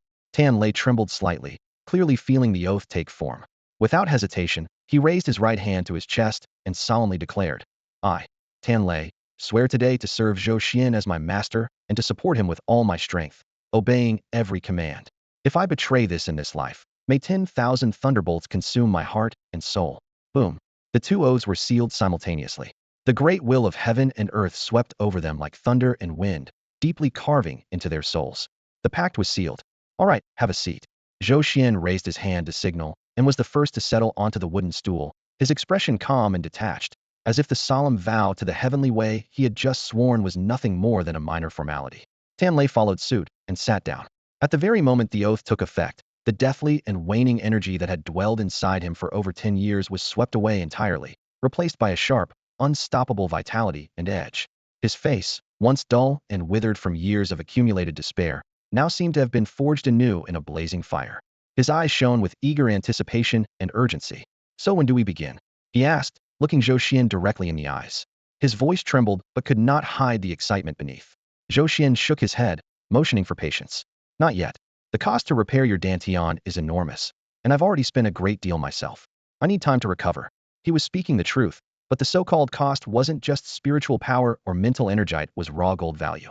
Previously, to save his own life, Zhou Xuan had converted the entire bag of mutated spiritual rice, exactly 100 gene, into genuine spiritual rice, burning thousands of gold points in the process.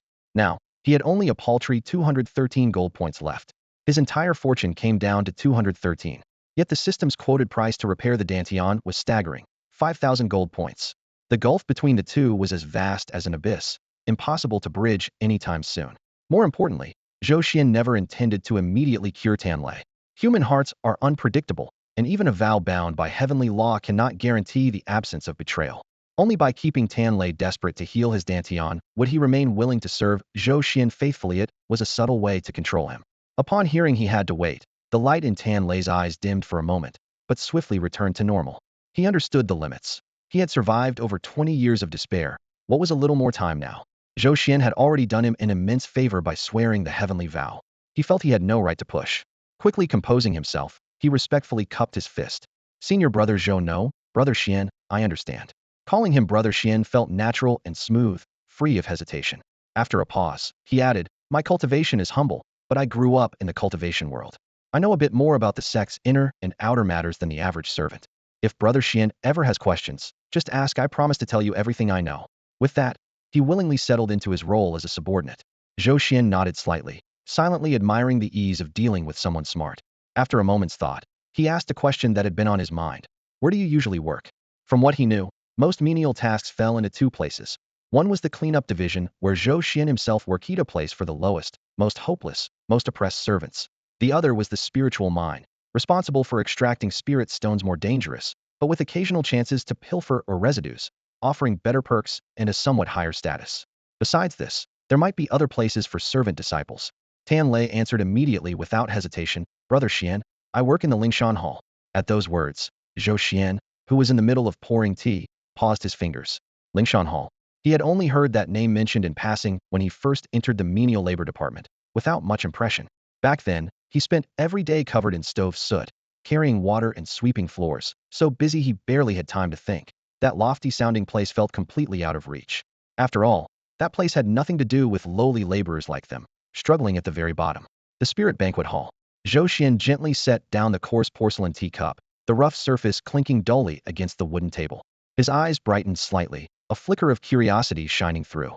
"As the name suggests, it's the place that provides food for the sect?" he asked, looking up. "Yes, brother Xuan." Tanlei's interest seemed ignited by the question, sitting up straight. "Is this your first time asking about it?" "Last time I helped in the kitchen moving sacks of rice and flour, so I overheard some details." Once he started, he couldn't stop. Tanlei quickly gathered his thoughts, but spoke steadily.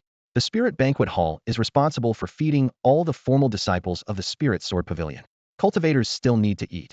Even those at foundation establishment stage can only fast for 10 days or so. They have to supplement with ingredients containing spiritual energy occasionally to harmonize their inner power and strengthen their bodies." He paused, then added, "It said that only after reaching the legendary golden core stage can one truly live off wind and dew without eating grains. But cultivators are still human, with emotions and desires, especially the craving for food. That's why the banquet hall holds an important place in the sect." Zhou Xuan nodded slightly, understanding at last. This place was basically a special kitchen just for the inner and outer disciples. And what did they lowly laborers get to eat? Coarse black flour and rough brown rice, barely edible, not a trace of spiritual energy, not even decent flavor, sometimes moldy or sour, but they had to swallow it anyway. The difference between their food and the disciples was like that between man and dog. "What kind of good things do they serve in the banquet hall?" Zhou Xuan asked casually, tapping his fingertips on the table, a subtle light flashing in his eyes. This was what truly interested him. Tanlei didn't suspect the real reason behind the question. After a moment's thought, he answered respectfully, they have quite a variety. The staple is spirit rice, but the sect doesn't produce it themselves, they buy it from outside. Few powers know how to cultivate spirit rice, and the Spirit Sword Pavilion doesn't have that resource yet. Besides spirit rice, there's various kinds of meat, but definitely not fierce demon beast meat. The chaotic and violent energy in demon beast flesh is hard to process and can harm the body. So the banquet hall mainly uses meat from tame spiritual beasts. He gestured as he spoke, like flying crane chicken, azure wave duck, and dragon carp fish. Strictly speaking, these spiritual beasts aren't true demon beasts, but they're raised on spirit grains and spirit water from birth. Their meat is fresh and tasty, with gentle, pure spiritual energy. Cultivators absorb it well, and it's harmless to their foundation. Flying crane chicken, azure wave duck, dragon carp fish. Zhou Xuan repeated the unfamiliar names softly, his heart stirring. He thought of the 100 pounds of mutated spirit rice he had transformed through the system, originally a chaotic, worthless grain that the system had refined into genuine spirit rice. If such already gentle and pure spiritual beast meat could be further directly mutated by the system, how unbelievably powerful could it become? Zhou Xian's heart pounded wildly, like drums echoing in his ears. Before him, a broad road to rapidly building capital and strengthening his power seemed to unfold. He took a deep breath, calming his excitement, his tone still even. Where do these spiritual beasts come from? What's their price? Does the banquet hall leave any leftover scraps or waste each day? That last question, in fact, was his true purpose. Brother Xian, you've hit the nail on the head. Tan Lei brightened visibly, clearly eager to explain things to Zhou Xian. Most of these spirit beasts aren't even raised by our sect ourselves, he said, making a downward gesture with his hand. They're mostly bought in bulk from specialized beast-taming sects or certain cultivation families down the mountain. Mentioning the price, a strange smile flickered across his face. Honestly, it's not expensive at all. These spirit beasts breed rapidly, and there are huge numbers of them. A lot of times, they can even be paid for with ordinary worldly silver and gold. For the sect, this cost is nothing to worry about. You can really use regular silver and gold. Zhou Xian's eyes lit up with amazement. What he needed most right now was spirit stones, or the alchemical points in his system. If he could buy cultivation resources infused with spiritual energy using mundane silver and gold, then refine them with his system, the profits would be unimaginable.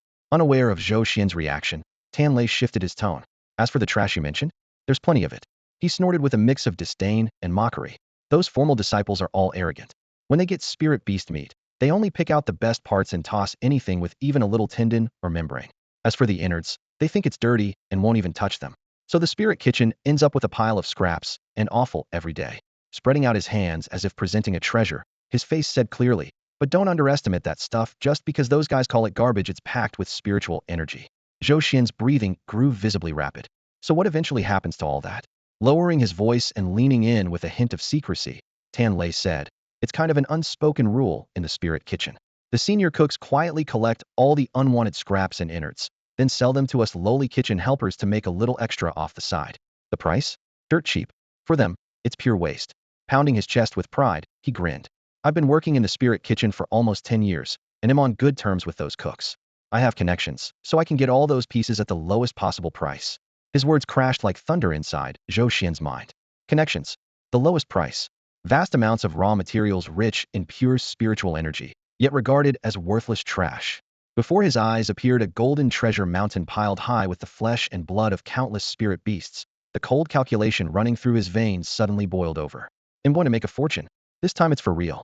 Mutated spirit rice? That's just small change. This is pure, limitless profit. No, profit without any investment at all. Yes, amazing. Zhou Xian could no longer keep his composure.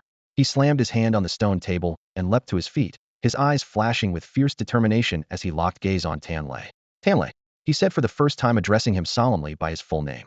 Startled by the sudden intensity, Tan Lei quickly rose as well, his expression serious. I'm here, Brother Xian. You need to leave right now. Zhou Xian's voice carried an unmistakable tone of command. Get those spirit beast meats and innards you mentioned here as fast as possible. The more variety, the better. If the money's tight, just put it on credit for now. As he spoke, his eyes burned with fiery intensity. I'm going to study these so-called scraps thoroughly and see what surprises they really hold.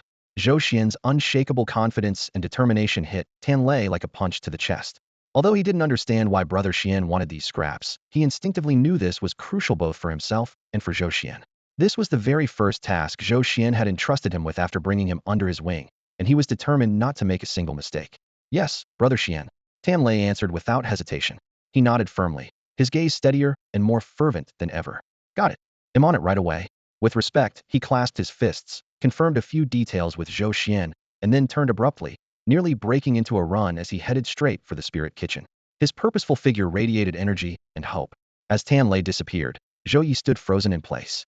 He looked after Tan Lei's retreating form, then turned back to glance at Zhou Xuan, whose face was flushed with excitement. His brain felt foggy, as if filled with mush. After a long pause, he finally mustered the courage to ask carefully, "Brother Xian, why exactly do you want those things?" He just couldn't wrap his head around it. Those things were what? Kitchen scraps from the spirit kitchen. Leftover bits discarded by the high-ranking senior brothers and sisters, the innards, and offal nobody wanted to touch, because they considered them filthy. To Zhou Yi, it was disgusting just to think about eating them. Back when he worked in the cleaning department, they'd only scavenged some rotten vegetable leaves when they were starving beyond reason. But now things were different. Zhou Xian was the top-ranked contender in the Servant Yard Championship. Someone who'd defeated a body refinement stage 9 expert with a single move. All the servants worshipped him, calling him Brother Zhou with deep respect. How could someone of his status stoop to deal with such garbage? Even if those scraps held some spiritual energy, it seemed beneath him. What would others think if word got out? The number one servant eating trash leftovers? Seeing Zhou Yi's conflicted, worried, and slightly disgusted expression, Zhou Xian's excitement slowly faded, replaced by a mysterious, knowing smile. "You don't understand," he said softly, shaking his head and refusing to explain further. This involved the core secrets of the system, secrets no one could be told. Besides, Zhou Yi's perspective was stuck at the most basic level, just thinking about eating. Trying to explain primitive capital accumulation or resource transformation to him would be pointless. Instead, Zhou Xian reached out and patted Zhou Yi's shoulder gently. His tone softened. "Enough thinking about it. You've had a long day. Go back and get some rest." But Brother Xian, Zhou Yi still looked uneasy. "There's no but," Zhou Xian said firmly, leaving no room for argument. "Go back now."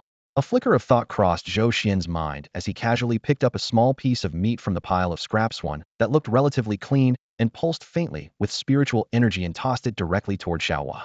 Snap! The piece of meat landed precisely by Xiaohua's root stem, causing the soil to tremble slightly. The next moment, the earth churned as if stirred by some force, and several thick root tendrils suddenly burst through the surface, wrapping around the meat before yanking it underground in an instant. The whole process moved astonishingly fast. In the blink of an eye, Xiaohua's feeding was over. 2 green leaves swayed gently from side to side like a child who had just received candy, radiating a contented emotional pulse. This scene left Tan Lei dumbfounded. He instinctively pointed at the strange plant and stammered, "Brother Xian, you want all this stuff just to feed it?" He couldn't find the right way to describe it. If it was a plant, why would it eat meat? But if it was a demon beast, it clearly took root in the soil like an ordinary spiritual plant. Zhou Xian cast a faint glance at Xiaohua and shook his head. "It can't eat this much." He crouched down and, ignoring the stench, rummaged through the 2 large bags of kitchen waste. He picked up a piece of shredded meat between his fingers. The gentle, chaotic spiritual energy vibrated softly in his palm, much milder than the wild energy found in mutated spiritual rice and easier for the human body to absorb. System, scan these for conversion value. Zhou Xian thought to himself. Ding. Scan complete. Residual flesh and blood from spirit beasts carries trace amounts of gentle spiritual energy with very low conversion value. Estimated conversion rate, 1 gene 1 point of gold value. The cold message appeared, and Zhou Xian's brows immediately furrowed. 1 point of gold for a whole gene? He muttered under his breath, his gaze drifting to the 2 bags, barely over 100 gene at most. Even if fully converted, that would only yield just over 100 points of gold, not nearly enough to make a meaningful difference. He had hoped for a windfall like refining spiritual rice, or at least a steady income, but this number clearly signaled a dead end. Could it be that, as Zhou Yi suggested, he really had to treat this garbage as mere food? Zhou Xian snorted coldly. He wasn't that desperate yet. Noticing Zhou Xian's displeased expression, Tan Lei's heart tightened with worry that the first assignment might fail. Quickly, he stepped forward, trying to flatter him. "Brother Xian, these meat scraps do contain spiritual energy. If you took them down to the secular towns at the foot of the mountain, you could find a restaurant to process them into dishes. Maybe they'd sell for a good price." As he spoke, he carefully watched Zhou Xian's face and cautiously added, "Are you thinking of using this stuff to trade for money in the secular world?" As his words fell, a sharp glint flashed in Zhou Xian's eyes. Suddenly, he looked up abruptly and fixed Tan Lei with an intense stare. The secular world? Trading for money? Those 2 words hammered into his mind, sending his thoughts racing. Wait a minute. He grabbed Tan Lei's arm firmly, his tone suddenly urgent. "You just said these spiritual beasts were originally bought with ordinary money from the mortal world?" "That's right, Brother Xian." Startled by Zhou Xian's sudden move, Tan Lei still nodded earnestly. "I've heard from the senior brothers at the Spirit Cuisine Hall that these beasts are purchased from the foot of the mountain. They breed quickly and are plentiful. so their cheap often traded directly for mortal world gold and silver. Gold and silver from the mortal world, Zhou Xian's heart suddenly skipped a beat. A train of thought he had never entertained before exploded in his mind. Up to now, his thinking had been confined within the immortal cultivation realm, a closed loop of refining gold into alchemical items, exchanging for spirit stones, then using those spirit stones to buy cultivation resources. But Tanlei's words were like a key that opened another door for him. If one could buy spiritual beasts charged with spiritual energy in bulk using mortal gold and silver, then use a system to selectively mutate and refine them into high-grade treasures, the profit margin wouldn't just be huge, it would be a game-changing advantage. His breathing grew heavy without realizing it. Holding back his overwhelming excitement, he pressed on. Why would the sect want gold and silver from the mortal world? Cultivators survive on wind, and do what use do they have for those yellow and white metals? If the sect didn't place value on gold and silver, this whole idea would be pointless. Brother Xian, you don't know the full story. Seeing Zhou Xian's growing interest, Tanlei brightened and lowered his voice. We cultivators focus on the Tao and don't care much for worldly wealth individually, but the sect is different. He spread his hands as if illustrating something in the air. The Spirit Sword Pavilion is huge. How many people are in the sect? The daily consumption is massive. And what about the hundreds of miles of mountain gates and protective arrays? None of that is free. It's true everything is mainly based on spirit stones, but many basic materials, wood and stone for building halls, clothing and fabrics for disciples, even the planting of low-grade spirit materials depend heavily on mortals. You can't expect immortals themselves to chop wood and farm fields every day. Tanlei slowed his speech, but each word was firm and resolute. So almost every sect maintains influence in the mortal world. Small sects might control a few mountain ranges, receiving tributes from mortal villages annually. But a major sect like ours, pride crossed his face. We directly control 3 great kingdoms at the foot of the mountain. The royal families of those kingdoms bow respectfully whenever the sect's outer gate officials arrive. Some sects even become immortal clans, deeply rooted in mortal empires, acting as guardian gods of those territories. Control 3 kingdoms?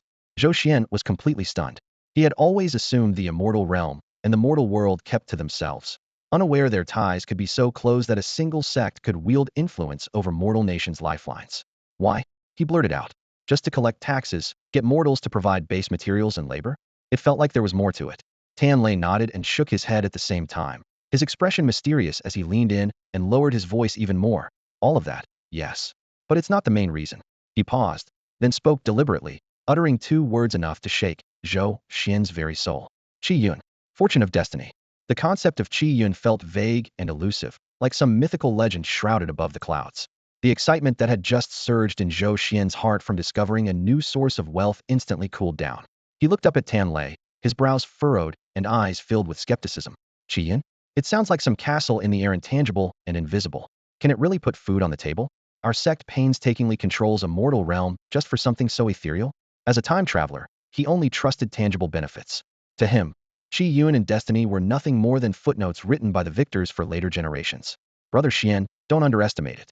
Tanlei saw his disbelief and grew even more serious than when he swore his oath to the heavenly Tao. Taking a deep breath, he tried to explain this mysterious concept clearly. Qi Yun is strange but real, and its power is beyond imagination. He traced a circle in the air, slowing his words.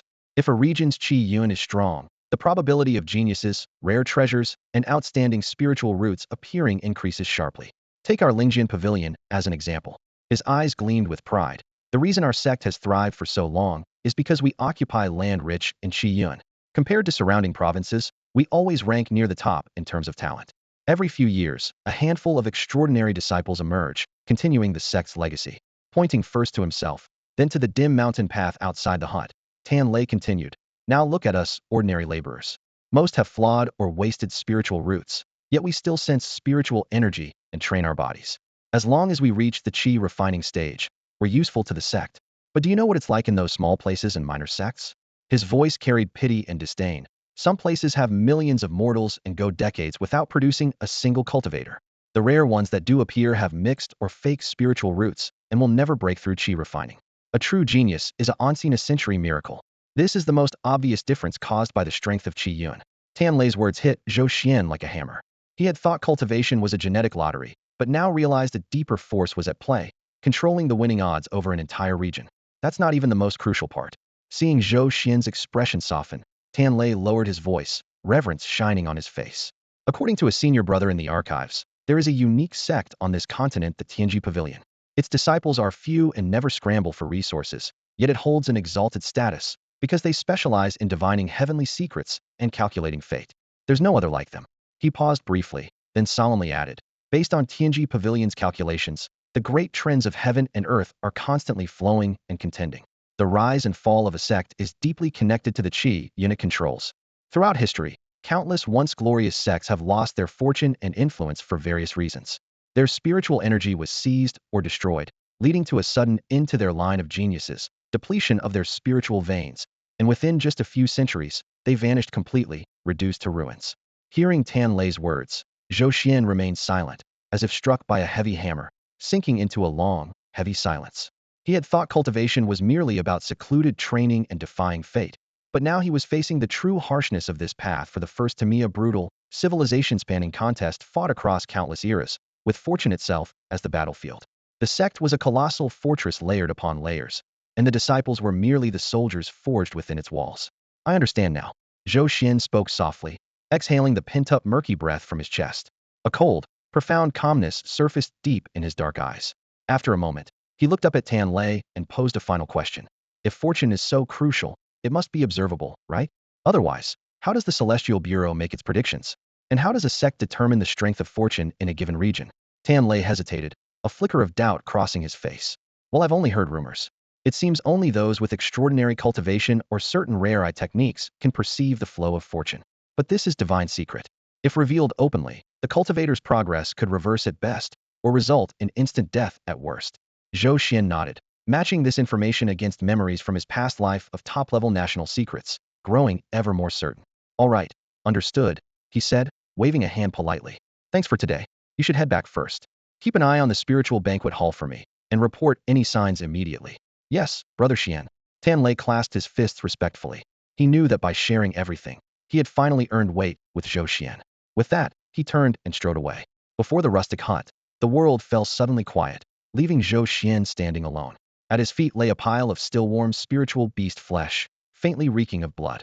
From the earth, a tiny flower swayed, petals slightly open as it slowly consumed a piece of the meat. Zhou Xuan glanced down at it, then looked up toward the Lingjian Pavilion's mountain gate, obscured by swirling mist. His expression flickered between clarity and doubt. Fortune, that invisible torrent shrouding the entire continent, still seemed so distant from him. He was nothing more than an ordinary low-ranking disciple, barely able to grasp his own fate, let alone manipulate the destiny of the sect. Yet today's conversation had opened a new door before him. Mortals, silver and gold, low-grade spiritual beasts available for bulk purchase, thoughts linked together in an instant. In Zhou Xian's mind, a sharply defined wealth chain suddenly took shape. Using mortal gold and silver to descend the mountain and buy low-tier spiritual beasts with strong reproductive ability and faint innate spiritual energy. Leveraging the system to induce targeted mutations in their flesh and blood, refining them into higher-grade elixirs, spiritual meats, or even rare treasures capable of directly improving physique and enhancing innate talent. Then selling these treasures to the sect's inner disciples, true heirs, and even elders who lacked no spiritual stones.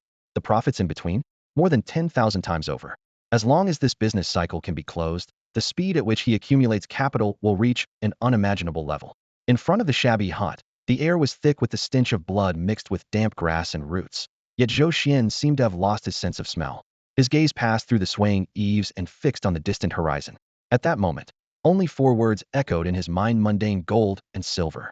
Along with that grand avenue paved by earthly wealth, leading to unparalleled power. Joy surged wildly within him, but he forcibly calmed the pounding of his heart. Tan Lei's words were nothing more than rumors overheard by a lowly disciple in the marketplace. The talk of destiny felt more like a mirage floating in midair. Before risking everything, he must personally verify the truth. Spirit Sword Pavilion Yunlai Market. Zhou Xuan changed into a freshly washed gray servant's robe, the hem cut straight. After binding his black hair, he tucked it under a bamboo hat to suppress the sharpness that did not match his menial status. Then, he squeezed into the crowd down the stone-paved alley. The market buzzed with shouts and haggling, the clang of iron pots mingling with the scent of medicinal herbs full of everyday life's vibrancy. Zhou Xuan had no interest in any of it. Silently, he passed through until he stopped at the most secluded corner. There, a worn cloth covered a stall piled with various old books, fragments, and damaged rare copies. The stall owner was an elderly man with white hair and beard, creaking in a rocking chair, half closing his eyes as if ready to drift away from the world. Few passers-by paused, and no one spoke to him. Zhou Xuan crouched, and sifted through layers of moldy pages. The mildew crumbled beneath his fingertips, releasing a faint musty odor.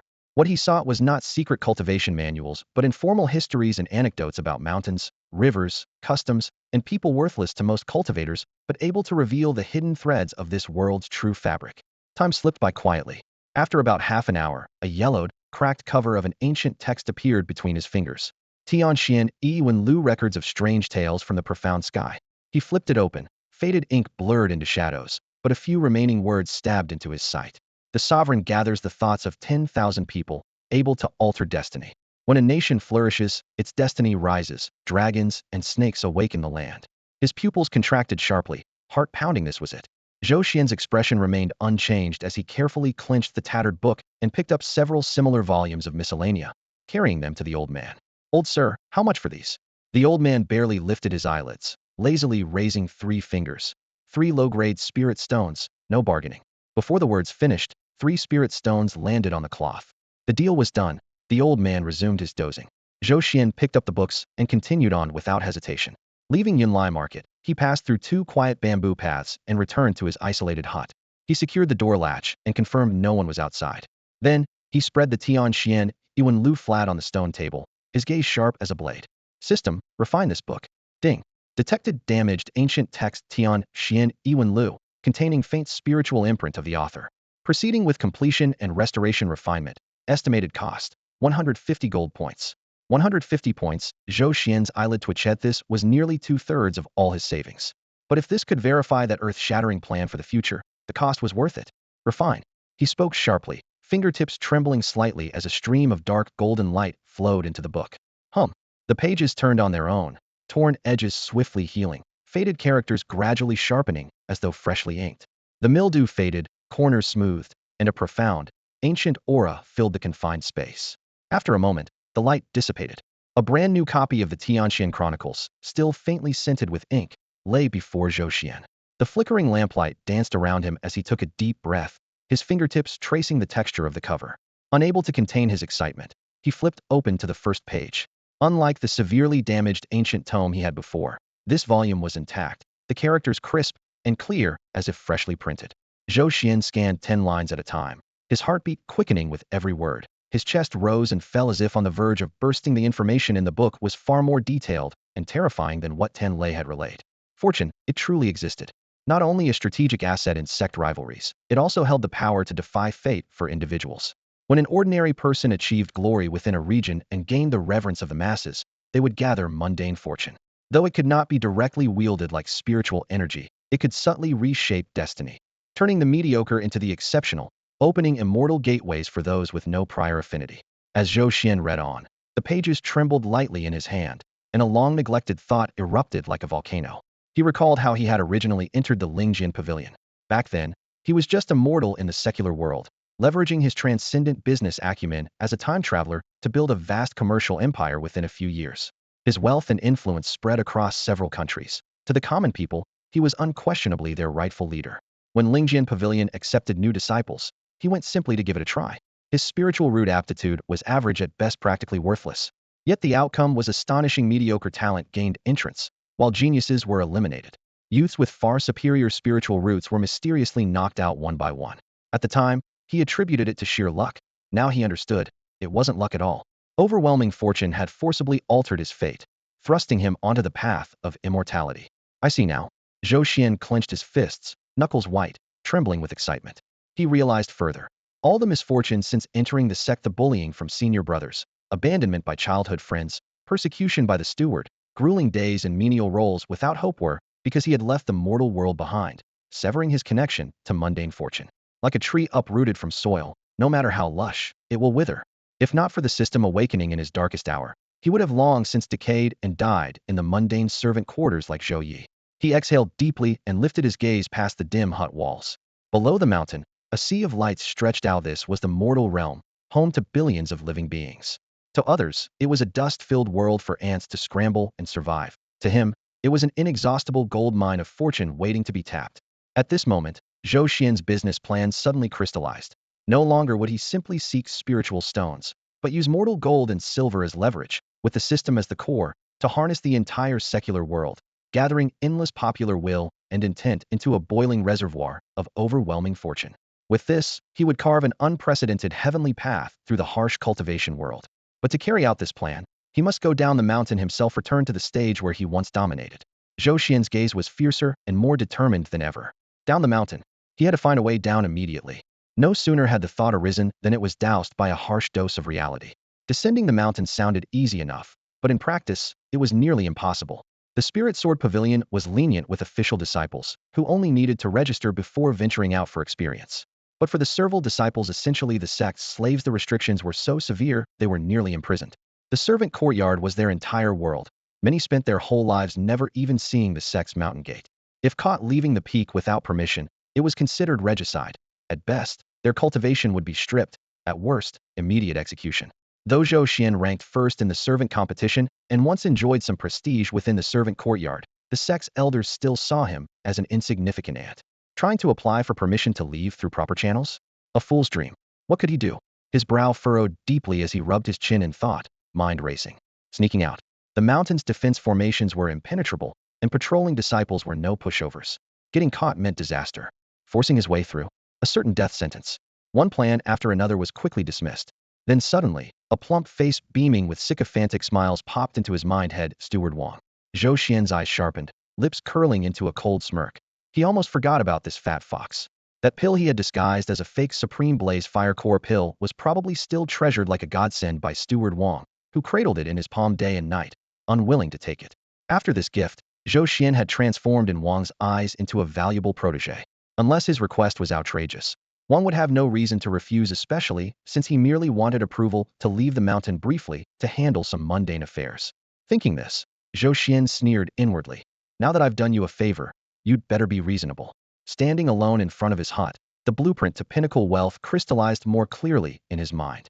Taking a deep breath, he suppressed the surging excitement, tidied up the stinking blood and flesh scraps on the ground, dusted off his sleeves, and strode toward the servant courtyard's depths. Head Steward Wang's residence. It was the grandest private courtyard in the servant area, blue bricks and gray tiles, flanked by 2 rows of fine ornamental spirit plants by the main gate, lush and vibrant. As Zhou Xuan stepped onto the stone stairs, he saw Wang sprawled out on a spacious bamboo lounge chair, eyes half closed, basking in the gentle afternoon sun. On a small table nearby, a plate of juicy purple grapes gave off a sweet aroma. Wang casually pinched one and popped it into his mouth with a look of contentment. Zhou Xian's spiritual senses swept over the place and immediately confirmed that the fake Supreme Blaze Fire Core pill was safe inside Wang's storage pouch, was more cautious than expected. Amusement flickered in Zhou Xian's heart, but he masked it with a respectful smile. Straightening his collar, he stepped into the courtyard. 3 paces from the lounge chair, he bowed his head deeply and said with clear reverence, "Your humble servant, Zhou Xuan, pays respects to head steward Wang." Chief Wang didn't even lift an eyelid. He just grunted through his nose, plucked a grape, and leisurely chewed it, as if Zhou Xuan were nothing more than an annoying piece of air in his way. After a long moment, he lazily cracked open one eye, barely looking at Zhou Xuan, his tone tinged with irritation at being disturbed. "What is it? Didn't I tell you to focus on strengthening your cultivation? It's only been 1 day, and you're already running around everywhere. What kind of discipline is that?" Though the divine pill Zhou Xuan presented had made him ecstatic so much so that he already saw Zhou as a trusted confidant, Chief Wang believed a dog should behave like a dog. If the master hadn't called, the dog should obediently lie down. With that thought, he flicked the grape skin under the table, his face cold and indifferent. "You're right, Chief. I was impudent," Zhou Xuan said, bowing like a bent bow, his voice trembling with fear and anxiety. "But there's something important on my mind, something concerning how I will repay your kindness in the future. I couldn't risk delaying it, so I dare to trouble you." "Oh." At the word repay, Chief Wang finally opened his eyes fully. Slowly pushing himself up from the lounge chair, his plump fingers tapped the armrest as he squinted and appraised Zhou Xuan. "What's this important matter? Tell me." Zhou Xuan inwardly thought, "Got him hooked." Outwardly, he tempered his words carefully, making sure he left no room for error. "Honorable Chief, before I joined the sect, I acquired some small property in the mortal world and ran modest businesses. Instead of letting those assets gather dust and earn meager profits from mundane money, I prefer to move them to Yunlai Market at the foot of the sect's mountain, where it's a den of immortals mixed with mortals. If managed well, the spiritual stones flowing in would be endless. Then, I could serve you loyally and repay your kindness many times over." He glanced at Chief Wang's face, hoping to read his reaction, and sure enough, the displeasure vanished instantly, replaced by a pleased smile. The chief nodded thoughtfully. A lowly servant disciple running a business was no big deal for him. With just one word, he could open the gates and rake in spiritual stones without lifting a finger. What could be better? Feigning deep thought, after a moment he shook his head, a troubled frown creasing his brow. The idea is good, but it can't be done now. A servant disciple descending the mountain without permission is a major sect offense. Even I can't directly bend that rule. Besides, you just won first place in the Grand Contestior in the spotlight. Letting you go down the mountain now would attract too much attention and give others something to gossip about. Anxiety and disappointment flashed across Zhou Xuan's face immediately. So Chief, you mean? Seeing this reaction gave Chief Wang a sly sense of control. He chuckled and shifted gears, but don't rush. There's a task right now. If you succeed, that'll be credit on your record. Then, I can arrange your descent in due time. It will be smooth and natural. Pretending to perk up, Zhou Xuan quickly asked, Please, Chief, do tell me what the task is. Chief Wang curled his lip, both disdainful and impatient, as if about to assign a filthy job. Farming. Farming? Zhou Xuan was stunned, confusion written all over his face. That's right, farming. Chief Steward Wang's tone grew irritated. It's all that nonsense cooked up by those high and mighty officials upstairs. He furrowed his brows and launched into a tirade like he had found a vent for his anger. Not long ago, Yaofeng was running some spirit rice cultivation experiment, and it all blew up in their faces. Can you believe it? Every batch of spirit rice they grew went totally berserk. Its spiritual energy was wild and chaotic, like thunder exploding. Completely inedible. Anyone who eats it gets into trouble. He waved his hand as if the cursed spirit rice were writhing and spewing black smoke right in front of him. The folks over at the medicine garden complained it was polluting their precious spirit herb fields and refused to plant any more no matter what. So this mess kept being pushed down the chain, and, snap, it ended up in our janitor's courtyard. Getting worked up, he slammed the table with a darker scowl. Damn it. All the good stuff never comes our way, but the thankless, miserable cleanup jobs keep piling on us. After ranting, he relaxed a bit, leaned back in his chair, and glanced sideways at Zhou Xuan with a lazy but loaded tone. The sect wants us to claim another barren mountain out there to handle that batch of mutated spirit residuo. See if we can figure out a way to make it useful. Wang tapped his fingers on the table, his face practically spelling out too bothered to care. I've got no time to dash out to some barren mountain all the time. And it's obviously a trap. Whoever takes the fall for it's just unlucky. He suddenly locked eyes with Zhou Xuan, a sly smile curling at the corner of his mouth. You're sharp and reliable, Xuan. How about you take full charge of this? From today on, that new wasteland is your turf. You decide how to manage the workers, how to plant the spirit rice, and how to protect it. You're the boss of that mountain. His tone was grand and generous, as if he were bestowing a great favor on Zhou Xuan. But anyone listening knew exactly what it meant. A promising young genius, fresh off winning first place in the grand tournament and full of bright prospects, was being sent off to a desolate mountain to babysit a pile of toxic, unwanted spirit rice. It was a thankless, losing battle that would derail his future. Zhou Xuan's breath caught sharply, his mind buzzing with no more than a few key words. Barren mountain? Mutated spirit rice? Full authority? But in the next instant, his gaze flared with fierce determination. The barren mountain wasn't a burden, it was an untapped gold mine. What others saw as poison, he recognized as hidden treasure. What everyone else avoided as contamination, he saw as an endless money pit. Better still, an entire mountain under his sole control. Perfect privacy, total security. He could freely use his system there for all kinds of alchemical experiments without worrying about prying eyes. Compared to wasting time and effort going down mountain to buy ordinary businesses or trading gold for spirit beasts, this shortcut felt tailor-made for him. Managed right, this could generate an astonishingly stable income. Zhou Xuan's heart pounded wildly once more, a rush of excitement and heat surging from his feet to his skull hundreds of times stronger than when he first dreamed of entering the mundane world's markets.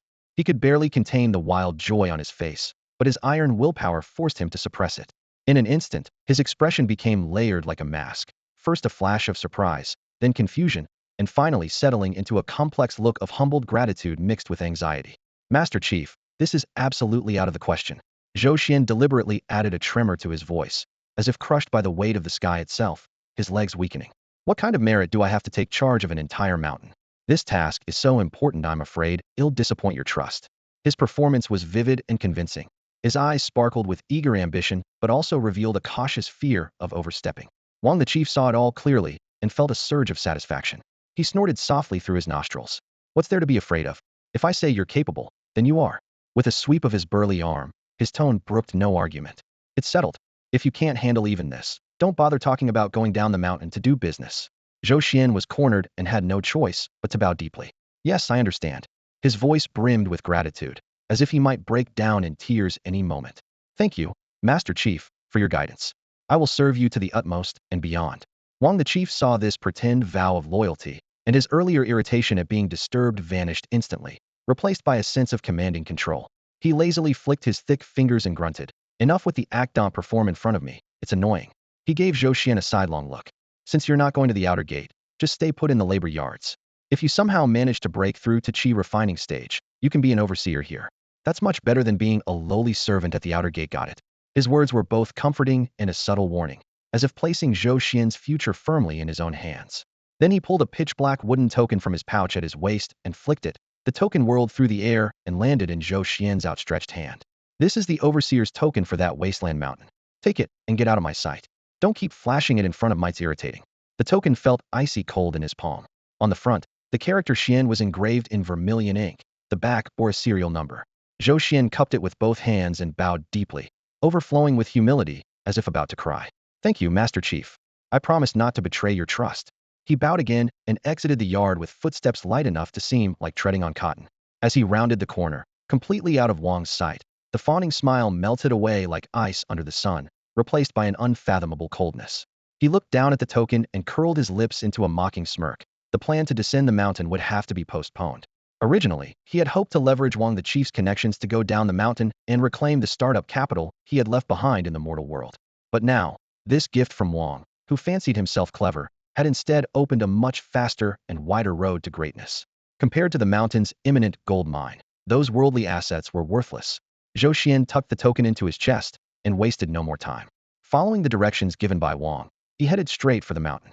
As he reached the edge of the labor yard's territory, the scenery grew ever more bleak. The trail vanished, replaced by scattered rocks and tangled vines. The air reeked of rotting leaves and damp mold, with every step breaking branches with a sharp snap. When he arrived at the foot of his destination and looked around, even someone as calculating as him almost swore aloud. This so-called mountain was actually an abandoned wasteland, left to decay for who knew how many years. Weeds taller than a man, jagged boulders, gnarled vines twisted like grotesque roots. No living creature could approach here. What the hell? This lousy excuse for a mountain? Zhou Xian muttered under his breath. He pushed aside the tangled weeds before him and carefully made his way up the mountain. Sharp stones jabbed painfully into the soles of his feet, and the damp earth kept slipping beneath him, but he gritted his teeth and climbed on. Only halfway up did he finally find a patch of ground that was flat enough to call a resting spot. Among the wild grasses stood a crooked shack, hastily built from wooden sticks and thatch. A few of the binding ropes had loosened. One strong gust of wind could easily tear the whole thing down. Zhou Xian frowned and squeezed inside. The dim shack echoed hollowly, its only contents a towering pile of burlap sacks stacked higher than a person. The sack mouths hung open, spilling out dull gray spiritual rice grains, shimmering faintly with scattered bursts of spiritual energy. Like the air around them was quietly trembling. Beyond that, there was no bed, no table or chair, not even a single silhouette to be seen. He stood at the doorway, his gaze sweeping over the slope where dry grass waved in the wind. All that greeted his ears was a soft rustling sound. In that instant, he understood. Wang Pengzi had truly dumped him here alone on this godforsaken mountain, treating him like a lone soldier, forcing him to clean up this mess by himself without even sending a single helper. Fury flared up in his chest, only to be quickly extinguished by a stronger, unexpected joy. A lone soldier? Perfect. With no one watching, this entire mountain could be his most secret, safest base, a place where he could unleash the system as he pleased, run any experiments, and never worry about his secrets leaking out. The thought caught his breath. His eyes fixed again on the pile of spiritual rice. The last time, just a dozen or so sacks in the detox zone had earned him nearly 10,000 gold points. This heap before him was at least several times larger. What others saw as worthless waste, he saw as a gold mine waiting to be tapped, a gold mine that could keep yielding indefinitely. He forced down the impulse to start converting it immediately, then turned and descended the mountain. The first thing to do was bring his home here. By evening, Zhou Xian strode briskly back to the shabby thatched hut. Raising his eyes, he saw Zhou Yi sitting on the doorstep steps in a daze, his vacant gaze as if his soul had fled his body. "Zhou Yi!" Zhou Xian called out loudly. Zhou Yi turned mechanically. When he saw Zhou Xian, a faint light flickered through his faded pupils. "Brother Xian, you're back. Stop sitting there. Pack your things, we're leaving." Zhou Xian's smile betrayed his good mood. "Huh, Brother Xian, where are we going? Didn't we just settle in here?" Zhou Yi stood, confused and bewildered. "We're moving." Zhou Xian patted his shoulder. "Manager Wang has promoted me to take charge of a mountain. That place is ours now. Everything we have, we bring with us." "In charge?" Zhou Yi's mouth fell open. For the first time, a flush of surprise colored his gaunt, scarred face. His dull eyes suddenly flared bright with fire as he grabbed Zhou Xian's arm in disbelief, voice trembling. "Brother Xian, You're really in charge now? Really? You actually got the position? Of course it's true. Zhou Xuan smiled and nodded. That's great. Zhou Yi was so excited he could barely speak. Tears welled instantly in his eyes as he paced back and forth in the small yard, his emaciated hands unsure where to rest. I just knew it. I always knew Brother Xian was no ordinary guy. First place in the laborers' competition, and now promoted to overseer. That's fantastic. Zhou Yi practically threw himself into Zhou Xian's side, his face bursting with joy that had been repressed for so many years. For someone who had struggled so long in the labor courtyard, this overseer title was practically like stepping through the gates of heaven. Zhou Xian caught the infectious energy but only raised a hand to pat Zhou Yi's shoulder, signaling him to get moving. They swiftly packed up the worn-out clothes, the rough pottery bowl, and the cracked water jar. The real challenge was the strange plant called Little Flower, with which he had already signed a master-servant contract. In recent days, Little Flower had grown wildly like a raging wisteria demon. Its thick main root, as big as a bucket, dug deep into the soil. Bright green vines sprawled across the clearing in front of the hut, some extending tens of meters into the weeds beyond. Zhou Xian first grasped a vine, trying to coil it up neatly, but it jerked like a living thing, nearly wrenching his wrist off. Hey, getting feisty now? He raised an eyebrow, a helpless smile playing on his lips. Then he stopped joking. With a surge of qi at the cultivation stage of refining qi, his palms moved swiftly like an old farmer gathering a tangled net. The vines, growing in every direction, were forcibly pulled toward the center. The fresh green branches were bound tightly in circles. Little Flower's leaves trembled violently as the whole plant writhed, protesting its rough relocation. But Zhou Xian's strength was like iron bands. In the end, he forced the whole thing into a massive green orb that still writhed on the surface. Holding that huge ball of plant matter in his arms, he couldn't help but feel both amused and a little sorry for it. He lightly patted the thick vines, whispering soothingly, "All right, don't be mad. Once we get to our own land, we'll help you level up." The word level up seemed to act like a secret code. The wildly struggling vines suddenly froze. Little Flower calmed down, obediently becoming a huge cat waiting to be fed, only twitching its branches occasionally in irritation. With the biggest problem solved, what was left was just hard labor. The two of them worked an entire day, moving all their belongings including the gigantic green plant up to a desolate mountain ridge. The weeds grew waist-high and loose stones were everywhere. The only shelter they had was a hut that leaked from all sides. Zhou Yi placed the last scrap of junk inside and took a look around the bleak mountain.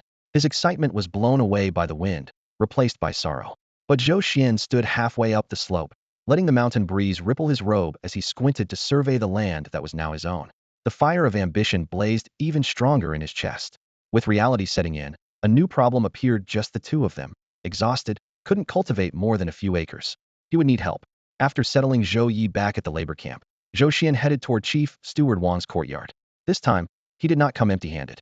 When Chief Wang groggily opened the courtyard gate and saw Zhou Xian's obsequious smile, his face immediately filled with impatience. "What are you doing here again? Didn't I tell you to manage that broken mountain? Can't even stick to it for a day, having second thoughts already?" He yawned without even bothering to cover his mouth, his tone like he was shooing away a mangy watchdog. "Not at all, not at all." Zhou Xian quickly bowed, holding out a small, smooth white jade bottle with both hands and wearing the most flattering smile he could muster. "Chief, you've misunderstood. I came specially to thank you for your support. This is a concentration pill I was lucky enough to get recently. It's no great gift, but please accept it." Concentration pill. Chief Wang's eyelids shot up, and the last traces of sleep vanished instantly. He snatched the jade bottle, popped the stopper with his thumb, and a pure medicinal aroma hit his nose, waking his spirit like a splash of cold water. Real cultivation resources. Even an ordinary concentration pill was rare for a sluggish old servant like him. He sized Zhou Xian up again, his gaze shifting from obedient dog to hen laying golden eggs. You're thoughtful." He carefully tucked the bottle into his sleeve, his chubby face creasing into a kindly expression. "Spit it out. What do you want this time? As long as it's not too much, they'll back you up. It's still about that barren mountain." Zhou Xian seized the bait and hurriedly complained. "You can see for yourself how desolate it is. I'm really out of my depth managing it alone. Do you think you could assign me some help?" "Help?" Chief Wang raised an eyebrow but quickly relaxed and waved his hand generously. "That's nothing. Wait a while. The sect is recruiting a new batch of disciples soon. When that happens, they'll make sure to assign you 8 or 10 new servants to help reclaim the land." "Thank you, Chief Wang." Zhou Xian immediately put on a grateful, almost tearful expression and bowed repeatedly. "All right, get out of here. Work hard and stop daydreaming all day." Chief Wang waved him off, then turned back into the courtyard, dragging his bulky body back to catch some more sleep. With his goal achieved, Zhou Xian didn't linger but turned to leave. At dusk, he stepped into that desolate mountain. The night quickly swallowed the dying sun, and the peak fell silent except for the cold wind's mournful whistling. rattling the bamboo slats of a dilapidated shack. Zhou Xuan crawled inside and immediately spotted a heap of mutated spirit rice piled in a corner. The grains were gray-black, faintly glowing.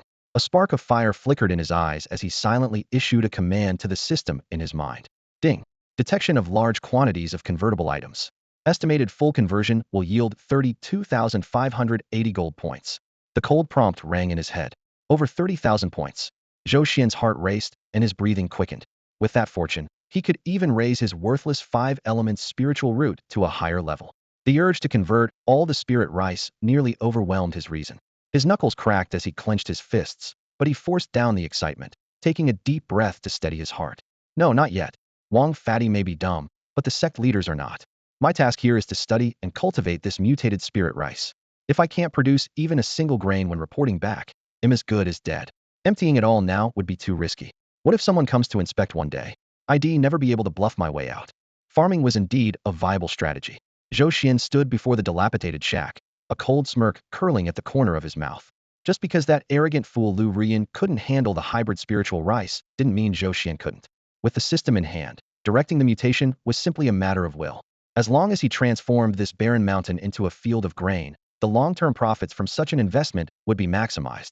Once he understood this, he stopped overthinking and immediately sat cross-legged, closing his eyes to regulate his breathing. As dawn's faint light filtered through the clouds, Zhou Xuan opened his eyes, full of energy and determination. The grand plan to reclaim the land officially began today. But first, he had to fulfill his promise to Xiaohua. Entering the shack, he gazed at the mountain of burlap sacks stacked inside and willed the system to convert a third of the mutated spiritual rice stored within. Ding. Conversion successful. Acquired 10,860 gold points. Current gold balance, 15,073 points. 15,000 was enough. A gleam flashed in Zhou Xian's eyes as he issued 2 commands without hesitation. System, consume 10,000 gold points to refine my spiritual root. Ding. Consuming 10,000 gold points. Initiating targeted mutation of spiritual root. In the next moment, an indescribable warmth surged up from his dantian, flushing through his entire body. It was as if he had been thrown into a warm furnace. The chaotic, conflicting spiritual energy inside him was forcibly combed and integrated by an invisible hand. In the end, the 3 previously mixed elemental energies became completely still, leaving only water and fire attributes actively pulsating through his meridians, their purity astonishing. Ding. Mutation complete. Host's spiritual root has advanced to water-fire dual attribute defective spiritual root. Though still branded defective, transforming from a chaotic 5-element root to a dual attribute 1 was worlds apart. Zhou Xuan could clearly feel the speed at which he absorbed the world's spiritual energy multiply several-fold. Overcome with joy, he barely restrained the impulse to shout aloud. Taking a deep breath, his gaze shifted outside the shack to Xiaohua, whose vines had begun to stretch and re-root into the soil. System, consume 100 gold points to mutate Xiaohua. Ding. Consuming 100 gold points. Target mutation commencing. Upon issuing the command, Xiaohua suddenly trembled violently. Dozens of meters of twisting vines writhed wildly as the soil around its roots churned, as if some creature was about to break through the earth. Amid broad leaves, the previously closed blue flower buds suddenly blossomed all at once. Bull's-eyed purple-black flowers opened in the morning light, releasing a faintly sweet yet deadly scent. Zhou Xuan crouched down for an inspection. Name, mutated spirit-eating flower juvenile form. Power level, body tempering, stage 7. Abilities, root strangulation, poisonous mist. Lifespan, 1 year. Gold points needed for next mutation, 1,000. Its strength had soared directly to body tempering, stage 7, with a new poisonous mist ability. He leaned in and sniffed. Instantly dizzy, the toxin was not to be underestimated. More importantly, its lifespan had skyrocketed from 1 month to 1 year. Not bad at all. Zhou Xuan nodded with satisfaction. When he saw the cost for the next mutation jump to 1,000 gold points, he quickly regained his composure. The tenfold increase in resource demand meant mass production was impossible. Xiaohua couldn't cultivate herself, relying entirely on his gold point investments. However, this only fueled his ambition further.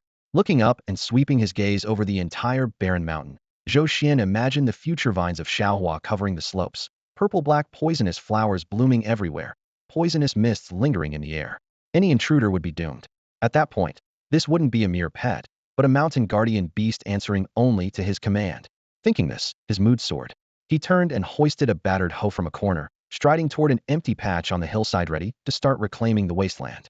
Zhou Xuan stood on the hillside, hoisting the chipped hoe on his shoulder, eyes burning with a fiercer flame than the morning sun. Let's get to work. As the command fell, the pure essence of water and fire energy within him quietly surged forth, refined by the system. Though his exterior still showed the sinewy frame of a body tempered through physical training, the power inside him far surpassed that of ordinary people, making his movements sharp and rhythmic. The hoe sliced through the air, whistling sharply. Each strike dug up clods of yellow earth as hard as stone, tangled with roots like steel wires. The barren mountain was exactly as Manager Wang had described. The soil was compacted and the roots like rebar. An average labor disciple might only manage to clear a patch no bigger than a palm in one day. But for Zhou Xuan, already at the qi refining stage, this was just a warm-up. His steps were steady, his body like an unfatigable machine. Each swing upturned the soil, followed by a heavy stomp that shattered the hardened ground instantly. Sweat dripped down his jaw, but the exhaustion only fueled his exhilaration. Turning plans into reality gave a satisfaction sweeter than spirit stones. By noon, he had leveled out nearly 2 acres of hillside. Zhou Xuan dropped his hoe and exhaled a long breath, gazing at the freshly turned black earth with profound pride. But just having land wasn't enough. Spirit rice demanded extremely pure water. He had previously surveyed the terrain, and now climbing along the slope, he soon found a clear mountain spring hidden among jagged rocks. The water was crystal clear, infused with faint spiritual energy, a natural spiritual spring. Using his portable tools, he carved a simple channel and then guided the flow with his spiritual power, letting the spring trickle down gradually to the edge of his new field. As the sun sank behind the mountains, Zhou Xuan returned to his field. The damp soil shimmered darkly. He nodded in approval and divided the land into 4 long strips, building rudimentary levees from stones and mud to separate them. It was time to start his hybrid spirit rice project. Zhou Xuan pulled out a few sacks of mutated spirit rice from the shack. The grains were dull, about the size of peanuts, flickering with a chaotic and wild spiritual energy. Taking about half the seeds, he scattered them evenly across the 2 strips closest to the mountain. "Let's see what you poisonous little pests can come up with," he muttered to himself. He wasn't expecting to harvest edible rice right away. These mutated grains were failed experiments from Medicine Peak, thoroughly corrupted and beyond simple restoration. The system's refining ability wasn't limitless. It could only transmute items into gold value or perform a single refinement, unable to turn waste into treasure endlessly. He needed to establish a sustainable, low-cost production method. Though considered trash, the mutated spirit rice contained astonishing vitality. If he mastered how to tame it, it would be an inexhaustible treasure. Zhou Xian's gaze shifted to the 2 remaining strips of empty land, his control group, the basis for upcoming experiments.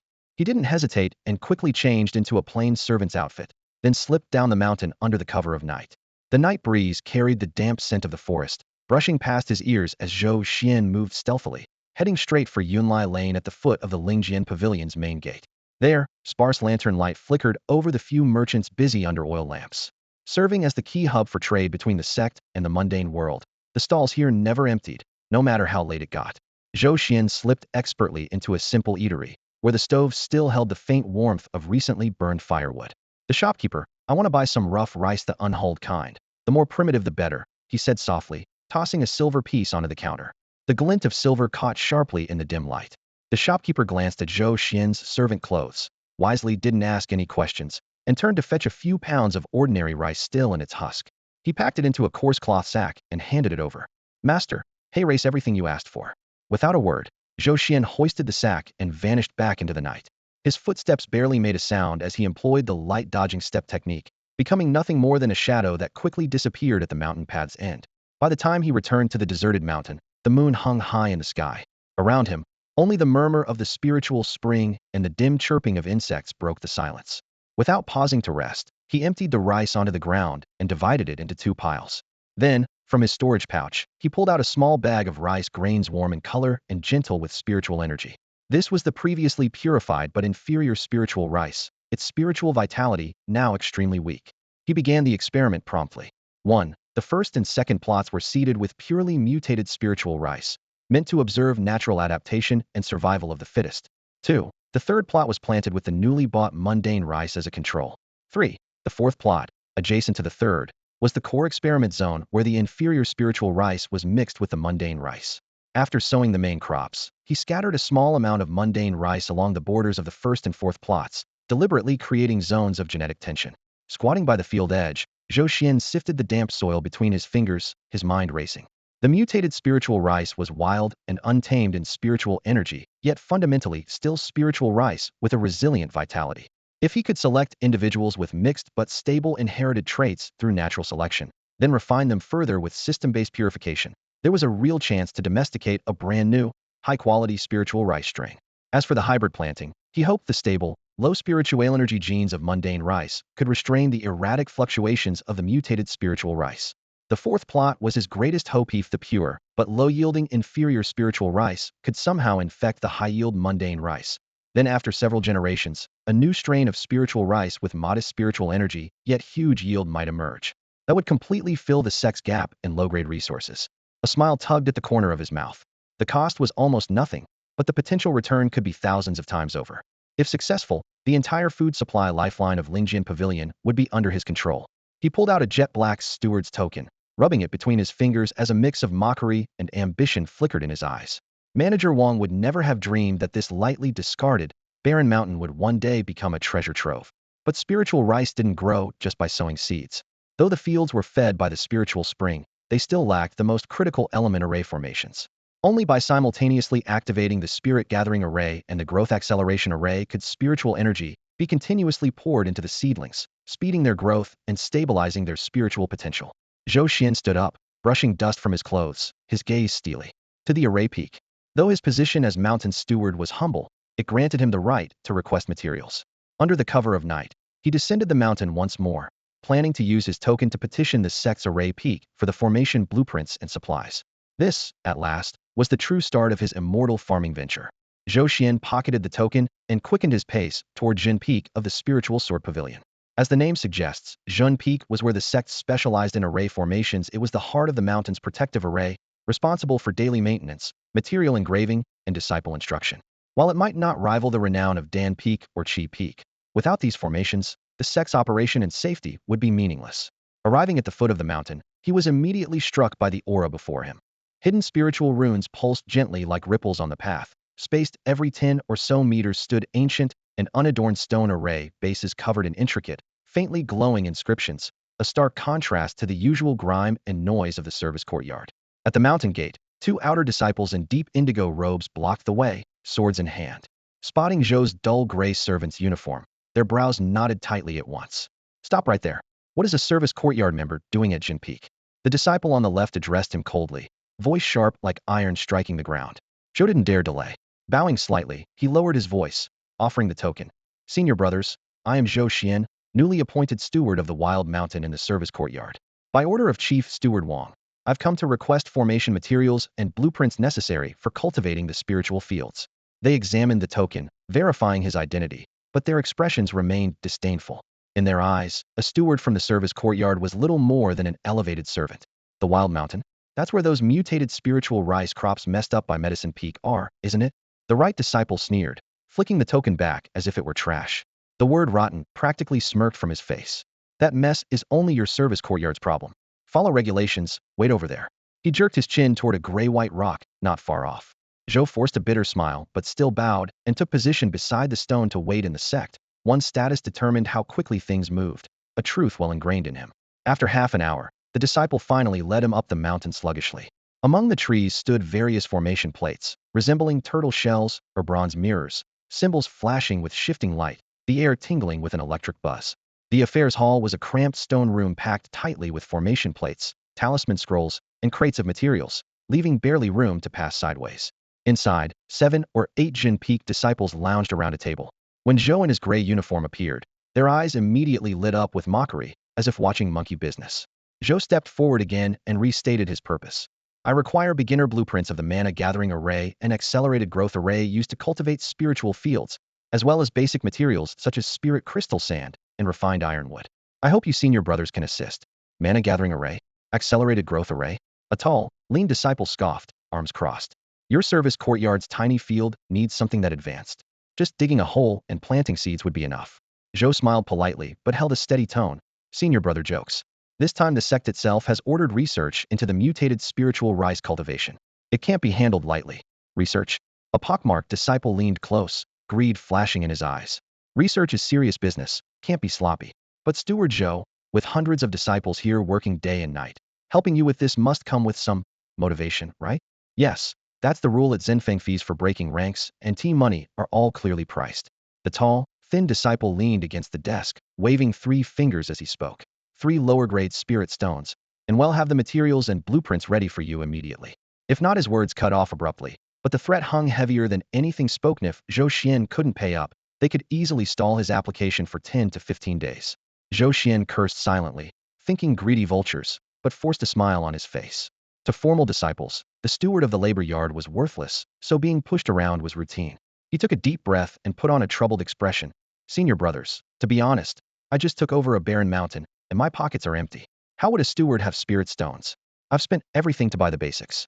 This was the truth. His alchemy value was locked in the system, so he couldn't exchange it for spirit stones or pills. No spirit stones? The pockmarked disciple's tone suddenly turned cold. Then why did you come here pretending to be important? Don't think being some lousy steward lets you run the show. Your barren mountain can't produce a single spirit stone. Beat it, don't waste our time. The tall disciple egged him on. Yeah, no spirit stones? Fine, bring 2 pills then. Even if they're low-grade pills brewed by your labor yard, that'll do. Anger rose in Zhou Xian's chest, but he remained humble, thinking fast. If he couldn't pay with money, he'd have to trade his unique skills. Senior brothers, I really don't have anything of value right now. But he swallowed his pride and said, though my cultivation is weak, I have some knowledge of basic tools and array plates. If any senior brothers have broken equipment or disrupted array patterns, I might be able to help repair them. The Jinfeng disciples in the room burst into laughter. Haha, a steward dares to fix arrays? Go back to farming your poisonous rice. Just as their jeering echoed, a calm female voice cut through from the corner. What's all this noise about? The crowd turned to see a female disciple dressed in pale, yellow robes step forward. Her face was fair and serene, radiating a composed aura despite wearing the same outer disciple uniform. The other disciples quickly stifled their laughter and greeted her respectfully. Senior Sister Zhao. It was Zhao Qingqing. Her eyes flicked over Zhou Xuan, then landed on the crowd blocking him. What? You can't even handle a simple steward's application. The pockmarked disciple hurried to complain. Senior Sister, it's not that we want help. It's that he has no manners coming empty-handed asking for materials. Zhao Qingqing ignored them and turned to Zhou Xuan. You said you know how to repair equipment? The opportunity was clear. Zhou Xuan brightened and immediately cupped his fist. Reporting to Senior Sister, I wouldn't claim mastery, but I'm capable of basic repairs. She nodded slightly, clearly intrigued. After a moment of thought, she reached into a pouch at her waist and withdrew a palm-sized jade pendant. The pendant was smooth and lustrous with intricate patterns, faintly shimmering with spiritual energy, but one corner was cracked, causing the internal spirit flow to become disorderly and chaotic. This is a piece of maze array jade I obtained in my early years. When in danger, it can be activated to trap enemies or help escape. But during one trial, it was damaged. The array patterns were broken, and the spiritual power could no longer flow. Zhao Qingqing's voice was clear and cool like mountain spring water. She raised her hand and handed a jade pendant, cracked and riddled with fractures, to Zhou Xuan. You say you know how to repair this. Take a look. Is this even fixable? By the arena at Array Peak, a dozen or so disciples gathered in a half circle. Hearing this, they couldn't help but snicker quietly. Ha ha ha, Senior Sister Zhao, you must be joking. This is Maze Array Jade, with hundreds of interlocking patterns. Don't say he's just a servant, even we would need an inner disciple to handle it. Yeah, one wrong pattern, and the whole jade is ruined. What does a farmer know about this? Among the crowd, a tall disciple with a face full of acne laughed uproariously, looking at Zhou Xuan as if he were a soap bubble about to burst. But Zhou Xuan remained calm. He bowed slightly and took the pendant. His palm felt a gentle warmth, mixed with a faint sting of chaotic spiritual energy. Though his face frowned in concentration, he was quietly giving instructions to his system. Ding. Reparable item detected. Maze Array Jade damaged. Repair will cost 100 gold points. 100 points. Zhou Xuan relaxed inwardly. It was affordable. To outsiders, however, his expression grew even more serious. He gently rubbed the cracks with his fingertip and after a long silence, spoke in a low voice. The jade is severely damaged.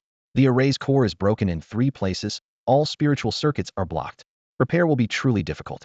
The acne-faced disciple immediately shouted, Ha! A servant pretending to be an expert.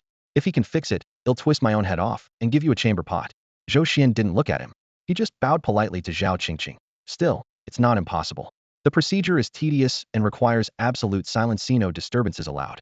It's also mentally exhausting and cannot be done quickly. His words pointed out the difficulty while leaving room for hope. Zhao Qingqing met Zhou Xian's clear gaze and nodded softly before taking back the array jade. All right, he'll trust you this time. She turned away, her eyes flashing to those bystanders, her voice instantly cold. Disciple Lu. The young disciple who had been guiding Zhou Xuan up the mountain shuddered and hurried forward. Senior Sister Zhao, what are your instructions? Prepare the spirit-gathering array and life-inducing array blueprints that Steward Zhou requested, along with spirit crystal sand, refined ironwood, and all other basic materials. Go to the storage now and get everything Riodino mistakes. Disciple Lu hesitated, glancing helplessly at the acne-faced disciple, who stepped forward defiantly. Senior Sister Zhao, this isn't proper procedure. My word is procedure. Zhao Qingqing cut him off, her voice sharp as ice. Or do you want to invite the steward's uncle from the executive hall to evaluate why the array peak's efficiency is so low? The faces of the array peak disciples all changed at once. They lived off undefeatable deals and dared not escalate problems to the executive hall. The acne-faced disciple broke out in a cold sweat and bowed with clenched fists. No, we want. We'll handle it right away.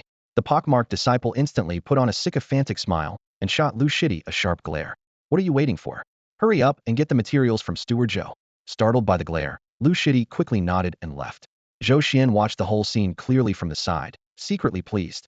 Damn, even in the cultivation world they have this bureaucratic nonsense, everything runs on favoritism, and people love passing the buck. Finally, someone's here who can put a stop to it. In less than the time it takes to drink a cup of tea, Lu Shidi returned carrying a stack of blueprints and several bulging cloth bags. Reluctantly, he shoved the items into Zhou Xian's arms. Zhou Xian thanked him repeatedly, then set off down the mountain side by side with Zhao Qingqing. They walked in silence. The mountain path wound through thick weeds between stone steps. Dry leaves crunched underfoot. Only once they reached the foot of Jinfeng Mountain, with no one else around, did Zhao Qingqing stop. You can't fix that formation, Jade, can you? Her tone was calm, but piercing. Zhou Xian's heart skipped a beat, but he remained respectful. Senior sister, your insight is exact. I have no absolute confidence, I only wish to try my best. Don't bother, Zhao Qingqing said, waving lightly. Giving you that formation, Jade, wasn't really to be repaired. It was a stepping stone for you, and a reason for me to speak up on your behalf. Zhou Xian froze in place. Zhao Qingqing lifted her gaze, her eyes cold but instructive. Within the sect, nothing is accomplished without an exchange. They want to squeeze value from you, yet you have nothing. By offering the formation repair bait to show potential, you gave me a chance to make things easier for you. This is our first exchange. You took the materials, so you owe me a favor. Someday when I need you, you will repay it. That is the true survival rule of the sect. Her words struck home. A warm surge blossomed in Zhou Xian's chest. The senior sister not only helped him out, but was teaching him how to survive in their harsh system. He took a deep breath, bowed solemnly, and said, Thank you, senior sister, for your guidance. This favor will be remembered by Zhou Xian. Surprise flickered in Zhao Qingqing's eyes, but she said nothing, only nodded once and drifted away like a willow catkin. Zhou Xian watched her leave, clutching the bag of materials tightly, then turned and strode with purpose toward his barren mountain plot. Nightfall approached, and the mountain wind blew damp and chill against his face. Back at the 2 acres of freshly cleared land, the fire within him blazed fiercely. He spread out the blueprint for the elementary spirit gathering formation and studied it closely, his eyes shining with determination. Cultivation and farming begin with formations. He first drew 36 key nodes around and within the field with lime, ensuring every distance was precise down to a fraction. Next, he tore open the bag containing spirit crystal sand and carefully buried the sparkling granules beneath each node. The moment the sand touched the soil, a faint coolness emanated. Then he took out 12 half-foot-long strips of refined ironwood, planting them along the ridges like a skeletal frame, connecting the nodes to form hidden channels for spiritual energy transmission. Afterward, he pulled out 4 palm-sized black array flags and planted each one exactly at the field's 4 corners according to cardinal directions. The sky had grown fully dark now. The sounds of insects mingled with the mountain breeze as Zhou Xian stood in the center of the field. He drew a deep breath and slowly infused the newly transformed waterfire's spiritual energy within him downward into the earth beneath his feet. All 36 nodes with spirit crystal sand glowed faintly at once. Light raced swiftly along the buried ironwood channels, converging finally at the corner flags. In the next moment, a barely visible transparent light veil rose up, enclosing the entire 2-acre plot. The thin spiritual energy in the surrounding world was drawn in, transforming into a pale white mist that flowed inside. The original staleness of rotting vegetation vanished, replaced by an invigorating freshness. The spirit gathering formation was complete. But Zhou Xian didn't stop. Following the blueprint, he laid down a simpler growth acceleration formation atop the gathering array. The moment the formation lines closed, the spiritual mist thickened, and the soil began to emit subtle rustling sounds. A vigorous life force surged from deep underground. An extraordinary transformation was quietly taking place. A faint buzz sounded. Centered on the formation flag, an invisible wave rippled outward. The wind that had been casually drifting over the hillside was suddenly stopped by an unseen net, and the sparse spiritual energy in the air was filtered like fine grains, all converging toward the fields. Zhou Xuan clearly saw the spiritual energy condense into wisps of mist, seeping into the soil. Even the purified spring water drawn from halfway up the mountain thickened as it passed through here, its spiritual essence tightly locked within the moist earth. He closed his eyes to focus. The spirit-gathering formation continuously accumulated spiritual energy, while the growth formation converted it into gentle life force that nourished the soil without pause. It was genuinely effective. Zhou Xian nodded quietly to himself and estimated. At this rate, whether it was the mutated spiritual rice he personally planted or ordinary rice grains, the first harvest would come in about 1 to 2 months. But that was far from enough. His brow furrowed deeply as a surge of dissatisfaction swelled in his chest. How could a cultivator, like himself, act like an ordinary farmer, patiently waiting for crops? This was worlds away from the kind of farming he yearned for as a cultivator. A thought struck him, and he glanced at his system panel. Current gold balance. For 1,973 points, that was his strength. Since the system could enlighten spiritual roots and plants, maybe it could also enhance formations? System, analyze the growth formation in front of me. How many gold points are needed to strengthen it? Zhou Xian commanded silently. Ding. Low-level growth formation detected. Formation structure intact. Targeted strengthening possible. Suggested enhancement. Optimize energy circuits to improve conversion efficiency. Estimated cost, 1,000 gold points. 1,000 points. His eyelid twitched, but an even stronger resolve crushed any hesitation. If you want the horse to run faster, you feed it more grass. This investment was definitely worth it. Enhance. He confirmed decisively. Ding. 1,000 gold points deducted. Growth formation begins enhancement. As the order was finalized, the ground beneath his feet trembled lightly. The black formation flag planted in the field instantly displayed blood vessel-like crimson veins pulsing across its surface. The formation, which had been passively absorbing spiritual energy, now seemed like a beating heart. Whoosh. Surrounding spiritual energy was violently drawn in and converged into a fist-sized vortex, pouring frantically into the field. The concentration of the gentle life force instantly doubled, and vibrant greenery visibly spread across the soil. Ding. Enhancement complete. Growth formation upgraded. New feature, can be switched on or off at will by the host's thoughts. Effect, growth efficiency doubled on the original basis. Zhou Xian's breath came fast, his eyes blazing with joy. Doubling efficiency meant the harvest cycle was cut from 1 to 2 months sharply down to 1 month. A harvest every 30 days that was no longer farming. It was imprinting spiritual rice. And the formation was now under his direct control.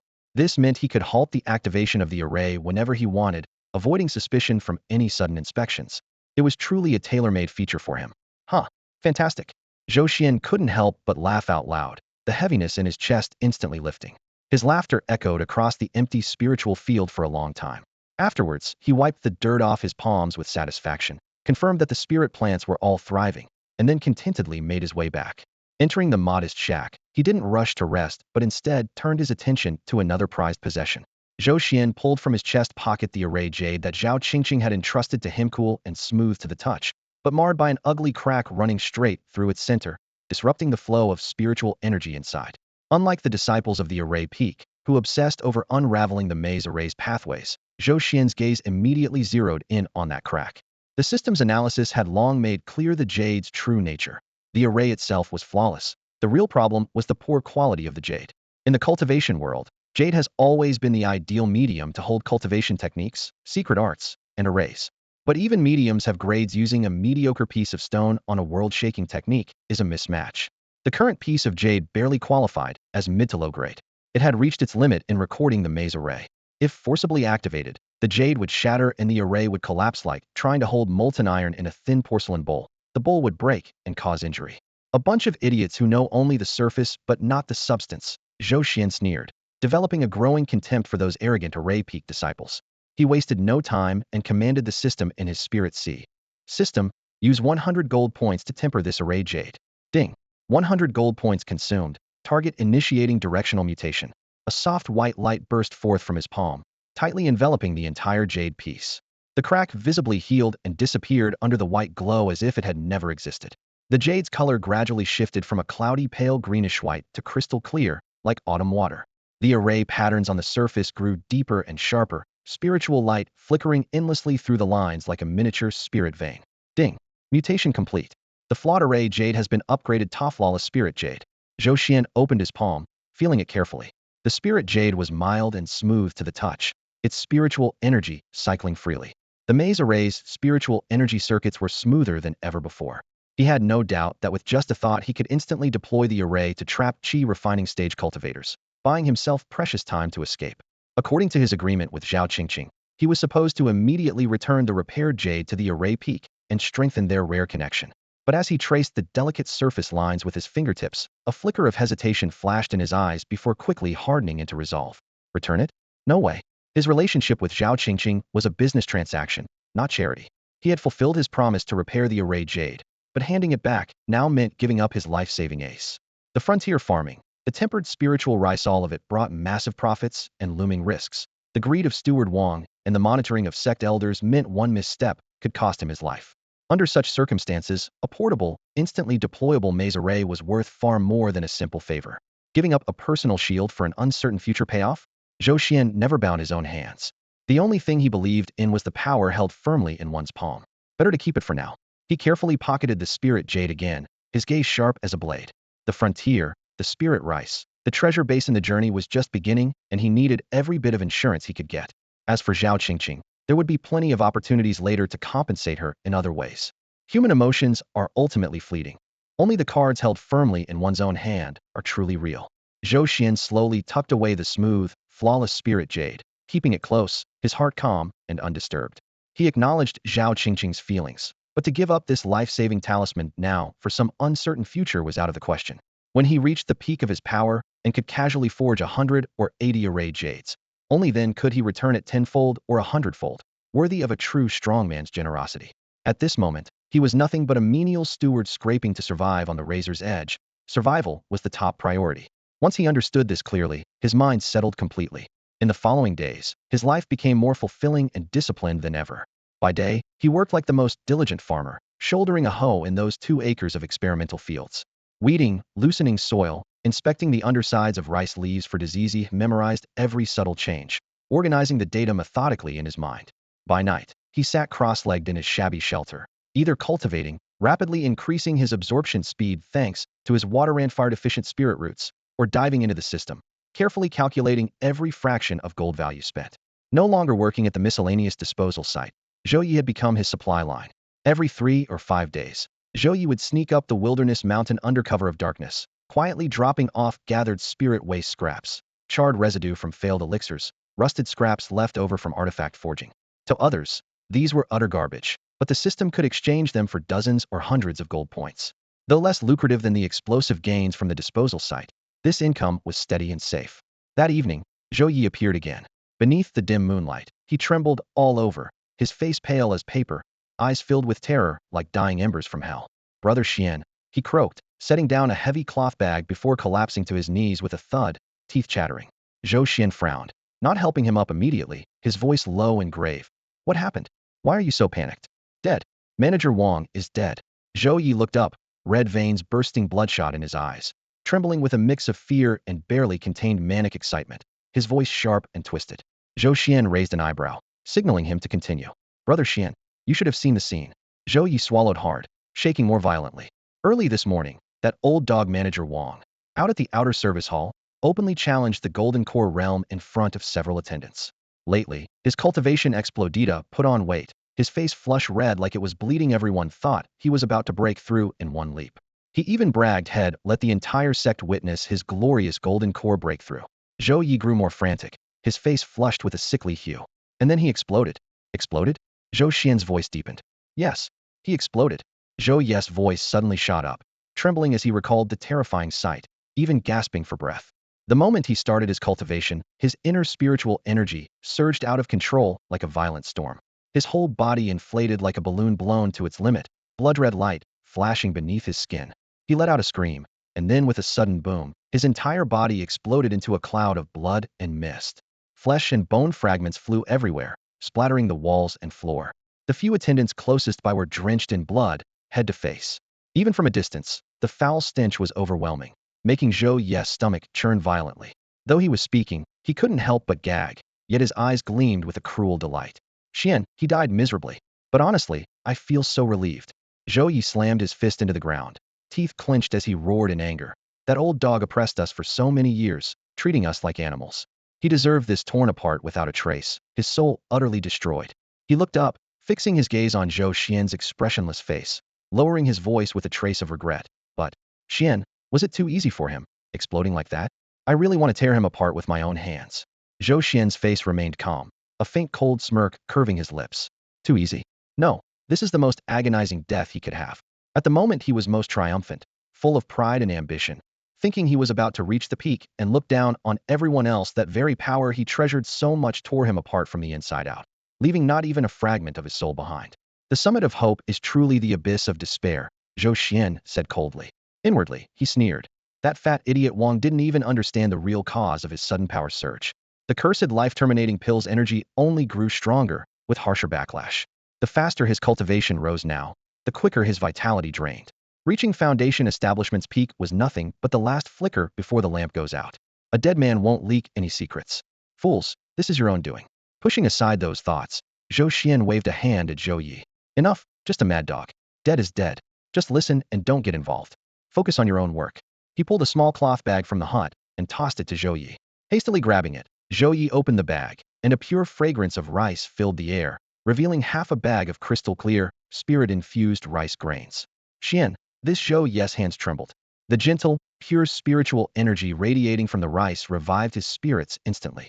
Take it. I trust you with this work. It's what you deserve, Zhou Xian said calmly. Go back. Be careful not to get caught. Thank you so much, Xian. Zhou Yi was almost moved to tears, clutching the spiritual rice like a treasure.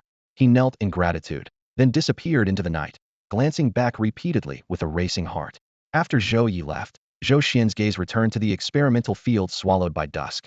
After more than a month of growth, aided by the system-enhanced acceleration array running day and night, the field had changed dramatically. On the third ridge farthest to the right, those purely mundane rice plants had grown waist-high. The rice ears were still green, with delicate white petals fluttering softly in the night breeze, full of life's vitality. But the two ridges on the far left were completely different. There, mutated spiritual rice grew, with stalks as thick as a child's arm, over a person tall, their leaves heavy and deeply colored, emanating wild, fierce energy. Among the branches, fist-sized gray-black flowers bloomed fiercely in the wind, oddly shaped, as if mouths silently screaming. Zhou Xian's eyes finally settled on the fourth ridge, the core test zone, mixing mundane rice with lower-grade spiritual rice. These stalks were taller than the mundane ones, but less robust than the mutated spiritual rice. The ears were full, and the flowers larger with a faint, jade-like luster. He crouched by the field ridge, studying the sharp contrast among these three crops, his eyes gleaming with precise calculation and anticipation. Natural growth and domestication take time, but there was no time to wait. Zhou Xian stood, his gaze shifting between the fierce gray-black flowers of the mutated spiritual rice and the jade-glowing lower-grade spiritual rice. The moment had come. He took a deep breath, resolute in his heart. It was time to begin pollination. For ordinary rice farmers, pollination is the final step left to fate. But to Zhou Xian, this moment is the very soul of the entire plan when his will takes root in the soil. The rice flower clusters are as fine as strands of hair, with tiny blossoms hanging from the tips of the ears. To most people, the male and female parts are mixed together and hard to distinguish. Yet, Zhou Xuan, a cultivator at the qi refining stage, has eyesight and bodily control far beyond ordinary humans, allowing him to clearly see pollen grains the size of rice kernels. He wrapped a barely perceptible thread of spiritual energy around his fingertips and lightly brushed over the golden, plump rice ears in the third field. Immediately, pale yellow dust peeled away from the stamens, coalescing into a cloud the size of a bean that obediently hovered on his finger. After collecting the ordinary pollen, he turned his gaze to two adjacent fields where mutant spiritual rice grew wild and untamed. The ears bore grayish-black flowers that resembled gaping mouths, exuding a strange, yet vigorous life force. When he scanned them with his divine perception, a smile tugged at his lips. So that's it. These spiritual rice had perfectly functional, even more robust pistils, but 8 or 9 out of 10 stamens were malformed and atrophied, producing almost no pollen-male sterility. This meant they couldn't self-pollinate nor contaminate the other test fields, so the hybridization tests would be completely controlled. Zhou Xian nearly laughed aloud. Like a creator, he could decide who would be the father and who the mother.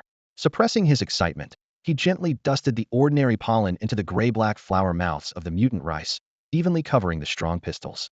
First experiment group, ordinary rice as the paternal parent, mutant spiritual rice as the maternal parent.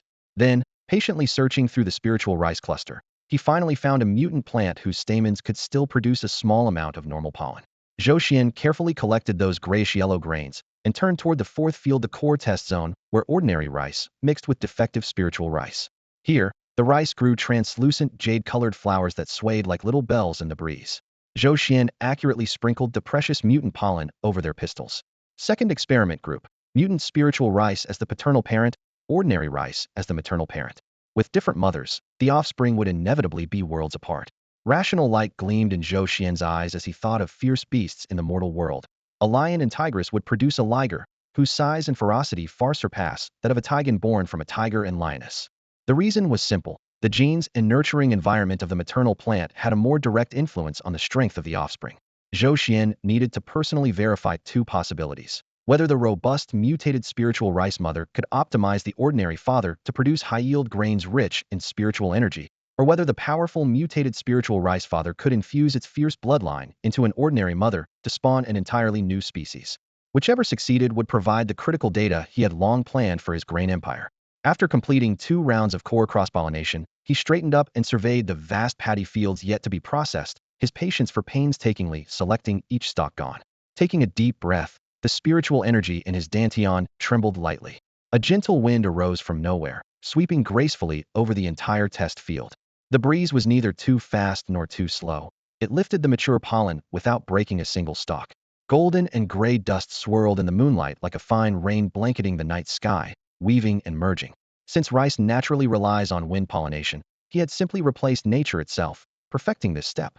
After finishing, he shook off the remaining pollen on his hands and gazed down at this treasure basin into which he had poured so much effort. A surge of unprecedented achievement filled his heart, planting, nurturing, pollinating. Every human intervention pushed to its limit. Now all that remained was to patiently wait for maturity. Breathing out a long, heavy sigh, the tension head held for over a month finally released. The desolate mountain was quiet and isolated, where not even birds dared to linger. He had nearly withered away alongside the weeds. Now, it was time to descend the mountain for some fresh air.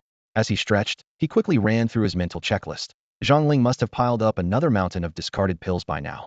That explosion fairy who could turn pills into lethal weapons was one of his steady sources for alchemy points he needed to collect. Also, he had to prepare the materials for talismans in advance. He touched the flawless spirit jade in his pocket. Its smooth coolness reminded him that this life-saving trump card could only be used once. To truly grasp fate, he needed more methods.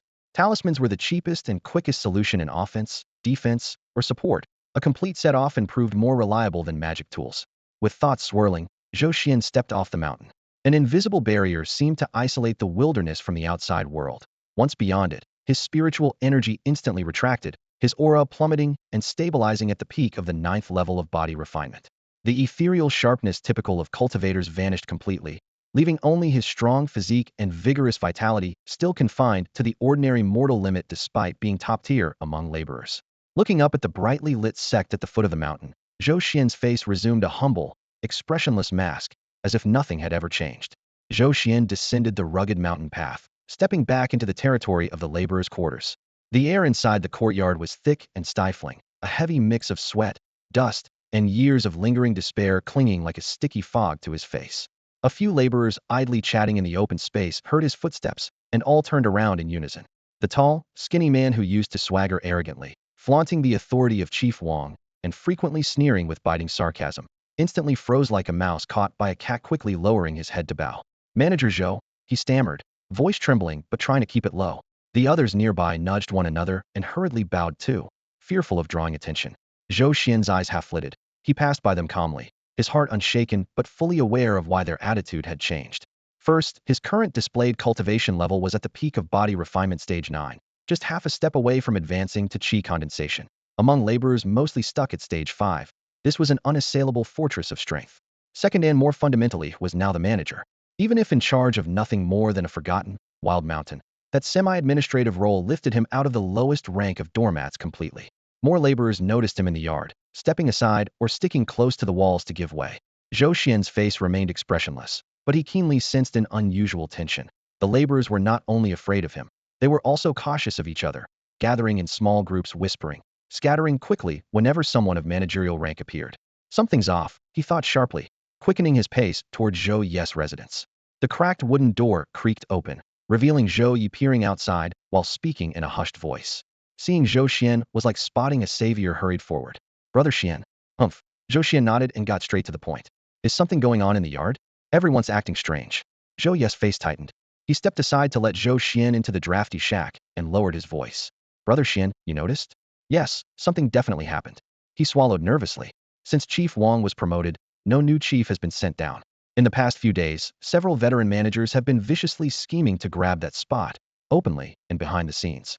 Then today, an order suddenly came down saying the laborer's yard is going to be restructured. Restructured? Zhou Xian raised an eyebrow. Yeah, Zhou Yi looked confused and anxious. No clear details, just that new rules will be set. No more dictatorship by one chief. They want to set up some kind of management office with several managers sharing responsibility. Zhou Xian listened thoughtfully. A major reshuffle of management? That was something new. But for a low-ranking manager like himself on this remote mountain, if the sky fell, those old power-hungry veterans would be the ones scrambling for position. He had more pressing matters at hand. Let's just watch and wait on that. He waved off Zhou Yi's worry, then shifted the topic. I'm here today for something else. Brother Xian, your order is my command. Zhou Yi immediately straightened up. Go back and tell the people in the waste disposal department that from now on, it's not just you, any useful scraps they find, like alchemical slag or leftover forging materials, can all be brought directly to me. Zhou Xian's expression was steady as he spoke each word carefully to Zhou Yi. I won't let their efforts go unrewarded. Once my faction starts producing output, they'll trade things with them in return. Zhou Yi was taken aback, scratching his head in confusion. Brother Xian, are you seriously planning to collect all that trash? To him, those scraps only contained faint traces of spiritual energy and were so mixed up that they were usually discarded as worthless. Zhou Xian occasionally taking a little was one thing, but now buying large quantities? Zhou Xian noticed his doubt, but didn't explain further. After all, he couldn't reveal the secret of how those scraps could be converted into alchemical value within the system. He simply added calmly, don't worry about why I'm doing this. Just tell them that what used to be risky waste to dispose of can now be exchanged for real benefits here. In his mind, the future of that experimental field already took shape. Even if the hybrid seeds failed, producing only inferior spiritual rice with barely enough spiritual energy to qualify as genuine, the sect might sneer at it. But for the overworked, hungry laborers hovering at the edge of survival, a pound of that rice, even if worth less than a low-grade spiritual stone, was enough to replenish their energy and blood and would be considered a rare delicacy. Trading trash for food, no one would refuse that deal, Zhou Xian thought to himself. Relying on Zhou Yi alone to collect materials would limit efficiency, but if all the laborers in the waste department became his informants, the alchemical value could flow steadily into a large cash stream. Though Zhou Yi didn't fully grasp his brother's intent, his trust was almost blind, and he nodded solemnly. I understand, Brother Xian. He'll get right on it. After giving his instructions, Zhou Xian left the laborers' quarters and walked down the gravel path, heading straight to Yunlai Market. But upon arrival, the sight before him froze him in place. The normally bustling marketplace was unusually quiet. Many shops had their doors tightly shut, with bright red closed for rectification seals pasted on them. A few clerks were packing goods into crates, faces lined with worry. This is bad, a foreboding feeling rose in Zhou Xian's chest as he hurried toward the shop, where he usually bought talisman paper and cinnabar. Fortunately, that small shop was still open. Boss, what's going on? Why are so many shops closed? Zhou Xian pushed open the door, seeing the owner slumped behind the counter with a heavy sigh. The owner looked up and recognized a regular customer, shaking his head grimly. Sir, you haven't heard? The sect is undergoing a major overhaul. Overhaul? This was the second time Zhou Xian had heard that word today, and his heart skipped a beat. That's right. The owner lowered his voice, leaning in with a conspiratorial tone. This wind came blowing straight from the top. I heard it's being pushed by the newly appointed Saintess, Lu Rian. Lu Rian? The name hit Zhou Xian like a thunderclap in his mind. He froze in place. The reform of the labor department and the rectification of Yunlai Market were all being driven by Lu Rian? What exactly was she up to? A wild thought surged deep from his heart. Could it be directed at me? Zhou Xian forced down the burning anger in his chest, forcing himself to stay calm. If Lu Rian had truly uncovered the secret he was hiding, given her cold and ruthless nature as the Saintess, she wouldn't have made such a scene. She would have quietly and directly erased him without any fuss. So, she must have some other plan. As this thought crossed his mind, an odd expression flickered across Zhou Xian's face. Suddenly, he wondered if she had taken his careless, reckless talk as a wise strategy for stabilizing the sect and presented it to the sect leader as her own idea to win favor. With Lu Rian's intelligence and status as Saintess, if she wanted to quickly build prestige within the sect, starting by reforming the chaotic servants' courtyard and Yunlai ward would be the perfect shortcut.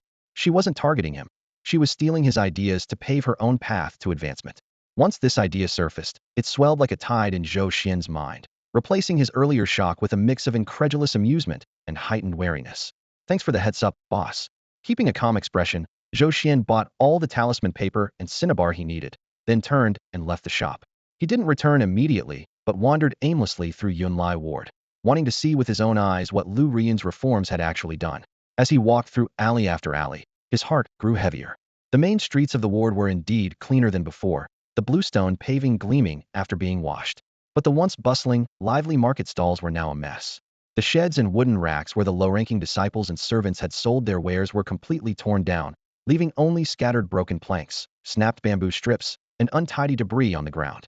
A few enforcer disciples watched expressionlessly around the edges of the clearing, their hands resting on their long swords, quietly overseeing the cleanup. Any low-rank workers who muttered complaints were quickly scolded and driven off. The air was thick with oppressive silence. Standing before the ruins of what was once a bustling market, Zhou Xuan looked at the deliberately maintained cleanliness with a chill rising from his feet to his skull. This wasn't reform, it was a brutal severing of the last livelihood for countless low-level cultivators. Zhou Xuan stood before a mess of a clearing, staring at the scene so spotless it almost hurt his eyes. A chill crept from the soles of his feet, traveling up his spine and settling heavily in his head. This open space had once been the bustling heart of Yunlai Lane. Makeshift stalls packed shoulder to shoulder, low-ranking disciples and assistants piling harvested spirit herbs and hunted low-level monster parts into small mountains, proudly displaying their roughly handcrafted talismans and magical tools. To them, this place was their bank, their mess hall, and the only hope to trade for cultivation resources. Now, all the noisy shouting, haggling cries, the mingled scents of medicine, blood, and sweat had vanished without a trace. The bluestone pavement was swept immaculately clean. A few enforcer disciples stood like statues at the street corners, expressionless as they watched over everything. Zhou Xuan understood clearly. This was no reform, but a ruthless cut severing the last and most vital lifeline for countless low-ranking cultivators. He slowly turned, his gaze sweeping the empty street. The absurdity pressed up from his chest to his throat, nearly making him laugh. He was all too familiar with this kind of heavy-handed tactic. Years ago, he had risen in the mortal world through business, nearly monopolizing a prosperous city's entire commercial street. Back then, to craft a high-end, boutique image, he had poured money into smoothing relations with local officials and, under the banner of cleaning up the cityscape and raising street standards, driven out all the small vendors, those selling sundries, grilled skewers, shoe repairs cramming into the sidewalks. The streets became clean and spacious overnight, and his shop stood out like cranes among chickens, profits soaring several times over. That move, though harsh, had two key differences.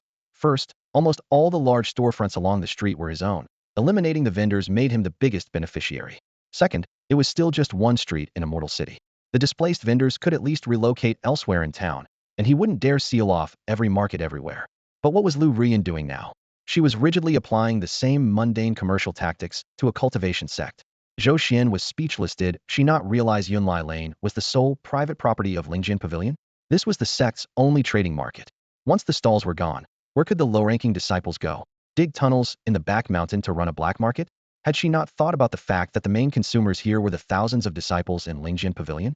The sect's monthly stipend was already pitifully small. Their real income came from risking their lives exploring secret realms to gather herbs and monster materials, then selling these goods at Yunlai Lane to buy pills, talismans, and cultivation manuals. Lu Rian's blow was like stabbing a knife right through everyone's wallets. Cut off their income streams. And how could anyone be expected to spend that meager monthly stipend on shops already priced outrageously high? Supporting her so-called high-end market? This isn't reform, it's killing the goose that lays the golden eggs, and slaughtering the goose itself. In Zhou Xian's mind, the cold and stunningly beautiful face of Lu Rian appeared uncontrollably. Sure enough, no matter how pretty someone is, if their brain isn't up to par, it just isn't. She probably thought she had accomplished a great feat purging the sect of its stubborn problems and boosting her own prestige. At that thought, his lingering fear vanished in an instant, replaced only by the helplessness of watching someone make a fool of themselves. He could almost see it clearly. Before long, the low-ranking disciples of Lingjin Pavilion would be complaining loudly. When they discovered all cultivation resources had been cut off and their progress came to a complete halt, nobody could predict how bitter resentment would explode. But in theory, none of this had much to do with Zhou Xuan. After all, he was just a minor manager in a remote, desolate mountain. If the sky fell, it wasn't his responsibility to hold it up. He shook his head, ready to leave this troublesome place behind, when suddenly he stopped dead. An overlooked critical problem stabbed sharply in his mind. No, it can't be unrelated to him. It's very much related. He had planned to sell his own talismans here, after carefully painting them. That was his only legitimate way to make money openly besides collecting junk for the waste disposal unit. But now the stall was abruptly shut down, and that path was completely blocked. Zhou Xian's expression instantly darkened. He was certain Lu Rian didn't know about his side business. But her so-called brilliant reform was undeniably creating massive trouble for him. He stood still, brows knitting deeply. Could he really rent a shop, or even buy one? The thought ignited a flurry of calculations. A stall was flexible and cheap. If discovered, he could pack up and move quickly. But a store would be fixed, requiring a large upfront investment and dealing with all sorts of relationships, a target so big it would expose him completely in broad daylight. The risks outweighed the benefits. But without a store, the talisman business was doomed. Relying solely on junk collection was too narrow and risky. He needed an alternative route that could hide his identity and spread the risk. What should he do? Zhou Xuan's frown tightened as his mind raced. If he really opened a shop, what could he sell that minimized risk and met the current demand? Talisman? Too obvious. The Danfu Hall would come knocking immediately. Pills. Without Zhongling's background, it was suicide. Magic tools? The crazy guys at Qifeng would tear him apart. Plan after plan surfaced, only to be vetoed by himself. In the midst of his frustration, a fleeting memory from earlier a task he had given to Zhou Yi to collect all wastes containing spiritual energy for the junk unit unexpectedly popped into his head. A bold, even absurd idea suddenly burst forth and refused to be suppressed. Who said opening a shop had to mean selling fancy, high-end stuff? He already had his own channels to get those things, and the quality was even better. Suddenly, his mind flipped. If he could easily access better sources, why not simply flip the script? Zhou Xian's eyes lit up sharply, like two icy stars, intense enough to be almost terrifying. Right now, everyone was desperately climbing toward high-end businesses, dreaming of running elite enterprises. But why couldn't he perfect the trade in the underground, the gutters? Just open a shop dedicated to collecting what others disdain, waste recycling. As the idea took shape, it was as if Zhou Xian had pushed open a door to a whole new world. A wide, promising avenue full of endless possibilities stretched out before him. It was feasible, absolutely feasible. First, the business was unpopular. No one wanted to touch it. So naturally no competitors would challenge him, nor would it attract powerful attention. Who would see a trash collector as a threat? Second, the source of his alchemy value was easily solved. Previously, he had to have Zhou Yi secretly gather materials. Now he could openly operate, list prices clearly, and use lower-grade spirit rice and common gold and silver to purchase large amounts of pill dregs, waste ores, and broken magical tools. One shop instantly turned into the most stable and largest ATM of alchemy value. Third, perfect disguise. Who would suspect the owner who dealt with rubbish every day was hiding monumental secrets? How many would believe those discarded junk items could transform into treasures that enhanced cultivation and enlightened all things the moment they fell into his hands? True concealment lies in plain sight. Running a scrap recycling station provided the perfect cover. Thinking all this, a burning fire seemed to ignite in Zhou Xian's chest, making his breath quicken. Lu Rian's reforms had cut off one small path for him, but unexpectedly forced him to see a highway to the heavens. This shop had to open, and it had to be soon. That foolish woman, Lu Rian, with her self-righteous reforms, had cut off countless paths for others and shattered the narrow road he had originally planned. But she never expected that blow to force Zhou Xian to lift his head and see a broader, grander path to the heavens. Since the road ahead was longer and brighter, he would have to take steady, deliberate steps, and the first step was money and goods. Running a shop required capital, but even more important was a stable supply. Right now, his most reliable and abundant source was the discarded pills from the alchemist Zhongling's furnace. Counting the days, it had been more than a month since their last meeting. Given how often she blew up her furnace, the pill room was probably piled high again. It was time to restock. Zhou Xian headed toward the inner disciples' quarters, his mind racing. The last time he refused Zhongling's invitation, that girl had been clearly displeased. She was naive but stubborn this time. He couldn't show up empty-handed. But what should he bring? Giving her pills? That would be like slapping the alchemist across the face. Offering an alchemist's furnace? She was the daughter of the chief elder responsible for law enforcement, with money to burn. His modest fortune couldn't even buy a furnace leg. Cash or spirit stones. Too vulgar. Zhongling was always buried in the pill workshop and had no concept of wealth. The gift had to be inexpensive yet tailored to her interests, something that would truly touch her heart. And her heart was all about alchemy, nothing but alchemy. A sudden idea struck Zhou Xian. He would give her alchemy manuals or rare pill recipes. That would show his support for her passion without pretending to be an expert. With his mind made up, he changed direction and turned down a still bustling alley deep within Yunlai Lane. There was a shop specializing in cultivation techniques and classic texts, the Wanjing Pavilion. The Wanjing Pavilion's storefront was narrow and shabby, but inside it opened up surprisingly wide. Towering bookshelves reached the ceiling, filled to bursting with jade slips, animal skin scrolls, and bound volumes. The air was thick with the smell of aged paper and ink. As Zhou Xian stepped inside, the clerk behind the counter, dozing off, glanced up and caught sight of his faded servant's uniform. His eyes immediately dimmed, and he didn't even bother to say welcome. Zhou Xuan had seen enough of this kind of disdainful snobbery to ignore it. He had no time to waste arguing with such small-minded characters. He walked straight to a corner where the bookshelves were stacked with neglected, dusty volumes. Their covers were thickly coated with gray dust, edges cracked, and curling clearly untouched for years. Two outer disciples nearby who were picking through martial arts manuals glanced over at Zhou Xuan reaching for those overlooked miscellanies and immediately lowered their voices to sneer. Look at that grunt. Instead of searching for martial classics, he's rummaging through that pile of alchemy scraps. Does he even understand any of it? Haha, maybe he thinks he can master alchemy overnight? Should take a good look at himself first. Alchemy isn't something a mere grunt can handle. Zhou Xuan pretended not to hear them and patiently sifted through the dust and worm-eaten pages. Suddenly, a threadbare old book with a tattered cover bound roughly by coarse twine caught his eye. The booklet was thin, the yellowed pages brittle, but faint 4 characters could be made out in an archaic script. Miscellaneous talks on alchemy. He gently shook the spine, sending a puff of dust into the air, then carefully blew the dust away and opened the first page. A musty smell hit him. The contents were chaotic, more like scattered alchemy notes filled with wild speculation, recording ancient techniques that sharply diverged from today's mainstream. To orthodox alchemists, this was just nonsense, discarded to gather dust. But to Zhou Xuan, it was exactly the perfect material tailored for his purposes. "Boss, how much for this?" he asked, holding the book as he approached the counter. The shopkeeper looked up, instantly recognizing the battered volume and sneering without effort. "You thought you'd find a treasure, but you picked this trash? 2 low-grade spirit stones." Zhou Xuan frowned slightly. The book had been on the shelf for who knows how many years, yet the price was 2 stones? He replied calmly, "The book's falling apart, and it's just useless guesswork inside. 1 spirit stone, not a penny more." The shopkeeper snorted coldly. "Buy it or don't. Nothing in Wanjing Pavilion is ever discounted." Zhou Xuan said no more, placed the alchemy booklet on the counter, and turned to leave. "Hey, you." The shopkeeper was taken aback by his decisiveness and froze briefly. Just at that moment, a hoarse voice from the inner room called out, "Shaoli, how do you talk to customers? That alchemy miscellany has been sitting there for over 10 years. 1 spirit stone, sell it to this young man." The shopkeeper's expression changed sharply, hurriedly bowing his head. "Yes, shop owner." Then he called to the doorway. "Hey, come back. The boss says 1 spirit stone, and it's yours." Zhou Xuan stopped and turned around, expression still cool. He pulled a low-grade spirit stone from his pocket, placed it on the counter, took back the tattered booklet, and walked off without a word. The shopkeeper watched his retreating figure, sneering under his breath. Poor guy putting on airs.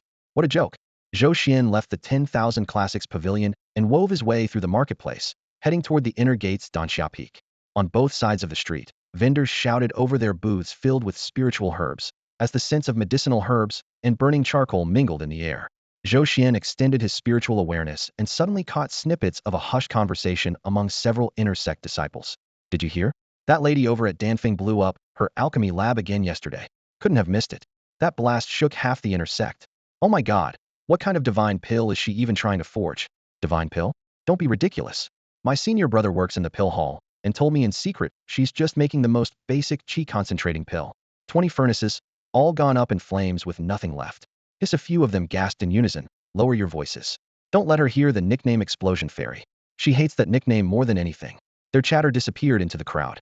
Zhou Xuan didn't break his stride, but inwardly he couldn't help smirking in disbelief. Wow, she can blow up a mid-grade magical tool, just forging basic qi concentrating pill. Zhang Ling's talent is notoriously unstable. Leaving the main road, he slipped into a seldom visited thicket in the rear mountain.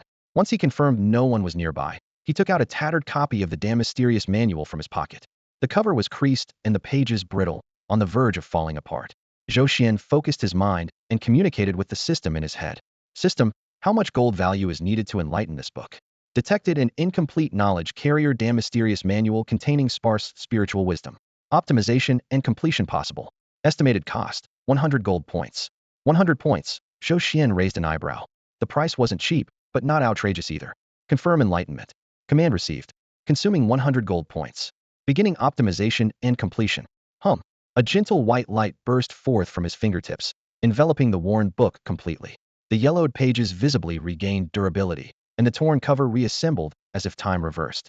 The faded ancient characters sharpened, revealing subtle, exquisite strokes. Within a few breaths, the light faded.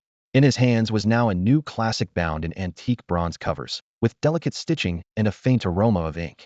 The title boldly changed to Ancient Pill Refining Sutra. Zhou Xuan's heart jumped.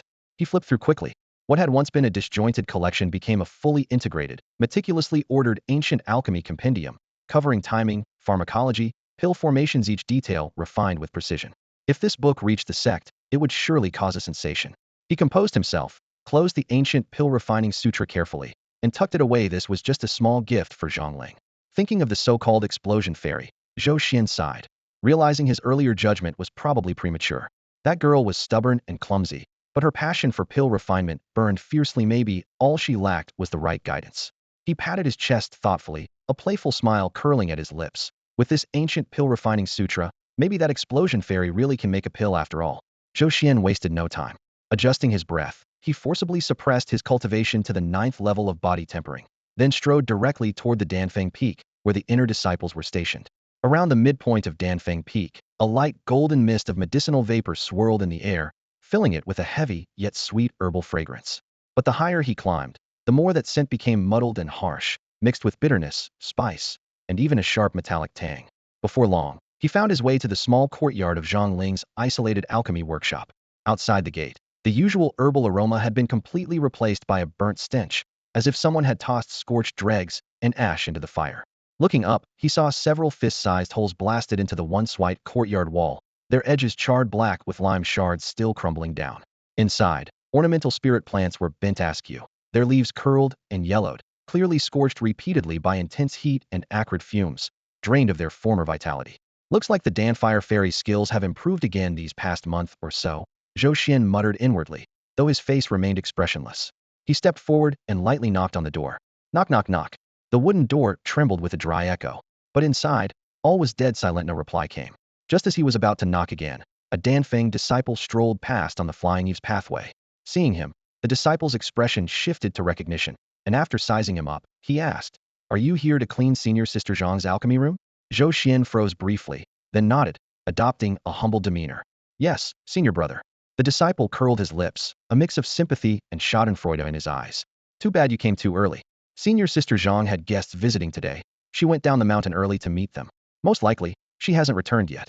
You can clean inside yourself, but be careful. You know how Senior Sister Zhang's alchemy room is." He didn't finish his sentence, shaking his head like avoiding a plague, then hurried off. It was as if lingering any longer might bring bad luck. A visitor? Zhou Xian's curiosity flickered briefly, swiftly replaced by delight. Zhang Ling was not here. Providence was at his side. He called his thanks after the departing figure, then pushed open the door and stepped inside. Immediately, a choking wave of burnt odor struck him like a gust of smoke, nearly staggering him.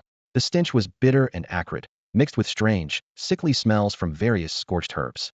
The scene before him looked like the ruins after a rampage by wild beasts. Walls, beams, and stones cracked with a starburst pattern from explosions. A finely carved and valuable furnace lay overturned, its surface webbed with spider-like fractures utterly ruined. In corners, under tables, beside broken bricks, blackened fragments of failed pills lay scattered in twisted, cracked formations like cooled lava. To others, this was untouchable trash, but to Zhou Xuan, it gleamed like hidden gold. Without hesitation, he shut the door behind him and silently ordered the system. "System, scan this room." Scan complete. The system's mechanical, cold voice rang out immediately.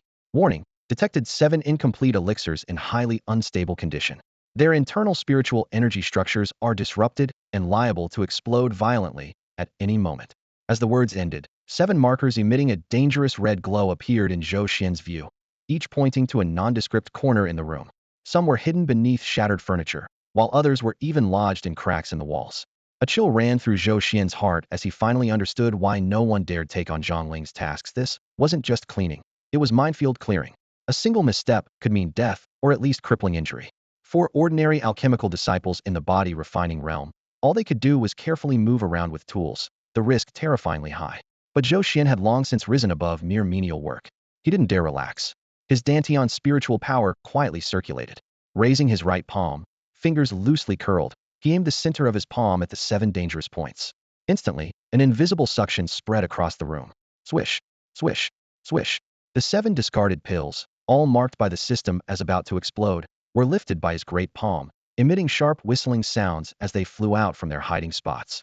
Within moments, they hovered in his palm, forming a tight circle, without even a chance to resist. "System, convert all of them," he commanded in his mind. Command received. Conversion begins. A humming white light flashed, and before the pills could release their last bursts of light and heat, they were swallowed by a soft glow, instantly decomposed into the purest energy. Conversion successful. Gold value obtained. 1,150 points. Over 1,000 gold value points were instantly credited, making Zhou Xuan feel a warm surge in his chest, and his eyes missed slightly. This efficiency beat the painstaking collection of scraps by a wide margin. Suppressing his excitement, he scanned the remaining discarded pills in the room. Though less spirited and far less likely to explode, their sheer quantity was staggering. Continue. Don't leave a single one. Convert them all. With the order, all the scattered discarded pills and pill residues in the alchemy room floated off the ground, drawn by invisible forces.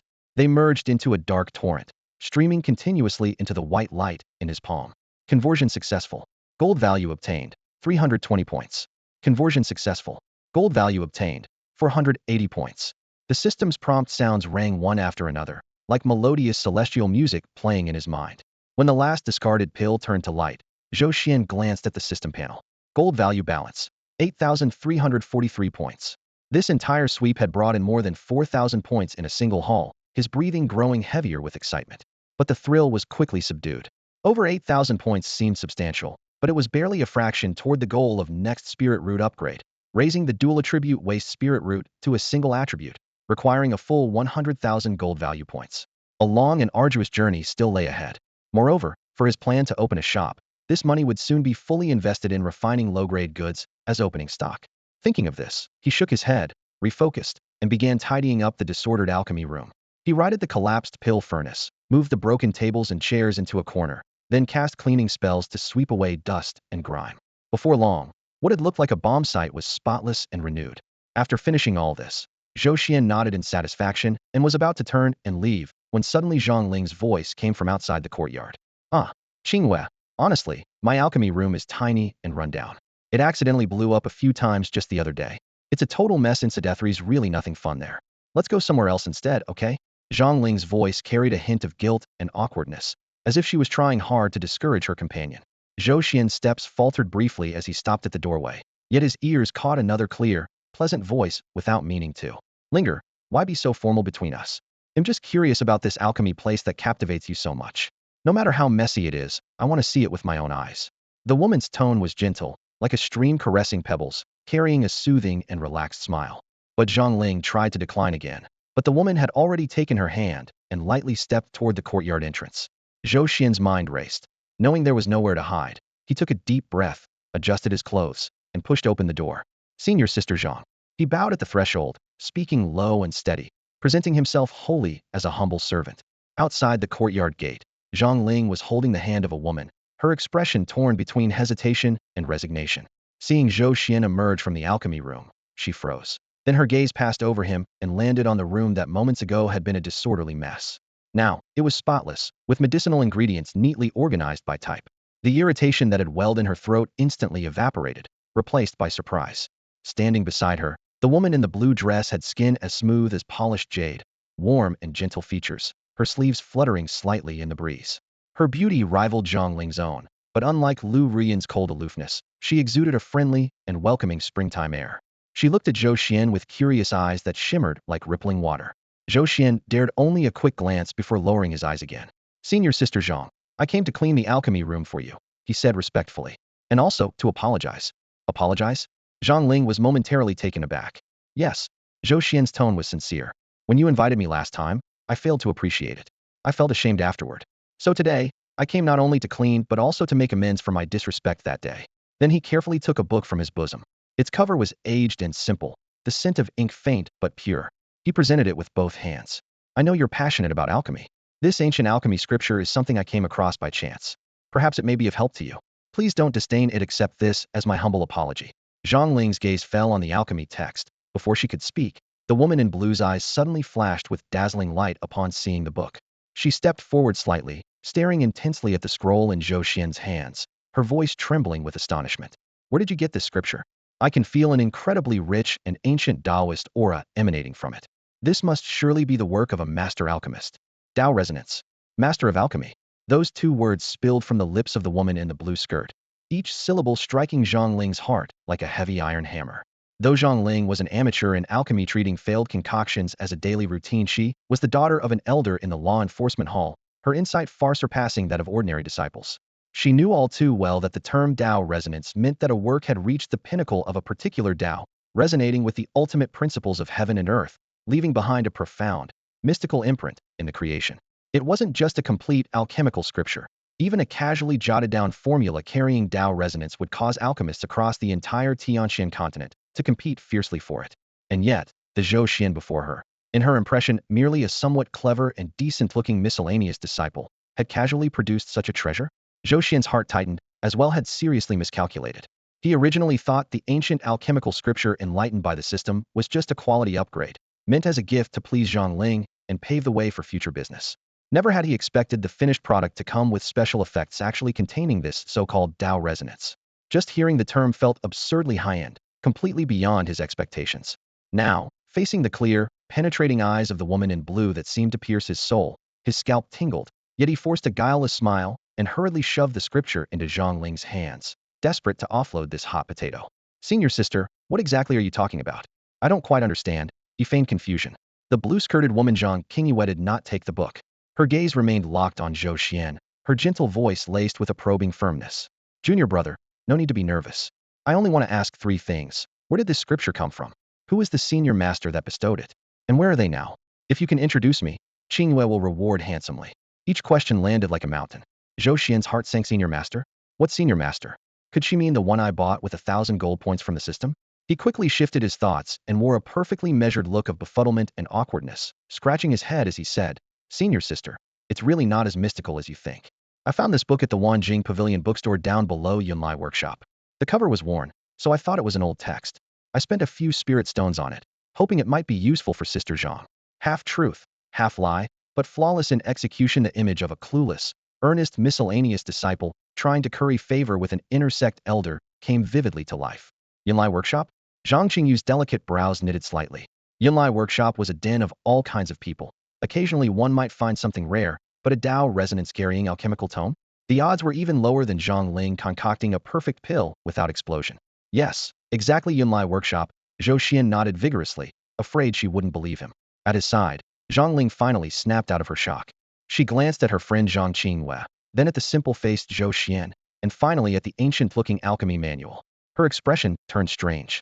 Without hesitation, she snatched the book from Zhou Xuan's hands, flipped it over, weighed it in her palm, and sneered. All right, never mind where it came from. You've got heart, kid. With a confident tilt of her chin, she added with her usual swagger, I didn't expect a lowly servant like you to have such good luck. Buying some cheap roadside book and getting Qingyu's attention, that's impressive. Originally, Zhang Ling had no interest in the alchemy manual. Reading books was no substitute for actually blasting a furnace with her own hands. But now, even Zhang Qingyue, a disciple of the Tianji Pavilion, treated it seriously. No matter how dense she was, Zhang Ling could tell that the thin booklet in her hands was definitely a treasure. Hearing this, Zhou Xuan's mouth twitched slightly as he mentally grumbled. Yes, I'm lucky. But no matter how lucky a lowly servant I am, it still can't compare to you, an elder law enforcer's daughter born with a spiritual stone in your mouth. My luck comes from risking my life. Yours is just rightful and deserved. Of course, he only thought this to himself.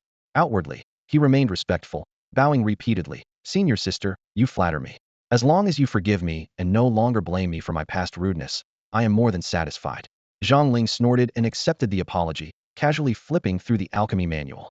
The ancient, elegant script resembled dancing dragons. Intricate patterns filled the pages densely, making her scalp tingle. Her interest quickly faded, and she closed the book, but didn't hesitate to store it in her spatial pouch. Seeing her actions, Zhou Xuan didn't feel reluctant or upset. On the contrary, he inwardly hoped. Go ahead, blow it up. Burn it all you want, fire immortal of alchemy. The more you blow up, the more I benefit. Giving you this manual is like investing in myself. As long as you keep fueling my alchemy talent points, I could even gift you a whole alchemy furnace someday. With that thought, he felt he had not only achieved but exceeded his goal and bowed again. Senior Sister Zhang, the alchemy room has been cleaned and my apology delivered. If there is nothing else, this disciple will take his leave. Before his words finished, he pivoted on his heel to leave the contentious spot but was stopped by a slender, fair arm. Junior brother, please wait. The one blocking him was Qingyue. Zhou Xuan's heart tightened, and he paused, keeping just the right amount of puzzlement on his face. Senior sister, do you have further instructions? Qingyu's clear eyes swept him up and down, seeming to look right through him. Though her tone was gentle, it carried a weight that made his heart tighten. I feel like you're not as simple as you seem. Perhaps you carry some hidden fate unknown to others.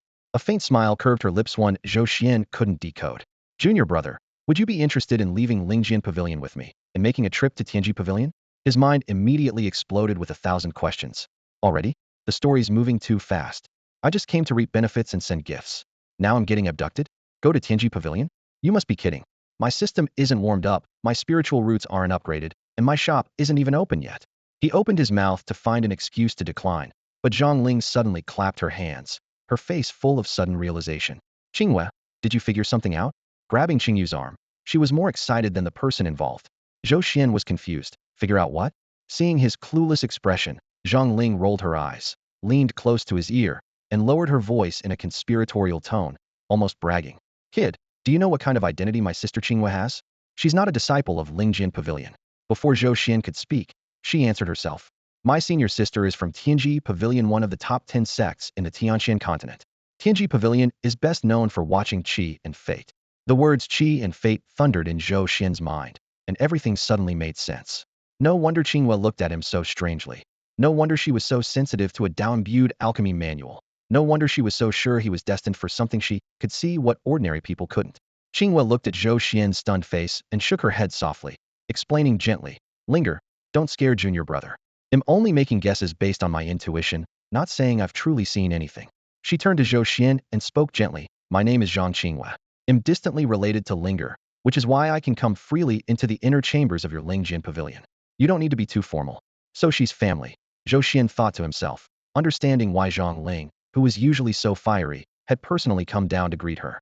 But even with that realization, his guard shot up to its highest level after all. The intuition of a Tianji Pavilion disciple wasn't ordinary instinct, it was expert level.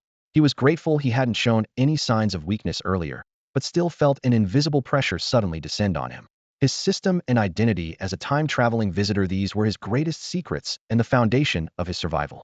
If this woman, who was skilled in divining fate, saw through him, the consequences would be unimaginable. As his mind raced with plans to escape, Zhang Qingyu's next words made his hair stand on end.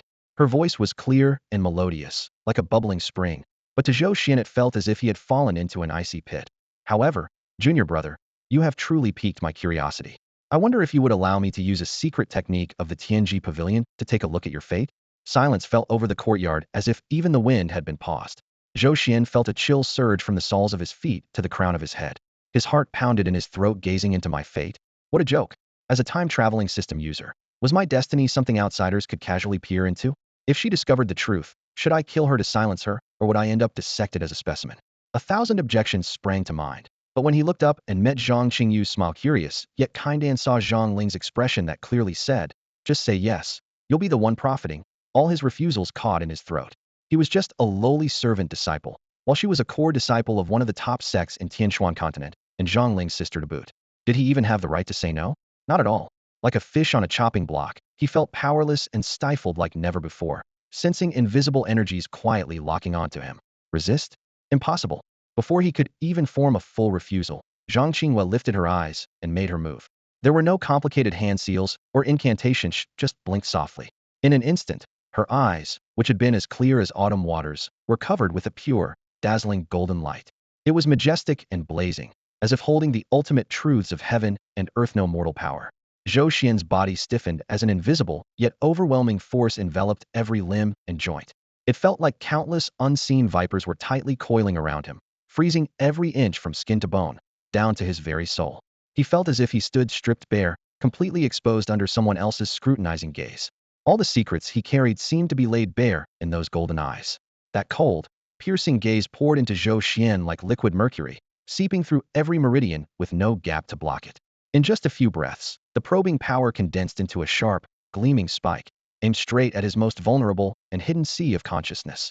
Anger, humiliation, helplessness, these emotions exploded in his chest as his heart sank to the bottom of a chasm. It's over. The system is about to be exposed, just as the golden power was about to pierce the barrier of his sea of consciousness. Buzz. An almost imperceptible tremor exploded deep inside his mind. The ancient bronze book, formed from bronze fragments and quietly floating at the center of his sea of consciousness, seemed suddenly awakened, shaking violently. Like a king who had slumbered for eons abruptly opening his eyes, it unleashed a vast, ancient, and overwhelmingly fierce pressure. It didn't rely on any complex spells or mysterious principles. It simply crushed brutally and directly. The scene was like a primordial god mountain pressing down on a mantis trying to shake a tree. Uft. The golden probing power barely touched Zhou Xuan's sea of consciousness before it was crushed into nothingness by that immense ancient force, not even causing a ripple. Ah! A heart-wrenching scream suddenly echoed from the courtyard.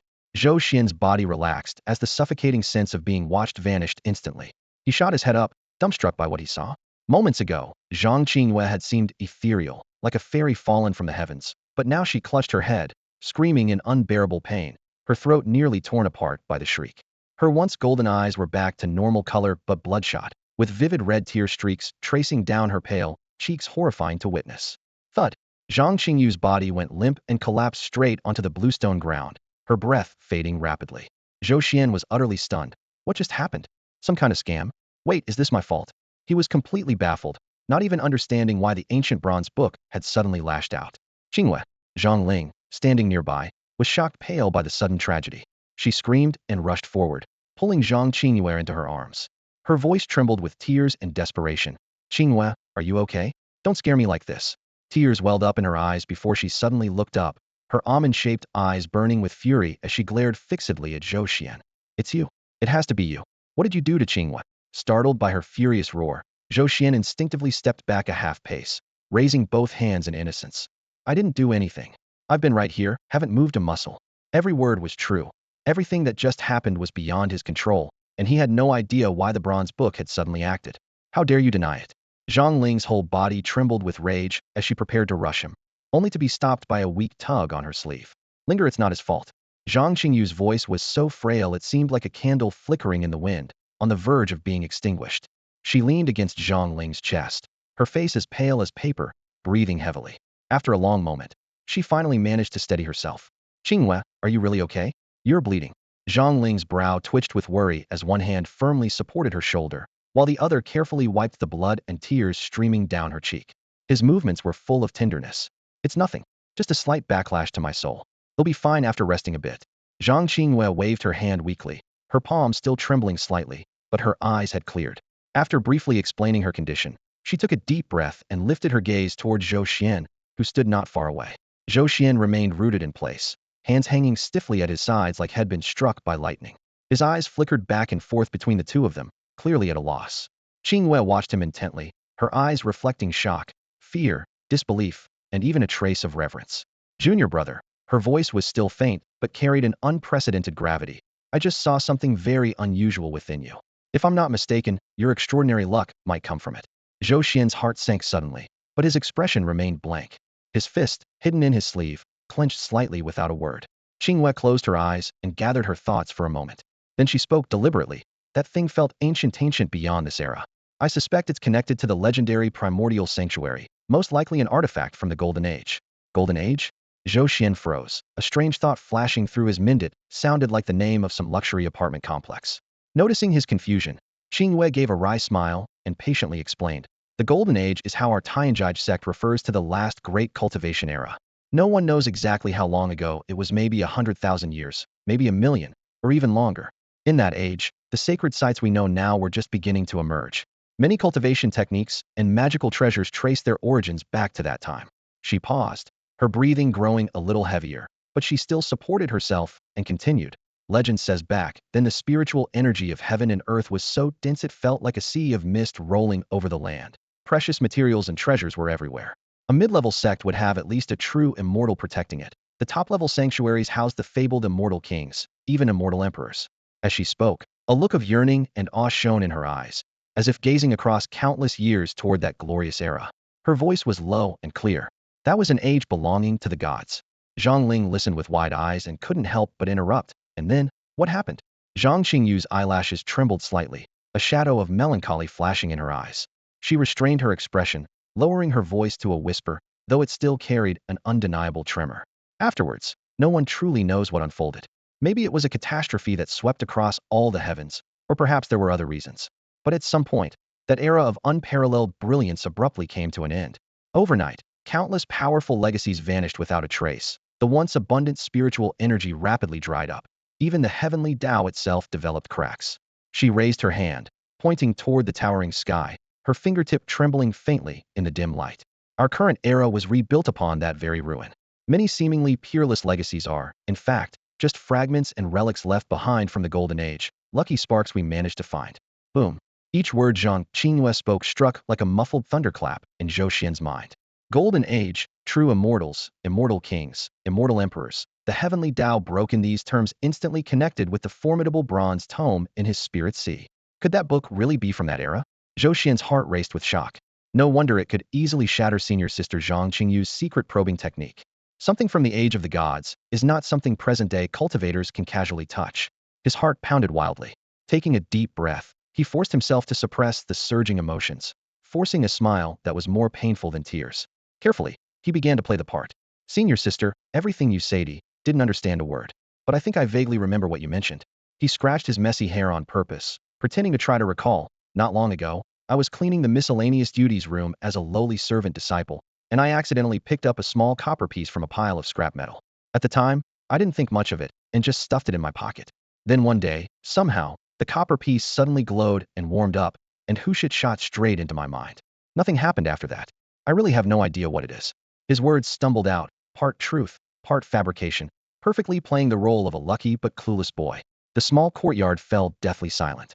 Zhang Ling and Zhang Qingyu's beautiful eyes both locked onto Zhou Xuan with identical expressions, completely speechless. Accidentally found it? Don't know how it entered your mind. This was a legacy from the Golden Age. Just casually picking it up while sweeping the yard? That kind of luck was absurdly incredible. After a long moment, Zhang Qingyue recovered her voice.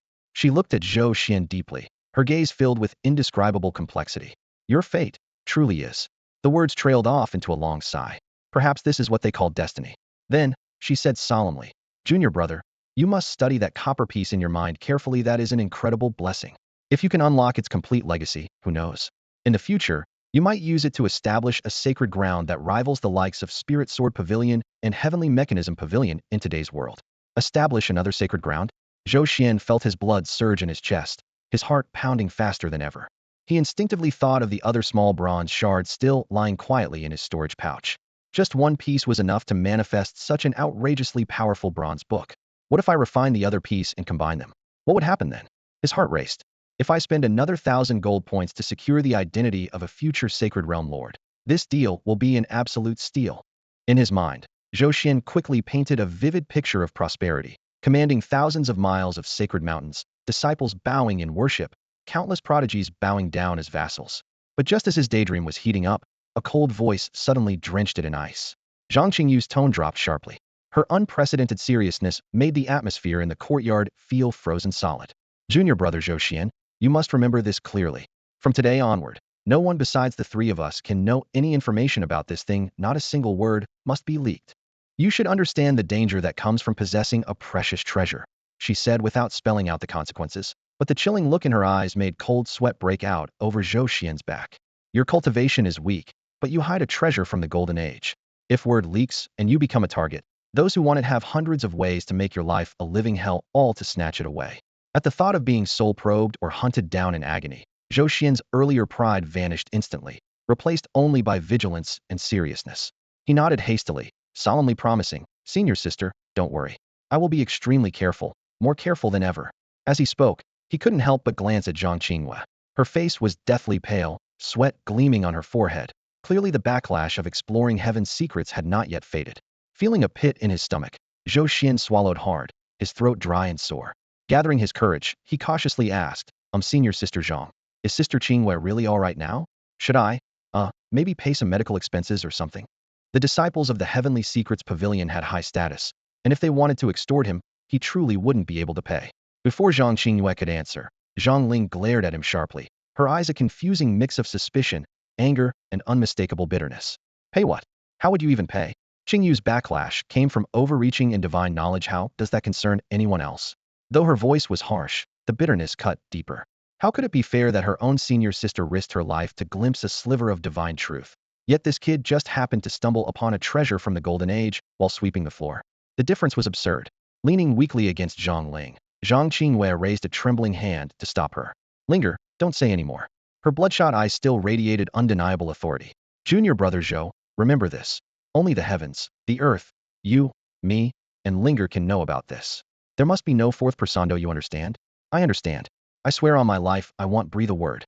Zhou Xuan pounded his chest excitedly, willing to swear to the heavens. Zhang Qingyue nodded, as if she had used her last ounce of strength. closing her eyes and falling silent. Zhang Ling hugged her tightly, annoyed and ignoring Zhou Xuan, shooting him a venomous glare. What are you still standing here for? Get lost. Don't be a nuisance. All right. Zhou Xuan saluted like he'd been pardoned. Take care, senior sister. Then he turned and dashed off as if hunting dogs were at his heels, bursting out of the courtyard and heading straight toward the foot of Danfeng Mountain. Only after leaving Danfeng's territory did he lean against an ancient locust tree, gasping for breath. Looking back at the mist-covered peaks, he patted his chest in awe. My goodness, I nearly thought they were going to silence me on the spot. Once his heart finally settled, uncontrollable excitement erupted like a volcano. Golden Age, ancient sacred realm, immortal kings and emperors. His breathing grew heavy. The bronze book in his sea of consciousness was connected to a legacy so immense. Zhou Xian's breathing grew heavy, and a flush of excitement spread across his face. He almost jogged all the way back, stepping on the dry stones and withered grass of the barren mountain with a rustling sound, rushing eagerly into the lonely wooden cabin perched atop the peak. Bang! He slammed the old wooden door shut with force, dust clouding the air. Feeling drained of energy, he collapsed onto the bed, the wooden boards creaking beneath him, yet a foolish grin he couldn't suppress spread across his face. This trip to Dan Peak was an absolute jackpot. On one hand, he had used worthless pills and a few unstable elixirs to squeeze out more than 5,000 points of gold value. On the other hand, he had extracted top-secret intelligence about the Golden Age from Zhang Qinghua. Thinking of this, he muttered softly, so that's how it is. The light in his eyes sharpened little by little. That seemingly ordinary bronze shard was considered by the system to be imbued with spiritual essence precisely because it didn't belong to this era at all. It came from a far more magnificent, ancient epoch. Centuries had eroded its miraculous powers, leaving only its hardness visible to others, but his system could see through the dust. Maybe the system's alchemy isn't about enhancement at all, but about restoration, about returning things to their true form. Zhou Xian suddenly slapped his thigh as a wild theory took shape in his mind like brushing dust off a priceless treasure. They were meant to shine brilliantly. His blood boiled with excitement, and he was nearly laughing out loud. If this guess was right, hadn't he just found a one-faken golden path? What others saw as worthless scrap metal was for him a treasure trove waiting to be unlocked. As long as something was from the Golden Age, no matter how broken, it could be alchemized to turn scrap into gold. I'm rich. This time, I'm really going to be rich.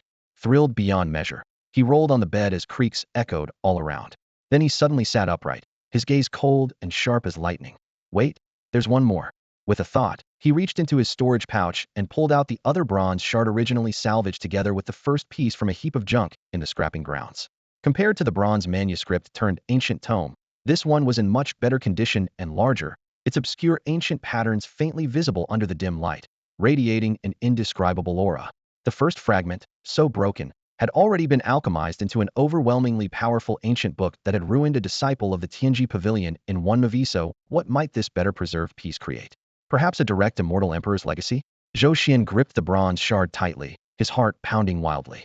Gotta take the risk turn a bicycle into a motorcycle. Just 1,000 points of gold value, no big deal. He took a deep breath and shouted inwardly, System, alchemize it for me. System notice. Broken bronze shard detected, containing clear traces of primeval Tao resonance. Suitable for alchemy.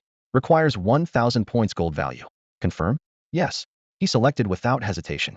Gold value 1,000. Current balance 7,343 points. As the system's prompt sounded, the bronze shard in Zhou Xian's hand trembled slightly before slipping free and hovering right in front of him. He stared in surprise. This was completely different from last time. Back then, the fragment had transformed into a streak of light and shot straight into his mind. Now, it simply floated there quietly. A faint golden glow flowed like water, enveloping the shard and triggering a visible transformation. Its jagged edges quickly smoothed out, the overall shape lengthened slowly, and the tip of a sword began to appear. The blurry engravings grew clearer and deeper under the golden light, as if being freshly carved. After a dozen breaths, the glow faded, and what stood before Zhou Xian was no longer a shard, but a sword. The sword was uniformly antique bronze with a minimalist design, less than half the length of his forearm, more like an exquisite ornament than a weapon. Zhou Xian blinked, then carefully pinched the blade between his fingers. A cold, heavy sensation came through, and he examined it over and over, hoping for some response. Is that it? He slowly channeled his spiritual energy into it, but it dissipated uselessly like water poured into sand, eliciting no reaction. Scanning it with his consciousness yielded nothing but absolute void. He tried swinging it twice, hearing only faint whooshes. His face darkened instantly. 1,000 gold points, and this is what I get? The sword neither responded to his command nor communicated with him, just a bronze toothpick in all but name. He felt completely ripped off. Immortal Emperor legacy? Peerless divine weapon? All empty hype. The crushing disappointment hit him like a hammer. Refining the Golden Years artifact was no different from blind box gambling. The first time had been pure luck, drawing a divine tome. This time, 1,000 gold points down the drain, just loneliness. Either a big win or a harsh defeat, that was the brutal lesson. He sighed deeply and tossed the useless miniature bronze sword into the corner of his storage pouch, out of sight and mind. Gambling was a curse, he thought bitterly as he shook his head, pushed open the wooden door, and headed for the hillside to check on the spirit rice head planted that, after all, was the true foundation of his survival now. Just as his foot stepped out the door, a barely perceptible vibration suddenly pierced his mind. Then, a sharp, burning jolt of warning stabbed his consciousness. It was a message from Xiaohua, the mutated spirit plant. The alert was brief, but enough to make every hair on Zhou Xuan's body stand on end. Someone was approaching. The warning from Xiaohua felt like a red-hot needle driving straight into his awareness. His muscles tensed instantly, and his eyes snapped sharp with focus. So soon? His chest tightened as the thought struck him. Something must have happened to Zhang Qinghua. The Tianji Pavilion was on his trail.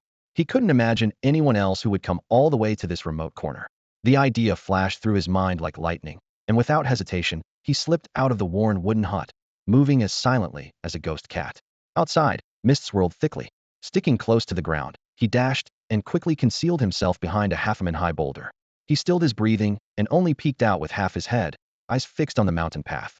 In the distance at the horizon, a streak of azure sword light shot through the sky at incredible speed. The sharp gleam trailed a long fiery tail, tearing a clear rift through the swirling clouds. Sword flight. Zhou Xian's pupils constricted sharply.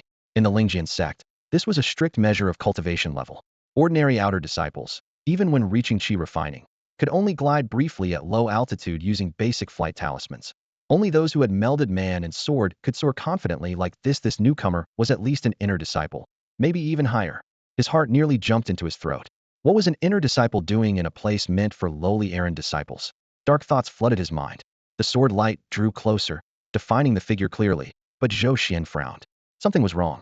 He narrowed his eyes and stared intently. The person wasn't wearing the Xuan Sect's signature white robes with cloud patterns, but a simple, tailored cyan outfit, with silver thread embroidery at the cuffs and collar displaying an archaic character, Ji. This was the uniform of a steward. Zhou Xuan immediately snapped to attention. Within the Xuan Pavilion, the stewards formed a very special group. They belonged neither to the inner sect nor the outer sect. Rather, they were recruited with great investment by the sect itself or were disciples who had no hope of advancing and were reassigned here. They maintained every aspect of the sect's daily operations, teaching, distributing alchemy medicines, managing spiritual veins, enforcing discipline. Every cog in the grand machinery of the sect depended on them. Though few in number, each was a formidable cultivator, typically starting at the foundation establishment stage. Calling them the gears and screws of the massive Xuan Pavilion was no exaggeration. Thinking of this, the tight knot in Zhou Xian's chest loosened just a little. But a new doubt soon surfaced. This visitor arrived riding a sword, his presence deep and imposing, clearly an important steward. Why would such a high-ranking figure come all the way to his remote, barren little mountain? Could it be that the Zhang Qinghua incident had reached the sect's upper echelons, and they were sending someone to capture him? But Zhang Qingyu's calm, serious demeanor when she left clearly didn't suggest she was a traitor. Then what was the reason? His gaze instinctively flicked to the newly cultivated patches of spiritual farmland on the hill. Could his batch of mutated spiritual rice be the target? That made sense, after all, since it directly involved sect profits, enough to attract attention from above. As these thoughts raced through his mind, a shimmering cyan sword light suddenly flashed overhead and paused above the barren mountain. The sword light then retracted in an instant, revealing a stern-faced, upright middle-aged man silently descending to the clearing in front of the dilapidated wooden hut. With a sharp swoosh, his silver-blue longsword slid back into its sheath on his back in one fluid motion that did not even stir a speck of dust on the ground. Knowing resistance was futile, Zhou Xuan stepped out from behind a stone with a bow and lowered gaze. Disciple Zhou Xuan pays respects to Lord Steward. The middle-aged steward turned at the sound and looked down on Zhou Xuan with eyes as cold as forged iron. His gaze seemed to pierce right through him, causing Zhou Xian's chest to tighten and his breath to grow heavier. Are you Zhou Xuan? The man's voice was cold, hard, and laced with a hint of roughness.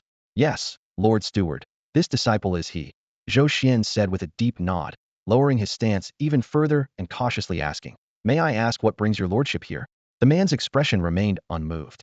After a moment of silence, he finally said the chilling words, Chief Steward Wang is dead. Boom! The words were soft but struck Zhou Xian's ears like thunder. Yet inwardly, he felt no ripple of shock. He even suppressed a smile. It was about time. The poison pill he secretly tampered with could rapidly drain a cultivator's potential to grant a brief surge, but the cost was a fiery poison in the heart that would kill within a month. The greedy Wang Dehai had ultimately paid with his life for his avarice. But outwardly, Zhou Xuan played it perfectly. Eyes wide in shock, lips trembling as if trying to swallow an egg. Dead, he stammered, disbelief etched on his face. How could Chief Steward Wang? A few days ago when I saw him, wasn't he doing fine? His cultivation had made great progress, and he looked glowing with health. The middle-aged steward stared blankly at Zhou Xuan as he exaggeratedly gestured with his hands, showing no flicker of emotion in his eyes. He was clearly used to such fake, insincere displays. I'm not sure, he said coolly. The sect's preliminary investigation concluded that either his cultivation went wrong or he took forbidden medicine, which caused a backlash of spiritual power and made him explode on the spot. He paused briefly, then added, but none of that concerns you. Hearing this, the last bit of worry in Zhou Xuan's heart instantly vanished. He breathed a sigh of relief and patted his chest, pretending to still be shaken. That's a relief.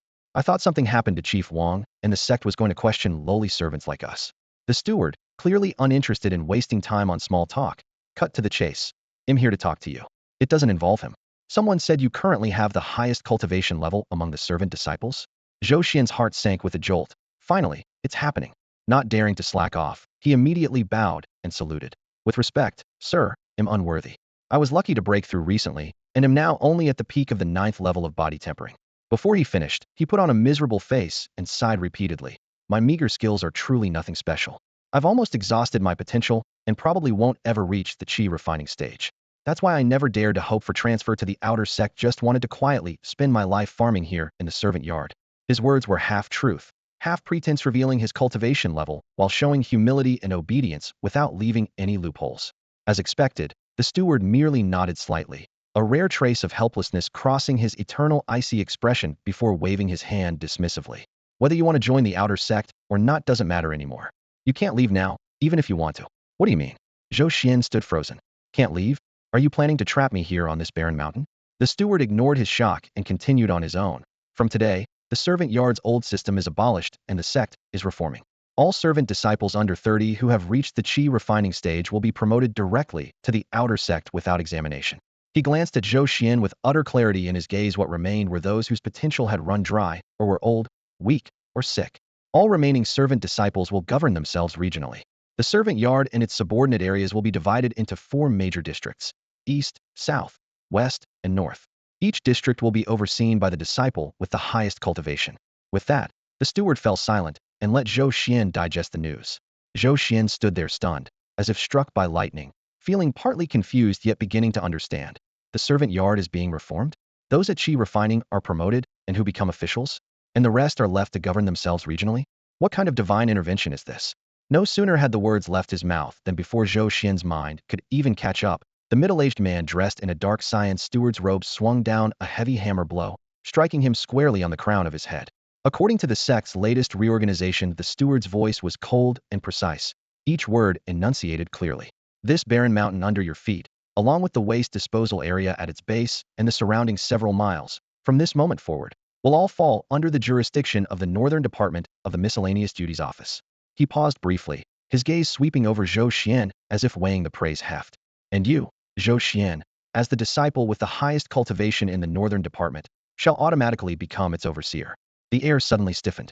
The steward flipped his wrist, revealing a black iron token about the size of a palm. Its metal edges gleamed with a cold, dark luster, and the front was engraved sharply with the character North. Swish! The token sliced through the air and landed in Zhou Xuan's hand with a heavy thud. This is the overseer's token, the steward said flatly, without emotion or fluctuation. With this, you can command all miscellaneous disciples in the Northern Department. Bring this token monthly to the External Affairs Hall, and you may receive 10 lower-grade spirit stones.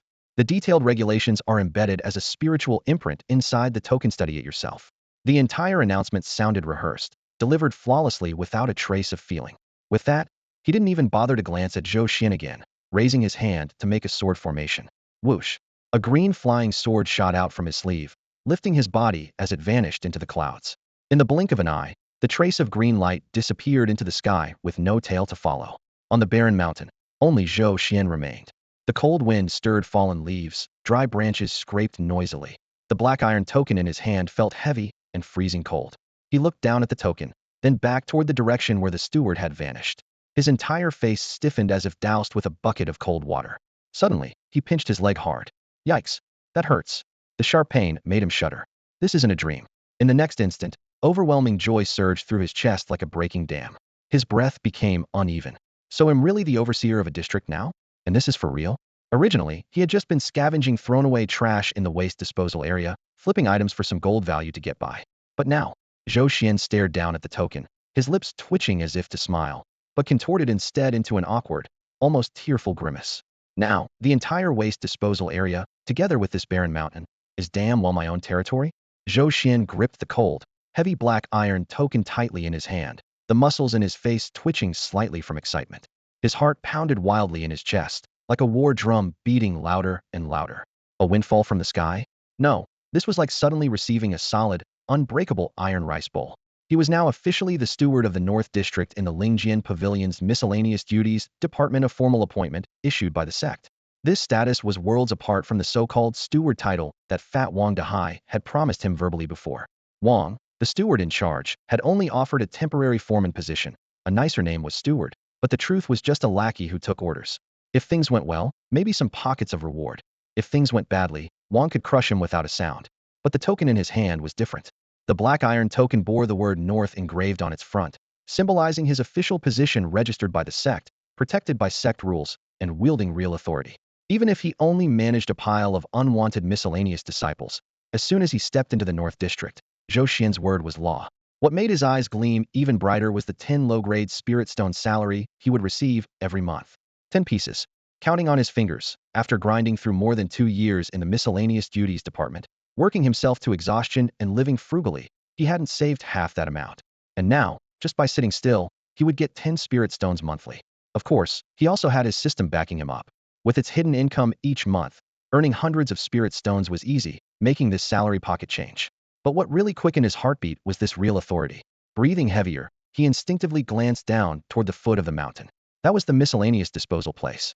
The steward had made it clear this entire disposal place and the barren mountain beneath his feet all fell under the jurisdiction of the North District steward. My territory, Zhou Xuan muttered under his breath, a wild idea suddenly bursting forth in his mind. Business. With this token, he could openly and legitimately run a business on his own turf.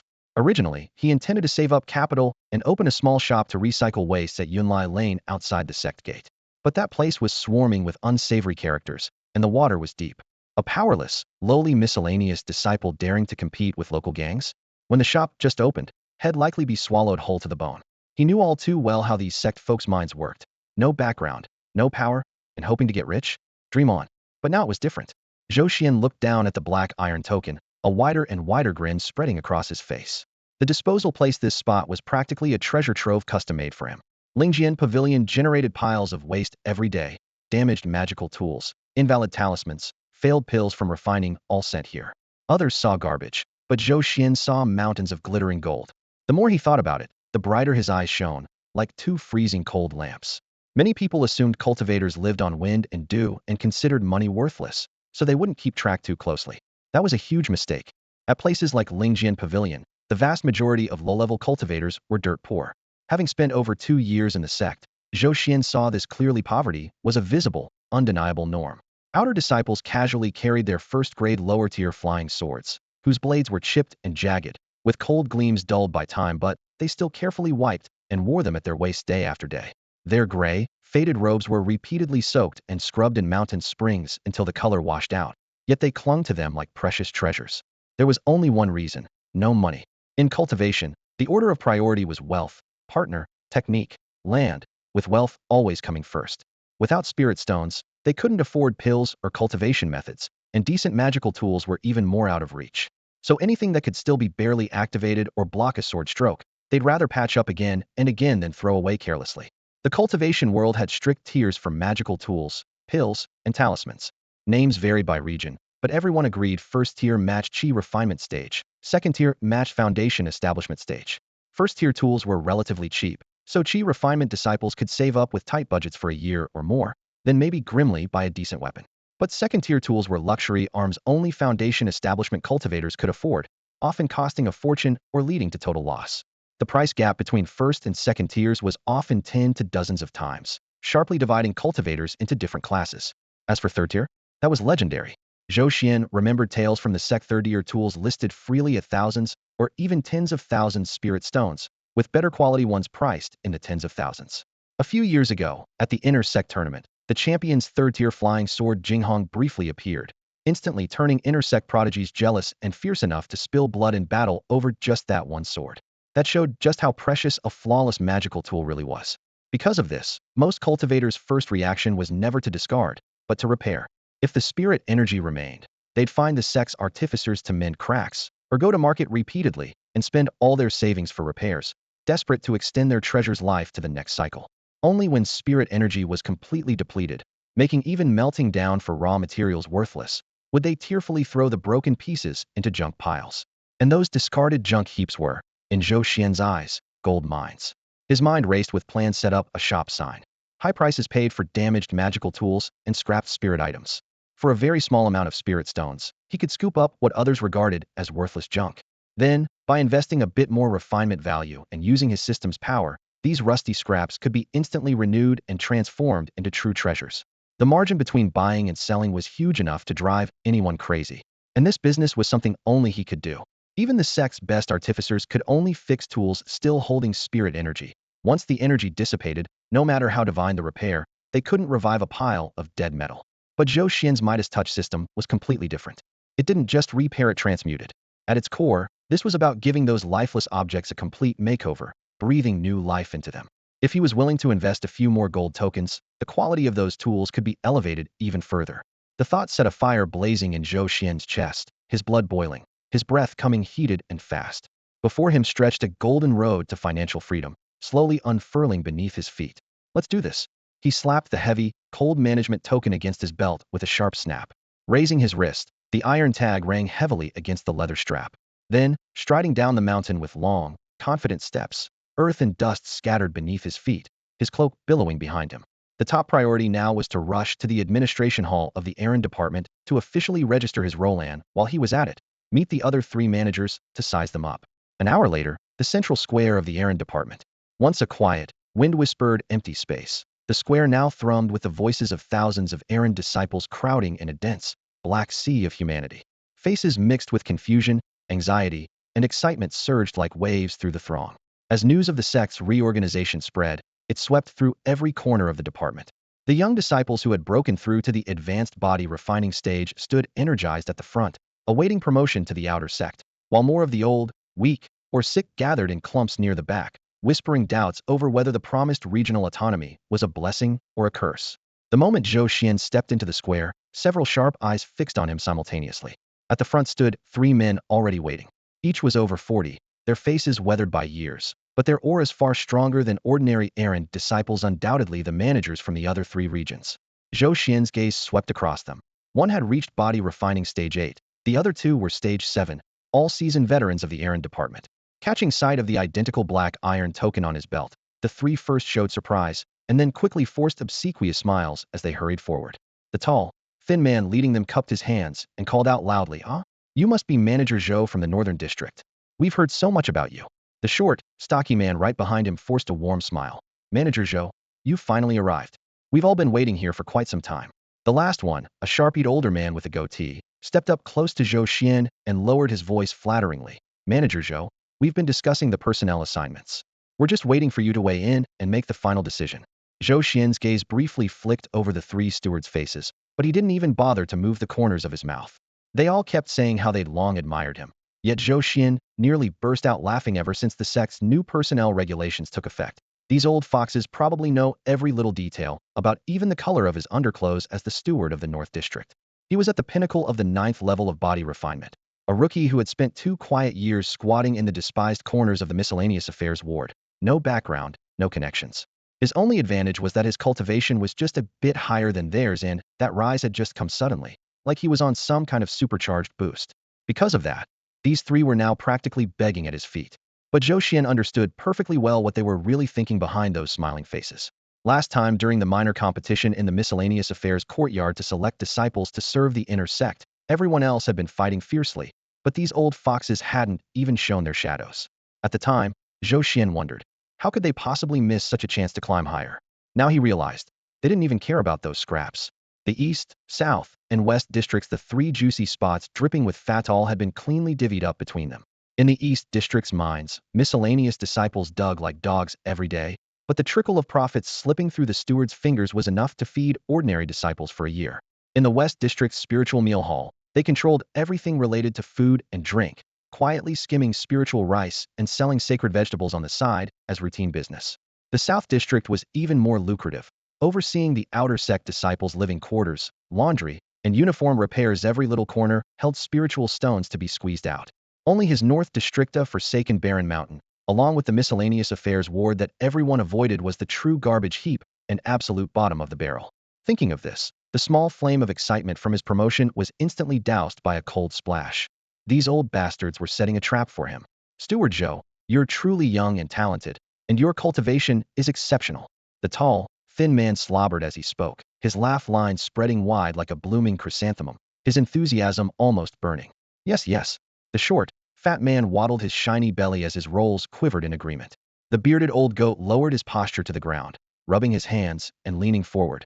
Steward Zhou, please pick first. With your keen eye for talent, just name whichever elite disciples you want. We three brothers would never hesitate or object. Their three mouths took turns praising him like he was the grand emperor of the miscellaneous affairs courtyard. An outsider might really believe they respected him like a deity. Zhou Xuan tugged at the corner of his mouth, finally forcing out a smile even more painful to wear than crying.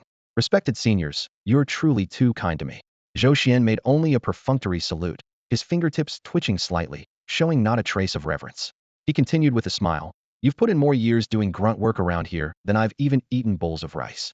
In terms of seniority and experience, how could a greenhorn like me possibly compare to you? It would be a huge disrespect for three esteemed elders to wait on a junior like me. His tone shifted as he narrowed his eyes, scanning the dense, dark crowd gathered in the square. He added slowly, since this is a selection, it only makes sense to let those who came first choose first. Please, three seniors, feel free to pick ahead of me. As his words fell, the three supervisors' cloudy eyes suddenly gleamed like starving wolves eyeing a fat carcass. They exchanged rapid glances and read each other's unhidden delight. This kid really knew how to play the game. They had been holding back a torrent of arguments, preparing to soften their approach or even reveal their own backers if Zhou Xuan tried to muscle picks. But with just one sentence, he backed down completely, sparing them all the trouble. Ah, Manager Zhou, truly a man of noble character, we admire you. The tall, thin man slapped his thigh, his smile instantly 10 times more sincere. Since Manager Zhou is so gracious, we brothers would be rude to refuse. The short, stout man rubbed his hands eagerly, as if about to pounce on a sack of coins. To them, the apprentice laborers were like walking cash crops. The more there were, the juicier the profits. Those agile and skilled with strong cultivation were prime stock, pressed for even more yield. What they didn't know was that Zhou Xuan was inwardly amused. Laborers? What did he need so many for? The entire labor section and the wasteland mountain were now his personal territory. He'd be happier if not a single outsider remained. Then the gold mountains sprawling everywhere would truly belong only to him. However, Zhou Xuan squinted toward the distant wilderness. Cultivating spirit fields still required some free muscle. A few dozen at most would suffice. Before he had finished calculating, the three supervisors pounced like hungry tigers. What surprised Zhou Xuan was that they had no intention of picking on the spot. The goat-bearded old man pulled out a greasy booklet from his pocket and began reading aloud in a loud voice, like a waiter calling out orders. One name after another turned the crowd into chaos. Zhou Xuan frowned slightly. This old fox had already divided up the people in advance. All those called were veterans working in the mines, the spirit food hall, or administration, seasoned hands and easy to exploit, that he could tolerate. But what came next made his expression darken completely. The goat-bearded elder cleared his throat and swept his gaze like a spotlight over the corner of the square, where a group of pale, gaunt, and listless disciples stood. Zhou Xuan recognized every face. There they were, all from the labor section. The old man rattled off over a dozen names in one breath. Without exception, those selected were the few, strong, and elite members of that labor group. These were the quickest workers in the labor section and the toughest at enduring. Dan poisoned the best beasts of burden he had. As a dozen or so disciples ran out from the ranks, faces full of excitement, and stood behind the three stewards, Zhou Xuan's expression turned completely icy. Dust swirled across the cracked training ground, and the noisy chatter stretched into a piercing, drawn-out sound. He finally understood. Those three slick old hands hadn't just claimed all the cushy jobs in the servants' court. They were now trying to pry away the very last few scraps left to him. What they were leaving behind was the worst group in the entire court. Failures so worthless they didn't even qualify as cannon fodder. The three stewards clearly noticed Zhou Xuan's sudden change of expression. After dividing up the people, they turned leisurely, blocking the morning light and casting three cold, shadowy silhouettes. Looking at Zhou Xuan's darkened face, their smirks held nothing but unhidden mockery and chill. The tall, thin man's smile was all insincere as he dragged out his words. Director Zhou Si, isn't this perfect? The leftovers go to your North District. You better make sure they pull their weight. The short, stout man puffed out his round belly, speaking with the tone of a senior lecturing a junior. Director Zhou, young folks don't need to overthink things. Our servant's court is a deep pool. Your cultivation is strong. Peak 9 level quenching body definitely the top dog here. The go-bearded old man leaned on his cane and stepped forward, lowering his voice like a snake flicking its tongue, cold enough to freeze bones. But don't forget, quenching body stage is just quenching body. As long as you don't reach foundation establishment, you're no real cultivator. Around here, an extra 1 or 2 levels of cultivation means jack squat. His eyes gleamed like a cat toying with a mouse, pity mingled with cruel glee. Since we've been assigned this spot, don't even think about leaving the servant's court for life. Unless, he deliberately dragged out the end of his sentence, chuckling darkly and revealing a mouth of yellowed teeth, unless you manage to break through straight to foundation establishment. Otherwise, you'd better stay put here till you die. Behave yourself, it's better for all of us. The outright threat pressed down on Zhou Xuan's throat like a rusty blade. Zhou Xuan didn't even bother to lift an eyelid. The three old stewards stood with their arms crossed, still chattering away. Their mocking words buzzed like flies around his ears, but he acted as if he didn't hear them at all. Instead, his gaze cut straight past them to the other side of the square. There, 100 or so laborers still huddled together, each one sallow-faced, gaunt, with prominent cheekbones and dull, lifeless eyes. Their clothes wore a faded gray-green tint from years of poison blistering their skin. Up close, the faint sour-sweet stench seeping from their skin was almost tangible. These people were the leftover rejects, the refuse of the laborer ranks. Despair was written plainly on every face. The place they dreaded most was called the Purge Zone. Anything thrown in there would either cause a spiritual energy revolt or harbor deadly toxins, ranging from injuries to the meridians to corruption of the bones by poisonous sores. Working there long-term meant the body would deteriorate with each passing day, eventually rotting away in some dark corner, unheard and unseen. Being sent to the Purge Zone was essentially a death sentence on hold a reprieve with an unknown expiration date. The air in the square felt heavy and stagnant, as if solidified lead weighed on everyone. The three stewards crossed their arms coldly, watching eagerly to see the young new steward dragged down and humiliated by these worthless laborers. But Zhou Xuan spoke first. His voice was low, yet like a fresh breeze that cut through the suffocating silence and settled precisely in every ear. All former Purge Zone disciples, listen up. The stunned crowd lifted their heads reflexively. To their surprise, Zhou Xuan's face held no contempt or anger, only a faint smile. Starting today, the Purge Zone is officially closed. All of you will follow me to the barren mountains, he paused, then added, to reclaim the land and farm. The square fell utterly silent. Farm? Go to the barren mountains? No more handling poison waste. Doubt flickered across every pale, worn face. But the word farm meant sunlight and fresh soil. It meant a chance to live eat least without being ravaged directly by the poison source. After a brief pause, shattered hope surged through them like wildfire. Thud! An old laborer with a graying beard was the first to react. He fell to his knees, pounding his forehead against the stone floor with a dull thud. Thank you, steward. Thank you for saving our lives. One led the way, and soon cries of gratitude rippled through the crowd. Nearby, the three old stewards' faces froze in shocked disbelief, their previous smug smiles wiped away. Watching the overwhelming wave of gratitude, and then Zhou Xuan's calm demeanor, they felt utterly like fools. Zhou Xuan looked down at the kneeling masses, a faint smile curling his lips. Do you really think farming is an easy job? When the spiritual crops mature and you can't benefit from them, and I pull treasures out of the Purge Zone, you'll probably be crying to beg me to transfer you back. With a spark of thought, he clapped his hands, gathering himself before giving a calm order. All right, personnel assignments are complete. Take your teams and return to your respective areas. The three old stewards, faces ashen, could only lower their heads and disperse silently. As they led the laborers to scatter, the once noisy and chaotic laborer yard instantly emptied, losing its restless spirit. In that moment, the entire structure of the laborer compound was irrevocably changed. Watching the three overseers leading a large group as they marched away, Zhou Yi, who had been following closely behind Zhou Xuan, wore a deep look of worry on his face. As their footsteps gradually faded into the distance, he leaned closer to Zhou Xuan and lowered his voice. Brother Xuan, are we really just going to let it go like this? The mischief clearing may be dangerous, but there's so much valuable stuff there. Are we really going to give up on it and go farm on that barren mountain? Zhou Xuan glanced up, a smile playing at the corners of his mouth, and lightly patted his shoulder. Who said we're giving up? Don't rush. Let them start on the barren mountain first. As for the mischief clearing, his gaze shifted toward the familiar direction, a cold glimmer flashing in his eyes. Sooner or later, he'll hand it over to you to manage. His calm words landed like a thunderclap in Zhou Yu's mind. He suddenly lifted his head, lips trembling. Brother Xian, do you really mean it? The mischief clearing that place had tormented him from middle age into old, a living hell, and now Zhou Xian was promising to entrust it to him in the future. Zhou Xian's expression was indifferent. When have I ever lied to you? That one sentence completely broke down Zhou Yu's defenses. His eyes instantly reddened, and he nodded eagerly, like a little chick pecking at rice. I believe you. Whatever you say, I believe it. The promise made back then about upgrading his spiritual roots was still valid, and now being fulfilled step by step. His body, once ravaged by poisonous elixirs, seemed reignited. He straightened his back, looking full of energy. Don't worry, Brother Xian. Whatever you ask, he'll do it. Don't say reclaiming wasteland or farming. Even if it's going through fire and water, Zhou Yu won't even frown. Zhou Xian nodded with satisfaction. This was exactly the spirit he wanted. Soon, the barren mountain in the northern district grew bustling with activity. Zhou Xian only marked out a patch of land, letting everyone set up their shelter first, leaving the rest entirely to their own devices. The remaining over 100 assorted disciples, though pale and thin and mostly only at the 3rd or 4th level of body tempering, were still cultivators masters who could shatter stones even in the mortal world. Clang, clang, clang. The sound of axes chopping trees echoed endlessly. Heave-ho! A dozen people worked together, and a large tree several arms around crashed down. Thick trunks were quickly made smooth, while rocks were chipped open with fists and sword fingers.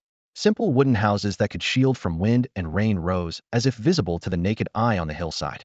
Clusters of weeds were cleared, patches of thorns pushed down, and the originally barren mountain was forced to yield a large, flat open space. Zhou Yu had taken on the role of foreman, hoarse from shouting yet vigorous, waving his hands to direct everyone from morning till night, smiling without pause. Throughout all this, Zhou Xian only occasionally cast a distant glance to check on their progress before turning away. His focus was not here, at least not yet. In the following days, Zhou Xian practically lived at the scrapyard. The dim, old building was turned upside down by him. Discarded pills, broken magical weapons, invalid talismans, even or slag wrapped in fragments of spiritual energy. As soon as the system scanned and a layer of blue light appeared, he stashed everything away. Ding. Converted a broken first-grade magic sword fragment. Gained 15 alchemy points. Ding.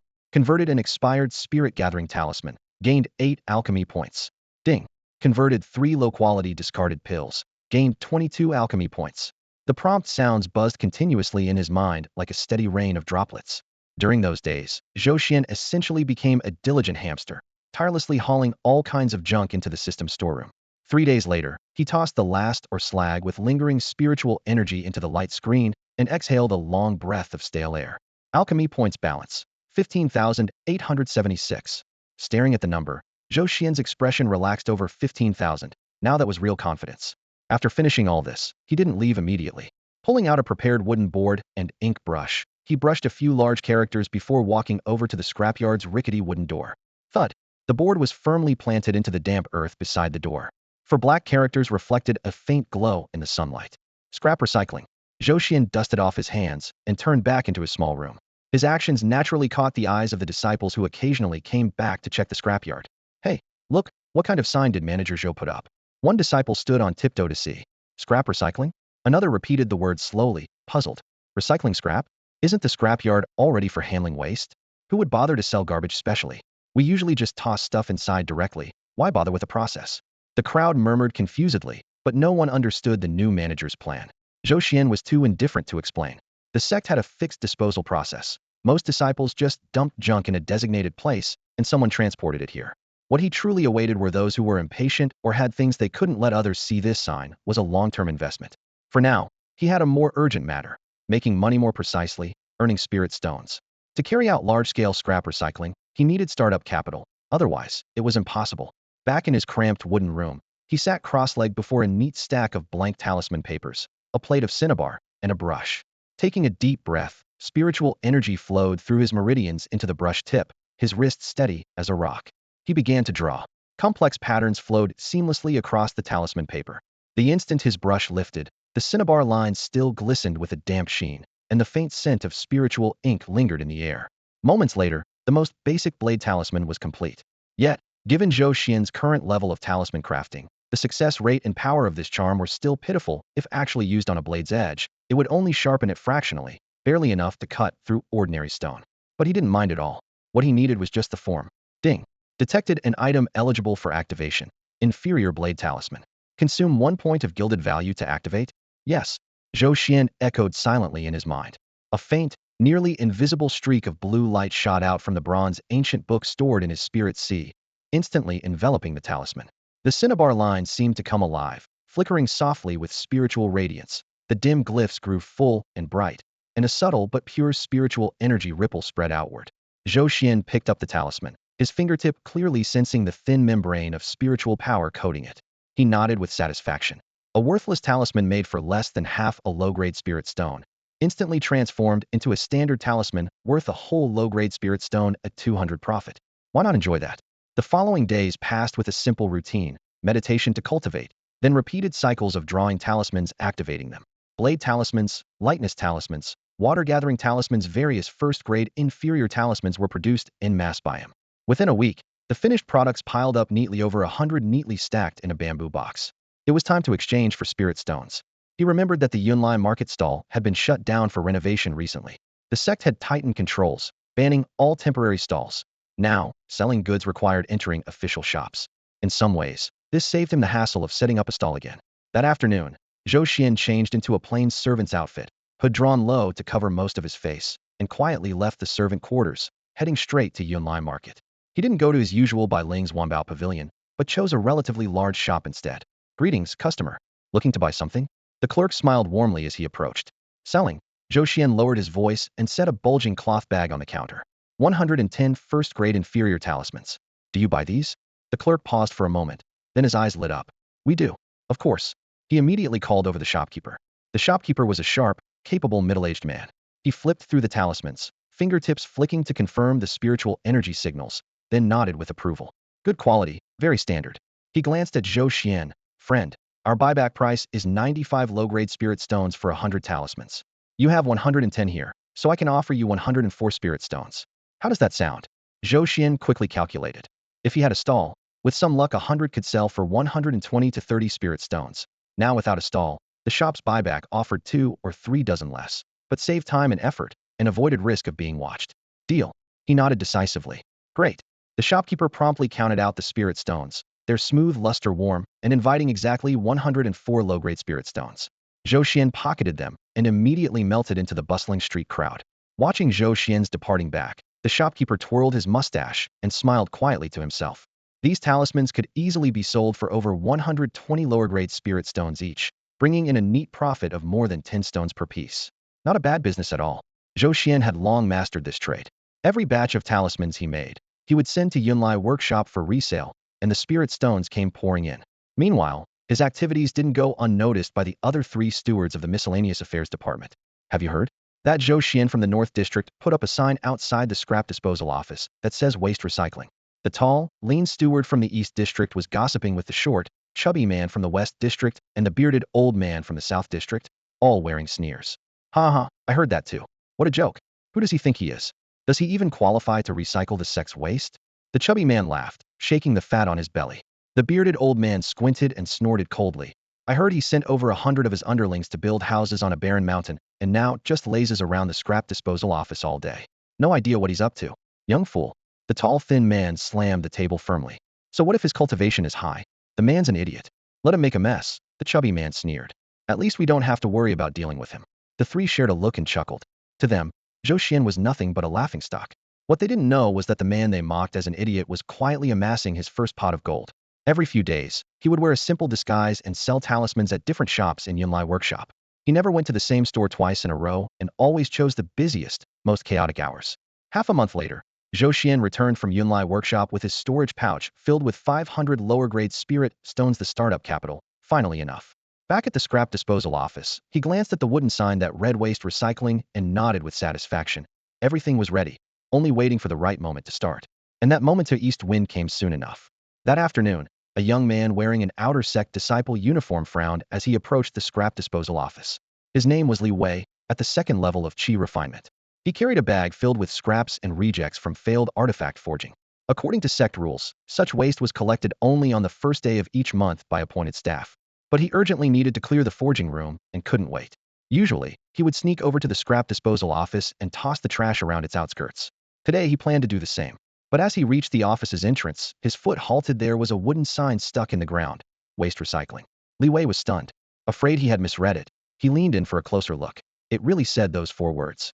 Waste can be recycled? He muttered in disbelief, utterly confused. Everyone in the sect knew the scrap disposal office was a filthy dumping ground. Not just disciples, even wild dogs avoided the place. The stench of alchemical toxins, exhaust fumes, and lingering spiritual residues was enough to make anyone dizzy from a distance. But today, something definitely felt different. He stood there, surprisingly unable to detect that familiar, nauseating stench. Curiosity grew wildly in his mind, like untamed weeds. After a brief hesitation, he decided to go inside and see for himself. It was just a matter of tossing some waste around the perimeter, so it probably wasn't a big deal. A faint spiritual light radiated softly from his dantian, spreading quickly like ripples across water and enveloping Li Wei tightly. This was the aura shield only cultivators at the qi refining stage could wield. It wasn't too draining, but it was enough to block out most of the foul and polluted air. Once protected, he grabbed the sack in his hand, took a deep breath, and pushed open the peeling, weathered door. 1 step, 2 steps. As he fully entered the spacious yard of the disposal area, his foot suddenly stopped, and his whole body froze in place.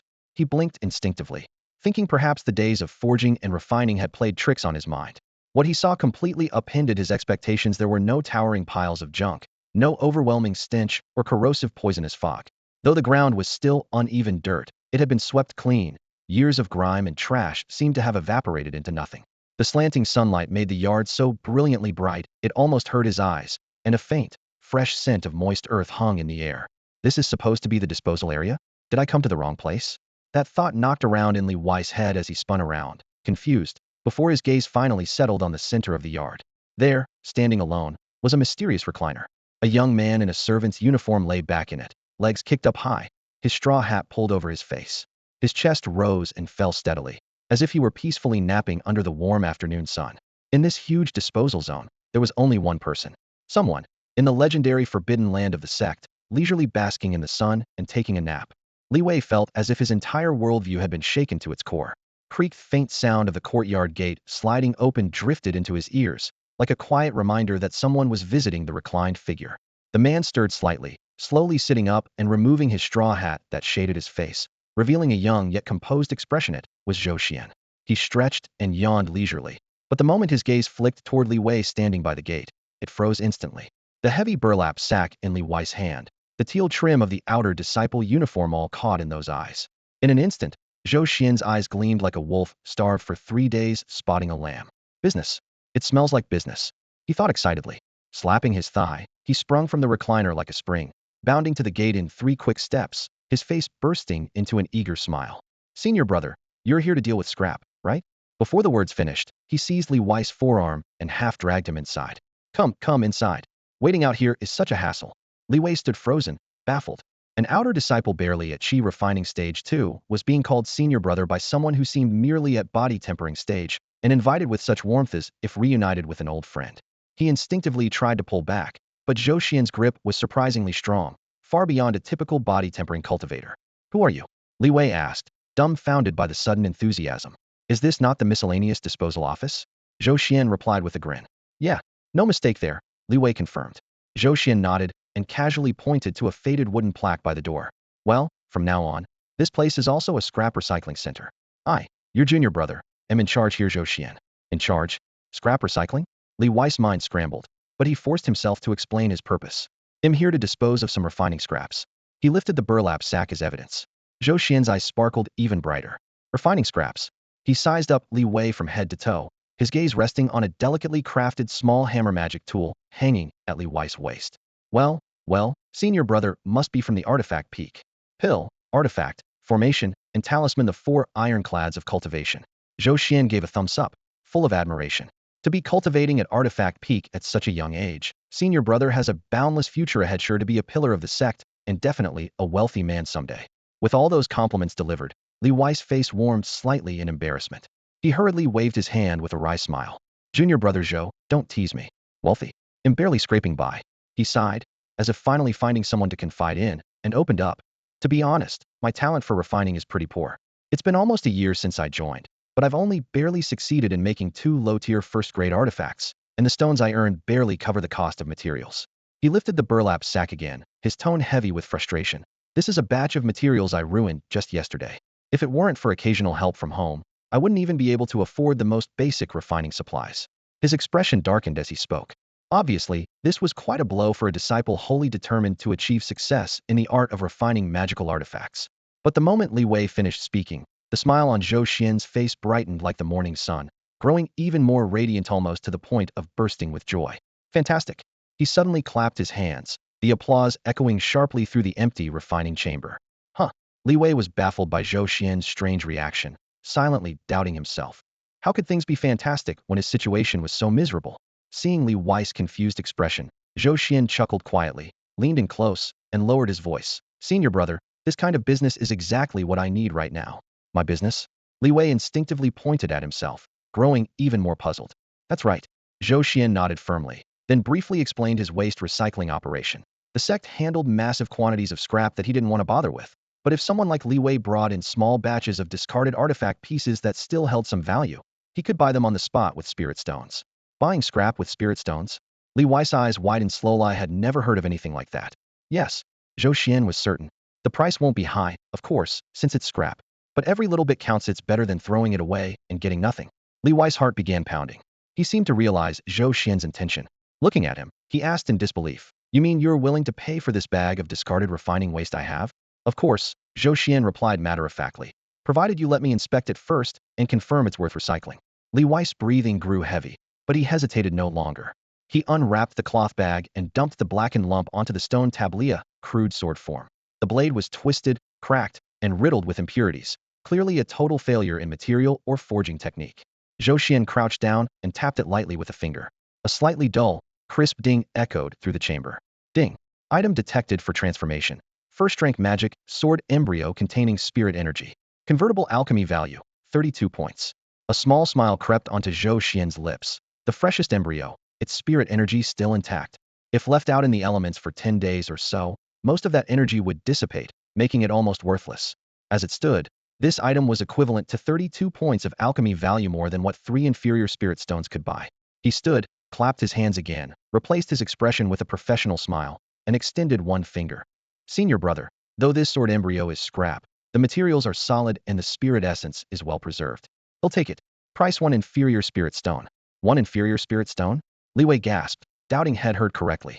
He stared at Zhou Xuan, searching for any trace of a joke, but the other man was deadly serious. In that instant, a storm of thoughts crashed through Li Wei's mind.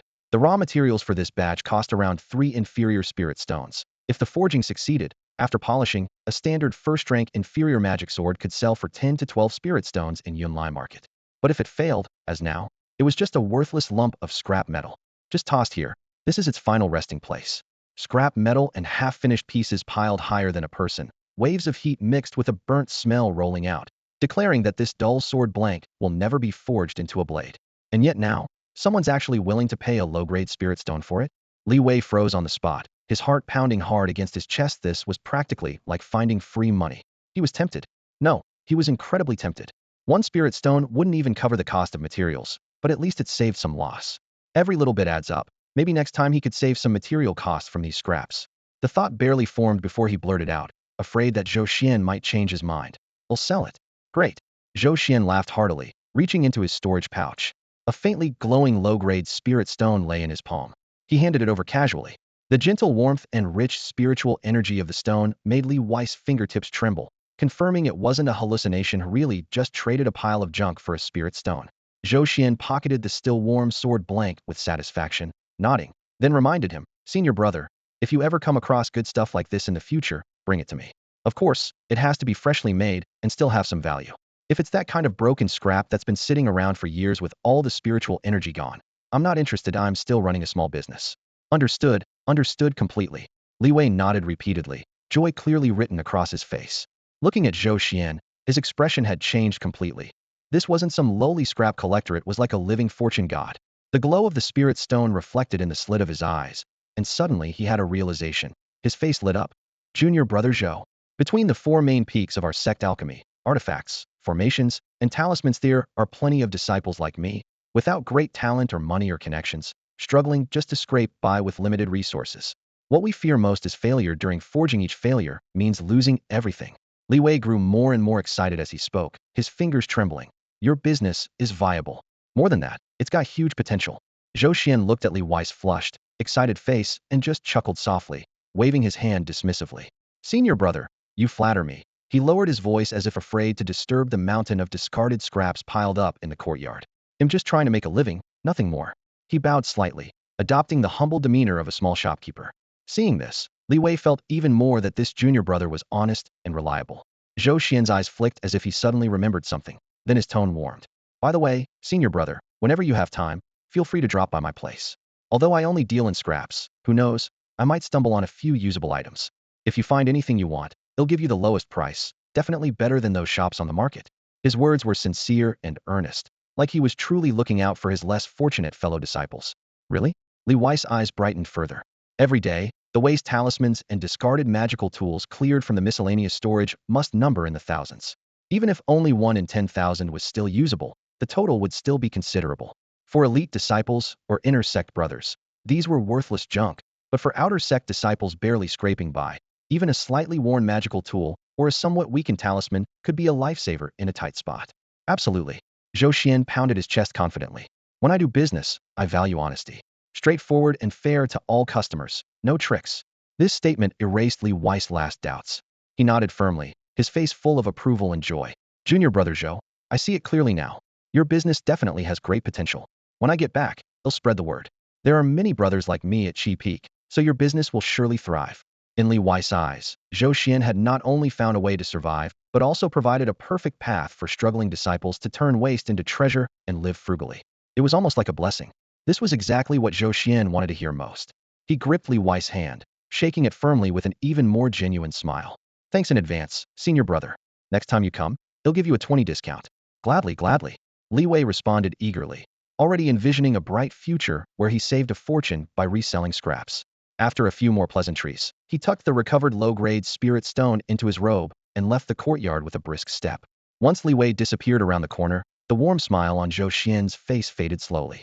He turned to look at the blackened sword core in the middle of the yard, the curve of his lips rising higher. Only now did he truly realize something. The cultivators in this world accepted second-hand and flawed items far more than he had imagined. Or rather, unlike mundane folks obsessed with brand new, for struggling cultivators, practicality was the only standard that mattered. As long as something is usable and cheap, whether it's secondhand or has some flaws, it's acceptable. After all, magical artifacts can be passed down for generations, cultivation techniques can be shared, and cave dwellings can be sublet. What's the big deal about a piece of secondhand gear? Zhou Xian recalled the Yunlai market he visited the first time he descended the mountain before Zhang Qingyu's reform. It was widely regarded by low-level cultivators as the ultimate treasure trove. Suspicious old magical artifacts, incomplete jade scrolls of cultivation methods, and pills yellowed from years of storage. If the price was low enough, there was always a scramble to grab them first. Ultimately, it all boiled down to one thing: poverty. Once he understood that, his mind suddenly cleared. The waste recycling business had unlimited potential. Without hesitation, he crouched beside the sword mold and focused his mind. Ding. Consume 10 points of gold value to refine the first-grade, incompletely forged magic sword? Yes. Zhou Xian answered without hesitation. A soft golden light welled up from his palm, instantly enveloping the blackened sword mold. The cracks visibly sealed up, impurities on the surface peeled away as if scorched by intense fire. The warped blade slowly straightened under the invisible force's pull, regaining its sharp, straight shape. In the blink of an eye, the golden light faded, and the worthless iron lump vanished, replaced by a first-grade lower-quality magic sword glowing faintly with a cyan aura. The blade was mirror-like, its edge gleaming coldly, still warm from the refinement. Both its form and spiritual fluctuations far surpassed the coarse weapons commonly seen on the market. Perfect. Zhou Xian weighed the Qing Feng in his hand with satisfaction, then casually stored it away in his storage pouch. He already had a plan. Such a brand-new magical artifact must not be sold directly at the junk exchange. Dumping 1 or 2 pieces occasionally, claiming they were picked from trash, might be believable, but doing so regularly would make others suspicious, like he was hiding something. Innocent people can still be suspected if they're carrying treasure in plain sight. He decided to accumulate a stockpile and then sell them all at once through other channels, safer and more profitable. Just as he expected, Li Wei returned to the Chi Peak and immediately spread the news. There's huge news from the junk exchange. Young brother Zhou's recycling scraps. He even pays spirit stones for what others consider waste. What scraps? Our waste. The broken stuff we refine. I threw away a furnace-forged sword mold yesterday, and he gave me a lower-grade spirit stone on the spot. Seriously? One spirit stone? Free money? Exactly. Zhou's a really nice guy, just looks a bit slow in the head. The news spread quickly across Qi Peak, and then to Dan Peak, Fu Peak, and Jin Peak. Outer Sect disciples were baffled. These scraps were eventually sent to the junk exchange by the sect anyway. So Zhou Xuan was just buying them to return them intact later? That was pointless. The only reasonable explanation was that he was either some rich young master trying to experience life, or genuinely not right in the head. But whether he was foolish or not didn't concern them, they just knew. If you have a full spirit stones, why not take them? Suddenly, a place that should have been deserted and shunned, even by strays, became surprisingly busy. From early morning the next day, more and more Outer Sect disciples began arriving, carrying all kinds of trash to trade. Junior brother Zhou, I heard you're taking in broken magical artifacts? A disciple from the artifact peak asked eagerly, holding a battle axe snapped clean in two. Zhou Xuan glanced over, his system flashing a cold notification: conversion alchemy points, 18. Accepted. Half a spiritual stone. Great. The disciple beamed, clutching the half stone and quickly walking away. Senior brother Zhou, I have some ruined talisman papers here. See, a female disciple from the talisman peak looked uneasy as she handed over a stack of charred talisman sheets. Conversion alchemy points, 9. No problem. That'll be 20 spirit sands. Thank you, senior brother. Manager Zhou, these failed pills from the furnace and this shattered formation array disc. One broken item after another piled up on the bamboo table in the courtyard. The system's prompts rang out constantly, while lively bargaining sounds rose and fell. The disciples handled the offers. Zhou Xuan just nodded and paid. Anytime the system showed even a point or two of value, he took it without hesitation. The disciples, pockets jingling with the spirit stones and sands they'd earned, left with bright expressions.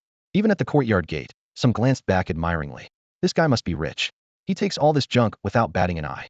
Who knows where he gets those spirit stones? Doesn't matter, we're the ones making money. Shoo, keep quiet. Don't let the sucker hear.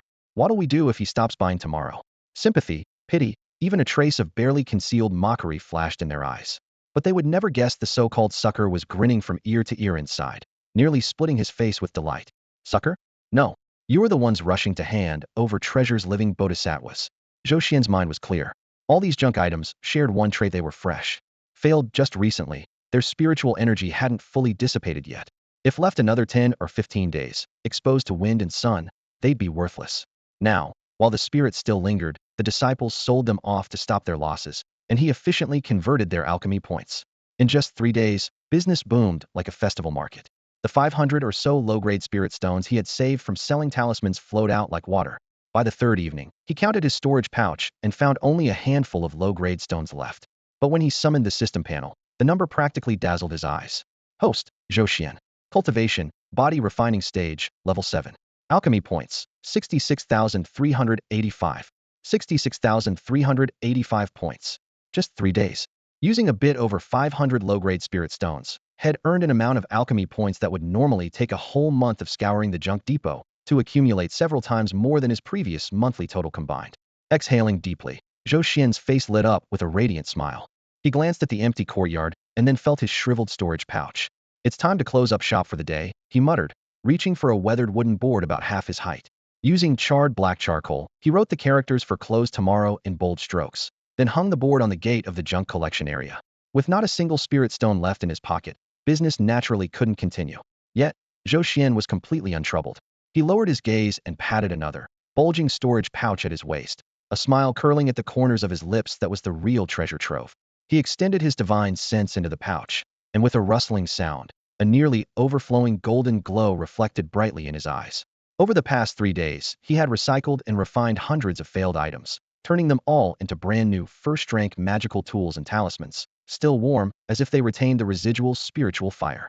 However, no matter how many items he had, they had to be sold in batches. Dumping too many perfect products at once would only attract unwanted attention. Zhou Xuan crouched down, carefully selecting a blue blade sword, its surface subtly etched with flowing water patterns, sharp and exquisite. A palm-sized round shield, plain but perfect for outer disciples. A gray soft armor piece, mediocre in defense but incredibly lightweight. Then he picked out 10 common weapons: long swords, short knives, battle axes, and 5 pieces of armor, various shields and soft armors. Finally, he chose 2 sets of formation plates and 3 battle flags, items beloved but often ruined by disciples of the artifact and formation peaks during practice. 20 pieces in total, all first rank lower grade. Based on Yunlai Workshop's past market prices, Each would fetch 15 to 20 lower-grade spirit stones, so at median value, he could make over 300. 300 plus lower-grade spirit stones were enough to keep his waste recycling station thriving for several more days. Zhou Xuan nodded with satisfaction, stuffing the chosen magical tools into another small pouch, which he tied separately at his waist. Then he looked up at the remaining contents in the large sack: piles of black iron, refined copper, spirit herbs salvaged from alchemical residue, cinnabar for talisman crafting. These were the real treasures for the future. Selling finished magical implements was never a long-term strategy. Too little profit, and it was slow. Too much, and it raised suspicion. The true fast-moving, high-demand goods were raw materials, herbs, and talisman components. Best of all, these could be sold openly and legitimately on his own territory. In his mind, he even rehearsed his sales pitch. "Hey, senior brother, look at this piece of black iron. I smelted and purified it from a broken sword premium material. Senior sister, this return spirit herb may not look perfect, but its medicinal properties are intact. I extracted it from a pile of alchemical waste." With clear reasons and origins, he could explain the source and conduct business openly and above board. By selling materials at high prices while buying scrap at low prices, wouldn't the funds be fully revitalized? This is true sustainable development. With this thought, a smile tugged uncontrollably at the corners of Zhou Xian's lips. He stuffed the 2 heavy storage bags into his chest, patted them to make sure they were secure, smoothed down his clothes, and then briskly walked down the familiar mountain path. The pine wind brushed past his ears, and the stone steps crunched under his feet as he mentally calculated the profits of his next deal. Everything felt routine. Yet when he stepped back into Yunlai district, his feet suddenly seemed nailed to the spot. Zhou Xian frowned and looked around. Just days ago, this bustling marketplace had been crowded with people, but now it felt as cold and lifeless as a frozen winter night. The once wide bluestone streets, previously filled with clamoring voices and hawkers calling out, were now nearly empty. Only a few cultivators hurried past, their faces clouded with unspoken gloom. Along the roadside, rows of stalls stocked with spirit herbs, broken talisman fragments, and strange mechanical dolls had vanished without a trace, leaving behind only empty stone slabs reflecting the cold afternoon sunlight. Cleanup already showing effects so fast? He muttered. The shopkeeper had mentioned before that the Holy Maiden ordered a crackdown on unlicensed street vendors, but this was too thorough. As he ventured further, the unease grew stronger. It wasn't just that the vendors had been driven away. Even the small shops with unique draws had mostly shuttered their doors and dusty windows. Wood chips and broken tiles littered the alley corners, evidence of a hasty evacuation. Zhou Xian turned into a side alley he knew well, where the Baichao Pavilion, his usual supplier of talisman materials, once stood. The signboard was gone, and outside the door hung a bright red seal stamped with the mark of the Lingjian Pavilion Enforcement Hall. The entire Yunlai district seemed stripped of its soul overnight, leaving behind a hollow shell. A heavy weight settled in Zhou Xian's chest as he stopped a young disciple who was passing by with his head hanging low. "Senior brother, please wait a moment." The disciple glanced up at him, eyes dull and lifeless. "What do you want?" "I'm wondering how Yunlai Alley ended up like this." Zhou Xian gestured to the deserted street on either side, confusion written all over his face. "I haven't been here for a few days, and it looks like a ghost town." At this, the disciple's expression suddenly darkened with bitterness and anger, as if an old wound had been reopened. What else could it be but thanks to that high and mighty Holy Maiden? The Holy Maiden? Lu Rian? Zhou Xian frowned. What nonsense is she up to now? What else? The disciple lowered his voice to almost a whisper. Last time, she ordered a cleanup of the market, kicked out all the street vendors, saying they spoiled the city's image. But the big shops didn't get more business, they got worse. People come here to find cheap deals. Without the stalls, only a few overpriced, shady shops are left. But want to come then? The owners of those big shops couldn't take it. So they went to the higher-ups and complained that our little shops and the street vendors were all the same, selling goods from unknown sources, disturbing order. Then he pointed at a row of shops sealed with official notices. Overnight, every small shop without backing got shut down and kicked out. Zhou Xian listened quietly for a long moment, thoughts racing. Is this a monopoly move within the sect? The casino owners don't try to improve service, they just crush their competitors and confiscate the gamblers' mahjong tiles, afraid no one will think they're crazy? But he showed nothing on his face and bowed slightly to the disciple. "Thanks for clearing that up, senior brother. My shop just got sealed too. Honestly, don't know how to get by now." The disciple sighed, waving a heavy hand before trudging away. Zhou Xian stood where he was, staring at the nearly lifeless Yunlai alley, emotions tangled inside him. Complaints aside, the goods still had to be sold. He looked around. Of the once vast marketplace, only a handful of shops still had their lights on, all of them large, well-decorated storefronts backed by elders or wealthy clans. The Lingbao Pavilion. The 3-story building with its vermilion pillars still shone under the sun. Golden dragons were carved on the flying eaves and cantilevered beams, yet the place was so quiet echoes could be heard. Zhou Xuan sneered and stepped inside. The main hall was empty except for one clerk dozing over the counter. Hearing footsteps, the clerk looked up, yawned, and lazily glanced at Zhou Xuan. What do you want to buy? Look around yourself. Not buying. I'm here to sell something. Zhou Xuan didn't bother being polite. He simply tossed the small storage pouch, containing 20 magical instruments, onto the counter.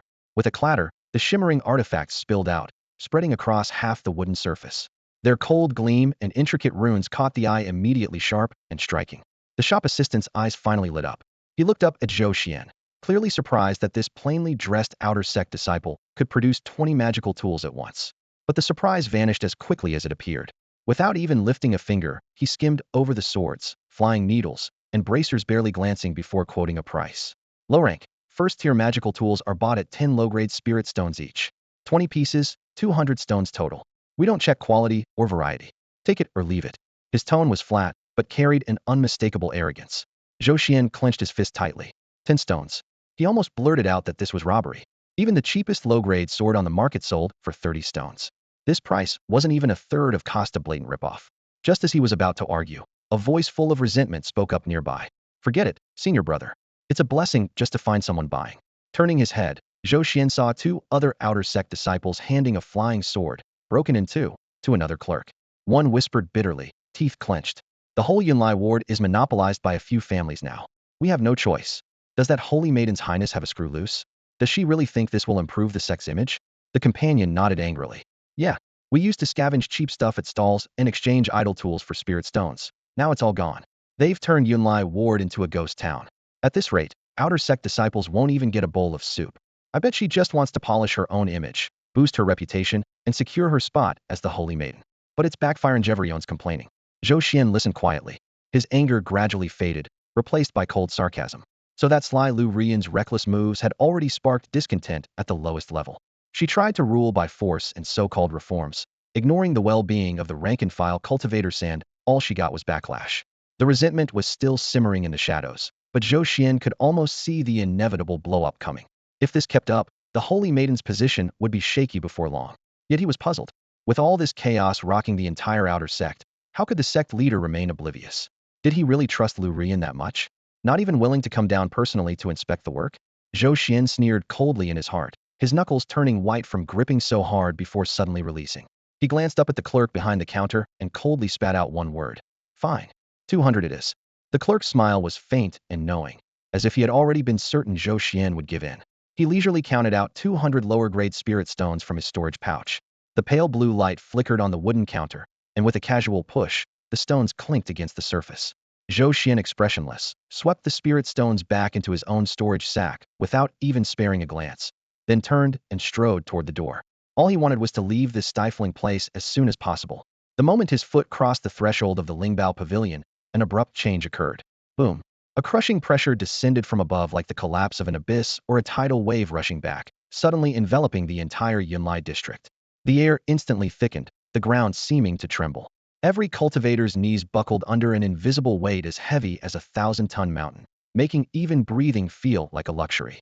Then, a sharp, soaring shout echoed from the market entrance, piercing the sky with a mix of reverence and fervor. Welcome, Sectmaster. Zhou Xuan froze in place. Sectmaster? Which Sectmaster? The Lingjian Pavilion's Sectmaster? His neck tightened, his heart pounding wildly as he practically crawled to press himself against the cold stone wall of the Lingbao Pavilion, wishing he could squeeze into the cracks. What a joke that was a legendary pinnacle powerhouse. Nearby, the outer disciples who had just been jeering at Lu Rian instantly fell silent, suddenly more spineless than quails, heads bowed and shoulders hunched, afraid even to breathe loudly. Yunlai district fell deathly silent, except for the low hum of oppressive energy crushing the air. The overwhelming aura surged and receded like a thrown warning. Behave yourselves. When the pressure lifted, everyone felt a great lightness and gasped heavily for breath. The lower-level disciples were drenched in sweat, faces pale.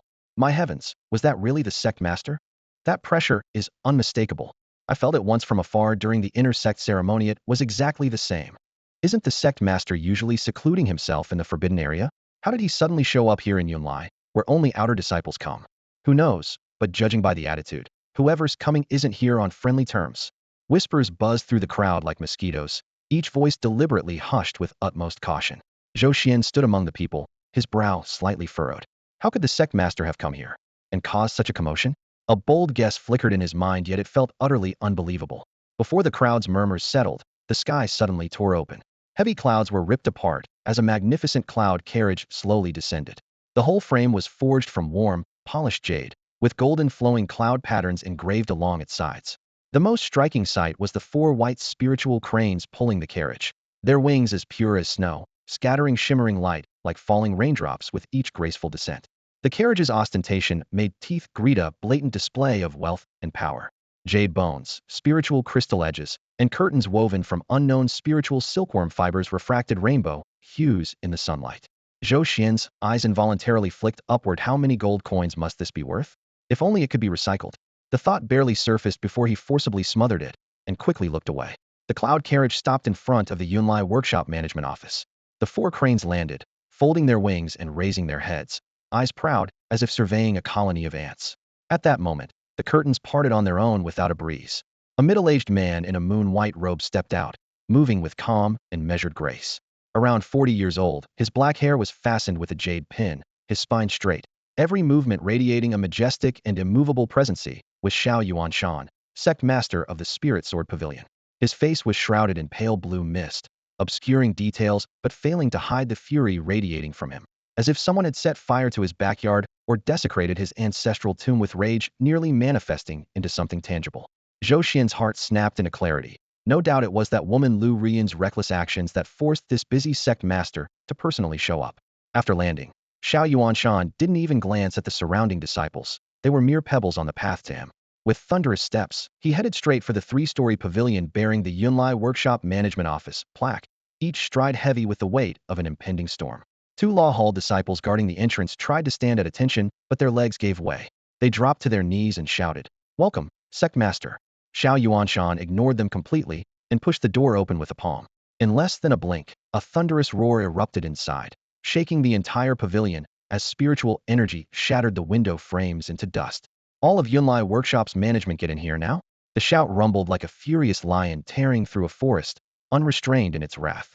As the voice echoed, shopkeepers of several large stores nearby, no longer caring about appearances, tumbled out of their shops, dragging along their formerly boastful clerks from the spiritual treasure pavilion. Their faces were ashen as they rushed toward the management office like condemned prisoners. Surrounding disciples gaped in shock, soon followed by barely suppressed schadenfreude. "Ha ha ha, serves you right. Letting you monopolize everything. Letting you bully others with your power. Well, now the sect leader himself has come to deal with you. This feels great. Absolutely satisfying." Zhou Xuan stayed at the edge of the crowd, his gaze cutting across the chaotic square. A cold smirk appeared at the corner of his lips. "Lu Ruyan, oh Lu Ruyan, you've really stirred up a hornet's nest this time. Did you really think the Lingjian Pavilion was your own backyard, where you could do whatever you wanted?" He quickly reined in his emotions and shook his head slightly. No matter how big the uproar, the sect would at most reprimand Lu Ruyan. It was unlikely they would strip her of the sacred maiden title outright. The sect leader valued her on Sinathousandier's heavenly spiritual root and the limitless potential it promised. As long as her talent remained, so would her status. At worst, they might revoke her authority over Yunlai Workshop and force her into secluded reflection. Physically, she wouldn't be harmed, but it would be enough to make her behave for a while and to show the sect's elders what kind of person this sacred maiden truly was. The commotion went on, but Zhou Xuan lost interest and pushed his way out of the crowd. He didn't return to the clearing place. The 200 low-grade spirit stones were already in hand, so that deal could wait. He had more important matters to attend to. Climbing the mountain path, the gravel crunched underfoot. He thought to himself, the batch of spirit rice had accelerated with some golden value cultivation was nearly ripe. With his unique hybrid planting method, the first harvest was sure to be an impressive surprise. Entering the barren mountain territory, the atmosphere was now completely different, no longer dead and silent, but buzzing with life. What used to be a bare hillside had become a new settlement. Dozens of small houses made of wood and stone dotted the mountainside, smoke curling gently from their roofs. The labor disciples assigned under his name had already settled here. Some were repairing roofs, others sparred in open spaces, and some carried hoes on their shoulders, ready to work the fields. Seeing Zhou Xuan appear, everyone stopped immediately and saluted in unison. "Manager Zhou?" "The manager has returned." Zhou Xuan nodded in acknowledgement, a flash of satisfaction passing through his eyes. Finally, it looked like something. Around the settlement's perimeter, large patches of freshly turned dark soil emitted a moist, fragrant scent. Though not yet sown, he knew this spot would soon become fertile spirit farmland. He made his way along the mountain path through the community, heading toward the experimental plot at the peak. From afar, He already heard excited exclamations barely held back. Wow, what kind of spirit rice is this? Just smelling this aroma makes my spiritual energy surge. It was unbelievably fragrant. The spiritual energy was so dense it seemed to almost condense into mist. Look at those grains of rice, each one looks like it was carved from jade, shimmering faintly with a golden glow. Where on earth did Steward Zhou get this kind of divine rice seed? Zhou Xuan quickened his pace, rounding a jagged rock with a knowing smile playing on his lips. In front of his small spiritual field, a dense crowd had gathered, around 20 or 30 low-level disciples. They craned their necks, pointing excitedly at the field, their faces full of awe and eagerness, like a pack of wolves eyeing a fat lamb after 3 days of hunger. The scene inside the field was even more dazzling. The once green seedlings had all turned a brilliant gold. Each stalk was far thicker than ordinary spiritual rice, heavy with bent-over, grain-laden panicles. Every grain was crystal clear, as if about to burst, with golden light swirling inside. The fragrance of rice combined with pure spiritual energy filled the air with a unique scent that refreshed the mind and invigorated the body with just one breath. The hungry crowd's throats bobbed visibly as they stared fixedly, almost drooling. What are you all staring at? Zhou Xian suddenly spoke, his voice cold enough to feel like a bucket of ice water being dumped on them. What's there to see? This is just my little test field, but you're all eyeing it like starving wolves planning to steal it, or what? He crossed his arms, glancing sideways with the exact air of a landowner fiercely protecting his property. Startled by his outburst, the disciples' enchanted expressions instantly shifted to nervous embarrassment. No, Steward Zhou, we were just curious. Yeah. None of us have ever seen spiritual rice so rich and energized. We're just stunned. Please don't take it the wrong way. They bowed respectfully, their words polite, but the fire in their eyes couldn't be hidden. One of the bolder, sharper-witted disciples stepped forward nervously, rubbing his hands together and clearing his dry throat. He glanced slyly toward the golden rice field. Steward Zhou, you said earlier that you brought us to these barren mountains to farm. He swallowed hard. Could it be that the kind of rice we'll be growing is this kind of divine rice? At this, all ears perked up and breaths collectively held. Zhou Xian gave him a faint look, nodded once, then shook his head. Yes, you will be growing that kind of rice. But not this exact one. Those words left everyone stunned and utterly confused.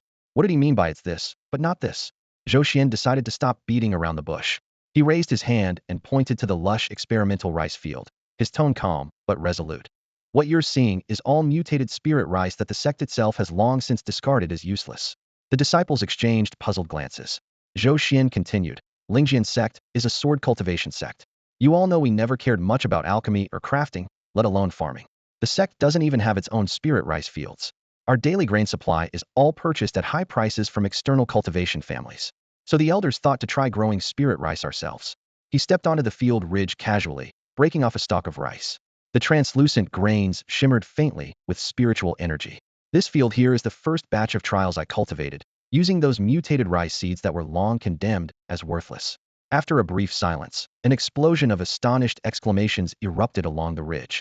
The disciples' eyes widened as if they were witnessing a miraculous treasure-mutated discarded seeds growing spirit rice rich enough in spiritual energy to rival low-grade human-stage elixirs. If Zhou Xian could make this succeed fully, what kind of impact would it have? The awe quickly turned into flattery, washing over him like a tide. Manager Zhou, you're incredible. The sect's spiritual gardeners couldn't manage this, but you did it all alone. No wonder you're the chief steward of the Northern District. Your skills are truly divine. Their reverence grew into outright worship. The disciples practically regarded Zhou Xian as a hidden master of farming arts. Annoyed by the noise, Zhou Xian waved them off. All right, enough with the flattery. Go back and do your business. Once I finish harvesting this experimental field and select stable spirit rice seeds, I'll naturally distribute them to you. When Zhou Xian makes a promise, it's a promise you won't be left out. At his words, the disciples' faces flushed red. They all bowed deeply and shouted in unison, Thank you, Manager Zhou. We pledge our lives to follow you. They left eagerly. For these menial laborers, the sect never provided cultivation resources. To get spirit stones or elixirs, they had to toil day and night for meager contribution points. While spirit rice wasn't as directly powerful as spirit stones, it nourished spiritual energy over time and stabilized cultivation levels, making it invaluable to them. This was more than just a task, it was a lifeline, a hope to escape their menial status and embark on a true immortal path. Watching their retreating figures, Zhou Xian smiled softly. To himself, human hearts were sometimes more useful than any magical artifact. Once the crowd cleared, he folded his hands behind his back and stepped onto the damp field ridge, entering his experimental rice field. He didn't rush to tend the 2 rows that looked the healthiest. Instead, his first stop was the leftmost ridge, the sparsest row with the fewest golden rice heads. Zhou Xian bent down, running his fingers gently over a stalk of ripe rice. The grains felt heavy in his hand, but somewhat dull. This entire row had been directly sown with mutated spirit rice. He moved carefully, cautious not to disturb the unstable spiritual energy. As he harvested and threshed, golden grains slipped into his palm. Weighing it, there was only about 7 or 8 gene. The spiritual energy fluctuated like a spasming heartbeat, sometimes strong, sometimes weak. Many grains' spiritual structures had already collapsed, becoming useless husks. As expected, the mutated spirit rice barely reproduces. He shook his head and stored away the fragile grains. The first row was a failure, though that was no surprise. After putting away the inferior spirit rice, Zhou Xuan moved steadily toward the middle ridge. The plants in this second row looked far more vigorous, sturdy stalks, full heads, the whole patch shimmering with a warm golden glow. This was the first-generation hybrid, produced by pollinating mutated spirit rice female flowers with pollen from ordinary rice males. With shaking sickle blades, he quickly cleared the row, gathering over 30 gene of new rice in total. He picked a few grains, closing his fingertips to sense their spiritual essence. The kernels were uniform in size, packed with a rich but mild spiritual energy, not as sharp as pure mutated spirit rice, but gentle and pure, just like the lower-grade spirit rice commonly found on the market. Zhou Xuan nodded in satisfaction. This batch was enough to report to his sect, securing his position as supervisor of the northern district. Finally, his gaze shifted to the third and rightmost row. By appearance, it was the weakest of the three. Slender stalks bent sharply under the heavy grain heads, looking as if they might snap at any moment. This patch used ordinary rice female flowers pollinated by mutated spirit rice male flowers, remaining mostly normal rice. Zhou Xuan raised his arm and swung the sickle. The scent of rice mingled with scattered fragments of spiritual light. This row yielded the highest harvest, over 50 gene. But as soon as he held it, he noticed the grains were smaller than those of the second row, and the spiritual energy was much fainter, barely meeting the spirit rice threshold. By quality standards, this seemed the weakest sample of all, yet he felt no disappointment. Instead, he casually scooped up a handful of the lower-grade spirit rice and closed his eyes in concentration. Its spiritual energy was weak, its quality low. Then suddenly he opened his eyes, chest rising sharply in excitement. Stability, unprecedented stability. Each grain's internal spiritual pattern was as solid as iron, still maintaining a key trait. They could be sown like ordinary rice seeds, widely propagated, and capable of generational reproduction. Ha ha ha. On the ridge, Zhou Xuan threw his head back and laughed, his voice rippling through the waves of rice. This right, he raised the real treasure. Although the spirit rice from the second terrace was of good quality, it was essentially a one-time harvest that couldn't be replanted. It could only be eaten, not cultivated further. In contrast, the inferior spirit rice from the third terrace might seem less impressive for now, but it held limitless potential through generations of careful selection and continuous improvement. There was a strong chance it could eventually give rise to a super strain that would surpass even the mutated spirit rice. This was the true foundation of Zhou Xuan's entire plan, as well as his greatest asset for establishing his standing within the sect and building his influence. With that thought, he took a deep breath to steady the surge of excitement in his chest. In front of him stood a coarse ceramic jar holding over 50 gene of the inferior spirit rice, faintly glowing. Zhou Xuan carefully weighed the rice and divided it into 10 portions. He kept about 5 gene for himself, to serve as a seed bank for future research and breeding, while without hesitation, he packed up the remaining 90%, fully 45 gene. Once everything was sorted, he grabbed several heavy hemp sacks and made his way down the hillside. The thatched huts of the mid-mountain settlement were scattered about, dust swirling along the dirt ground. Around a dozen labor disciples were gathered around a fire, cooking, but when they saw Manager Zhou suddenly turning back with bags in hand, they simultaneously stopped and approached, curious. Zhou Xuan moved to the center of the clearing and thudded the sacks down one by one, sending up small puffs of dust from the mouths of the bags. Sweeping his gaze over everyone present, he announced loudly, "This is the spirit rice seed I mentioned before, that can be stably planted. 90% of it, I'm giving all of it to you." A wave of astonishment rippled through the crowd, ears sharpening in alert. "There's just one condition." He raised his hand, pointing to the rugged mountains behind them. "You must plant this mountain to death. Open up as much land as you can. Plant as many acres as you're capable of." The crowd held their breath. Seeing the moment was right, Zhou Xuan threw out his final bait. "After harvest, you may keep 10% of all the spirit rice for yourselves. The more you plant, the more you keep. 10%. If someone could farm 100 acres of spirit fields, that meant a real yield of 10 acres worth for themselves. That number exploded in every labor disciple's mind. The settlement fell into a stunned silence, then suddenly erupted into a thunderous roar of cheers, shaking the rooftops. "Oh my God, we're about to hit the jackpot. Long live Manager Zhou." Cheers echoed along the mountainside for a long time before finally fading away. Along the short mountain path, A buzzing resonance lingered, and every servant disciple's face was flushed bright red, as if burning from strong liquor. Their gazes practically ignited into flames, fixated unblinkingly on Zhou Xuan, as if they wanted to hoist him up on their shoulders right then and there.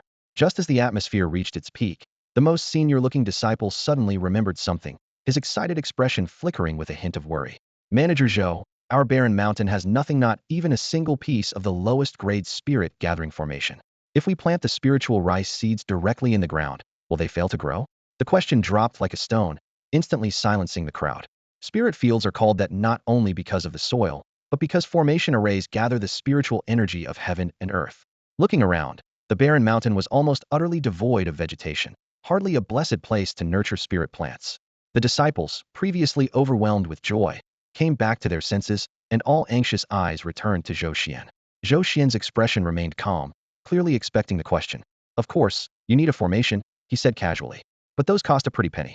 Within my authority as manager of the Northern District, if I apply to the sect's formation hall, I can only get one set of a first-grade, low-quality spirit gathering formation enough to cover 10 acres, which I need for my own test field. He spread his hands and shrugged helplessly, showing no pretense. As for you, you're on your own. The sect contribution points are there if you want formations or better training conditions. You work hard to earn contribution points, and then redeem them yourself.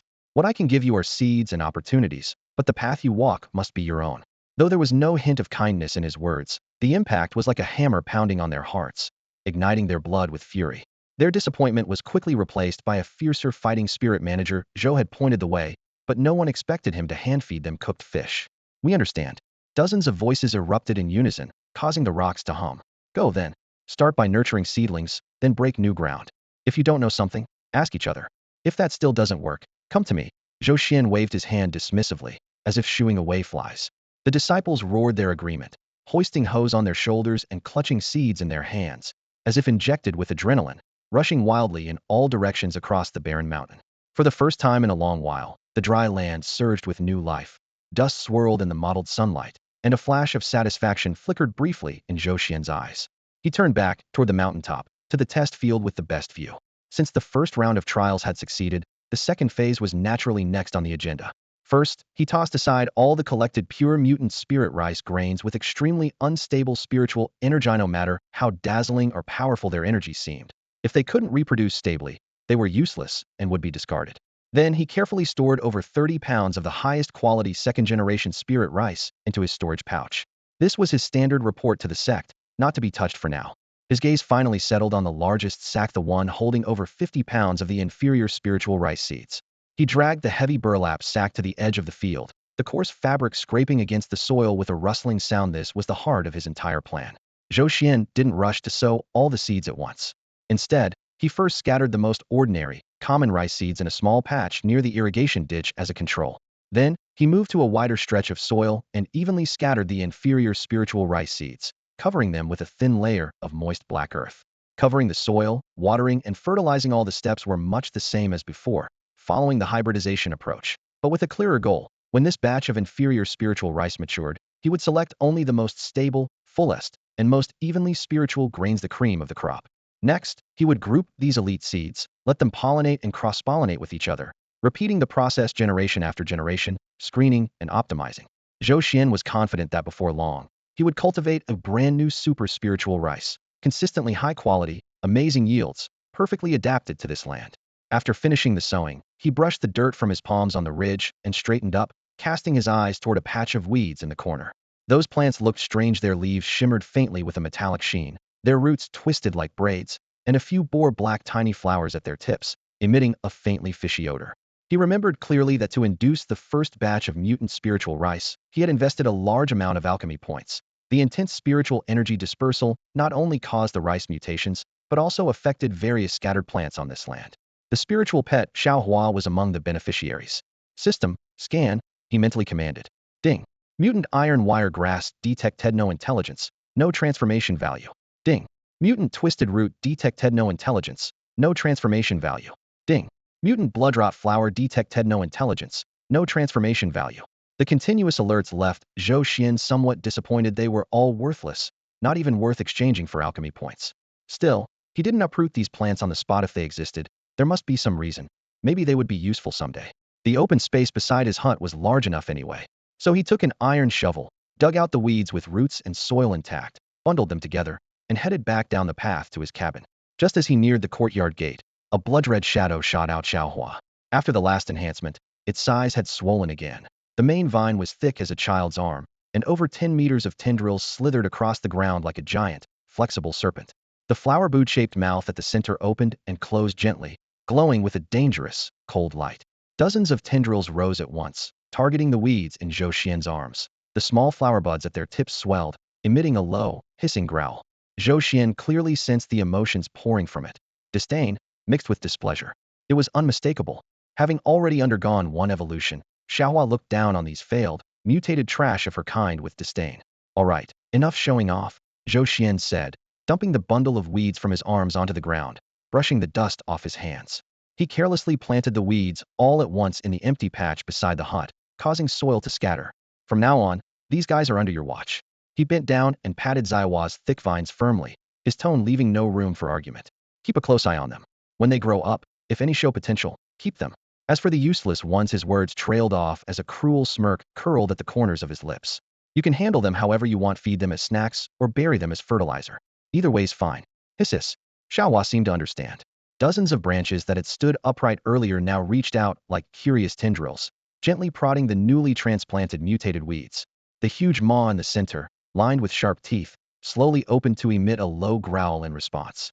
The posture was like a king inspecting the humble subjects who had just sworn allegiance. With instructions given, Zhou Xuan turned and stepped inside the hut, closing the wooden door behind him with a single motion, releasing a long breath. The past few days had been non-stop, but thankfully all the shells were finally assembled. From now on, whether it was spiritual rice cultivation or follow-up research on mutated plants, it was just a matter of waiting for time to do its work. He sat cross-legged on the bed, extending his mind into the storage pouch at his waist. Instantly, the space inside appeared in his mind's eye. After massive recent expenditures, his alchemy points still totaled over 65,000, a large sum. In the corner lay scattered materials, discarded sword embryos sent by Li Wei and others, damaged magical artifacts collected from various mountains, failed alchemical pills, and ruined talisman papers. He converted about 90 of these scraps into alchemy points, deliberately leaving roughly 1/10 behind. Since the alchemy system was his biggest secret, he couldn't just make things appear out of thin air all the time. Keeping some raw materials helped maintain a plausible cover. He carefully sorted the materials by category, storing each in compartmentalized boxes before turning his attention back inward. His Dantian energy sea was like a still lake. The single thread of true qi at its center flowed thinly and windingly, like a newborn stream. Qi refining realm, stage 1. Still too weak. Zhou Xuan's brow furrowed instinctively. On this cultivation continent where strength dictated all, having no power meant having nothing. Barren mountains, a dilapidated servant's quarters, daily farm work, and scavenging scraps were nothing more than temporary measures he took to improve his cultivation. But in his current state, his level was truly unimpressive. As he pondered, a faint tremor suddenly echoed deep within his mind. Like an ancient bronze bell lightly struck, its lingering tone dark and profound. Zhou Xuan's heart skipped a beat. The bronze book. Since the last time in Zhang Ling's alchemy chamber, when he refined that fragment of bronze and obtained this ancient scripture from the Golden Age, the book had quietly lain in his spirit sea without a sound. He had tried many times to probe it, but back then, he was just a body-tempering mortal, his divine sense too weak to decipher those mysterious golden characters. Even a brief glance caused dizziness. Now, things were different. He had successfully drawn qi into his body, stepping into the qi refining realm. As his cultivation rose, the long silent bronze book seemed to awaken with it. A burning excitement surged in Zhou Xuan's heart. If he went through the sect's formal process to apply for a cultivation method at the Merit Hall, it would require layers of assessment, and what he received in the end would likely be something common. But this bronze book, even Zhang Qingyue, who knew its history well, recognized it as an ancient relic, priceless in value. The knowledge contained within had to be extraordinary. He took a deep breath, clearing his mind, and sank his entire spirit into his spirit sea. In the dim depths, the simple bronze book floated midair, its surface flowing with a soft, gentle glow. Let me see what surprises you have for me. Zhou Xuan's divine sense transformed into an invisible tendril, slowly reaching toward the book's cover. At the moment of contact, the entire spirit sea exploded like an ancient bell tolling. The sound waves seemed to pierce through the ages. Zhou Xuan's vision went dark as his consciousness was violently sucked into an invisible whirlpool, instantly severing all awareness of the outside world. There was no sky, no earth, only an endless void of darkness all around. In the center of the darkness, countless mysterious golden characters floated like living stars, slowly rotating and forming an immense scripture. They were no longer the headache-inducing symbols from before. With each character Zhou Xuan gazed upon, a flood of complex information rushed unreservedly into his mind. I see now. Amid this ocean of golden words, he greedily absorbed the knowledge just as he had suspected. This bronze book was indeed an unparalleled secret manual focusing on the cultivation of the spirit and soul. Only, this cultivation method appeared incomplete, like a grand epic forcibly torn after a certain chapter, leaving behind a faint sense of loss. Even in fragments, the aura emanating from it was enough to shake Zhou Xuan to his core. The faintly shimmering mysterious light seemed to have traveled all the way from ancient times, carrying an unfathomable might that made his chest pound like a war drum. This cultivation method's potential was utterly beyond imagination. As an overwhelming flood of information surged into his mind, Zhou Xuan finally caught its name, the Tai technique. It was an ancient method born during the Golden Era. The very first lines of its preface stated coldly that those without extraordinary spiritual talent couldn't even reach the entry threshold. Because the barrier was so high, cultivators who succeeded were as rare as morning stars, so the Tai technique had never spread like other cultivation arts. Yet what truly struck a chord within Zhou Xuan was the revolutionary concept it introduced: the power of the soul. In the current world, all cultivators base their practice on the Dantian and Qi. Whether refining the body, cultivating Qi, or advancing to higher realms, it all boils down to strengthening the body, accumulating spiritual energy, and then using that energy to communicate with heaven and earth to unleash divine abilities. The divine sense was merely a probing tool that came with sufficiently strong spiritual energy. However, the Tai technique completely overturned tradition. It bluntly asserted the body is the boat, the soul is the sail, and the spiritual energy is only the wind. Wind may strengthen or weaken, the boat may be tough or fragile, but only the sail determines how far the boat can sail and how well it can weather storms. The soul is the fundamental root of everything. This pronouncement struck like thunder, and Zhou Xuan's consciousness suddenly sucked in a cold breath. If these words spread, the cultivation system across the entire immortal world would be turned upside down. Even more astonishing, a secret was revealed: the author of the Tai technique was no other than an ancient celestial emperor known as Tai. His original imperial scripture, the Tai True Scripture, was said to be the supreme method that subdued all heavens and myriad worlds. The Tai technique before him now was merely a simplified, carefully extracted auxiliary practice from that grand scripture, created specifically for a particular individual by the celestial emperor himself. Simplified? Auxiliary technique? Zhou Xuan's mind briefly went blank. Instinctively, he compared the Tai technique to his sect's treasured Wanjian True Scripture, only to smile bitterly. The former was like a god from the heavens, while the latter was at best a rural clay figurine. They were simply incomparable. Have I just stumbled upon a treasure? After a moment of daze, an eruption of joy like a volcanic blast flooded his awareness completely. Even in its simplified form, a technique personally crafted by a celestial emperor was still celestial emperor class. At this moment, he almost wanted to howl to the skies, but reason forced him to suppress the burning emotions and urged him to delve deeper. Soon, the core cultivation method of the Tai technique took shape in his mind visualization.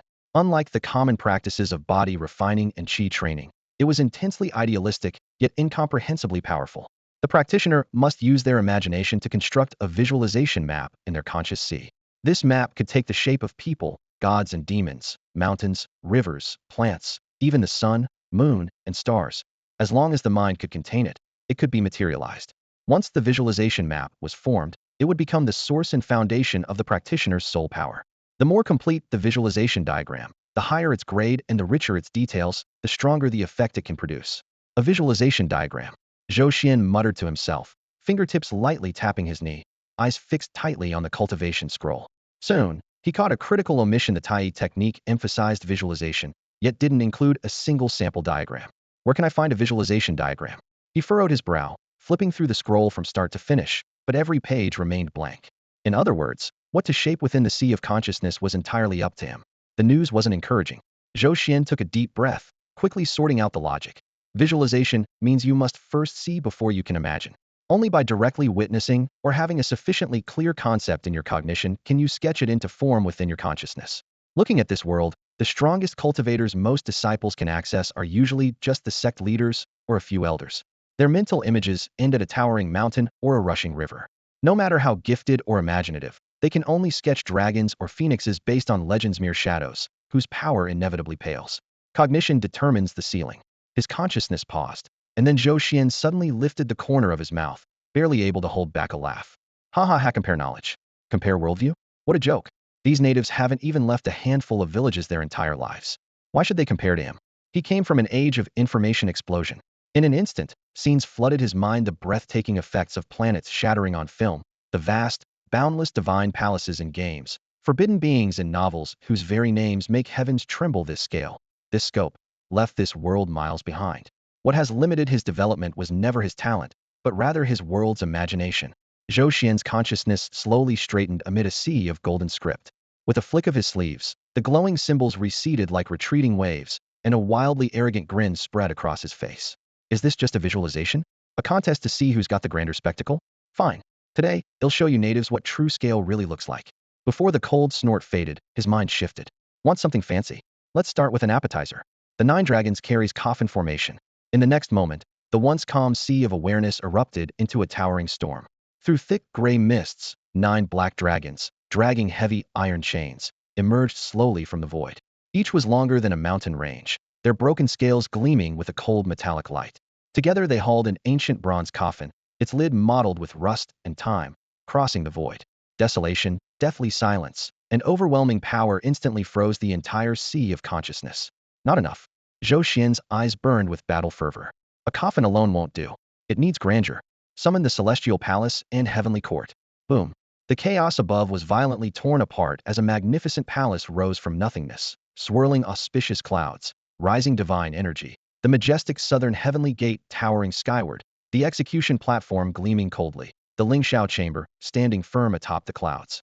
One legendary building after another appeared, golden bells resounding, divine beasts soaring through the air, godly radiance illuminating the 4 corners of the universe. That's more like it.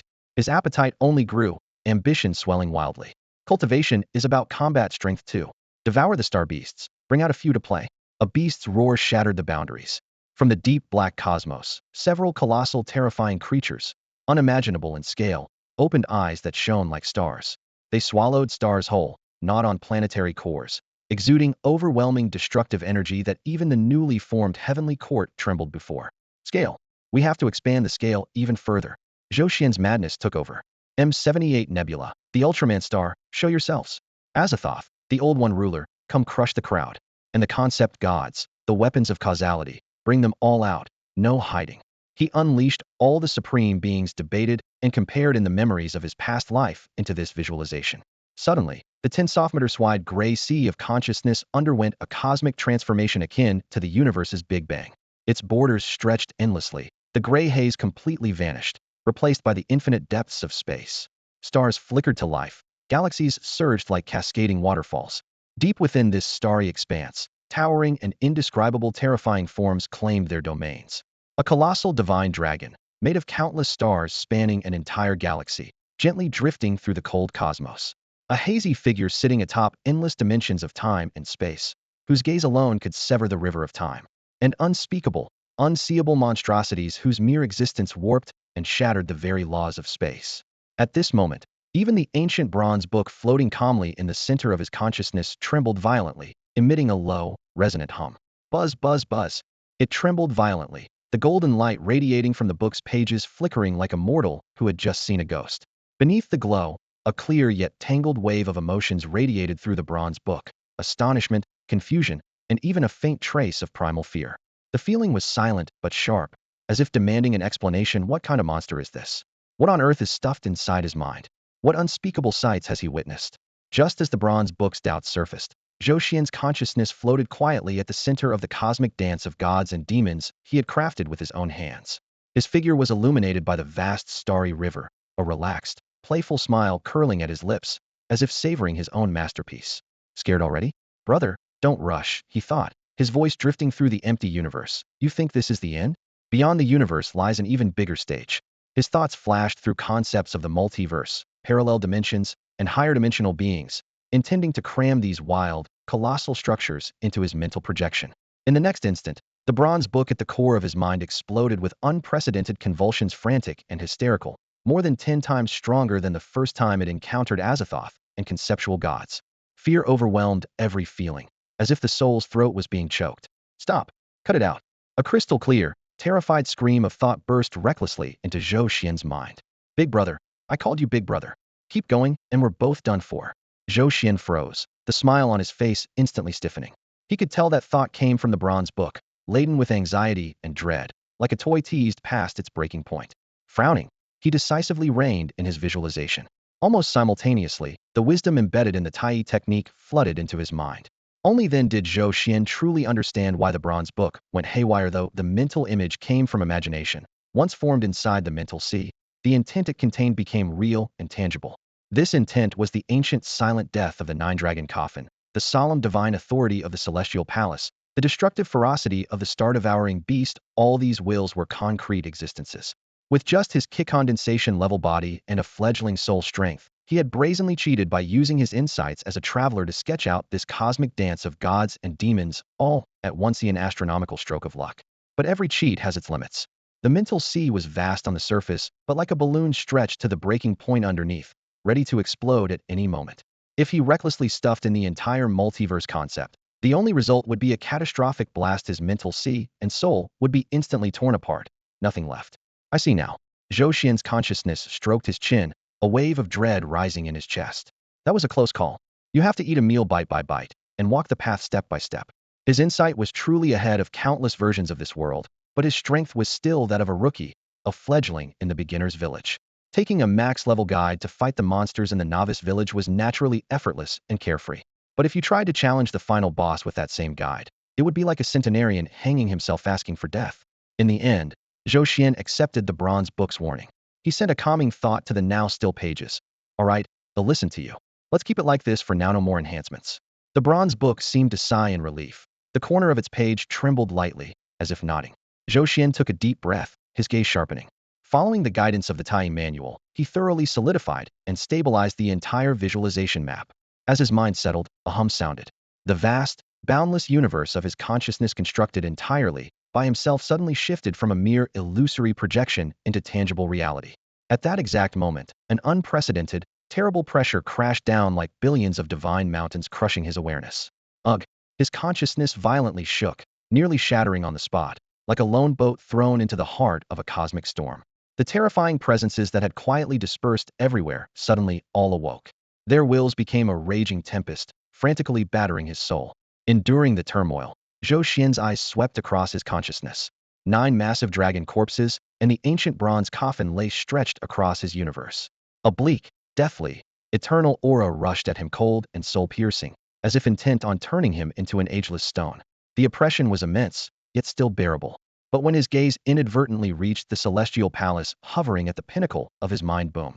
The mighty heavenly authority, bearing an unassailable will, struck his consciousness like an invisible hammer, instantly compressing him. So powerful, he hastily withdrew his gaze and looked toward the distant cosmic space. The few colossal beasts devouring stars. Roar! A silent roar exploded deep within his soul, pure and absolute destruction and cruelty transforming into a sharp blade, wildly slicing his consciousness, flooding him with instinctive terror and trembling. No, I can't even look at this. Zhou Xuan's face drained of color. He could clearly hear the creaking of his consciousness universe under the terrifying pressure, as if it might shatter at any moment. This was his absolute limit. Zhou Xuan immediately formed a judgment. It wasn't just about stuffing more into his sea of consciousness, was already feeling overwhelmed by what was currently there. On the surface, he seemed to be envisioning an entire vast cosmos filled with gods and demons. But the only thing he could barely bear to look at was that imposing yet subtly restrained 9-dragon bronze coffin. As for the indescribable entity lurking in the corner of the universe, the Azathoth didn't dare even glance at it. The moment his divine senses rose to probe, a sudden blankness swept over him, followed by countless chaotic, maddening, illogical whispers flooding his ears. His soul felt forcibly torn into primitive fragments. Damn! He almost lost his spirit entirely and had to urgently snap his thoughts off just to pull himself back from the brink of death. Just a look in it knocked him out cold. Seriously? His heart pounded with lingering fear as he caught his breath. Then there were those even more unfathomable conceptual gods and causality weapons. He couldn't even locate their position. Though they originated from his own imagination, they felt as ubiquitous as air, silently underpinning the rules of this sea of consciousness universe. Their existence was elusive and intangible, a strange feeling that sent chills down his spine. He exhaled deeply, feeling his consciousness grow faint and unreal. Fortunately, these were all merely fakes, creations of his own mind. If they were real, Forget 9 lives, 900 lives wouldn't be enough to survive. Wiping away a cold sweat that wasn't really there, his thoughts finally settled. This mental landscape was incredibly deep, and the road ahead remained long. So he locked his gaze onto the 9 dragon corpses crossing the universe, and the ancient bronze coffin, the 9 dragon bronze coffin. It was impressive, radiating mysterious and powerful energy, yet silent and restrained in death. Its aggression was far less than the other monsters, making it the perfect starting point. Resolute, his consciousness carefully crept closer. The nearer he drew, the more the crushing pressures of primordial desolation and lifelessness intensified, causing his soul to emit faint groans under the weight. Yet he didn't retreat, clearly feeling that with every ounce of oppression endured, his soul would grow more solid and resilient. That was the essence of Tai technique, forging the self by harnessing the will of supreme existence. Time dragged slowly through this extreme ordeal. How long had passed, he didn't know. When he sensed his soul nearing utter exhaustion, on the verge of shattering, he abruptly ended the cultivation and forcefully withdrew from the sea of consciousness. Inside the small room, Zhou Xuan suddenly opened his eyes while sitting cross-legged on the bed. He exhaled with a long breath, his gaze still carrying traces of lingering fatigue and residual fear.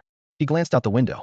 When he had returned just before, it was still afternoon, with the setting sun casting slanting rays through the window frame. Now, only the pitch-black night remained, with a lone cold crescent moon hanging high in the sky. In the brief moment of entering meditation, time had quietly slipped away into the deep night.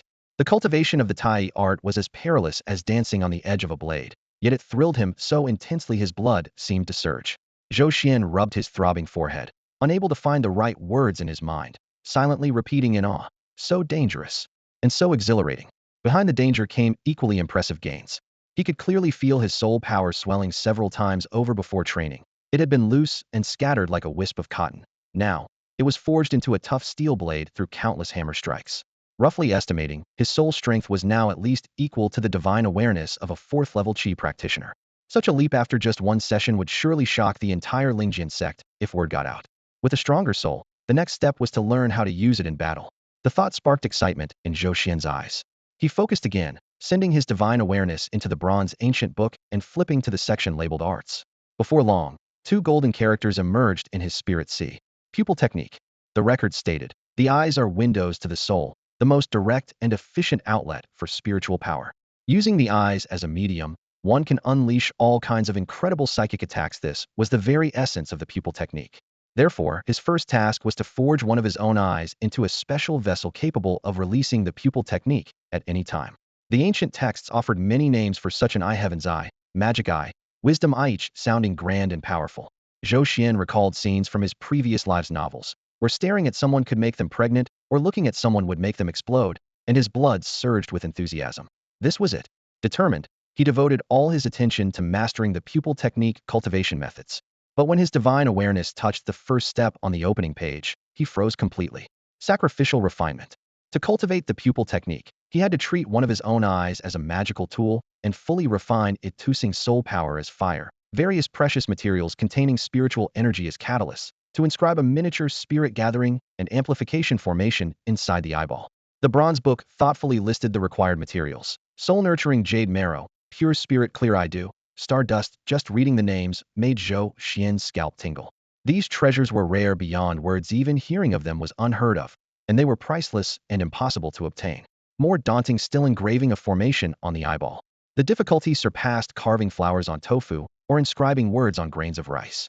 One slip of the hand would ruin the eye forever. No way, the risk was far too great. Zhou Xuan shook his head firmly, pushing aside the tempting but deadly idea for the time being. The characters describing the eye techniques on the jade slip still glowed faintly, but to him, they were clearly advanced moves only mastered by top-tier experts.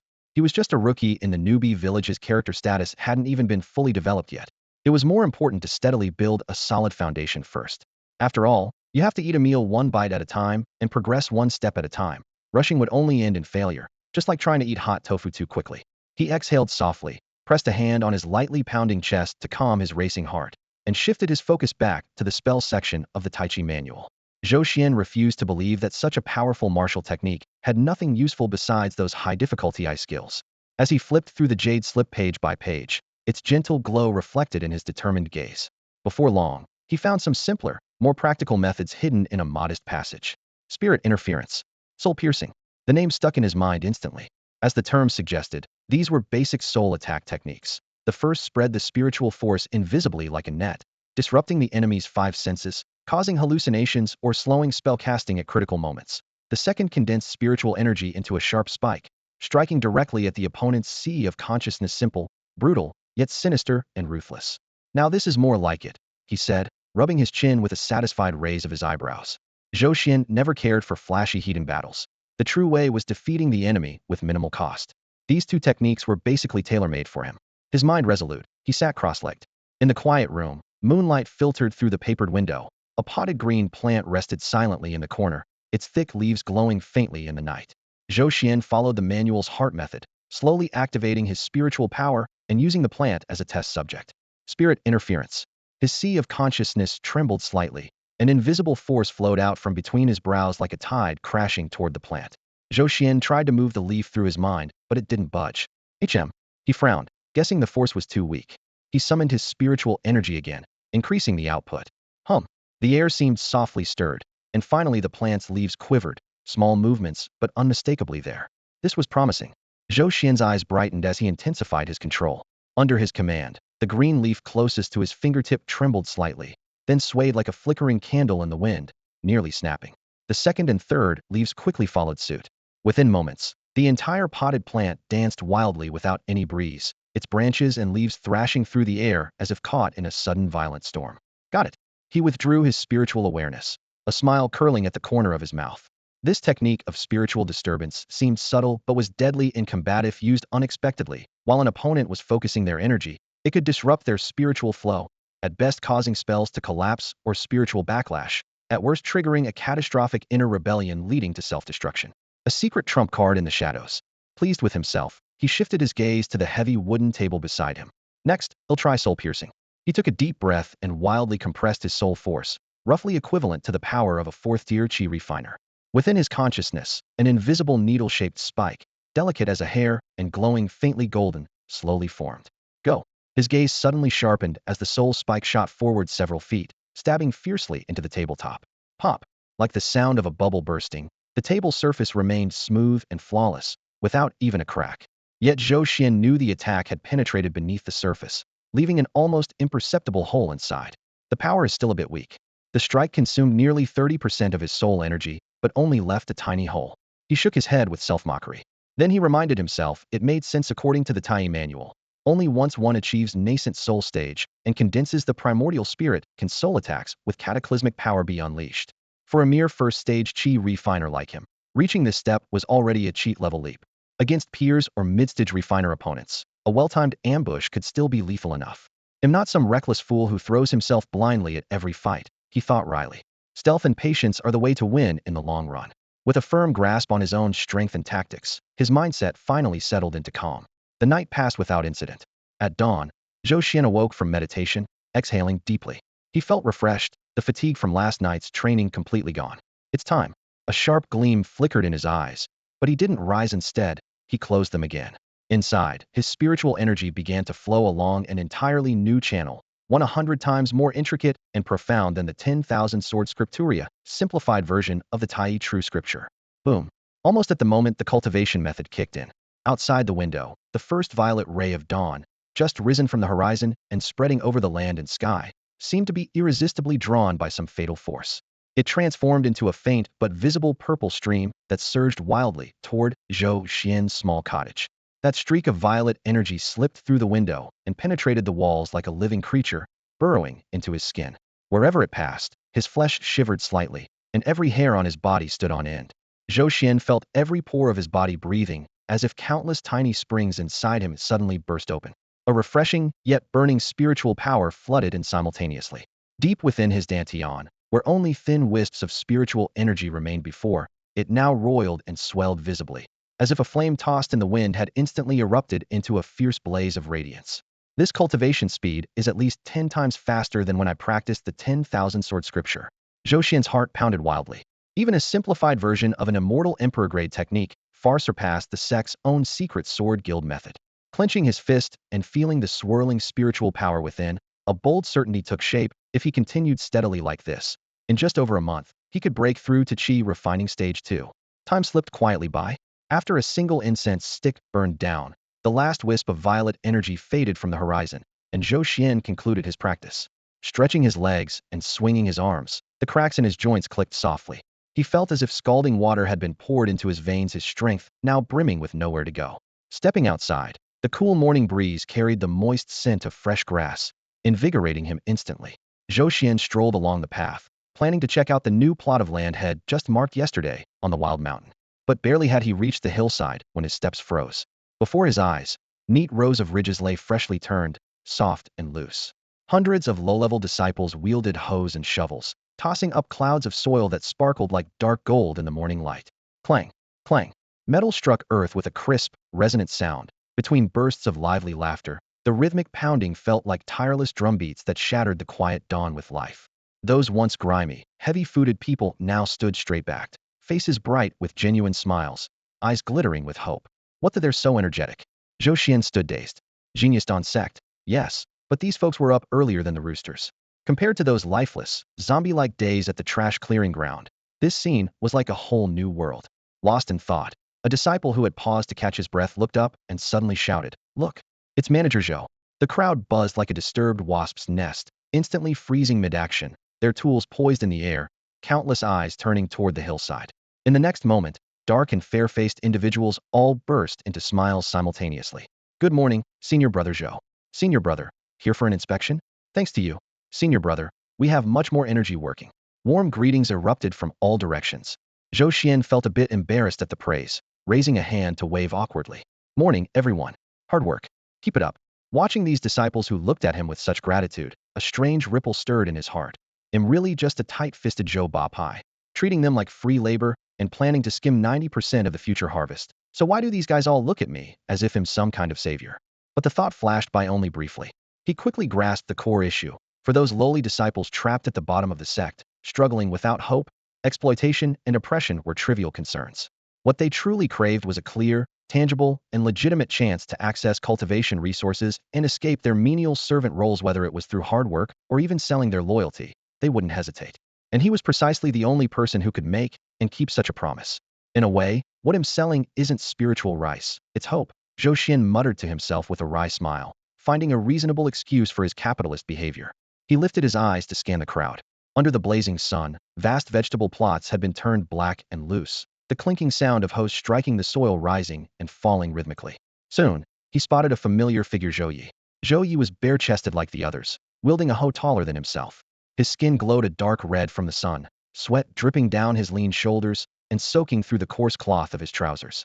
Compared to others, his hoeing motions were more powerful, turning larger clumps of soil. Zhou Xian's eyes flickered as he stepped across the beds. "Zhou Yi," he called in a calm voice. Zhou Yi froze mid-swing, the hoe thudding against the ground. He quickly turned, face streaked with mud, but his excitement and respect shone through. "Brother Xian, what are you doing here?" Zhou Xian glanced at the mud-caked hands and gnarled calluses, then chuckled lightly. "Enough hoeing, come with me." Zhou Yi blinked in surprise, wiping sweat from his forehead. "Huh, where to, Brother Xian?" A meaningful smile curled Zhou Xian's lips. "I'm taking you to our scrap recycling station. From today, that business officially starts." "A recycling station?" Zhou Yi's face was full of confusion. The term sounded both strange and unfamiliar to him.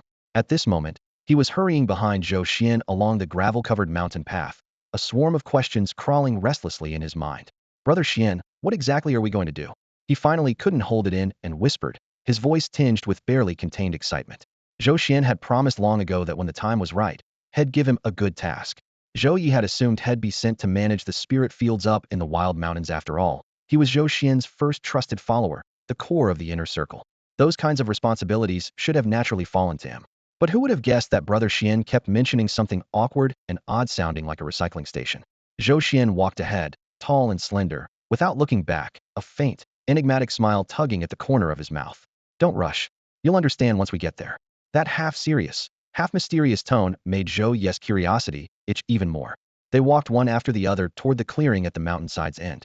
Zhou Yi knew this path well, had traveled it for over 10 years.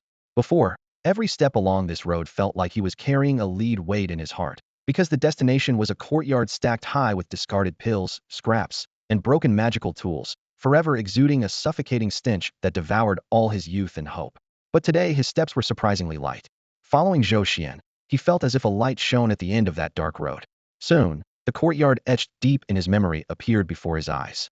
Instinctively, he held his breath, bracing for that familiar rotten smell. But instead, his nostrils filled with the fresh scent of earth after rain mixed with grass. Huh. Zhou Yi froze in place, eyes wide as he looked up, feeling as if struck by lightning. The piles of discarded pills, scrap, and broken magical tools that once covered the courtyard were completely gone, no trace. Not even a scrap. The ground, once blackened by rubbish, was fully renewed. The soil was loose and soft, with the occasional worm poking its head out. The main hall's doors stood wide open, the windows sparkling clean beyond belief, and sunlight poured in beams, illuminating even the tiny floating dust particles. On a crossbeam hung a new wooden sign, glossy and dark. 7 bold characters declared, Spirit Sword Pavilion Recycling Station. Zhou Yi's mouth dropped open wide enough to fit a fist, his eyes nearly popping out. He rubbed them hard, doubting it was anything more than an overexcited hallucination. Brother Xian, what happened to all the junk? His voice trembled. Zhou Xian lightly patted his shoulder, his expression relaxed. That's not important. From today on, this is our new territory. With that, he pulled a pouch of silver coins from his sleeve and pressed it into Zhou Yi's hand. Go buy some wood strong and durable. The heavy weight snapped Zhou Yi back to reality. Huh. Oh, okay. I'm on it. Though still puzzled, his brother's words spoke louder than any explanation.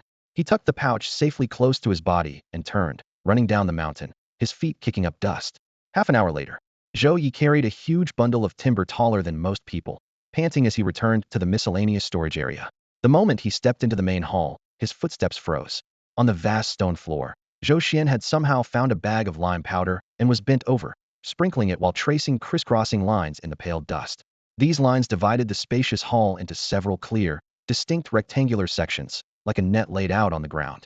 Brother Xian, the wood is here. Zhou Yi slammed the timber down near the door, wiping the sweat from his brow with the back of his hand. Zhou Xian straightened up, clapped the dust off his palms with satisfaction, then pulled a folded blueprint from his pocket and handed it over. Build the racks according to this. Zhou Yi unfolded the plan, his eyebrows immediately knitting together in confusion.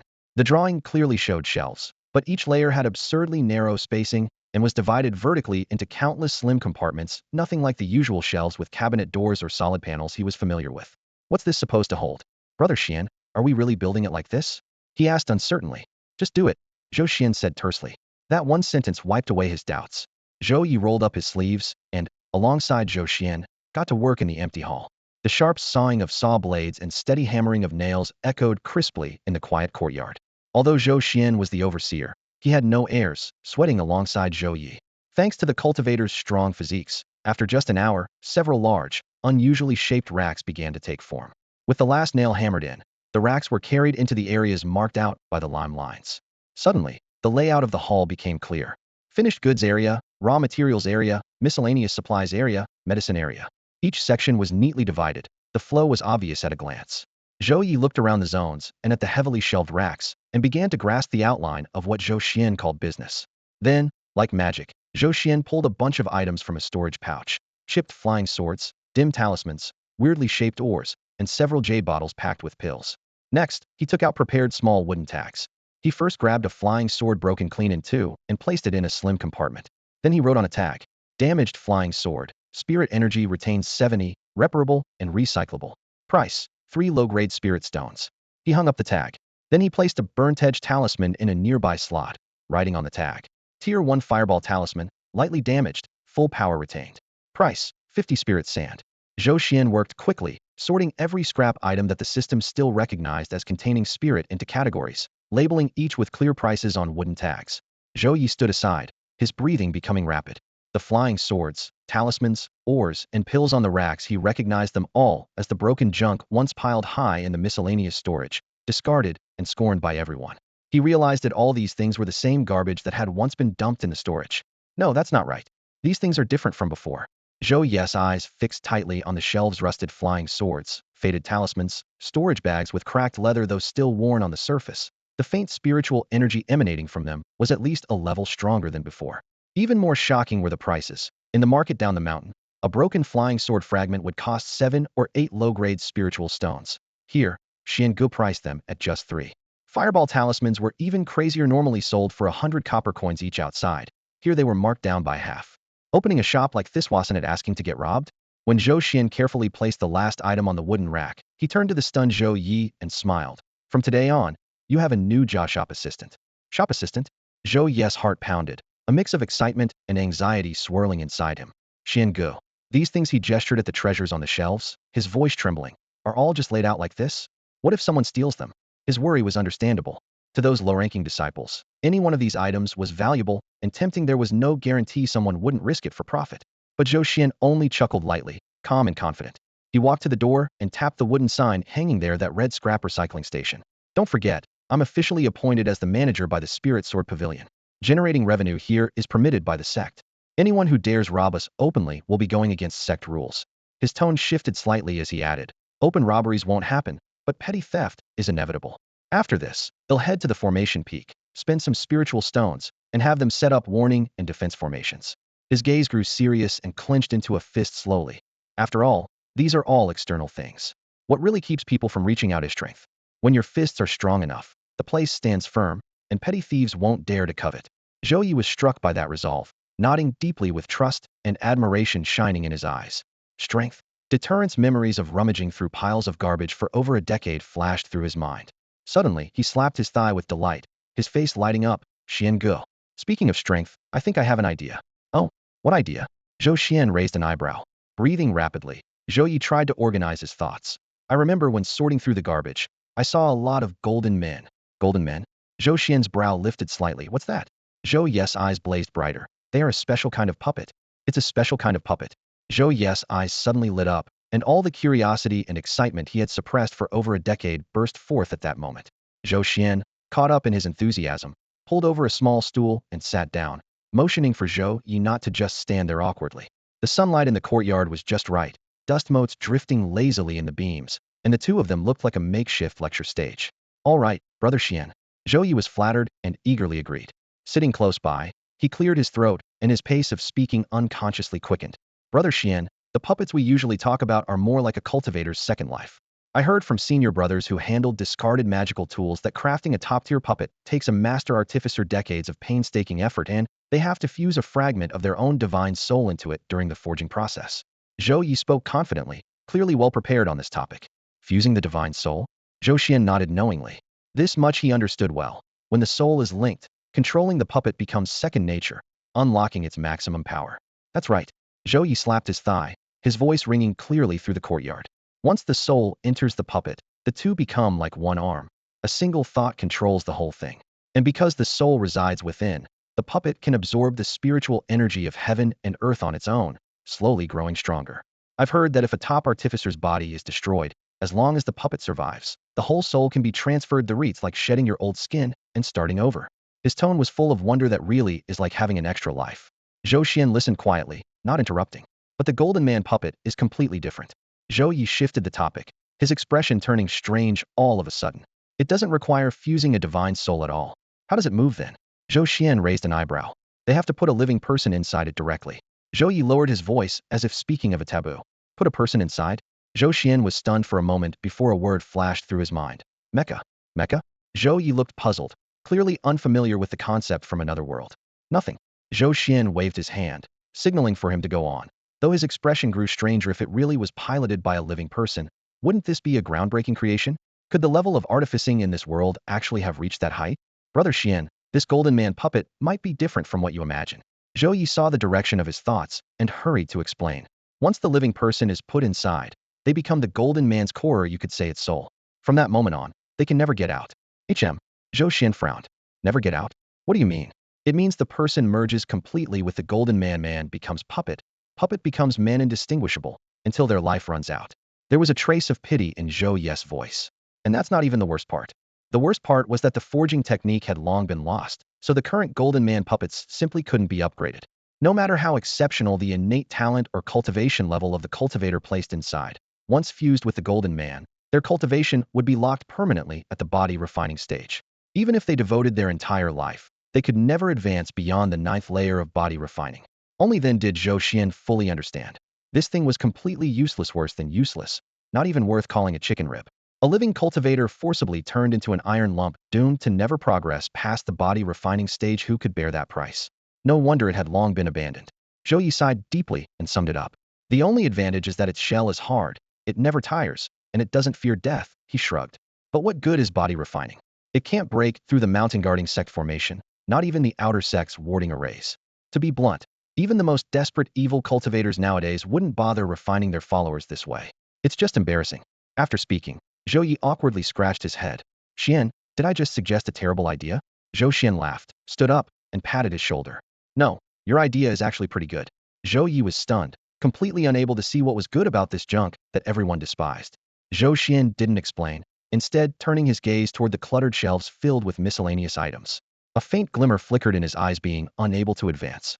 That was a limitation for others. To him, there was nothing in the world that couldn't be enlightened. What if I strengthen a body refining stage golden man with my alchemy value? What if it could reach chi refining? Foundation establishment? If I could mass produce an invulnerable, tireless, and continuously upgrading puppet army? The thought made Zhou Xian's heart race uncontrollably. It was both crazy and irresistibly tempting. He pulled back his thoughts and instructed Zhou Yi, keep a close eye on the golden man. Check if the sect has any in stock. If not, find a way to get some. Don't worry about guarding the place. Zhou Yi nodded, though confused. Orders were orders. He asked, Brother Xian, how are we going to scare off thieves? Zhou Xian gave a meaningful smile. Deterrence is easy. If we aren't strong enough, we just bring in an expert. An expert? Zhou Yi's eyes widened. Who? Do we know any experts? In his impression, Zhou Xian was strong but just an outer sect steward. Who could they possibly invite? Before the question settled, a clear but somewhat impatient voice suddenly sounded outside the courtyard. Zhou Xian, are you hiding in there? Hearing the voice, Zhou Xian and Zhou Yi exchanged a surprised look. Zhou Xian shook his head with an amused smile. Speak of the devil. He quickly walked to the main hall's doorway and saw a young girl wearing a bright red alchemist's robe, standing at the gate with her hands on her hips, clearly annoyed. Her face was dusted with smudges of black and gray soot, as if she had just escaped from an explosion, but that couldn't hide her delicate features and pretty face. Who else could it be if not Zhang Ling, the explosion fairy? Senior sister Zhang herself. Zhou Xian stood between the shelves, smiling as he raised his hand in greeting. His eyes traveled from the tips of Zhang Ling's jet black hair down to the powder-dusted toe of her boots. He teased casually, what wind blew you in? Judging by your appearance, did the alchemy workshop blow up again? Or did those useless pills fill your cave so full you had nowhere else to put them? No sooner had he spoken than Zhang Ling's elegantly arched brows shot up sharply. In just 2 quick steps, she closed the distance to Zhou Xian, her slender index finger nearly poking the tip of his nose. Her clear voice carried a dangerous chill. Zhou Xian, you're just hoping I'd blow up the furnace again, aren't you? Zhou Xian grinned sheepishly, not daring to argue. It was never wise to debate a pill master who could turn the place into a mushroom cloud at any moment. He lowered his eyes in surrender, prompting Zhang Ling to snort softly and withdraw her hand. Her gaze then passed over Zhou Xian to the large sign hanging in the main hall labeled Waste Recycling Station, surveying the shelves lined with broken magical tools and pill residues with a look of curiosity and appraisal. I heard you opened a waste recycling depot here, so I came to check it out. Didn't expect it was really your doing. With those words, Zhou Xian's eyes instantly lit up like a hungry wolf spotting a fat lamb. His thoughts flashed. Angel investor, no wait. Although Zhang Ling's status was high, her obsession with alchemy and frequent furnace explosions meant spending astronomical sums on materials and ruined furnaces. Even the wealthiest would feel the pinch sometimes. Since she came personally, she was probably here to sell off scrap and recoup some cash. The thought complete, his expression did a full 360-degree turn. From joking around moments ago, he now put on a professional smile, rubbing his hands briskly, leaning in slightly, and speaking with honeyed sincerity. Ah? Senior Sister Zhang, what an honor. Welcome, welcome. Please, come right in. Right this way. Zhou Xian's sudden 360-degree turn startled Zhang Ling. She instinctively took a half step back, narrowing her eyes warily at this guy who was now grinning like a blooming flower. Have you lost your mind? She asked, frowning. Just moments ago he had been teasing her about blowing a fuse with a smirk, but now he was all smiles and obsequious charm. Something felt off. Haha, senior sister, you flatter me, Zhou Xian said with the same smile, stepping aside and gesturing politely. His tone was full of respect. You're a rare guest. It's truly an honor for this little shop to welcome you.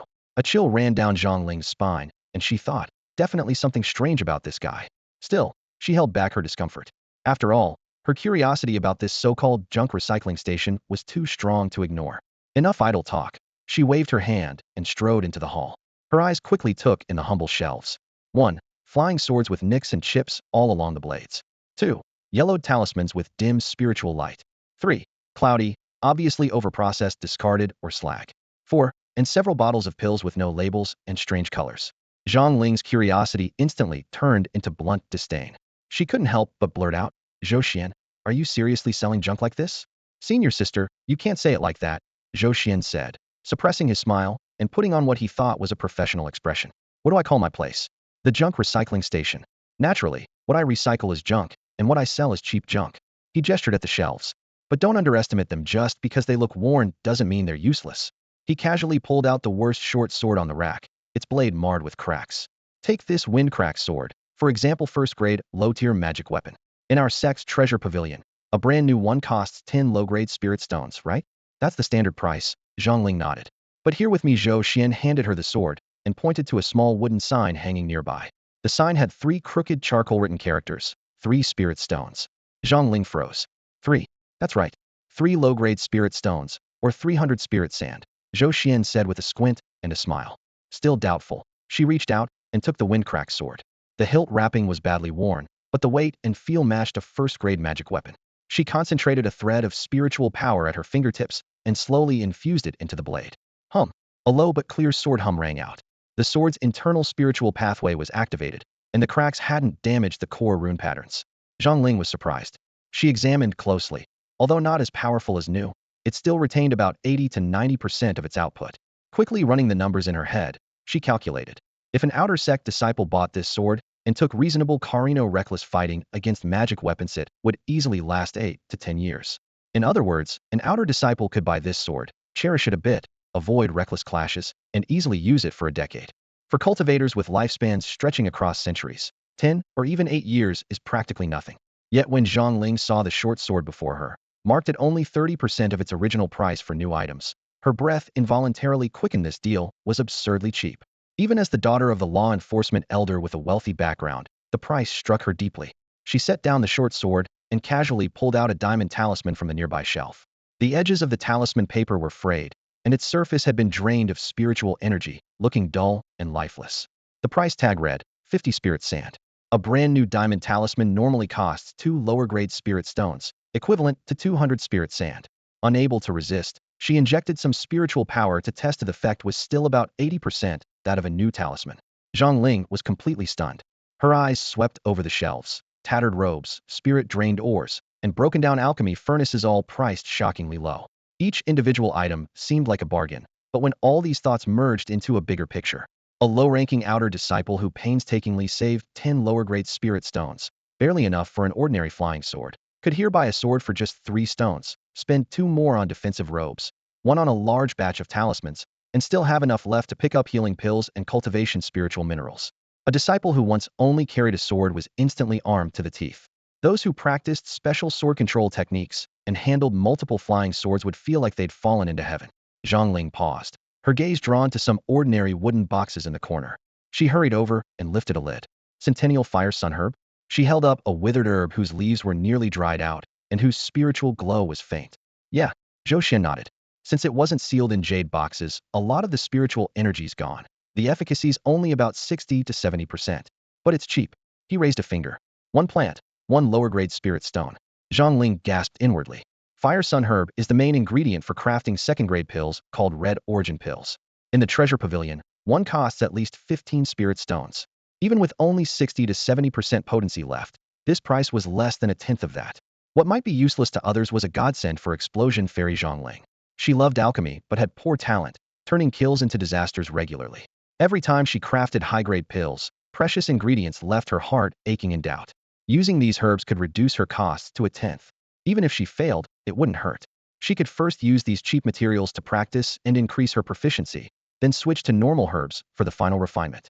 As her thoughts grew ever brighter, Zhongling's eyes shifted toward Zhou Xuan with new admiration. This guy was a true business genius. Well? Zhou Xuan asked with a smile, seeing the light in her eyes. Want to buy some and try it out? Zhongling opened her mouth but blushed slightly. Of course she wanted to buy them.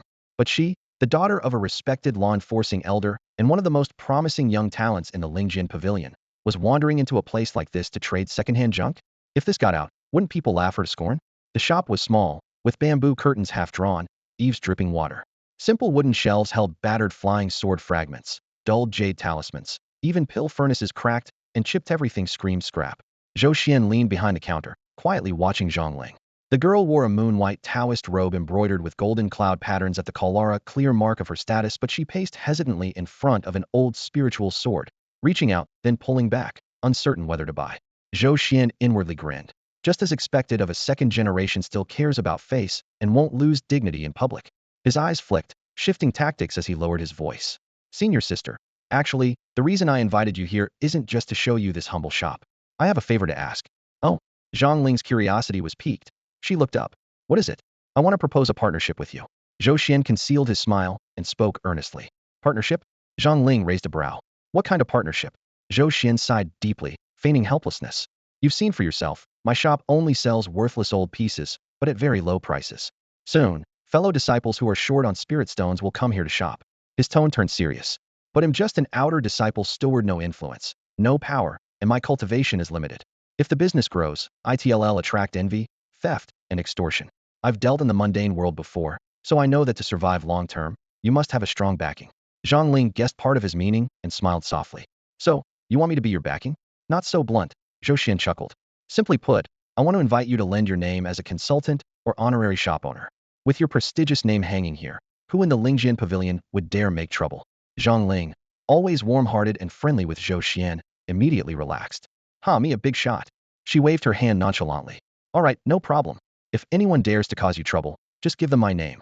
She patted her chest like a boss. Deal. I'm in. Senior sister, hold on. Zhou Xian raised a hand, his tone more solemn. Let me tell you about your compensation. Compensation? Zhang Ling blinked in surprise. You just want me to keep watch. What compensation could there be? Of course there's compensation. Zhou Xian's expression grew serious. You lend me your good name, I can't let you do the work for free. Fairness among brothers is my business principle. He extended a trembling finger, voice steady. I know you don't care for this junk, and paying you pure spirit stones feels crude. So how about this? They'll give you 50 of the shop's net monthly profits as dividends, sent directly to your residence. 50%? Zhang Ling blinked, then burst out laughing. Zhou Xian, you really overestimate this scrap shop. It probably earns 10 spirit stones a month at best. Half. That's only a few spirit sands. To her, his offer was wildly excessive. Zhou Xian remained unbothered, flashing a confident smile. Others might not earn much, but I'm different. He met her gaze sincerely. Paying you is my principle, my bottom line, and my goodwill. Please don't refuse. Seeing his earnestness, Zhang Ling smiled quietly. She had no interest in the dividends, but found her friend's request amusing and straightforward. Fine. Let's do it your way. Zhou Xian's smile bloomed as brightly as a sunflower, as if he were a completely different person from the stingy fellow who just proposed splitting the profits halfway. Seeing Zhang Ling nod, he immediately pressed his advantage, bending down to pull out a scroll of bamboo slips he had prepared long ago from the shadow beneath the counter. With a sharp clap, he spread it out on the countertop. Senior sister, since we've agreed, it should be in black and white, that's proper. The pale green bamboo strips gleamed softly under the dim light, densely covered with finely written characters in spirit ink. Zhang Ling tilted her head to get a closer look, her nose almost touching the slips. Having grown up on the mountain, she had never seen a contract like this, something only ordinary merchants would use. Cultivators settled matters either by oral agreement or solemn oath sealed with their heart demons. Who bothered with written documents? What is this? She looked up. A cooperation contract. Zhou Xian stopped joking and put on a serious face. According to the terms, starting today, you'll be the honorary owner of the Lingjian Pavilion's scrap recycling station and, at the same time, the legal representative of the shop. Legal representative? Zhang Ling blinked in surprise. This was the first time she had heard the term. It means the store is officially under your name. Zhou Xian said without missing a beat. You don't have to handle any operation details, just lend your name. Oh, I see. Zhang Ling nodded vaguely, still a little confused. There's more spokesperson. Zhou Xian pointed to another line. Spokesperson, I think I can understand. Exactly. Zhou Xian slapped his thigh excitedly. Senior sister, who are you? The daughter of the enforcement elder, a ancient-century alchemy prodigy of Lingjian Pavilion, and one of the rarest beauties around. With you as our golden signboard, that's the best kind of publicity we could ask for. His flattery flowed smoothly and flawlessly. Zhang Ling felt her cheeks flush deeply. Alchemy prodigy? She was actually better known for blowing up furnaces. But hearing herself called an unparalleled beauty stirred a sweet feeling in her heart. Which girl wouldn't love a compliment? What nonsense are you talking? She said, half scolding but unable to suppress a smile. Every word is from the heart. Zhou Xian raised his hand in oath. Senior sister, just sign here. From now on, this shop's reputation is tied to yours. Bombarded by such colorful praise, Zhang Ling felt as if she were at a grand sect ceremony and didn't bother to read the terms carefully. Taking the talisman pen Zhou Xian handed her, she dipped it in spirit ink and swiftly signed her name at the bottom of the bamboo scroll. Done. Seeing the confident signature, Zhou Xian felt fireworks explode in his chest. It was sealed. He chuckled to himself. Zhang Ling, having grown up on the mountain, had no idea how deceitful the world below was. No one else dared scheme against the enforcement elder's daughter, but he, Zhou Xuan, dared in boldly at that.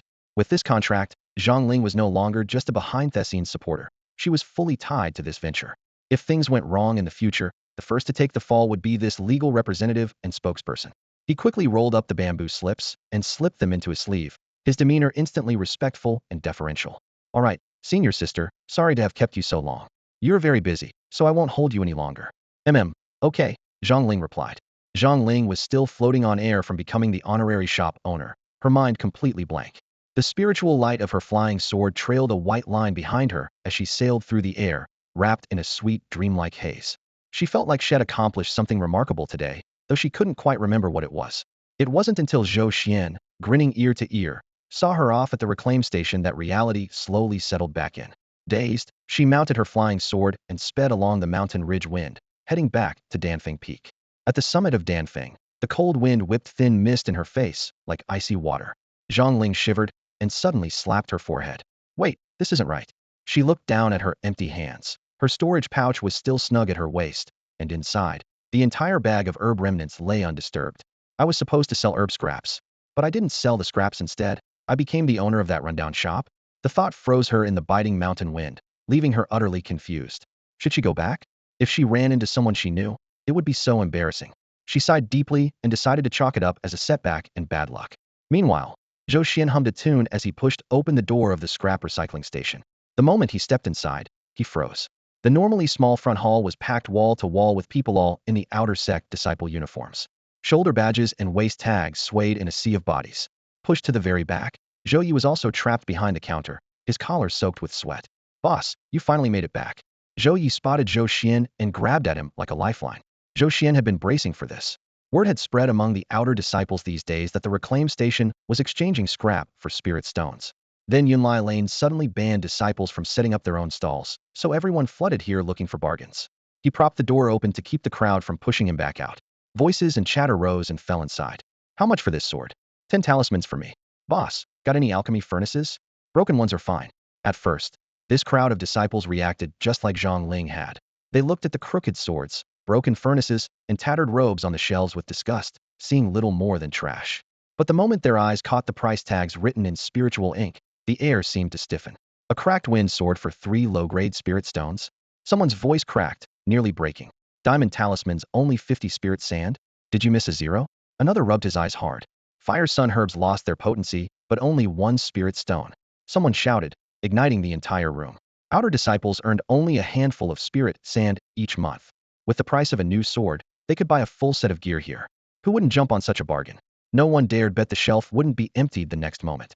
Those who had planned to sell scrap dropped their plans, fishing out coins saved for half a month, and rushed the shelves. I want that sword. Hey, don't grab. I called that robe first. The crowd crushed Zhou Yi so tightly, he could barely lift his head to breathe. Zhou Xuan jumped up onto the counter, taking orders and spirit stones with talisman in hand, raising his voice over the chaos. First come, first served. Don't break anything. Still, furnace lids clanged to the floor and robe sleeves ripped. Flapping wildly, the scene was nearly out of control. The goods on the shelves were disappearing visibly by the second. Especially those repaired magical tools were the hottest items before a single incense stick had burned down. They were already swept clean. Talismans, pills, and spirit minerals were snatched up almost completely. After the crowd dispersed, the shelves looked as empty as if ants had moved everything away. Zhou collapsed in a corner, utterly exhausted like a dead dog. Zhou Xuan glanced around, a satisfied smile tugging at the corners of his mouth. He walked behind the counter and began flipping through the ledger and examining the goods with quick, efficient movements. Boss, how much did we make? Zhou Yi's chest heaved heavily as he stared fixedly at the dazzling pile of spirit stones and spirit sand inside the counter, his voice trembling uncontrollably. Unhurried, Zhou Xuan painstakingly converted the scattered spirit sand into spirit stones, stacking the lower-grade stones neatly like silver bricks laid in rows. He raised his index finger and gently shook it. After deducting the purchase cost, we netted 1,000 lower-grade spirit stones. He deliberately didn't mention the alchemizing costly amount of gold point value spent yet. Even so, this figure was enough to drive any outer sect disciple crazy. 1,000. Zhou Yi's pupils contracted sharply, his eyes almost bulging out of their sockets. His mouth opened wide enough to fit a fist, drool leaking down the corner, unnoticed.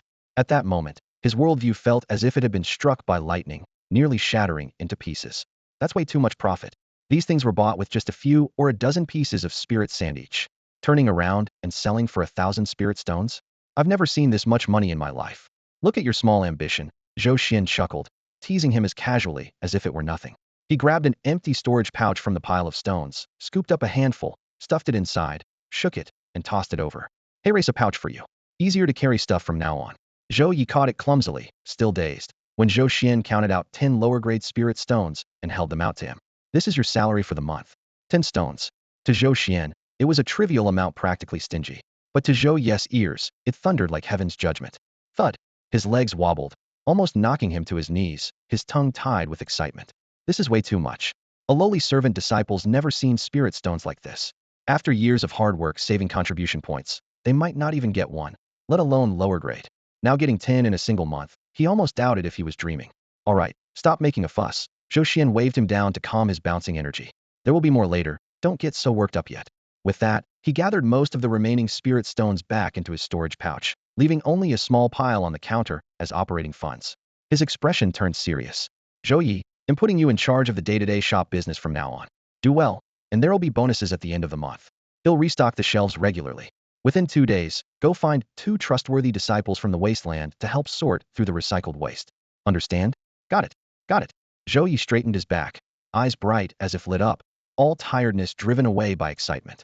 Boss, don't worry, you'll take good care of the shop. Seeing this, Zhou Xian nodded and turned to leave through the door. In his storage pouch lay a hefty weight over 800 lower-grade spirit stones. Only one thought remained in his mind. Go to the market and exchange all of these stones for demon pills.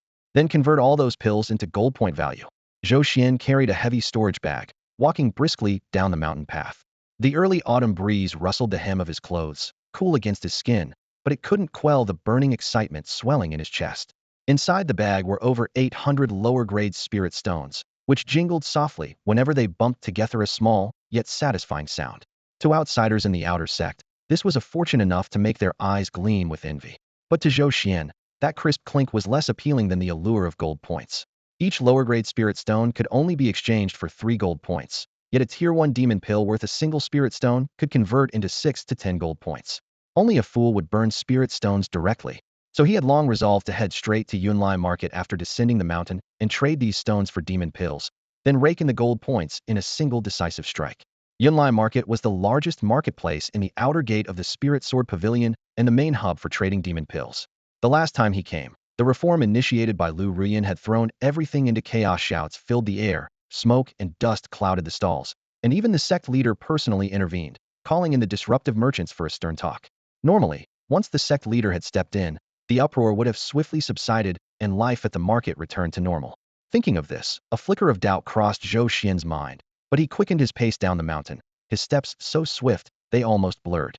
Yet when he passed through the familiar patches of forest and saw Yunlai Market's outline from afar, he froze abruptly, his feet screeching to a halt in place. The scene before him felt like an entirely different world. The narrow streets, once piled with hundreds of stalls and makeshift tents, were completely gone. In their place lay a vast square paved with smooth, shining bluestone tiles, so meticulously polished that even the dust in the cracks seemed wiped away. Around the square, the crooked old wooden shops had been leveled, replaced by rows of uniform courtyards with crimson lacquered gates, each adorned with plaques reading "Disciples of So-and-so," clearly upscale residences.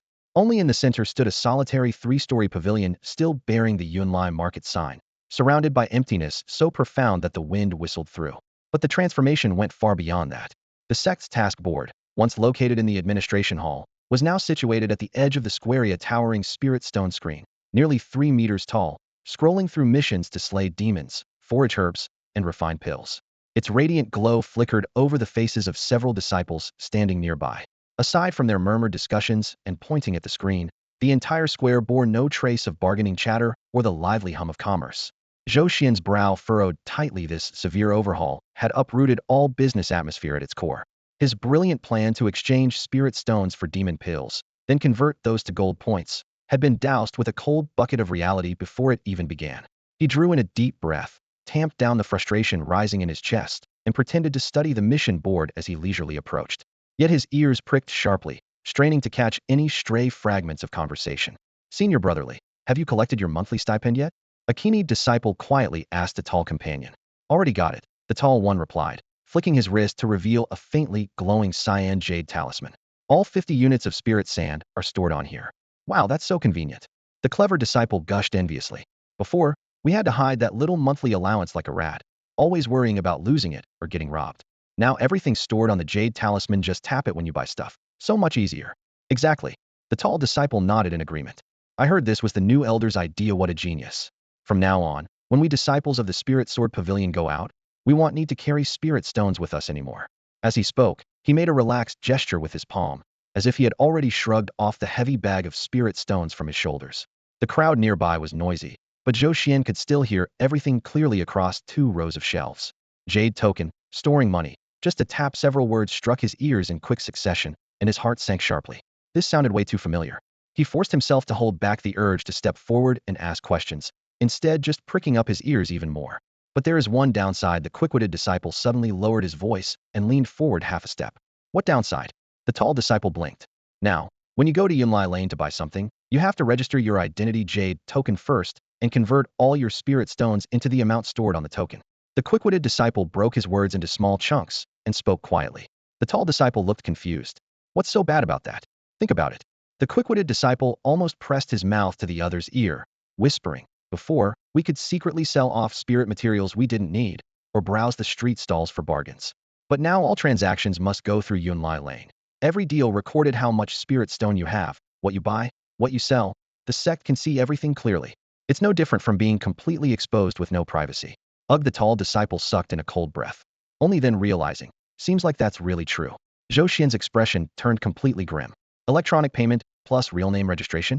Sure, that's convenient and safe for ordinary disciples, but for him, it was a disaster. He relied on bulk buying of scrap items, then refining and repairing them to sell at high prices, all based on information asymmetry and anonymity. In the past, with a little disguise, he could blend in with the crowd and come and go quickly. Who would pay attention to a menial laborer? But now, to complete any transaction, he'd have to show his identity Jade token. He was just a low-level steward of the labor quarters, with a body tempering cultivation at the 9th stage. If he were to publicly flash over 800 lower-grade spirit stones to buy demon pills, news would definitely reach the law enforcement hall by the next day. When others asked, where did you get so much money? He wouldn't have a word to explain. The alchemy system that turned stone into gold was his biggest secret and absolutely couldn't be exposed. The fire burning inside his chest was suddenly soaked by a bucket of cold water, crackling with each breath. Zhou Xuan took a deep breath and turned away from this stifling marketplace. His plan was completely ruined. Who on earth came up with this lousy idea? He cursed silently. The first name to cross his mind was Lu Ruyan, but he immediately rejected it. Lu Ruyan, relying on her heavenly spirit root, might be arrogant, but to come up with such a thorough and detailed scheme? Impossible. She had once tried to imitate his business tactics in the mundane world, but only ended up embarrassing herself by copying without understanding. On the other hand, the new system at Yunlai Lane was already perfectly mature. 1. Making transactions convenient for disciples. 2. Centralizing all circulating spirit stones within the sect. 3. Monthly allowances could be adjusted by changing the numbers on the Jade tokens, without needing to distribute physical spirit stones. With this system, the sect's reserve of spirit stones would skyrocket to an astonishing amount, making it easy to purchase strategic supplies and nurture key disciples alike. Overall, the advantages far outweighed the disadvantages. This was definitely not something that those sword-wielding cultivators from Lingjian Pavilion could have come up with. Zhou Xuan paced around the vast stone plaza 1.5 times, his mind repeatedly circling around a single thought. Behind this overly sophisticated business model must be a clever master strategist. If he rushed and recklessly now, not only would he fail to uncover the truth, but he would also expose himself completely. After careful consideration, he suppressed his curiosity and decided to return to the Miscellaneous Affairs Department first to plan carefully. With his decision firm, Zhou Xuan turned and headed back the way he came. Just then, a slender figure silently appeared in front of him, as if materializing out of thin air. It was a girl, about 14 or 15 years old, no taller than his shoulder. She wore the pale purple robes of a core disciple, her dark hair tied high. Her round, baby-faced complexion was fair and delicate like a finely crafted porcelain doll, instantly giving a good impression. Yet her clear eyes could not hide a judgmental and faintly disdainful look, like a curious cat that had found an intriguing plaything interested but superior. Are you Zhou Xuan? The girl spoke, her voice crisp and clear, like spring water dripping over stones in a mountain stream. Zhou Xian's pupils constricted sharply. He was certain he had never met her before. For a core disciple to address a steward of the Miscellaneous Affairs Department by name was already suspicious. He reined in his emotions and met her gaze calmly, an unspoken question flickering in his eyes. Without waiting for a reply, the girl circled him once, examining and commenting as she went. Body cultivation level 9, aura unstable, spiritual power mixed and unrefined. Nothing special at all. Her tone was condescending and businesslike, like a buyer inspecting goods. Being sized up like a monkey, Zhou Xuan furrowed his brow but remained courteous. If senior sister has no other matters, I will take my leave. He cupped his fist and bowed slightly, his voice neither humble nor arrogant. Then he shifted to the side, intending to walk past her. His instincts told him this seemingly harmless little girl was not to be trifled with. As they brushed shoulders, a pale, slender hand lightly touched his shoulder, just a gentle tap. Yet Zhou Xuan felt an immense weight crash down on him, as if a towering mountain pressed suddenly upon his shoulder. His knees went weak, nearly buckling on the spot.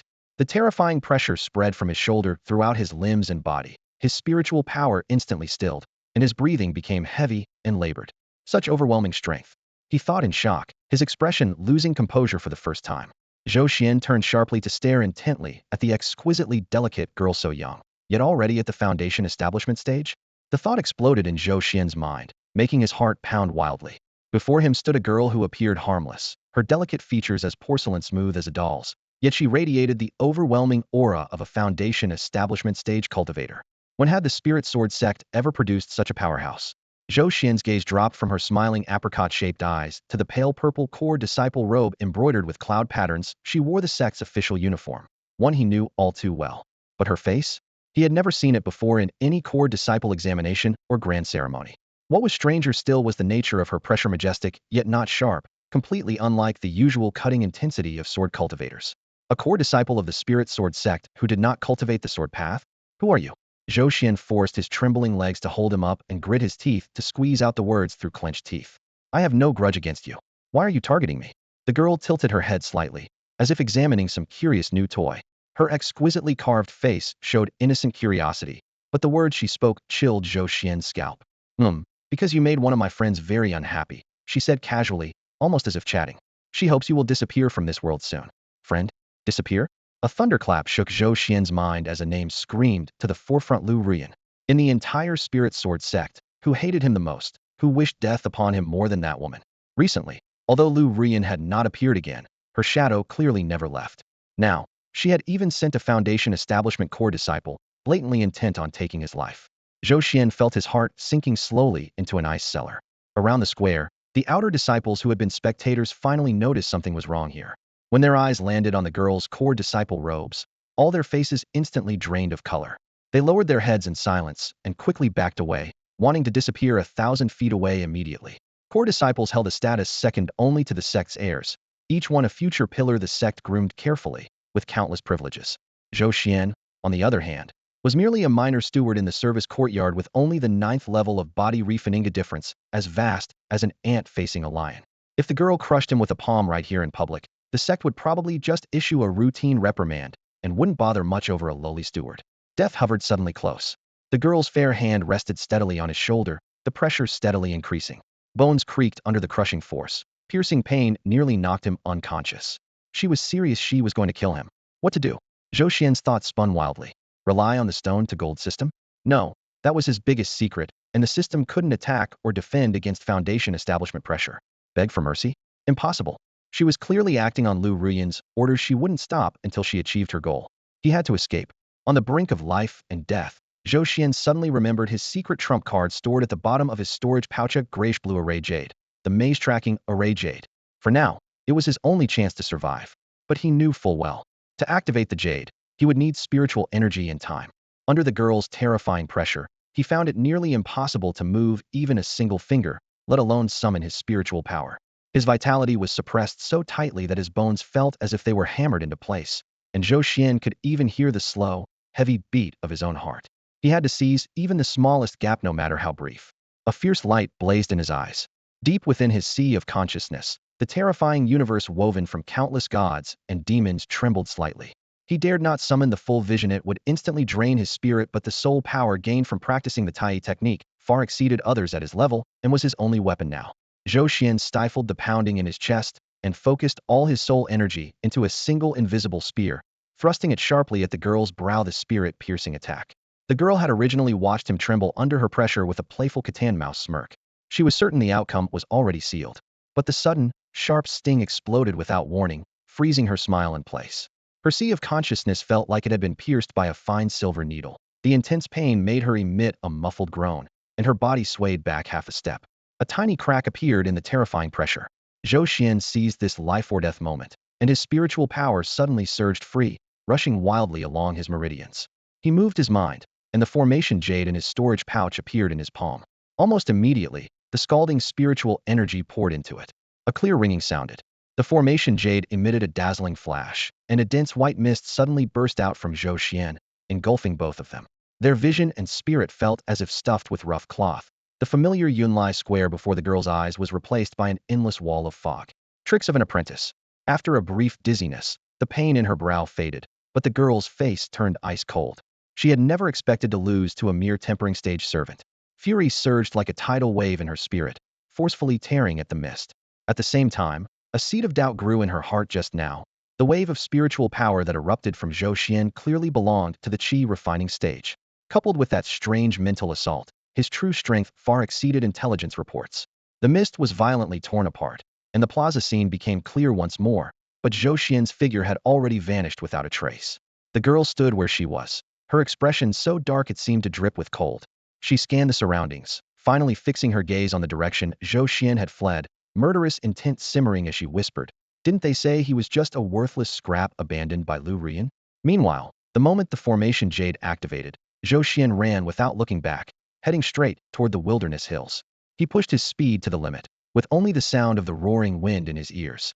Only when he could no longer feel that suffocating, terrifying presence behind him did he plunge into the dense forest deep in the desolate mountains, leaning against a large tree as he gasped for breath.